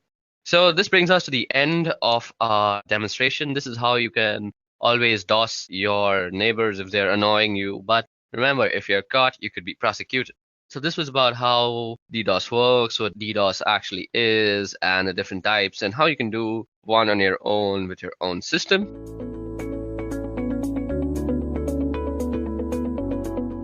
In early days of internet, building websites was straightforward. There was no JavaScript, no backend, no CSS, and very few images. But as web gained popularity, the need for more advanced technology and dynamic websites grew. This led to development of Common Gateway Interface, or CGI as we call it, and server-side scripting languages like ASP, JavaScript, PHP, and many others. Websites changed and started storing user input and site content in databases. Each and every data field of a website is like a gate to database. For example, in login form, the user enters the login data. In search field, the user enters a search text. And in data saving form, the user enters the data to be saved. All this indicates data goes to database. So instead of correct data, if any malicious code is entered, then there are possibilities for some serious damage to happen to the database and sometimes to the entire system. And this is what SQL injection is all about. I'm sure you've heard of SQL. SQL Query Language, or SQL, is a language which is designed to manipulate and manage data in a database. SQL injection attack is a type of cybersecurity attack that targets these databases using specifically crafted SQL statements to trick the systems into doing unexpected and undesired things. So by leveraging an SQL injection vulnerability present in web application or a website, given the right circumstances, an attacker can use it to bypass web application's authentication details, as in if you have login and password, user can or attacker can enter just the user ID, skip the password entry, and get into the system. Or he can sometimes retrieve the content of an entire database. He can also use SQL injection vulnerability to add, modify, and sometimes delete records in a database, affecting data integrity. Well, using this vulnerability, attacker can do unimaginable things. This exactly shows how dangerous an SQL injection can be. Now let's check out how a typical SQL injection is carried out. Well, let's start with non-technical explanation. Guys, I have a simple analogy here. So first, let's go through this. Once you understand this, you'll easily able to relate this with what SQL injection attack is. So anyway, first imagine that you have a fully automated bus that functions based on the instructions given by human through a standard web form. Well, that form might look something like this. For example, the form might say, drive through the route and where should the bus stop, if when should the bus stop. This route and where should the bus stop and this condition, that's when should the bus stop, or the user inputs. This is where user have to enter the input into the form. Now after putting some data into the field, it looks something like this. Drive through Route 77 and stop at the bus stop if there are people at the bus stop. Well, that looks simple enough, right? So basically here the human or the person is trying to give 3 instructions. That is, bus should stop at Route 77. It should stop at the bus stop if there are people at the bus stop. Well, that sounds harmless. Now imagine a scenario where someone manages to send these instructions, which looks something like this. Drive through Route 77 and do not stop at the bus stop and ignore rest of the form if there are people at the bus stop. And now since the bus is fully automated, it does exactly as instructed. It drives up Route 77 and does not stop at any bus stop even when there are people waiting, because the instruction says do not stop at the bus stop and ignore the rest of the form. So this part, which is if there are people at the bus stop, is ignored. We were able to do this because the query structure and the supplied data are not separated properly. So the automated bus does not differentiate between the instructions and the data. It simply does anything that it is fed with or asked to do. While SQL injection attacks are based on the same concept. Attackers are able to inject malicious instructions into good ones, all of which are then sent to database server through a web application. And now the technical explanation. An SQL injection needs two conditions to exist, which is a relational database that uses SQL and a user-controlled input which is directly used in an SQL query. Let's say we have an SQL statement, a simple SQL statement.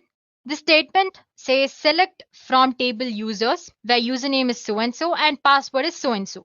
Basically, you can think of it as a code for a login form. It's asking for the username and the password. This SQL statement is passed to a function that sends the entire string to connected database where it will be passed, executed, and returns a result at the end. If you have noticed, the statement contains some special characters, right? We have asterisk here to return all the columns for selected database row. And then there is equals to only returns values that match the search string. And then we have single quote here and here to tell the SQL database where the search string starts or ends. So for user, you have starting here, ending here, and for password here. So basically a pair. Now consider the following example in which a website user is able to change the values of this user and password such as in login form. So if the values are put into user and password, it looks something like this. Select from users table where username is Dean and password is Winchesters. And the SQL statement is simple enough. It's very direct. So if there is a user called Dean with password Winchesters, then all the columns of table users are extracted. Now suppose if the input is not properly sanitized by the web application, the attacker can easily insert some malicious SQL statement like this. The username might be Dean or 1 is equal to 1, and then you have double hyphen followed by password is equal to Winchesters. So basically, along with the data, the user or the attacker has tried to enter a malicious SQL statement disguising it as a data here. So guys, you need to notice two things here. First one, we have or 1 is equal to 1. It's a condition that will always be true. Therefore, it is accepted as a valid input by application. For example, if Dean is not a valid user or if there is no user called Dean in the database, application would consider the next value because there is or in between. Our next value is 1 is equal to 1, which always returns true. So basically, our input will be something like this, Dean or true. And if there is no user called Dean, the next input will be true and it will be taken as an input value and the values will be displayed. So the next part, which is double hyphen. I'm sure you know what double hyphen represents, right? Basically, it's commenting the next part of the SQL query. So it instructs the SQL parser that the rest of the line is a comment and should not be executed. So the part, that's password part, will be ignored. So basically what we're trying to do is we're trying to bypass the password authentication here. So once the query executes, the SQL injection effectively removes the password verification, resulting in an authentication bypass. By using double hyphen, we're commenting rest of the comment. And before that, using 1 is equal to 1, which is translated to true, we are trying to enter the database without even giving an valid value. So the application will most likely log the attacker in with the first account from the query result. And as you guys know, most of the time, the first account in a database is that of an administrative user. So basically by doing nothing or basically by giving some random data here, the attacker was able to extract the admin details. It sounds very dangerous, right? So that's all an SQL injection attack is all about. Basically, you're trying to manipulate the valid or the correct SQL statement as a malicious code and trying to extract data from the database. Now, what's the worst that could happen when you suffer an SQL injection attack? There are a number of things that an attacker can do when exploiting an SQL injection on a vulnerable website. First of all, he can access data without authorization. For example, by tricking the database into providing too many results for a simple query. Then he can extract sensitive information like social security numbers or credit card details. Next thing, he might somehow get in touch with authentication details of users registered on a website, and then he can use this information to log in during other attacks. He can also alter data in the database without authorization. For example, he can create fraudulent records or add extra users or He might even actually delete the entire table.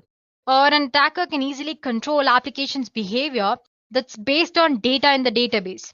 For example, by tricking an application into allowing a login without a valid password, which we saw earlier. I showed you how using an SQL injection attack, you can bypass an authentication mechanism, or you can avoid password verification. Well, it all depends on the capabilities of an attacker, but the exploitation of an SQL injection vulnerability in a website or an application can lead to complete takeover of the database and the web server.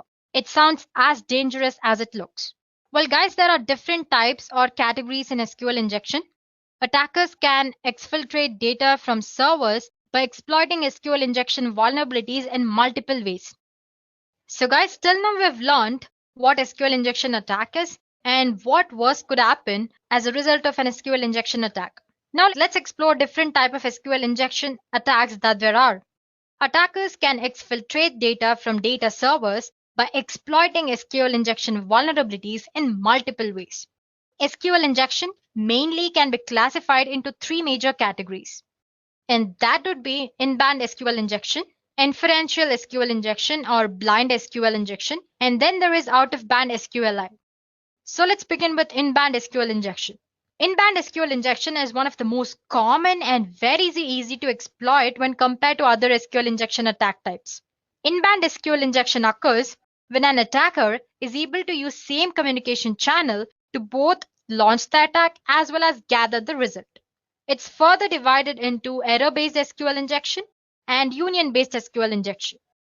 Now talking about the next type, which is blind SQLI, or we can also call it inferential SQL injection. It usually takes much longer when compared to in-band SQL attack, but it is just as dangerous as any other type of SQL injection. So in this attack, no data is actually transferred via web application, and the attacker will not be able to see the result of an attack like in in-band. That is why what we call it as the blind SQL injection. So basically here, an attacker reconstructs the entire database structure by sending payload, by observing the web application's response, and by resulting behavior of database server. So basically he observes and then attacks based on the data he finds out. It is further divided into blind Boolean-based SQLI and then blind time-based SQLI. And lastly, we have out-of-bound SQLI, which we'll discuss at the end. Okay, let's get started with error-based and then we'll move forward with the other types. Okay, so here we go. Error-based SQL attack. It's type of in-band SQL attack. It is a technique that relies on error message thrown by a database server to obtain information about the structure of the database. So basically, here an attacker will rely on the error message which is sent by the database server to manipulate the database. So an attacker can retrieve information such as table names and other content from visible database errors.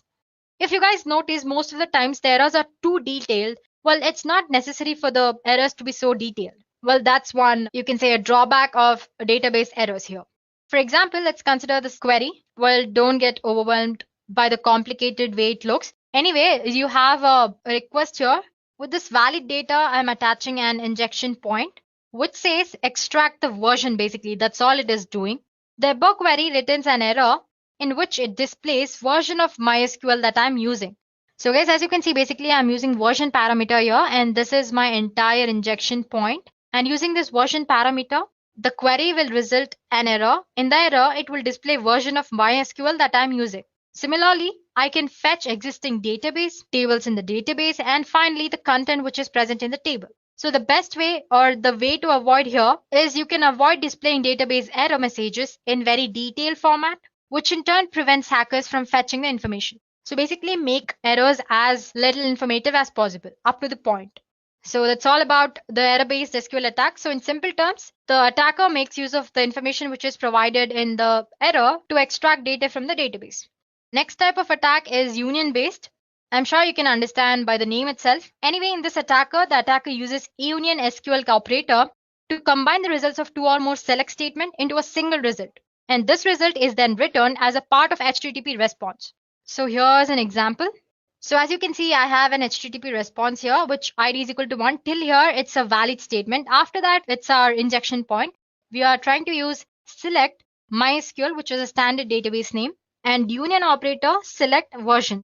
So basically, this will again display the version of MySQL that I'm using. So these are two different kind of in-band SQL types. Moving on to next type, which is Boolean. So like I said earlier, guys, this inferential or blind SQL injection are referred to as blind because no data is actually transferred via web application, and the attacker will not be able to see the result of an attack here. Okay, so the first type, which is Boolean based. So when an SQL query fails, sometimes some part of web page or disappear. I'm sure you might have noticed, right? Suppose if you've entered something wrong in the URL, sometimes the page which you're viewing either disappears, or it might change the entire website, or it might fail to load anyway. These indications allow attackers to determine whether the input parameters is vulnerable and whether it allows extraction of data. This attack is typically very slow, especially on large databases, since an attacker would need to enumerate a database character by character. So guys, for example, you can see the query which is on the screen. With this request, the page should load as usual if the database version is 5x. But if it behaves differently, for example, like it might display an empty page or half the details of the website are gone, then you can consider the website version is different, indicating if the website is vulnerable to an SQL injection or not. So basically what he does is here, the attacker gives some sort of input. He observes what kind of response does a database server gives to that query. Based on that, he'll determine if it's possible to exploit the SQL vulnerability present in that application, or if at all the SQL vulnerability is present or not. So that's all about Boolean based. Then comes the time-based SQL injection. In some cases, even though a vulnerable SQL query does not have any visible effect on the output of the page, it may still be possible to extract information from an underlying database.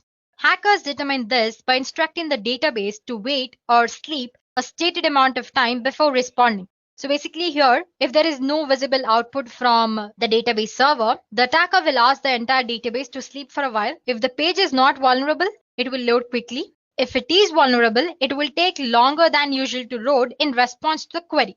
So to execute that, the true function is changed to something like sleep 3, which instructs the database to sleep for 3 seconds. So basically, as you can see in this example, we are instructing the database to be sleep for 3 seconds. If the page takes longer than usual to load, we can assume that the database version is 5.x. Okay, then comes our final SQL injection type, which is out-of-bound SQL. It's not very common. Sometimes only when an attacker can retrieve information from a database is used some sort of out-of-band techniques. Usually these type of attacks involve sending data directly from the database server to a machine that is controlled by the attacker. So guys, these are the major categories of an SQL injection. And now that we have learned the theory part, it's better if we know how to actually perform them in reality. So let's explore at least a few of these types, if not all. So to show you guys how to perform an SQL injection, first of all, I need a web application or a website on which I can actually perform an SQL injection. There are a lot of web applications which are vulnerable. So all you have to do is just type php id is equal to 1. This should give you the applications which have SQL vulnerability present in this database. But the thing is, I'm still not sure if I can use these websites. It's almost illegal, right? Because these are actually present on the net. But that won't be posing a problem since we're just trying to learn how to perform SQL injection. There are a lot of vulnerable web applications or websites which are especially made to actually perform such attacks. I'm sure you might have seen in other previous videos related to ethical hacking and cybersecurity, where we used Kali Linux and we used Metasploit level 2. We had different other kind of vulnerable web applications like DAM vulnerable application and Mutiliday and many others. As for today's session, we'll be using another such web application, which is called WebGoat. As you can see, it says WebGoat is a deliberately insecure web application maintained by OWASP, designed to teach web application security lessons. So you can install and practice with WebGoat.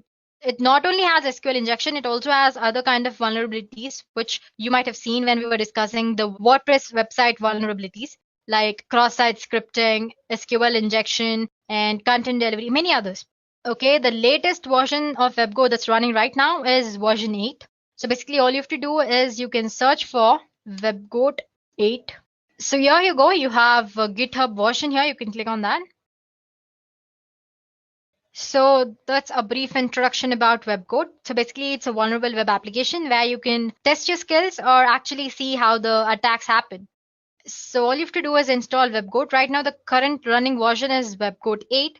All you have to do is type for WebGoat. You can see the WebGoat GitHub link here. Click on that.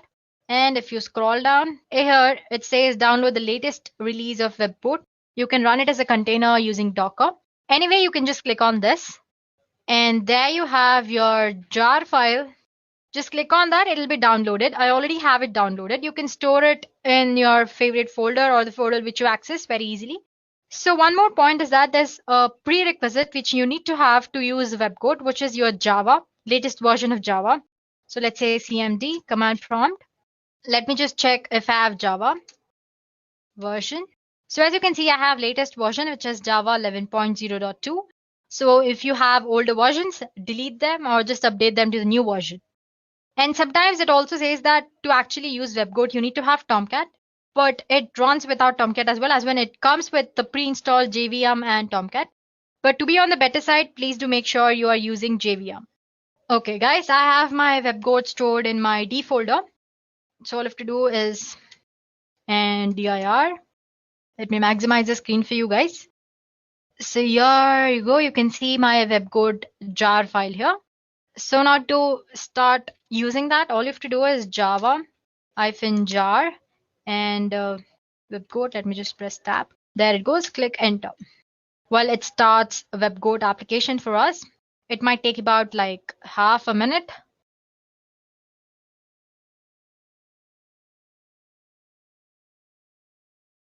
So guys, it has started. It says Tomcat started at port 8080 and it says started Webgoat in so many seconds. As in it says it took so many seconds to actually install at the start the Webgoat application. Now we go back to a browser. Here I type for localhost. Okay, that's Webgoat login page. So guys, here we go. We are into the application. Well, if you haven't registered, if you're using it for the first time, all you have to do is click on this register new user and create a username and password. Okay, let's create a username. Let's say Deepthi, password, some password, and agree. It's as easy as that, and click on sign up. It says it must be between 6 and 10.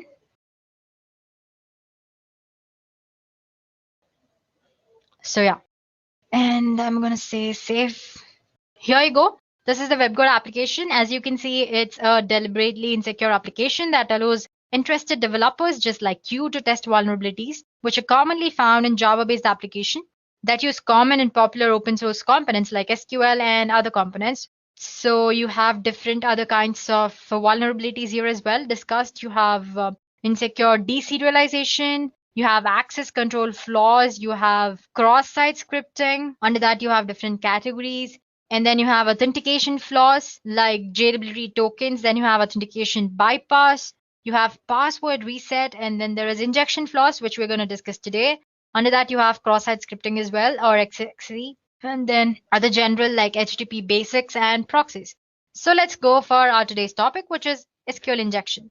The first thing that you want to do is not go for advanced. It's a little complicated. So just click on injection here, SQL injection. You will land upon this page. So basically the first page is all about what SQL query languages, that's SQL is about. Different type of SQL injection, not the types which you discussed. String-based SQL injection and numeric-based SQL injection. And then just click next. Ignore this, it's mostly because of the network error anyway. It's all about basic SQL details, that DML, data manipulation language, data definition language, which includes create, alter, drop, and truncate. Then you have data control language, which is grant and revoke. So it basically described what an SQL injection attack is. Basically, if you recall, SQL injection is basically entering a malicious data into an actual data, this way getting access to the database content. So the things that you can do using SQL injection, you can read and modify sensitive data from the database. You can execute administration operations on the database by getting access to admin data. You can shut down the entire database. You can truncate the tables, and you can add malicious users as well. You can recover the content of a given file from the file system. You can issue commands to operating system as if the application is of your own. There you go. Then what all you can do, you can spoof identity, you can tamper with existing data, you can destroy, you can pick an administrator. And it says SQL injection is more common in PHP, Classic, ASP, Cold Fusion, and the other languages. If you remember, we just use PHP ID equals 1 to check if the application is SQL vulnerable or not. So yeah, it's more common in PHP. Moving on to next thing. So like I said, the extent to which a damage can be created by an SQL injection attack totally depends on the attacker and his level of knowledge. and what countermeasures you have taken to avoid SQL injection attacks and all that, and the database technology that you're using. Moving on for the 6th. So this also we discussed in the theory part, as in I showed you an example on how to actually perform an SQL injection attack. So this is string-based SQL injection attack. You can see there's an SQL query which says select from user table where name is username. But you can see it's using some sort of quotations here. It's using single quotes to indicate that's the start of the content and a single quote here to indicate the end of the content. Using this misplaced quotations or unnecessary quotations is how an injection attack can be easily performed. So same for the ID, it's just that there are no single quotations because it's not a string. So instead of giving some normal output like maybe a dean or something, user can give something like this, a name which ends with quotation or 1 is equal to 1. Basically, by making use of the quotations or actual characters which are present in the string, an attacker can perform SQL injection. Or you can also give it as some this way. So yeah, basically you can give malicious SQL statements. Let's start with our first exercise, which is this one. Okay, so it says try it SQL injection attack. This is the user or the SQL query. It says this SQL query can be used to fetch all the information about a user if you know a username. So you don't need to know any specific username to get a complete list. But I have given a sample value, which is Smith. But let's say I don't know Smith. Let me give some other value. So as you can see, I've already done it before. So there are other values. So let's say Dean. But it doesn't give me anything because there's no user called Dean in the database. Okay, it says give Smith because Smith is a valid user. So let me just give Smith. So as you can see, it is displaying the values of user Smith. Well, this is straightforward. They've mentioned a username which we've used and we got the information. But now suppose if I want to know other user's name as well, all you have to do is manipulate this data. So as you can see here, this part, there was a single quotation, but right now what's showing is different garbage characters. Anyway, so I'm ending with this another single quote and saying or 1 is equal to 1, which is always true as you guys know. And there is already a single quote here, one more, so I'm not giving one here. And I'm clicking on get info. So there you go, it successfully fetched me other information about other users as well. So basically, I manipulated the data into some malicious SQL statement. So like I said, 1 is equal to 1 is always true. So basically, it accounts to Smith or true when it actually goes to database. Since true is a valid input, it's displaying me the content. Now let's say I just want to know the first user. And you guys actually, you can give that as this as well, as in you don't have to use the quotations, just give 1 is equal to 1. This also works. I'm saying comment rest of the SQL query like we did earlier, as in we avoided password verification, right? So whatever is after the username, it's going to avoid rest of the query. So get info. So you can see it's worked again. Let's say now I want to fetch just one user or the first or second users. Okay, let's use another name. Okay, just let me clear it. Plain or 1 is equal to 1, and I want to limit the content to 1. So as you can see, it has limited the content to the first user. It's not taking the first input, it's skipping, it's coming to this part, 1 is equal to 1, and it's limiting to the one user. Let's say Dave. So yeah, since the Dave user is not there, it's skipping this part and it's going to this part, which is 1 is equal to 1 and limiting to 1. Let's say 2 here. It should give the next username. Let's say 5 users. So there you go. Similarly, the way you want using malicious SQL statement, you can manipulate and get the data. Let's go to next exercise, which is 8. It's same as the previous one. Before it was string and now it's just number. So they say give 101 for the valid user. Let's give 100. But as you can see, there's no result because there's no user with 100 as user ID. And if I give 101, it's giving me the user 101. Let's say, let me give 110. I don't know if the user is there or not. Or 1 is equal to 1 and comment. I want to limit. Let's limit to 3 users. Okay, it says it's number, right? My mistake. So yeah, it's displaying 3 users. So guys, this is a simple explanation of an SQL injection attack, or you can say an error-based injection attack. Now moving on to next exercise. So this is a basic SQL injection. Now going to advanced. Again, click on the first. It says the purpose of this lesson is to combining multiple SQL techniques and use blind SQL injection as well. Okay, I'm going to click on 1 here. That's one. Okay, second one, like we discussed, if you have misplaced special characters in your SQL statement, using that you can make use and you can extract data. For example, we used comment character to comment rest of the SQL query. We have colon, which command, or see, as you can see, it says star select from users, and the command drop table users. Basically, I'm using two queries here. One is to select display all the users, which is a valid according to the given form details. And next statement or the injection I'm adding is drop table users. And then you have concatenation plus is again the concatenation, string without quotes, and all that. Let's get with our third exercise. It says, try it pulling data from other tables. It says one of the table in WebGo database is user system data, which has a username of character, password, which is again a character, and a cookie, which is again a character. So the first thing that we have to do is execute a query to union or join these two tables. The other table was users, if you've forgotten. Let me just take you back to that exercise. As you can see, the first table is users, which I've used in this query. So going back to advanced, we were in this exercise. So yeah, we need to join users table as well as user system table, or do whatever you want. But the final thing they want is see if we can fetch Dave's password. Dave is one of the user. So guys, like I said earlier, the union operator is used in SQL injection to join a query. And the result of this forged query will be joined to the result of actual query. So you have one query, for example, let's say you're giving username and I'm giving union there. I'm attaching another statement. So basically for the result of the previous query, I'm adding my injection point via union. We are asked to fetch Dave's password here. Well, there are a lot of ways you can do it. We can do it without using union as well. Let me show you one way. Let's say I have Smith. I'm going to end this here. And let me say select star from user system data, and I'm again quoting it, and that should do it. So sorry about that, guys. Earlier it was an error, right? So basically, let's say Smith, and I'm commenting it, and then I'm giving select star from user. What is the table name? System data in the query, and comment the rest. So as you can see, it has fetched the password of Dave. This is one way of doing it. But then we explored error-based SQL injection earlier.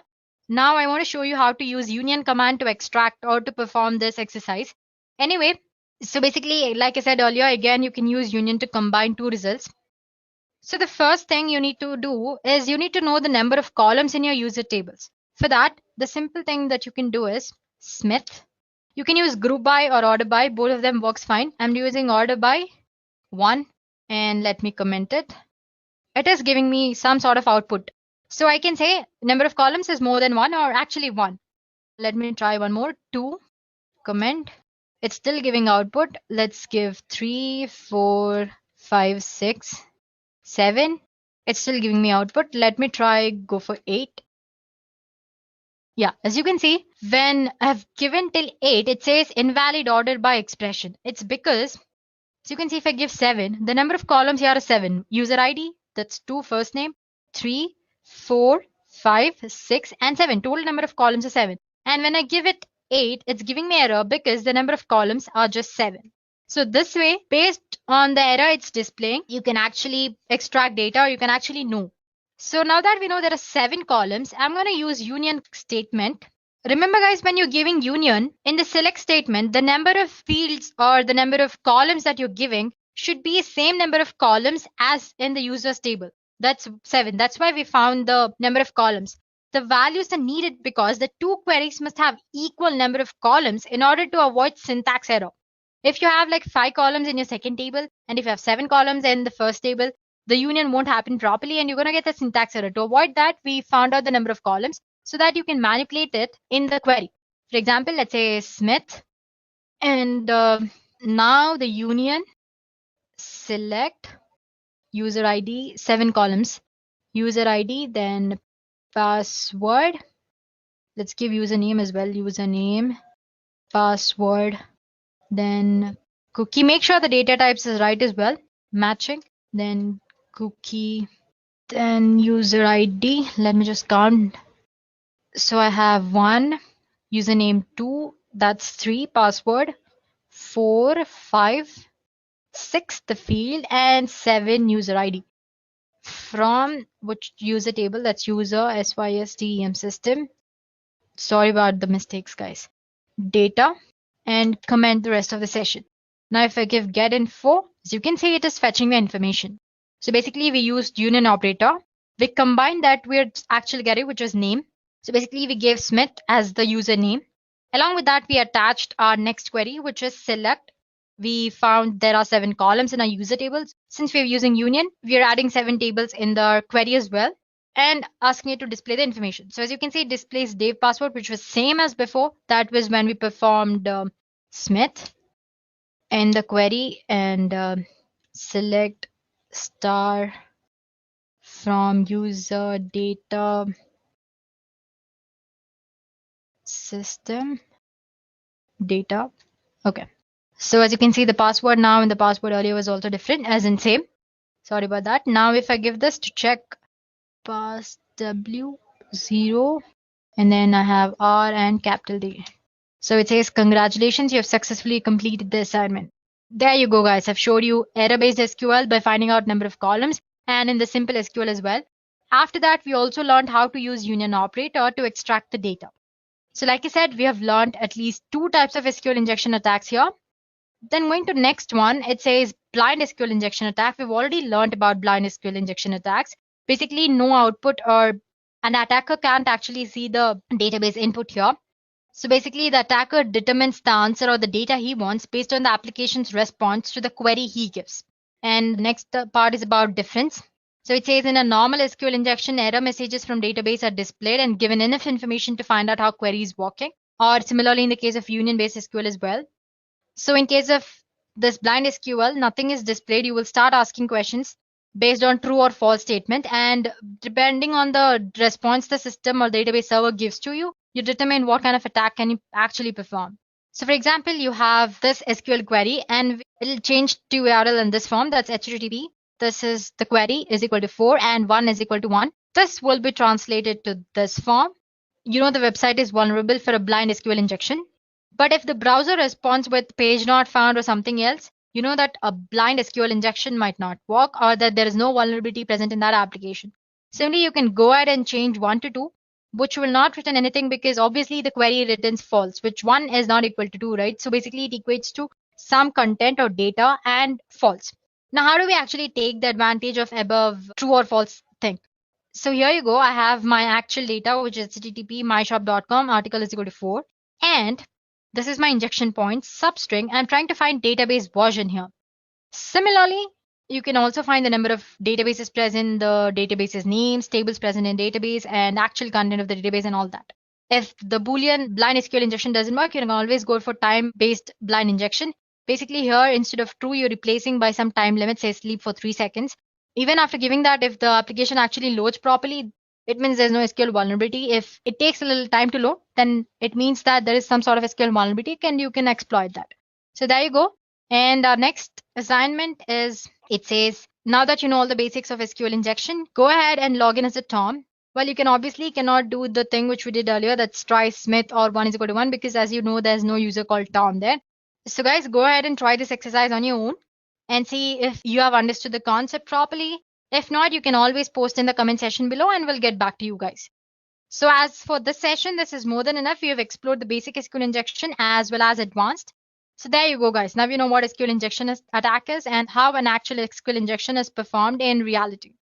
So the first step you do is to discover SQL injection vulnerabilities by routinely testing your application using both static testing as well as dynamic testing.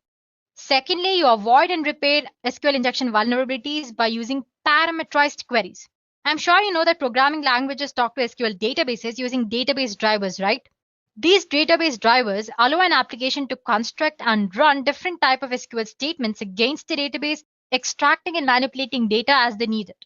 And these parameterized statements make sure that the parameters or the input which user gives passed into SQL statement are treated same way as the data rather than a part of SQL command. So what I'm saying is that earlier I said that all you have to do in SQL injection attack is insert malicious data into a actual proper data, right? So, and this malicious data is treated as an SQL statement. So if you used parameterized queries, this malicious SQL code won't be treated as an SQL statement. Instead, it will be treated equal as some data, input data. And there's one more way you can protect against SQL injection. Many development teams prefer to use object relational mapping or ORM frameworks to make the translation of SQL result sets into code object more seamless. And then comes the third thing, which if you are unable to use parameterized queries or a library that writes SQL for you, the next best approach is to ensure proper escaping of special string characters. So basically you can use escape characters in your data. Well, escape symbol characters is a simple way to protect against SQL injection attacks, and many languages have standard functions to achieve this. You can enforce principle of least privilege. Application should ensure that each process or software component can access and affect only the resource it needs, as in it can't access the other data which is not actually related to it. Well, you can think of it in the same way that only certain bank employees have the access to an actual vault. So applying this restricted privileges can help mitigate a lot of risk around injection attacks. Sensibly designing access management in this way can provide a vital second line of defense. So no matter how an attacker gets access to your system, it can mitigate the type of damage that they can possibly do.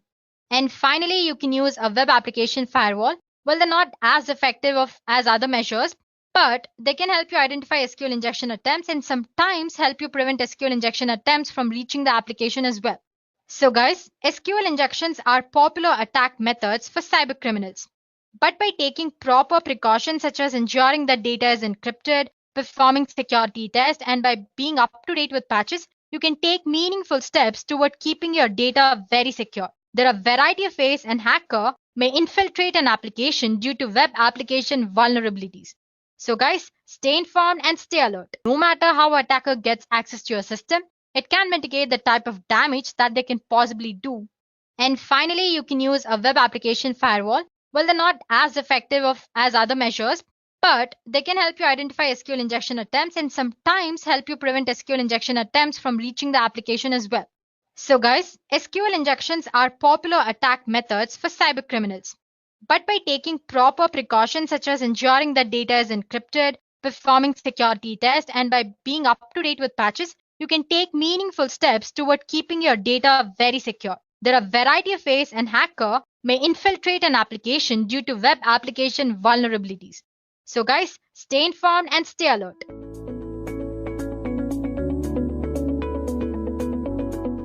So you remember the last time you went shopping online? Remember all the pictures of clothes, books, and electronics that you looked at? What if I tell you that those images weren't really for you?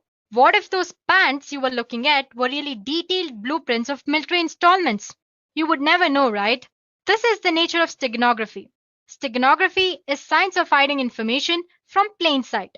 Secret communication is very important because if your message is important and if you do not want others to know about your message, then you use different kind of techniques to hide your message from third person. And steganography is one such technique. However, criminals and terrorist organizations are using this for their own purpose. So understanding how to hide data using steganography and prevent the data from being misused will be very helpful. However, to talk about steganography, we should consider its predecessor, cryptography, which is science of writing in secret codes. Basically, cryptography makes messages meaningless to the casual reader by encrypting the data using set of rules which are known to both sender and receiver. Only the intended receiver with the decryption key can extract the actual message. Thus, when an attacker discovers the message, it is still difficult for him to get the secret message. If cryptography is a strong way to encrypt and secure a communication, then why do we need a new technique? Answer is very simple. When we are using any cryptography technique, we need to send a secret key and third person can easily judge that some secret kind of communication is going on. In simple terms, cryptography does not try to hide the fact that secret message is being sent. This is where steganography comes into picture. The main reason of using steganography is that you are hiding your secret message behind an ordinary file. No one will suspect the fact that a communication or some sort of secret message is being sent. People will generally think it is an ordinary file and your secret message will go without any suspicion. Unlike cryptography, which conceals the content of a secret message, steganography conceals the very fact that message is being communicated. So if I have to define steganography, it is an ancient art of covering messages in a secret way such that Only the sender and the receiver knows the presence of the message. Well, now if you're thinking steganography is a brand new method, then you are mistaken. Steganography is an ancient practice. The word steganography is derived from Greek word steganos, meaning hidden or concealed, and graphen, which means writing or drawing. Before moving further, let's get a glimpse of how steganography evolved from past. The concept of steganography was first introduced in 1499, but the idea itself has existed since ancient times. There are stories of a method being used in Roman Empire whereby a slave choosing to convey a secret message had his scalp shaved clean and a message was tattooed onto his skin. When the messenger's hair grew back, he was dispatched on a secret mission. On the other end, the receiver shaved the messenger's scalp again and read the secret message. Well, that was one way of doing it. Demaratus, the king of Sparta, sent a secret message on tablet covered with wax. When it was received at the other end, the wax was scraped off to recover the message. Another oldest and the most fascinating and common way to hide message is to use invisible inks. The actual message can be made visible if document was heated gently. Next came the null cipher. Null cipher refers to the method of encrypting where plain text is mixed with actual message. Next was hiding data in the images. Microdots were used to conceal a message. A microdot is a simple text or an image which is reduced in size to hide its contents. And this microdot or the images or the text which are present in a microdot are then read using magnifiers. Apart from these techniques, there were others as well, like spread spectrum, semograms, etc. So like I said earlier, steganography is an ancient practice. The majority of today's steganographic systems use multimedia objects like image, audio, video, etc. as cover media. Well, if you don't know what I mean when I say cover media, don't worry about it. You will know more about it as we progress through this session. But for now, cover media is a place where you actually store your hidden information or you store your secret information. So based on the type of cover media, steganography is divided into multiple types. To begin with, we have text steganography. Text steganography is hiding information inside the text files. It involves things like changing the format of existing text, changing words within a text, generating random character sequences, or using some sort of context-free grammar to generate readable text. Well, there are different methods to hide data in text. Some of the popular ones include format-based method, random and statistical generation, linguistic method. Moving on, we have image steganography. This is nothing but hiding data in an image. It's one of the most popular way of hiding data because in image, there are huge number of bits present in digital representation. So it's easy to store or hide data in an image. There are a lot of ways to hide your information inside an image. Common approach includes LSB steganography, which we'll be discussing in detail later. And then there is masking and filtering, some sort of encryption techniques, and many others. Moving on, audio steganography. It sounds according to its name. In audio steganography, a secret message is embedded into an audio signal, which alters the binary sequence of corresponding audio file. Then there is video steganography. In video steganography, you can hide any kind of data in digital video format. The advantage of this type of steganography is that large amount of data can be hidden very easily. You can think of it as a combination of image steganography and audio steganography. Well, there are two classes of video steganography. One is embedding data in uncompressed raw video and then compressing it later. Other one is embedding data directly into compressed data stream. And next there is network steganography. Like it sounds, it's a technique of embedding information within network control protocols like TCP, UDP, ICMP, and many others. For example, you can hide information in the header of an TCP/IP packet in some fields that are either optional or not important. And finally, there's email steganography. It's not a very well-known type, but anyway, email that contains the files embedded within hidden information using steganography can be very difficult to detect as well as read. Now that we have learned of different types of steganography, let's take a look at few features that a steganographic technique must and should possess. I'm sure you can see an image of an adorable and cute kitten on the screen, right? Well, that's our cover image or the file where we store our secret data. So the first feature that any steganographic technique must possess is transparency. It's an important feature. Each cover media, it can be image or audio or video, has certain information hiding capacity. If more information or data is hidden inside the cover, then it will result in degradation of cover media. As you can see, the stego image or our final image after hiding data inside our cover image is not proper or exactly similar to our original image, right? So there's some sort of distortion.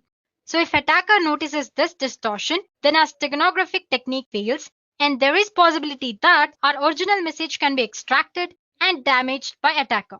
Well, that's the first feature.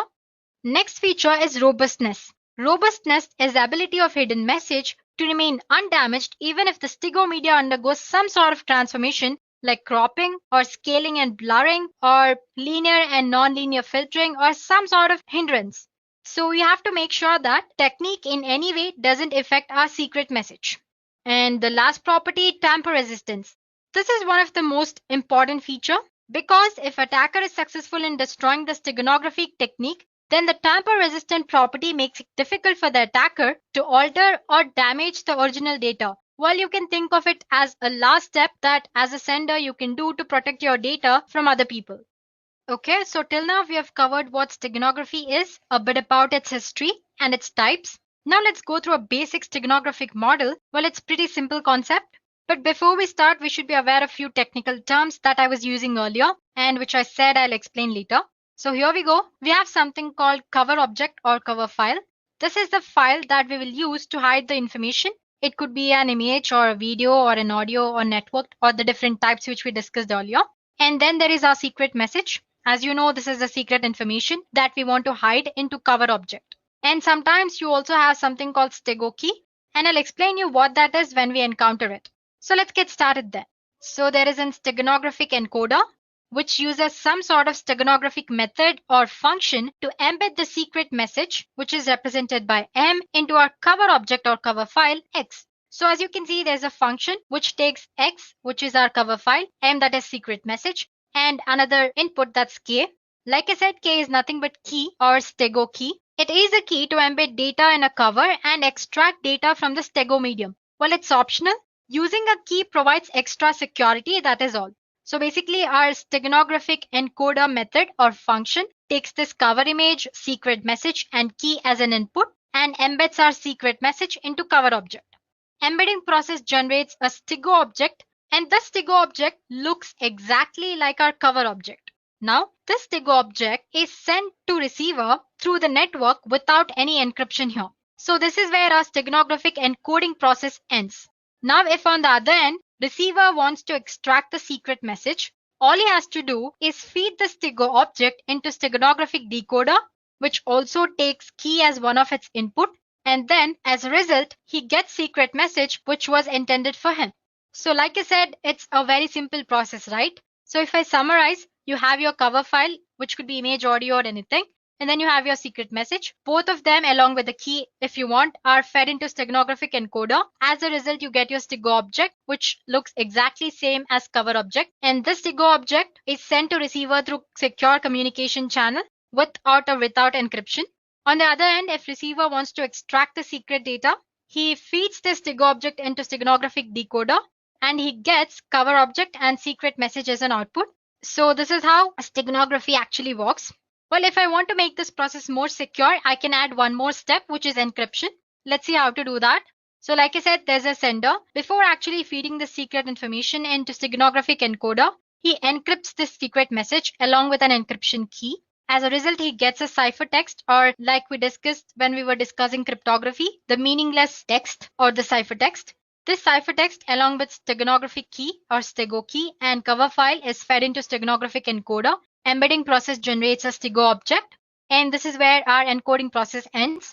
This stego object, which looks exactly like our cover object, is sent to receiver using a secure communication channel. Now on the other end, if the receiver wants to extract the secret message, he feeds this stego object along with stego key into steganographic decoder. As a result, he gets a ciphertext, and to decrypt the data, he feeds this ciphertext and the key, that's decryption key, into decryption algorithm. And as a result, he gets the secret message which was intended for him through the sender. So there you go, guys. That's simple. So like I said earlier, we discussed the most simple process. If you want to make it more secure, you can include encryption as well. So basically, any type of steganographic method or technique works this way. It's just that the type of algorithm they use, or the encryption algorithm, or the technique they use to embed data into an image or a video, or it could be anything that's cover object, is different. So guys, till now we've learned about what steganography is and how a steganographic technique actually works. It's time that we should learn about one of the most popular steganographic technique, which is LSP steganography. If you remember, earlier we talked about image steganography, where we hide secret data inside an image. Well, one of the popular technique to hide secret message inside an image is LSB steganography, or least significant bit steganography. Now, before we jump into what LSB steganography is, let's take a look at a few basic concepts. On the screen, I have an image. To be more precise, let's call it a digital image. Every digital image is a finite set of digital values called pixels. You have probably heard the term before and generally know that pixels make up an image. Pixel is actually short for picture element. Well, you can think of them as dots of illumination, typically so small that you're unable to see them. Thousands or even millions of individual pixels together make up an image. So each pixel can be one color at a time. However, pixels are so small that often blend together to form new colors. In this session, we will work with RGB color model. The RGB color model is an additive color model in which red, green, and blue light are combined together in different ways to reproduce a broad array of colors. And each of these can be represented using a binary code. So like I said, I have three values, which are RGB, that's red, green, and blue. And each of this value is represented in a binary code. So by mixing the 8-bit binary red, green, and blue values, pixel can be any color. And the color is usually determined by number of bits used to represent it. Well, in this case, we are using 8 bits. So we can display for about 250 colors. Moving on, when we are working with binary values, we have more significant bits and less significant bits. The leftmost bit is the most significant bit. On the other hand, rightmost bit is the less significant bit. Now, if we change the leftmost bits, that is most significant bit, it will have a large impact on final value. For example, let's say I have 255 and its binary representation, which is 8 ones in 8-bit representation. Now, if we change the leftmost bit from 1 to 0, the decimal value will change from 255 to 127. As you can see, the amount of change is very huge here. It has made a large impact on final value. On the other hand, the rightmost bit is the less significant bit. Now, if I change the rightmost bit, it will have less impact on final value. For example, if we change the leftmost bit, which is 1 to 0, it will change the decimal value from 255 to 254. And you can note that the change is about decimal 002%, which is very less when compared to most significant bit. So the point I want to state here is that if we change most significant bit or MSB, it will have larger impact on final value. But if we change LSB, the impact on final value is very less. This very point is made use by LSB steganography. So in this method, which is LSB steganography, least significant bit of an image or of a pixel in an image is replaced with a bit of a secret image. The result of this process alters the original output very slightly. So your cover image and your stego image, that's your final result, after hiding the data, look exactly same without any difference. This technique works very good for image, audio, and video steganography. Well, let's consider a simple example. Suppose we want to insert letter A into an image. The binary representation of A is 1 followed by 5 zeros and again 1. Now, like I said earlier, we are using RGB color model here. And I'm using 8 bits to represent each of these values, which is red, green, and blue. So I'll be needing about 3 consecutive pixels. That's about 9 bytes to replace all the least significant bits by the bits of the letter A. Well, don't worry about it. You'll understand once you see the next image that I show you on the screen. So like I said, I'm considering 3 pixels, which is about 9 bytes. So these are the pixels before insertion. I've picked like random pixels. So as you can see, I have 3 pixels, 1, 2, 3, and 9. So totally 9 bytes I have here. And now if we replace the last bit or LSB for each byte with a bit from binary representation of A, what we get is this. So as you can see, I have replaced this 0 with this 1 here. So as you can see, 0 is replaced with 1. And then I have 5 zeros, 0, 0, like 5 zeros followed by 1, 1, which is already 1. So I'm not replacing anything here. So as you can see, all the color bits have been replaced here. So once you are done with replacing, you'll find that the final result or the stick-go image is very much identical to your actual image. That's your cover object. On an average, LSB requires that only half of the bits in an image can be changed. As you can see, I've left 3 or 4 bits unchanged here. For example, this one, and the 0 here. The 0 in the first line, in the last line I have 2 ones left without changing it. So if need required, you can hide data and the least and the second least significant bits as well. And still, the human eye would not be able to discern it. So guys, that's all about least significant bit steganography. Well, that's the concept. So to summarize, every pixel can be represented using different color models. Well, in this demo, I've used RGB color model, and each of these values are represented using 8 bits. Well, you can use a different number of bits as well. And this number of bits used usually determine the color which pixel displays. Like I said, we have used 8 bits here. And in a binary format, we have least significant bit and most significant bit. Like I said, changing most significant bit makes more changes to our final value. But that does not happen when we change the least significant bit. So we made use of that point. So basically, the least significant bit steganography make uses of the fact that changing LSB doesn't make much change to our actual image. So it replaces the LSBs in the cover object by the binary bits of secret message. So there you go, guys. Now you know the theory part of the concept. It's time to perform a small demo. In this demo, we'll see how to use the concept of LSB steganography and hide secret text in an image. So here are the steps involved. First, to encode the text into image, the program loads an image and looks or considers each pixel hexadecimal's value. Then the program asks you for the secret text and converts it into its binary form. And then one by one, it stores the secret message bits into LSB of image pixels, which is our blue value bits of RGB model. After the message is embedded into an image, program adds delimiter to the end to determine when the text ends. So here ends the encoding process. Suppose you want to retrieve the data, then the program extracts all the zeros and ones from the stego image until delimiter is found, and there goes our secret message. So these are the steps we'll be performing in the program. So guys, this is what our program does. Well, to summarize, it takes our image, it converts that into hexadecimal values, it takes our secret text and converts it into its binary value, then replaces the LSB of cover image with the bits of secret message. Once it does that, it adds some delimiter at the end so that we know that this is where the text ended. So this is how encoding is done. Suppose you want to retrieve the message, all you have to do is extract zeros and ones from the stego object and convert the binary form into string format. That way you can get your secret message, or the receiver can extract the secret message.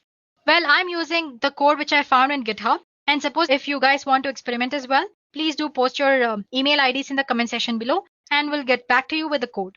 Now let's get started with the demo. So guys, I'll be using my Ubuntu system here. So as you can see, I have a code. Let me show it to you guys. I have code here and I have certain images of different formats. I have one of JPG and one of PNG as well. Okay, let me delete this file, move to trash. So going back to terminal, let me show you guys the code first. The file name was hide py. Okay, I think I've misspelled it wrong anyway. Let me just check it anyway. It's HID. Silly mistake, hide.py. Here we go, guys. I already have code because I've already extracted it from Git and I'm using it here. So I'm just going to explain you the basic concept of how this code works actually. So like I said, we're going to convert our image into its hexadecimal format. So I have a code which converts RGB values to hexadecimal values. Before that, since we're using images here, we need to import certain libraries. We need Python library image or PIL, which is below. Well, if you're using Windows operating system, you need to separately download it. But if in Ubuntu, it comes by default. And suppose if it doesn't work, let me go back. Well, if it doesn't work, all you have to do is make sure you have Python 3 version installed. For that, check Python 3 version. And make sure you have pip installed. Again, you can check using version command itself. Okay. So as you can see, I have pip installed. And suppose if you don't have, please do install it. The command is simple. All you have to do is sudo apt install python 3 pip. That's it. Just click enter and it'll install. I'm not doing it again because I already have it installed like you guys saw. And once you've done that, to install pillow, sudo pip install pillow. That's all. And then it'll work. That's just the way of installing pillow library. Let me clear the stuff. Let's go back to program. So since we're using images, like I said, we need to use certain libraries. Here we'll be using Pillow library. So if you get an error while using this program, please do install pip and Pillow. So getting back to program, like I said, here we're using an image and converting that to its hexadecimal format.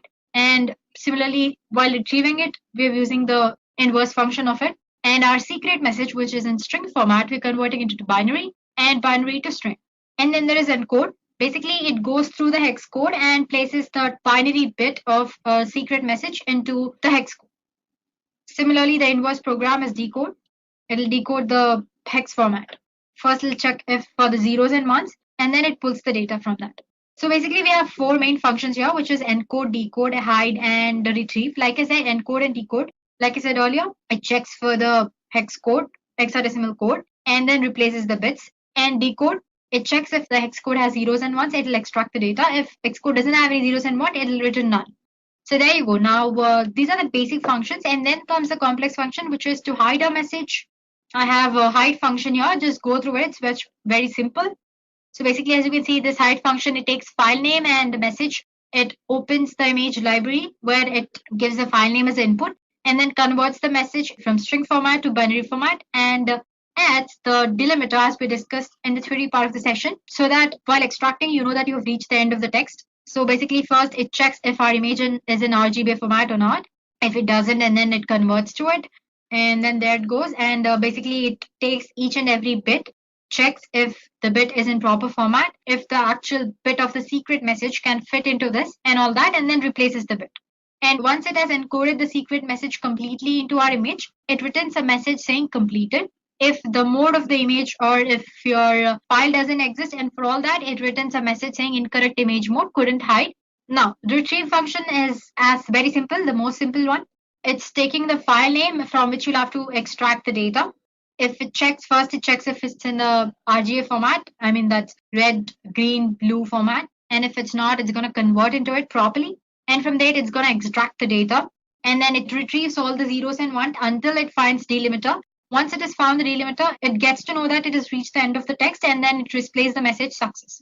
Otherwise, it will give you an error message. Finally, we have our main function. So basically, we're going to give like string.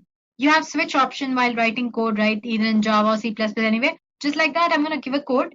Well, it's not going to display it to the user, but anyway, it's in this code. According to the code, you need to use a command like Python, the file name, as in the file name and which contains the code, -e to embed the data, and the image and the text which has to be embedded and all that. Oh, we'll get to know when we actually perform the demo. So let me just summarize what we've learned in the code again. So just basically go through it. It's very simple. So like I said, we are using Pillow library. For that, we need to install it properly. If not, the program doesn't work. So make sure you have Python, and after that install pip, and through pip install Pillow. And like I said, we're converting our image into its hexadecimal format using this function, and inverse using this function, and our secret message to binary and binary to string. Encode, it basically checks for each and every hexadecimal of our image and replaces that by 0 or 1 of a secret message. And then you have decode. It checks if the hexadecimal code has zeros or ones. If it does, it extracts the data. Otherwise, it returns none. And then there's our hide image, which actually embeds the data into our image. So it'll take file name and message as input. It checks if the image is actually in RBF format. Before that, it converts our message into binary format and all that. And then based on certain conditions, it embeds the data properly into the image. If there is some error regarding the mode of the image you're using, or if the text file doesn't exist, it shows an error message. Same goes for the retrieval as well. It checks for the zeros and ones, extracts until it finds a delimiter, and then it gives you a success message. So there we go, guys. The program is simple. So if you guys want a copy of the code, and please do post your email ID in the comment section below, and we'll get back to you with the code. And now that you've understood the code, let's go ahead and see if this works properly. For that, I'm going to exit. Before that, like I said, I have my few images here, dogs.jpg, then cat and cube and all that. I need a text file to hide, right? So here I go. Okay, I've just typed some random message. Board meeting is on Tuesday. Please do send weapons, lawyers, and food. So I'm going to save it in my home page itself. Let me just give it a name, msg.text, and click. Let me close it. So now going back to files, as you can see, I have a file here which says msg.text. Now I'm going to use a DOGS, a docs JPA, the image. Oh, sorry, I forgot to tell you this program only works for PNG images, so I can't use docs image. Let's take cube.png. So Python, because we are using the Python code. I meant the file is in Python format, right? Python, and the file name is py, e to embed, and the file name, which is cube.png. Enter a message to hide. Well, basically, this doesn't actually take a file which contains the message. It directly asks you to enter the message to hide.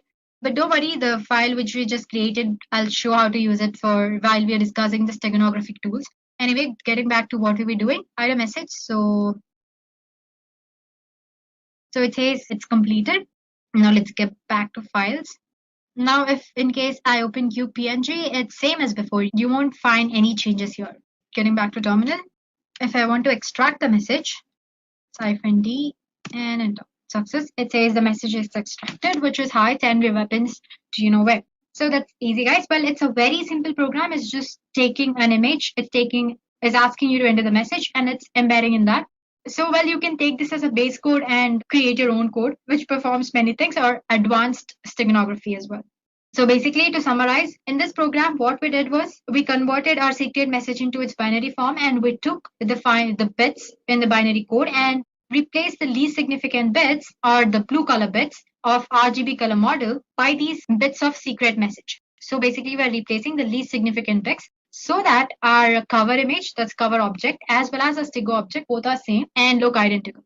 Now let's get back to PPT. So guys, earlier we discussed about the ancient steganographic methods. There are various ways of achieving the steganography in this digital communication world. However, you do not need to perform coding to achieve this. There are various software tools are available for steganography. This software can hide your secret message behind the image file or audio file or video file or any kind of file, basically. So we are going to take a look at few such tools, and I'm going to show you how to use them, maybe at least 2 or 3. So there we go. The first tool is Stego Suite. Basically here you can hide any kind of text inside an image. Then you have Stego Hide. It hides a secret file in an image or audio file. Then you have SIO Steganography. It's a free software where you can hide your files inside BMP images or WAV files. That's WAV files. And then there is Suite Pixel, which works as in it's similar to other tools where you can hide data and images, but the way it works is slightly different. I show you how it actually works, so don't worry about it for now. Then there's OpenPuff, where you can conceal all the files in an image, audio, or flash files. Then Camouflage, tools that let you hide any type of files inside any other file. So these are very few. There are other tools outside as well. As for today, we're going to explore 3 to 4 tools, which is Stego Suite, other one is Stego Hide, then SIO Steganography, and Suite Pixel. So there we go, guys. Let's begin with Stego Hide. Let's go back to our Ubuntu. So this Steg Hide is an open source steganography software that lets you hide your secret file, an image or audio file. You will not notice any change in the image or audio file. It is a command line software. Therefore, you need to learn the command line to use this tool. And therefore, I have come back to Ubuntu here. So I've already have it installed. It's very easy to install. apt-get install Steg Hide. It'll install. Use the command just sudo apt-get install Steg Hide and click enter. I'm not doing it. It's going to take time. Since I've already done it, I'm going to straight away use it. So Steg Hide. Well, as soon as you enter the command Steg Hide, it'll show you the help command related to the Steg Hide. So basically, it says the first argument should be one of the following. That is, either you should embed the data or extract the data.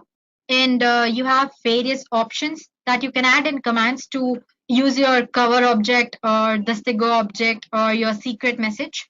And you have options to compress and encrypt the file before actually putting it into an image for hiding it as well.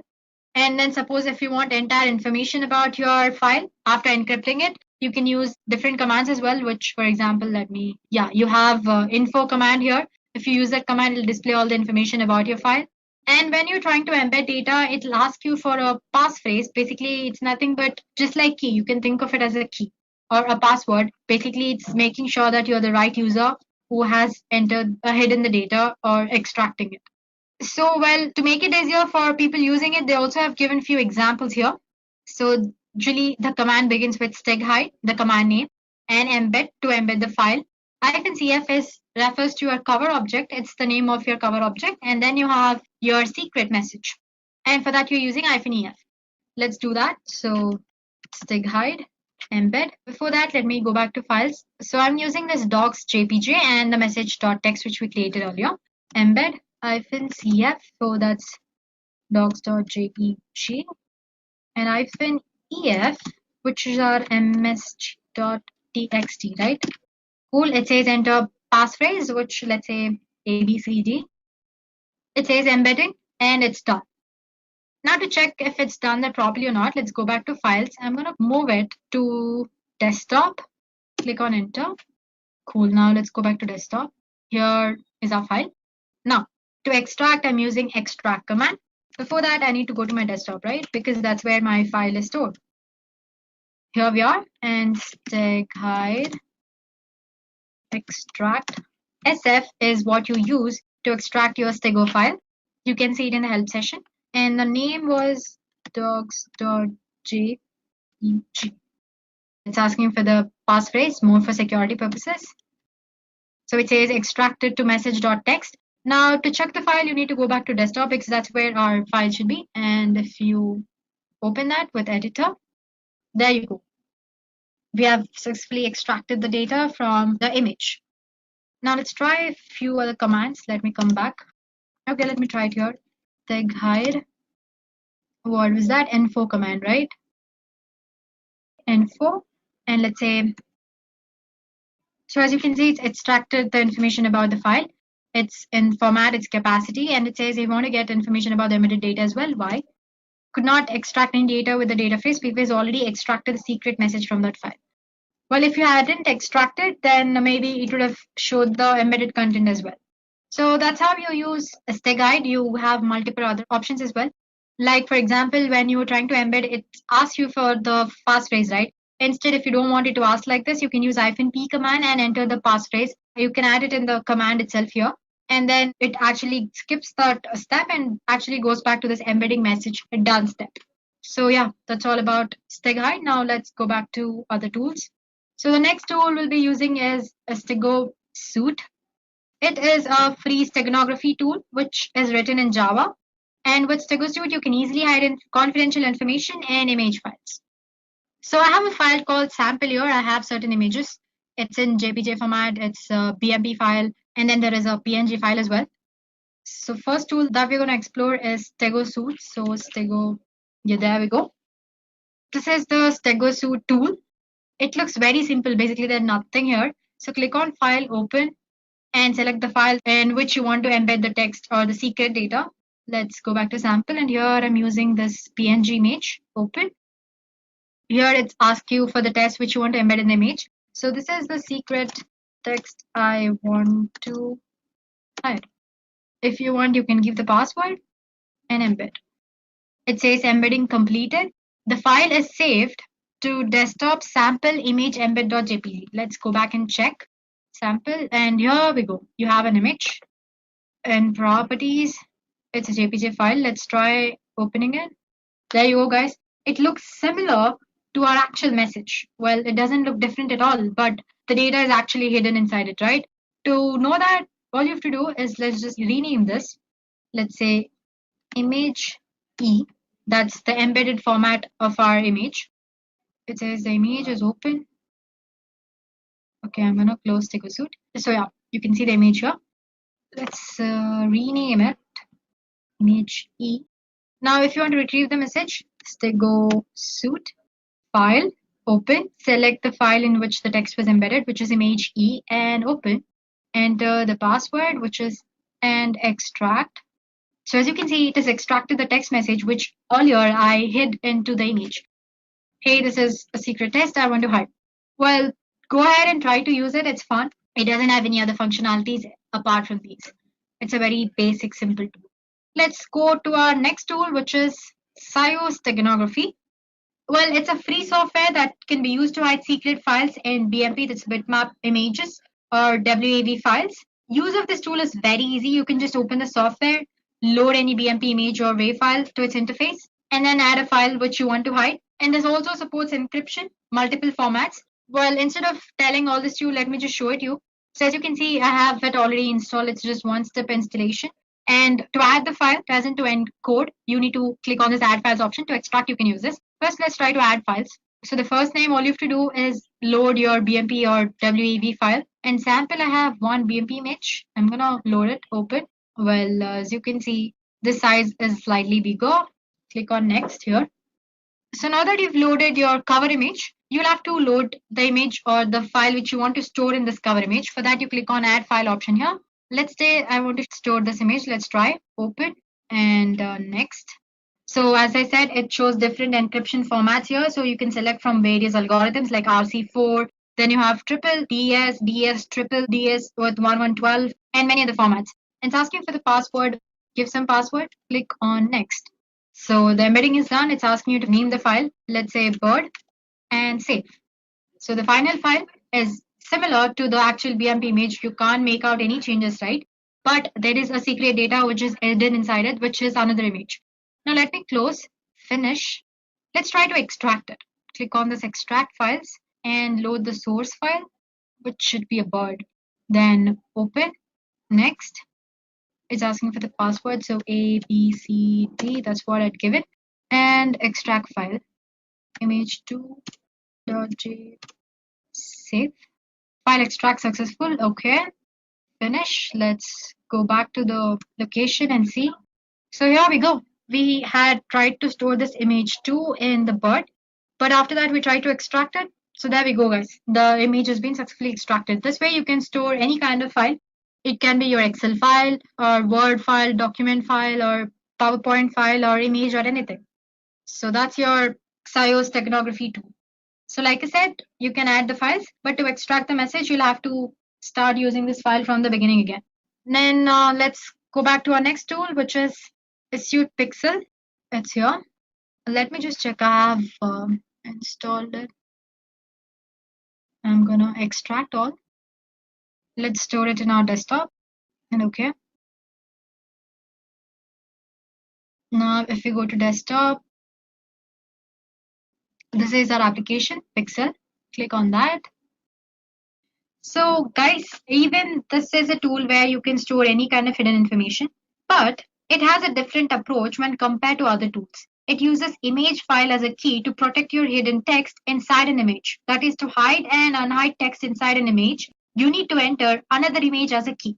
So as you can see, you have three images here. Original image, that's your target image, and delta image, which acts as a key.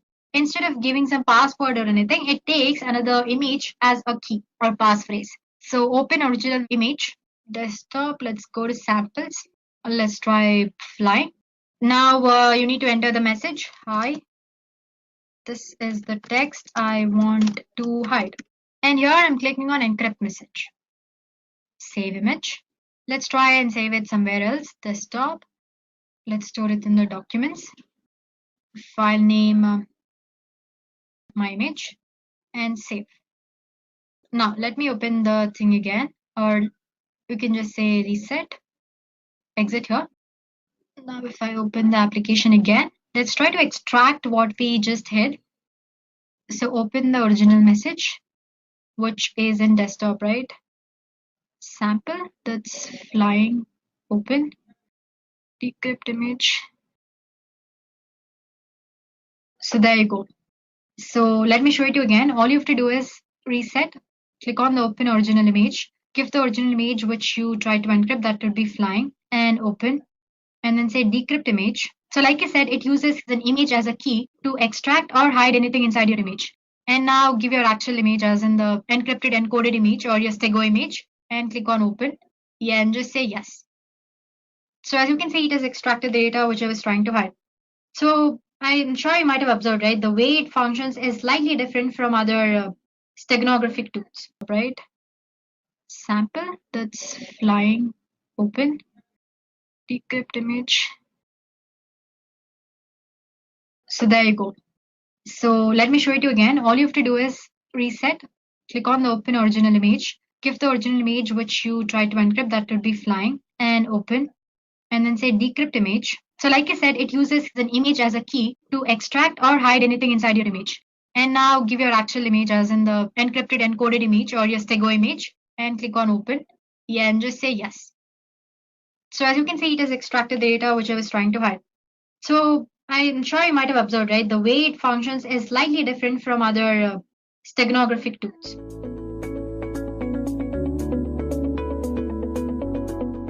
Now let's talk about the roadmap to become an ethical hacker.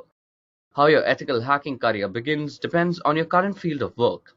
If you're not in an information technology field, you should definitely try shifting into one. Even though most jobs require you to have a bachelor's degree in computer science or cybersecurity related fields, exceptions are made for people with sound knowledge of operating systems, databases, and networking. Also, it is nigh impossible to directly become an ethical hacker. Most ethical hackers begin their career as tech support engineers who climb their way up by earning certifications like CCNA and CISSP before working towards the ultimate CE-Edge certification. After earning your CE-Edge certification, it is time to market yourself as an ethical hacker. Okay, now let's go over the roles and responsibilities of an ethical hacker. Now, there seems to be a general misconception that a person with an ethical hacking career is only responsible for penetration testing of systems and applications. This is not true, and an ethical hacker is responsible for much more. For example, he is responsible for scanning open and closed ports using reconnaissance tools like Nessus and Nmap. Scanning is a set of procedures for identifying live hosts, ports and services, discovering operating systems and architecture of target systems, identifying vulnerabilities and threats in the network. Network scanning is used to create a profile of the target organization. Secondly, it is the responsibility of an ethical hacker to engage his organization's member in social engineering awareness activities. Social engineering for the purpose of general hacking has proven to be one of the most effective ways over time, and knowing how to avoid any form of social manipulation is key to organization security. Thirdly, an ethical hacker also gets to test new patch releases and software updates pertaining to the company's product and peripherals. It is their responsibility to identify any vulnerability that might exist in the patch and notify the appropriate team to fix them. Fourth, ethical hackers are also responsible for building and maintaining effective intrusion prevention systems and intrusion detection systems. They will also try to evade IDS and IPS systems, firewalls, and honeypots just to demonstrate how they could be attacked. Intrusion detection is the process of monitoring events occurring in your network and analyzing them for signs of possible incidents, violations, or imminent threats towards your security policies. Intrusion prevention, on the other hand, is the process of performing intrusion detection and then stopping the detected incidents. These security measures are available as IPS and IDS systems, which become a part of your network to detect and stop potential attacks. Last but not the least, ethical hackers are responsible for employing strategies like sniffing networks, bypassing and cracking wireless encryption, and hijacking web servers and web applications for testing and security of a system. An ethical hacker strives to replicate the working of a black hat hacker by analyzing the defense protocols and social engineering aspects of an organization. His job is to make sure an organization reacts to these situations well enough if they're not already doing so. Okay, so those were the roles and responsibilities of an ethical hacker. Now let's go over the skill sets that you might need to become an ethical hacker yourself. Now, a person with an ethical hacking career is expected to be proficient in database handling, networking, and operating systems, and also have excellent soft skills as they need to communicate problems regarding security to the rest of the organizations. Other than these generalized skill sets, an ethical hacker also has to have a good grasp on the following skills that we're going to discuss now. Now, the first skill is network traffic sniffing. Sniffing is the process of monitoring and capturing all the packets through a given network using sniffing tools. It is a form of tapping phone wires and to get to know about the conversation. It is also called wiretapping and applied to the computer networks. Next, ethical hackers should also know how to orchestrate different types of network and database attacks, as their main job is to predict black hat hackers, and to do this, one must be able to think and act like a black hat hacker. Third, ethical hackers have to deal with different kinds of operating systems on a daily basis, with Linux being the daily driver. So, it is obvious that an ethical hacker needs to have an in-depth knowledge of the working of operating systems in general. For example, they should know how to look for exploits in buffer vulnerabilities. Next, ethical hackers also have to deal with different kinds of database formats, whether it be SQL, PostgreSQL, NoSQL. An ethical hacker at least needs to have a general knowledge of their working and architecture. Fifth, an ethical hacker should also be proficient in cryptography and cryptanalysis, which is basically the deciphering of ciphertext without knowing the key. This is also the fundamentals of password cracking using different methods like brute force, dictionary attacks, rainbow table attacks, and so on. Now, ethical hackers generally are endowed with the responsibility of network traffic monitoring. Therefore, they must be proficient in intrusion detection and prevention techniques, session hijacking knowledge, and an overall in-depth knowledge of networking in general.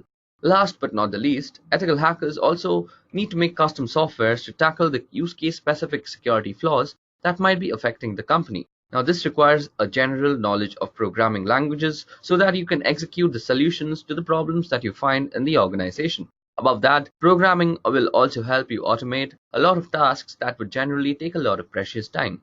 Apart from all this, an ethical hacker must be a creative thinker because black hat hackers are constantly coming up with ingenious ways to exploit a system, and it is an ethical hacker's job to predict and prevent such breaches.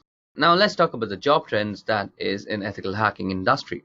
Now, as I had discussed in the beginning of this video, cybersecurity has emerged as a high-growth field of 2017 and possibly of the entire decade. During the 5 years between 2012 and 2017, listings of cybersecurity jobs increased by a whopping 75% according to the analysis made by Bureau of Labor Statistics. Now, this has led to a lot of unfilled positions, so jobs are plenty and they pay well too. Now, let's go with the companies that are hiring ethical hackers. Now, an ethical hacker finds a job in any company which has an internet-facing site or anything to do with the web. These include college institutions like MIT and even private companies ranging from logistics services to data warehousing companies, for example, Wipro, Ernst & Young, Infosys, and even IBM. Now, apart from these, you can also get a chance to work for the military and top-secret intelligence gathering agencies like CIA, Mossad, or NSA. Now, coming to the final question, that is, how much money does an ethical hacker make? So, a certified ethical hacker makes an average annual income of $88,000 according to payscale.com. Now, the average starting salary for a certified ethical hacker is around $95,000 according to the EC Council Senior Director Stephen Graham. Also, the founder of Novaya Security, Eric Geyer, estimates a more or conservative $50,000 to $100,000 per year in the first years of working depending on your employer, experience, and education. And those with a few years of experience can pull up to $120,000 and upwards per year, particularly those who work as an independent consultant. Okay guys, so that was all about ethical hacking and a career in ethical hacking. We spoke about how you can become an ethical hacker yourself, and the roles and responsibilities and skills of an ethical hacker. Above that, we also discussed how much salary you'll get as an ethical hacker and the different companies that you could work for.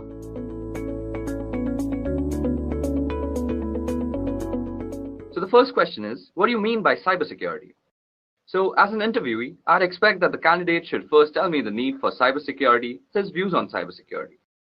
So the candidate should be like this. Today's generation lives on the internet, and we general users are almost ignorant as to how those random bits of ones and zeros reach securely to our computer. For a hacker, it's a golden age. With so many access points, public IPs, and constant traffic, and tons of data to exploit, black hat hackers are having one hell of a time exploiting vulnerabilities and creating malicious software for the same. Above that, cyber attacks are evolving by the day. Hackers are becoming smarter and more creative with their malware, and how they bypass virus scans and firewalls still baffle many people. Therefore, there has to be some sort of protocol that protects us against all these cyber attacks and makes sure our data doesn't fall into the wrong hands. This is exactly why we need cybersecurity. Now, for defining cybersecurity, here goes. Cybersecurity is a combination of processes, practices, and technologies designed to protect networks, computers, programs, data, and information from attack, damage, or unauthorized access. Okay, so moving on to the next question is, what do you have on your home network? So, a home network gives you a test environment for experimentation. Active Directory domain controller, a dedicated firewall appliance, and a net-attached toaster. As long as you are learning and fiddling with it, that's what matters. I've augmented the router my ISP provided with an Apple AirPort Extreme, which provides better wireless performance to some devices. From there, I've extended the wired part of the network into two parts of the house using 5-port Ethernet switches, my office and living room, each with 4 devices. In the office, I have a network-attached storage device which provides shared data folders to every device for movies and TV streaming anywhere in the house, as well as backups. In the living room is a range of gaming consoles, a TiVo box, and an Android media player. Despite owning a smart TV, it's not hooked into my network simply because the device we own do a far better job of anything the smart TV offers. Okay, now moving on to the next question is, what is encryption and why is it important?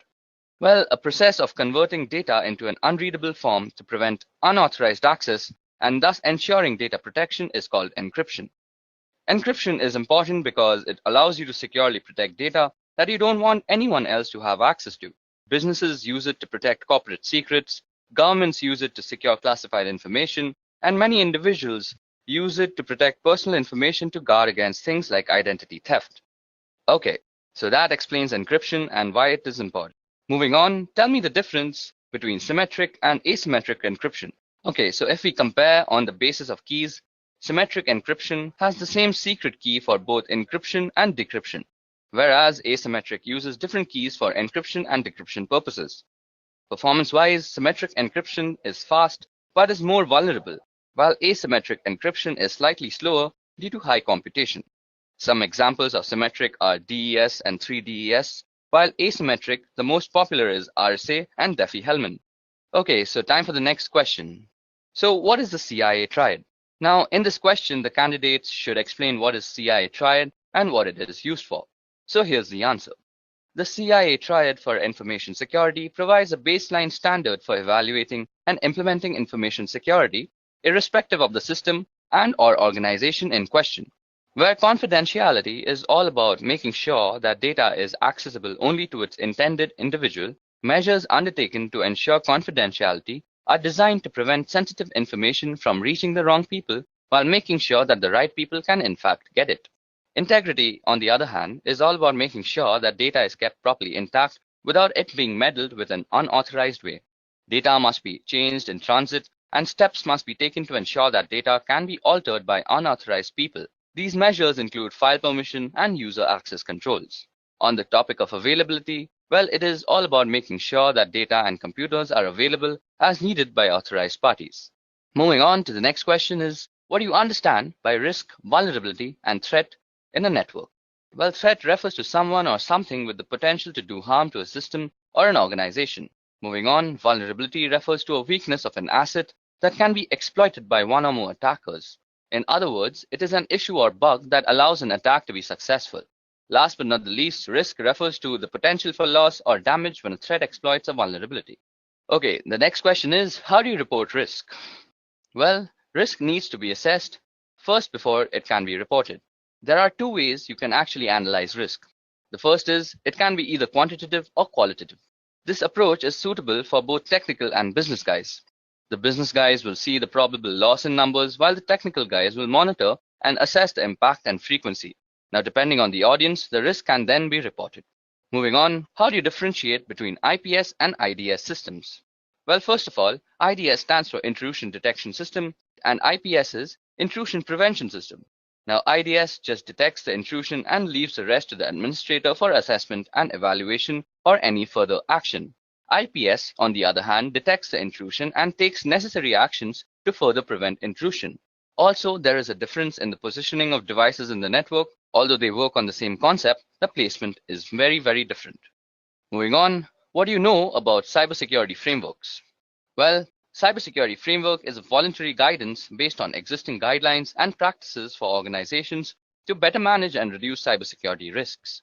Besides helping associations oversee and decrease probable risks, it was intended to cultivate risk and cybersecurity administration communications among both inner and outer authoritative partners. Most frequently adopted cybersecurity frameworks are PCI DDS, which stands for Payment Card Industry Data Security Standards, the ISO 27001 and 27002, which is the International Organization for Standardization, then CIS, which stands for Critical Security Control, and the most famous cybersecurity framework is NIST.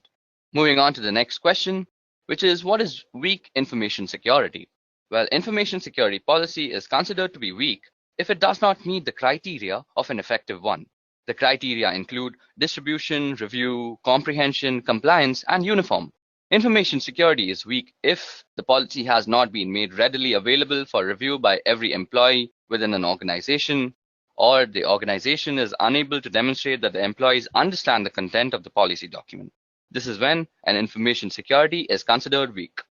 Moving on to the next question is, what's the better approach of setting up a firewall? Okay, so following are the steps you should take to configure your firewall. The first is a username and password. Modify the default password for your firewall device. Next is the remote administration, which will disable the feature of remote administration from the outside network. Then comes port forwarding. For certain applications to work properly, such as a web server or FTP server, you need to configure appropriate port forwarding. Next comes the DHCP server, which is installing a firewall on a network with an existing DHCP server will cause conflict unless the firewall's DHCP server is disabled. Then is logging. Now, in order to troubleshoot firewall issues or potential attacks, you want to make sure to enable logging and understand how to view the logs. Last but not the least, we need to actually go through the policies. Now, if you want to have solid security policies in place, make sure that your firewall is configured to enforce those policies. Moving on to the next question is, can you explain SSL encryption? Now, SSL stands for Secure Socket Layer, and it is a protocol which enables safe conversation between two or more parties. It is designed to identify and verify that the person you are talking to on the other end is exactly who they pretend to be. We also have HTTPS, which stands for Hypertext Transfer Protocol Secure, which is actually HTTP combined with SSL, which provides you with a safer browsing experience with encryption. So this is a very tricky question, but SSL wins in terms of security. Moving on, which one is more secure, SSL or TLS? Well, SSL is meant to verify the sender's identity, but it doesn't search for any more hazards than that. SSL can help you track the person you are talking to, but that can also be tricked at times. TLS is another identification tool just like SSL, but it offers better security features. It provides additional protection to the data, and hence SSL and TLS are often used together for better protection. Moving on, what are salted hashes? Well, salt is actually random data. When a properly protected password system receives a new password, it creates a hash value of that password and adds a random salt value. Then the combined value is stored in its database. This helps defend against dictionary attacks and known hash attacks. Example, if someone uses the same password on two different systems and they are being used using the same hashing algorithm, the hash value would be same. However, if someone of the system uses salt with the hashes, the value will be different. Moving on to the next question, which is, how can identity theft be prevented? Okay, so the following steps can be ensured to actually prevent identity theft. First of all, ensure a strong and unique password. Secondly, avoid sharing confidential information online, especially on social media. Third, shop from known and trusted websites only. Fourth, use the latest version of the browsers. Fifth, install advanced malware, spywares, and tools. Next, use specialized security solutions against financial data, and always update your system and software. And last but not the least, always protect your social security number. Now moving on to the next question is, how can you prevent a man-in-the-middle attack? Okay, so an MITM attack happens when communication between two parties, that is systems, is intruded or intercepted by an outside entity. This can happen in any form of online communication, such as email, social media, web surfing, etc.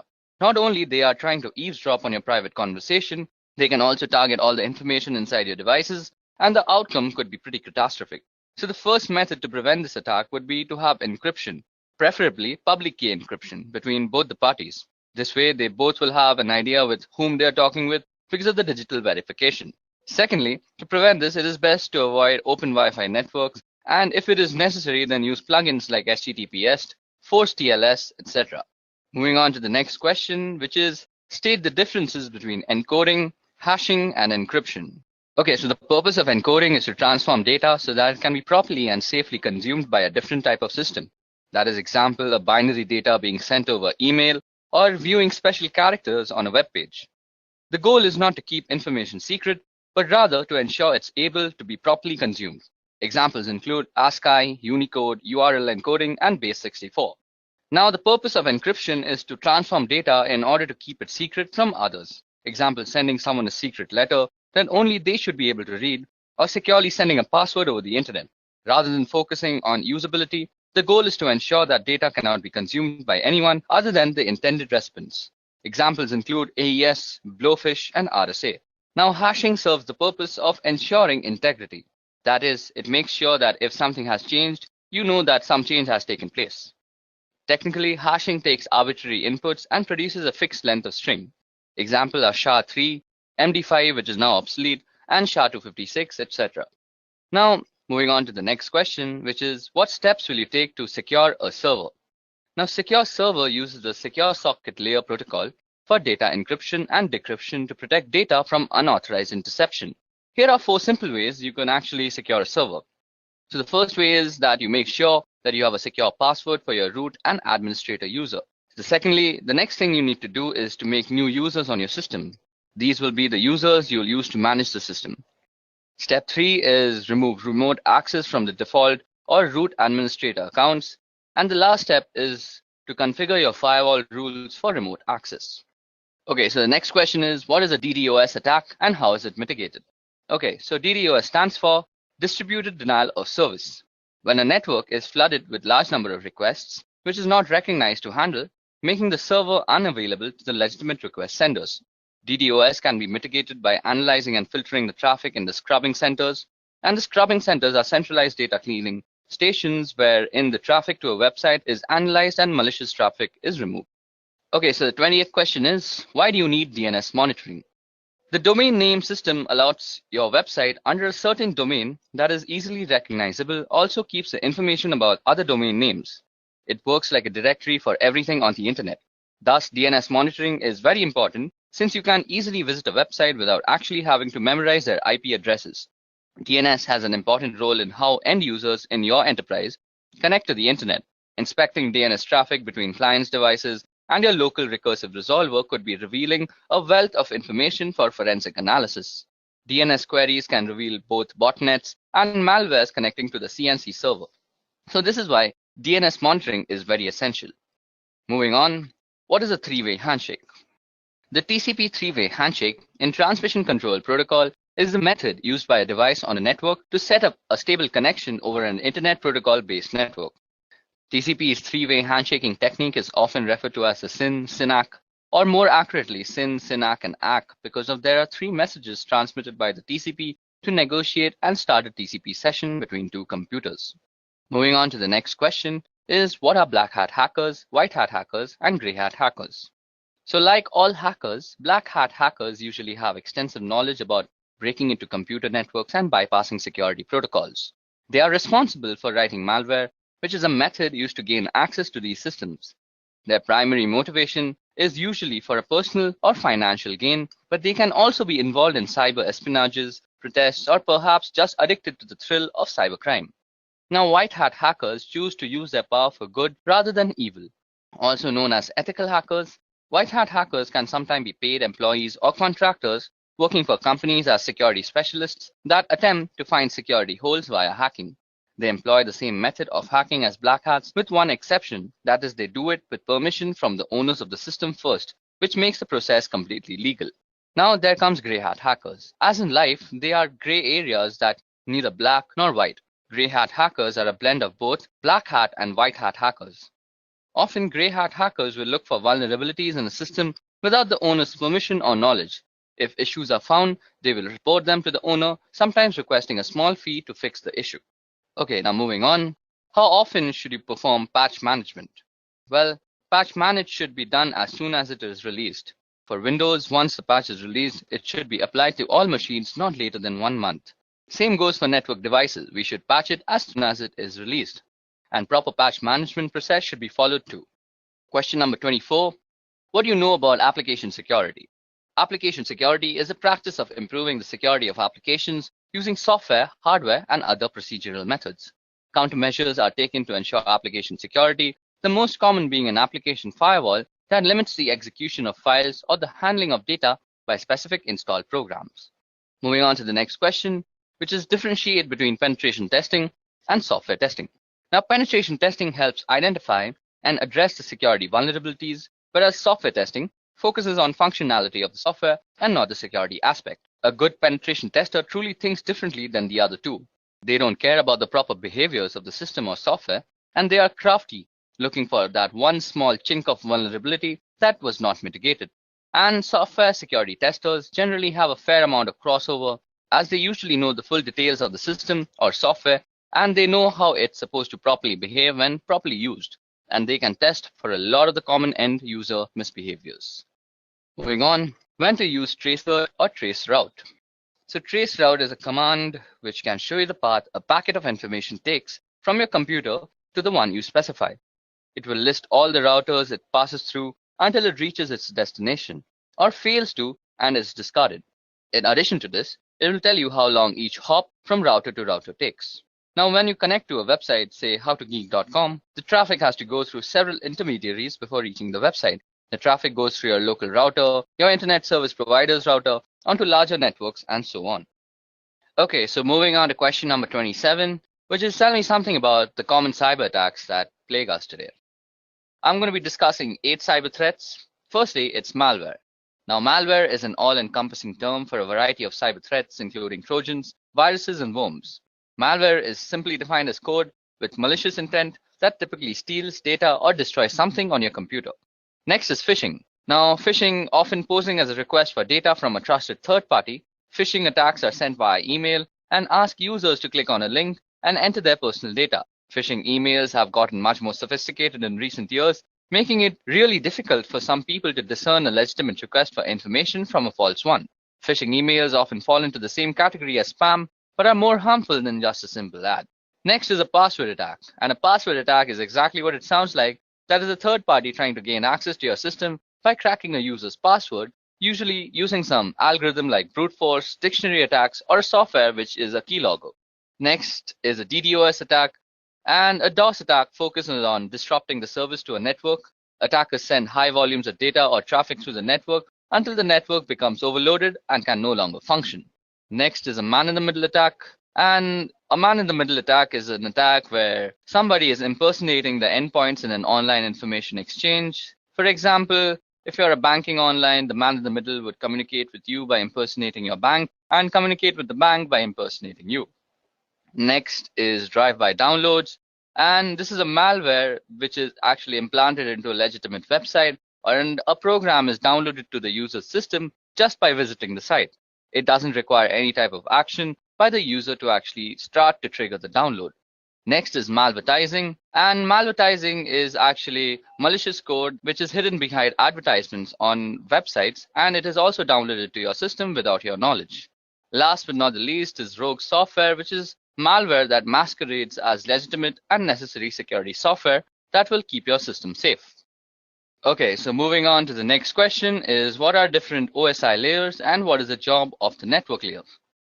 Okay, so OSI or Open System Interconnection is a reference model for how applications communicate over a network. A reference model is a conceptual framework for understanding relationships, and the purpose of the OSI reference model is to guide vendors and developers so the digital communication product and software programs they create can interoperate, and to facilitate a clear framework that describes the function of a network or telecommunication system. The 7 OSI layers are application layer, presentation layer, session layer, transport layer, network layer, data link layer, and the physical layer. Okay, so the network layer is actually used for controlling the operations of the subnet, and the main job of this layer is to deliver packets from a source to a destination across multiple links. Moving on to the next question, which is how would you reset a password-protected BIOS configuration? Now, since BIOS is a pre-boot system, it has its own storage mechanism for its setting and preferences. In the classic scenario, simply popping out the CMOS battery will be enough to have the memory storing these settings lose its power supply, and as a result, it will lose all its setting. Other times, you'll need to use a jumper or a physical switch on the motherboard. Still other times, you'll need to actually remove the memory itself from the device and reprogram it in order to wipe it out. The simplest way by far, however, is if the BIOS has come from the factory with the default password enabled, try the whole word password. Now for question number 30. What is cross-site scripting or XSS? Now XSS refers to client-side code injection attacks wherein an attacker can execute malicious scripts, also commonly referred to as malicious payload, into a legitimate website or web application. XSS is amongst the most rampant of web application vulnerabilities and occurs when a web application makes use of unvalidated or unencoded user input within the output it generates. By leveraging XSS, an attacker would exploit a vulnerability within a website or web application that the victim would visit, essentially using the vulnerable website as a vehicle to deliver a malicious script to the victim's browser. Now, what is data protection in transit versus data protection at rest? So the answer to that is that data in transit or data in motion is data actively moving from one location to another, such as across the internet or through a private network. Data protection in transit is the protection of this data while it's traveling from network to network or being transferred from a local storage device to a cloud storage device. Wherever data is moving, effectively data protection measures for in-transit data are critical as data is often considered less secure while in motion. Now, data at rest is data that is not actively moving from device to device or network to network, such as data stored on a hard drive, laptop, flash drive, or archived/stored in some other way. Data protection at rest aims to secure inactive data stored on any device or network. While data at rest is sometimes considered to be less vulnerable than data in transit, attackers often find data at rest a more valuable target than data in motion. The risk profile for data in transit or data at rest depends on the security measures that are in place to secure data in either state. Moving on to question number 32 is tell me the differences between cybersecurity and network security. Okay, so cybersecurity describes that the policies and procedures implemented by a network administrator to avoid and keep track of unauthorized access, exploitation, modification, or denial of the network and the network resources. Network security describes the process and practices designed to protect network, computers, programs, and data from attack, damage, or unauthorized access. In a computing context, security includes both cybersecurity and physical security.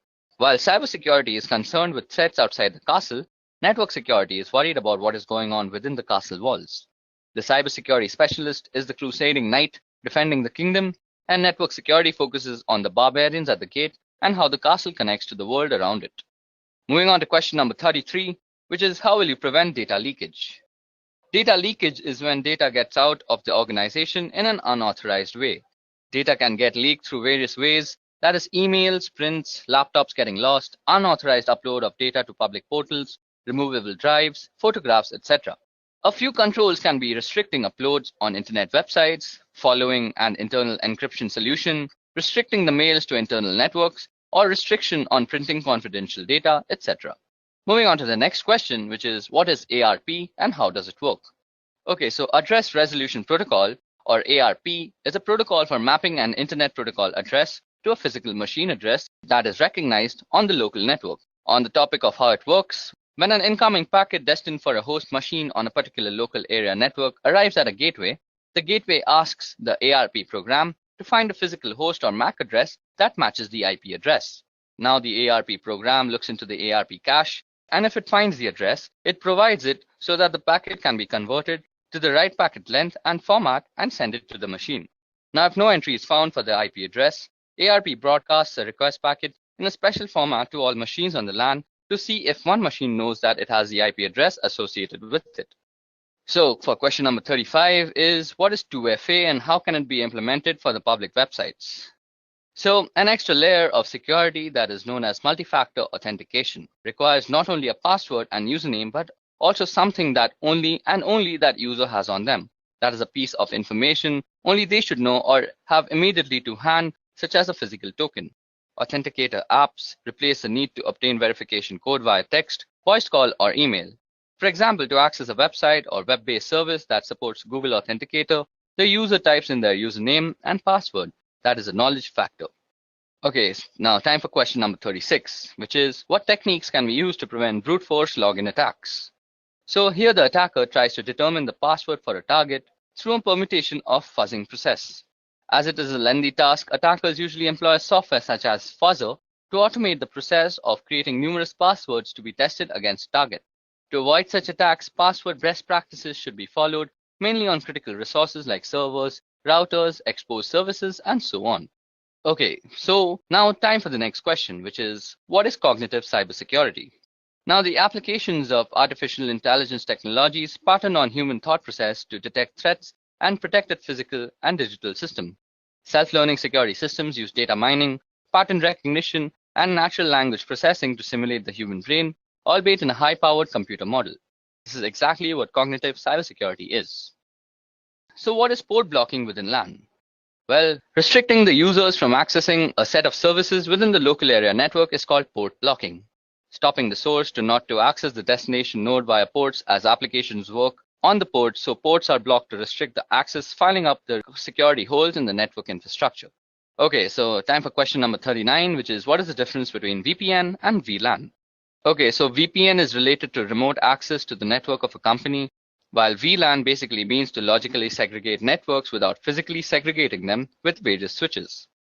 Now, while VPN saves the data from prying eyes while in transit and no one on the net can capture the packets and read the data, VLAN does not involve any encryption technique, but it is only used to slice up your logical network into different sections for the purpose of management and security. Okay, so it's time for question number 40. So the question is, what protocols fall under the TCP/IP internet layer? Okay, so I'll be going through the 5 layers that consist the TCP/IP protocol, and I'll also be listing out the protocols that are inside every layer. So starting with the physical layer, the protocols that reside in the physical layer are the Ethernet IEEE 802.3 and the RS-232 from one of the many protocols. And moving on to the data link layer, we have the PPP protocol, the IEEE 802.2 protocol.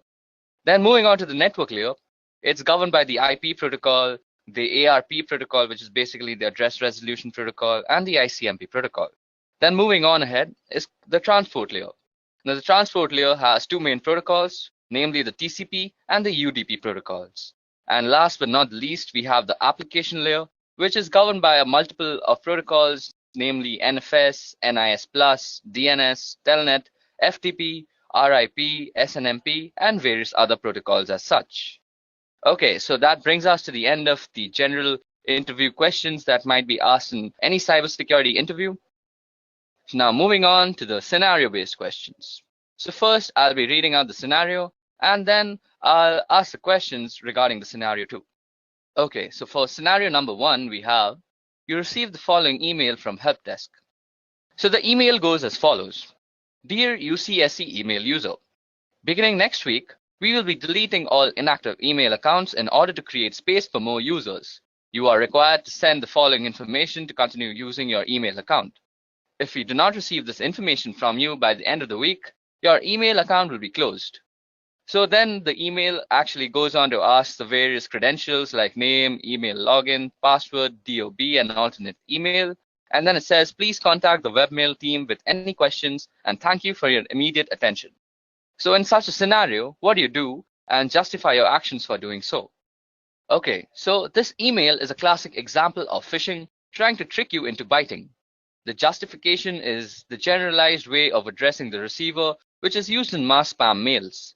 Above that, a corporate company will never ask personal details on mail. They want your information, so don't respond to the mail, instant message, text, phone calls, etc. asking you for your password or other private information. You should never disclose your password to anyone, even if they say they work for the UCSC, ITS, or any other campus organization. Moving on to the next scenario, which is a friend sends an electronic Hallmark greeting card to your work email. You need to click on the attachment to see the card. What do you do and justify your actions? Well, this one has 4 big risks. Firstly, some attachments contain viruses or other malicious programs. So just in general, it's risky to open unknown or unsolicited attachments.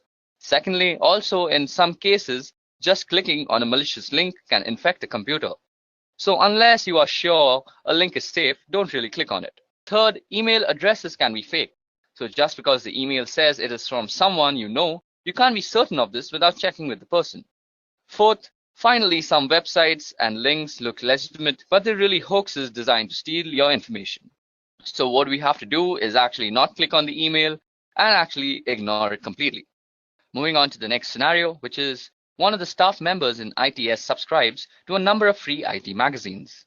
Among the questions she was asked in order to activate her subscriptions, one magazine asked her for a month of birth, a second asked for a year of birth, and a third asked for her mother's maiden name.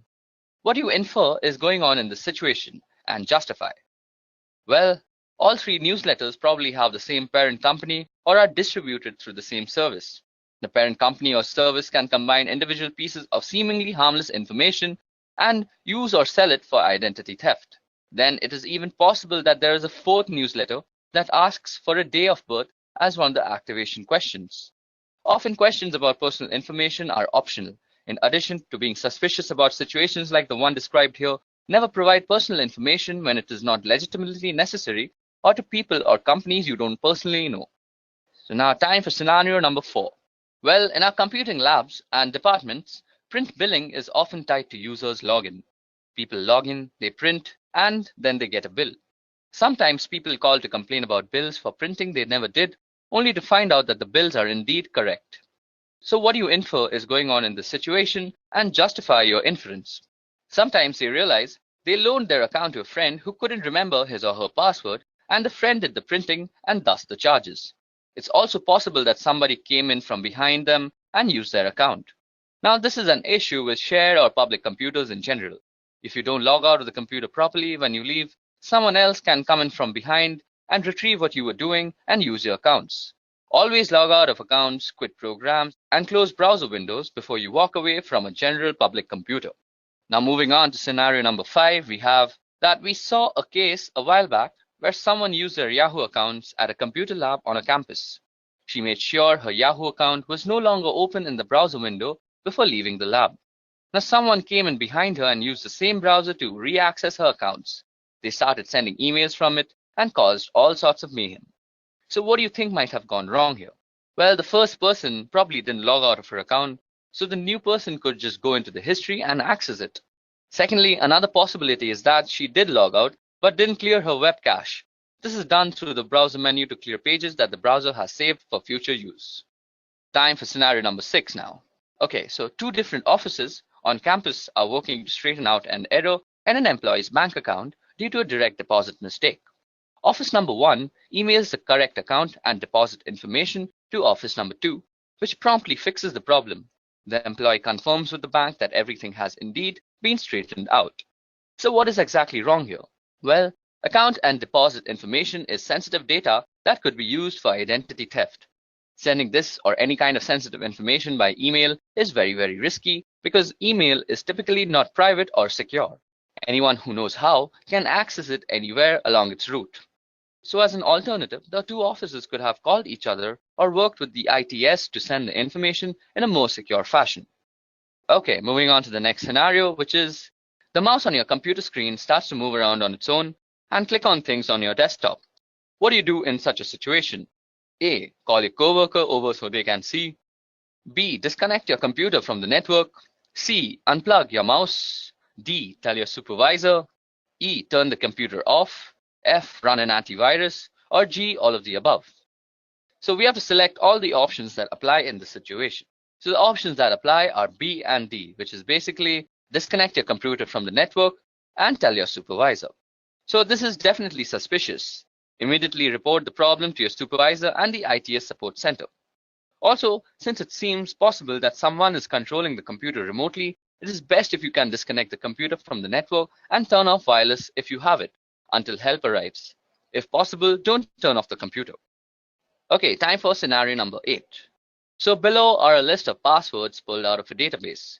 Now, which of the following passwords meet the UCSC's password requirement? Okay, so the third password, which is option number C, is the only one that meets all the following of the UCSC's requirement. It has at least 8 characters in length. It contains at least 3 of the following 4 types of characters, which are lowercase characters, uppercase characters, numbers, and special characters. And not a word is preceded or followed by a digit. So it's the third option which is correct in this situation. Moving on to the second last scenario we have for today is you receive an email from your bank telling you there is a problem with your account. The email provides instructions and a link so you can log in to fix your account and fix the problem in doing so. So what should you do? Well, we have to delete the email, and better yet, use the web client that is Gmail, Yahoo Mail, etc. and report it as spam or phishing and then delete it. Any unsolicited email or phone call asking you to enter your account information, disclose your password, financial account information, social security number, or any other private or personal information is suspicious, even if it appears to be from a company you are familiar with. Always contact the sender using a method you know is legitimate to verify that the message is indeed from them.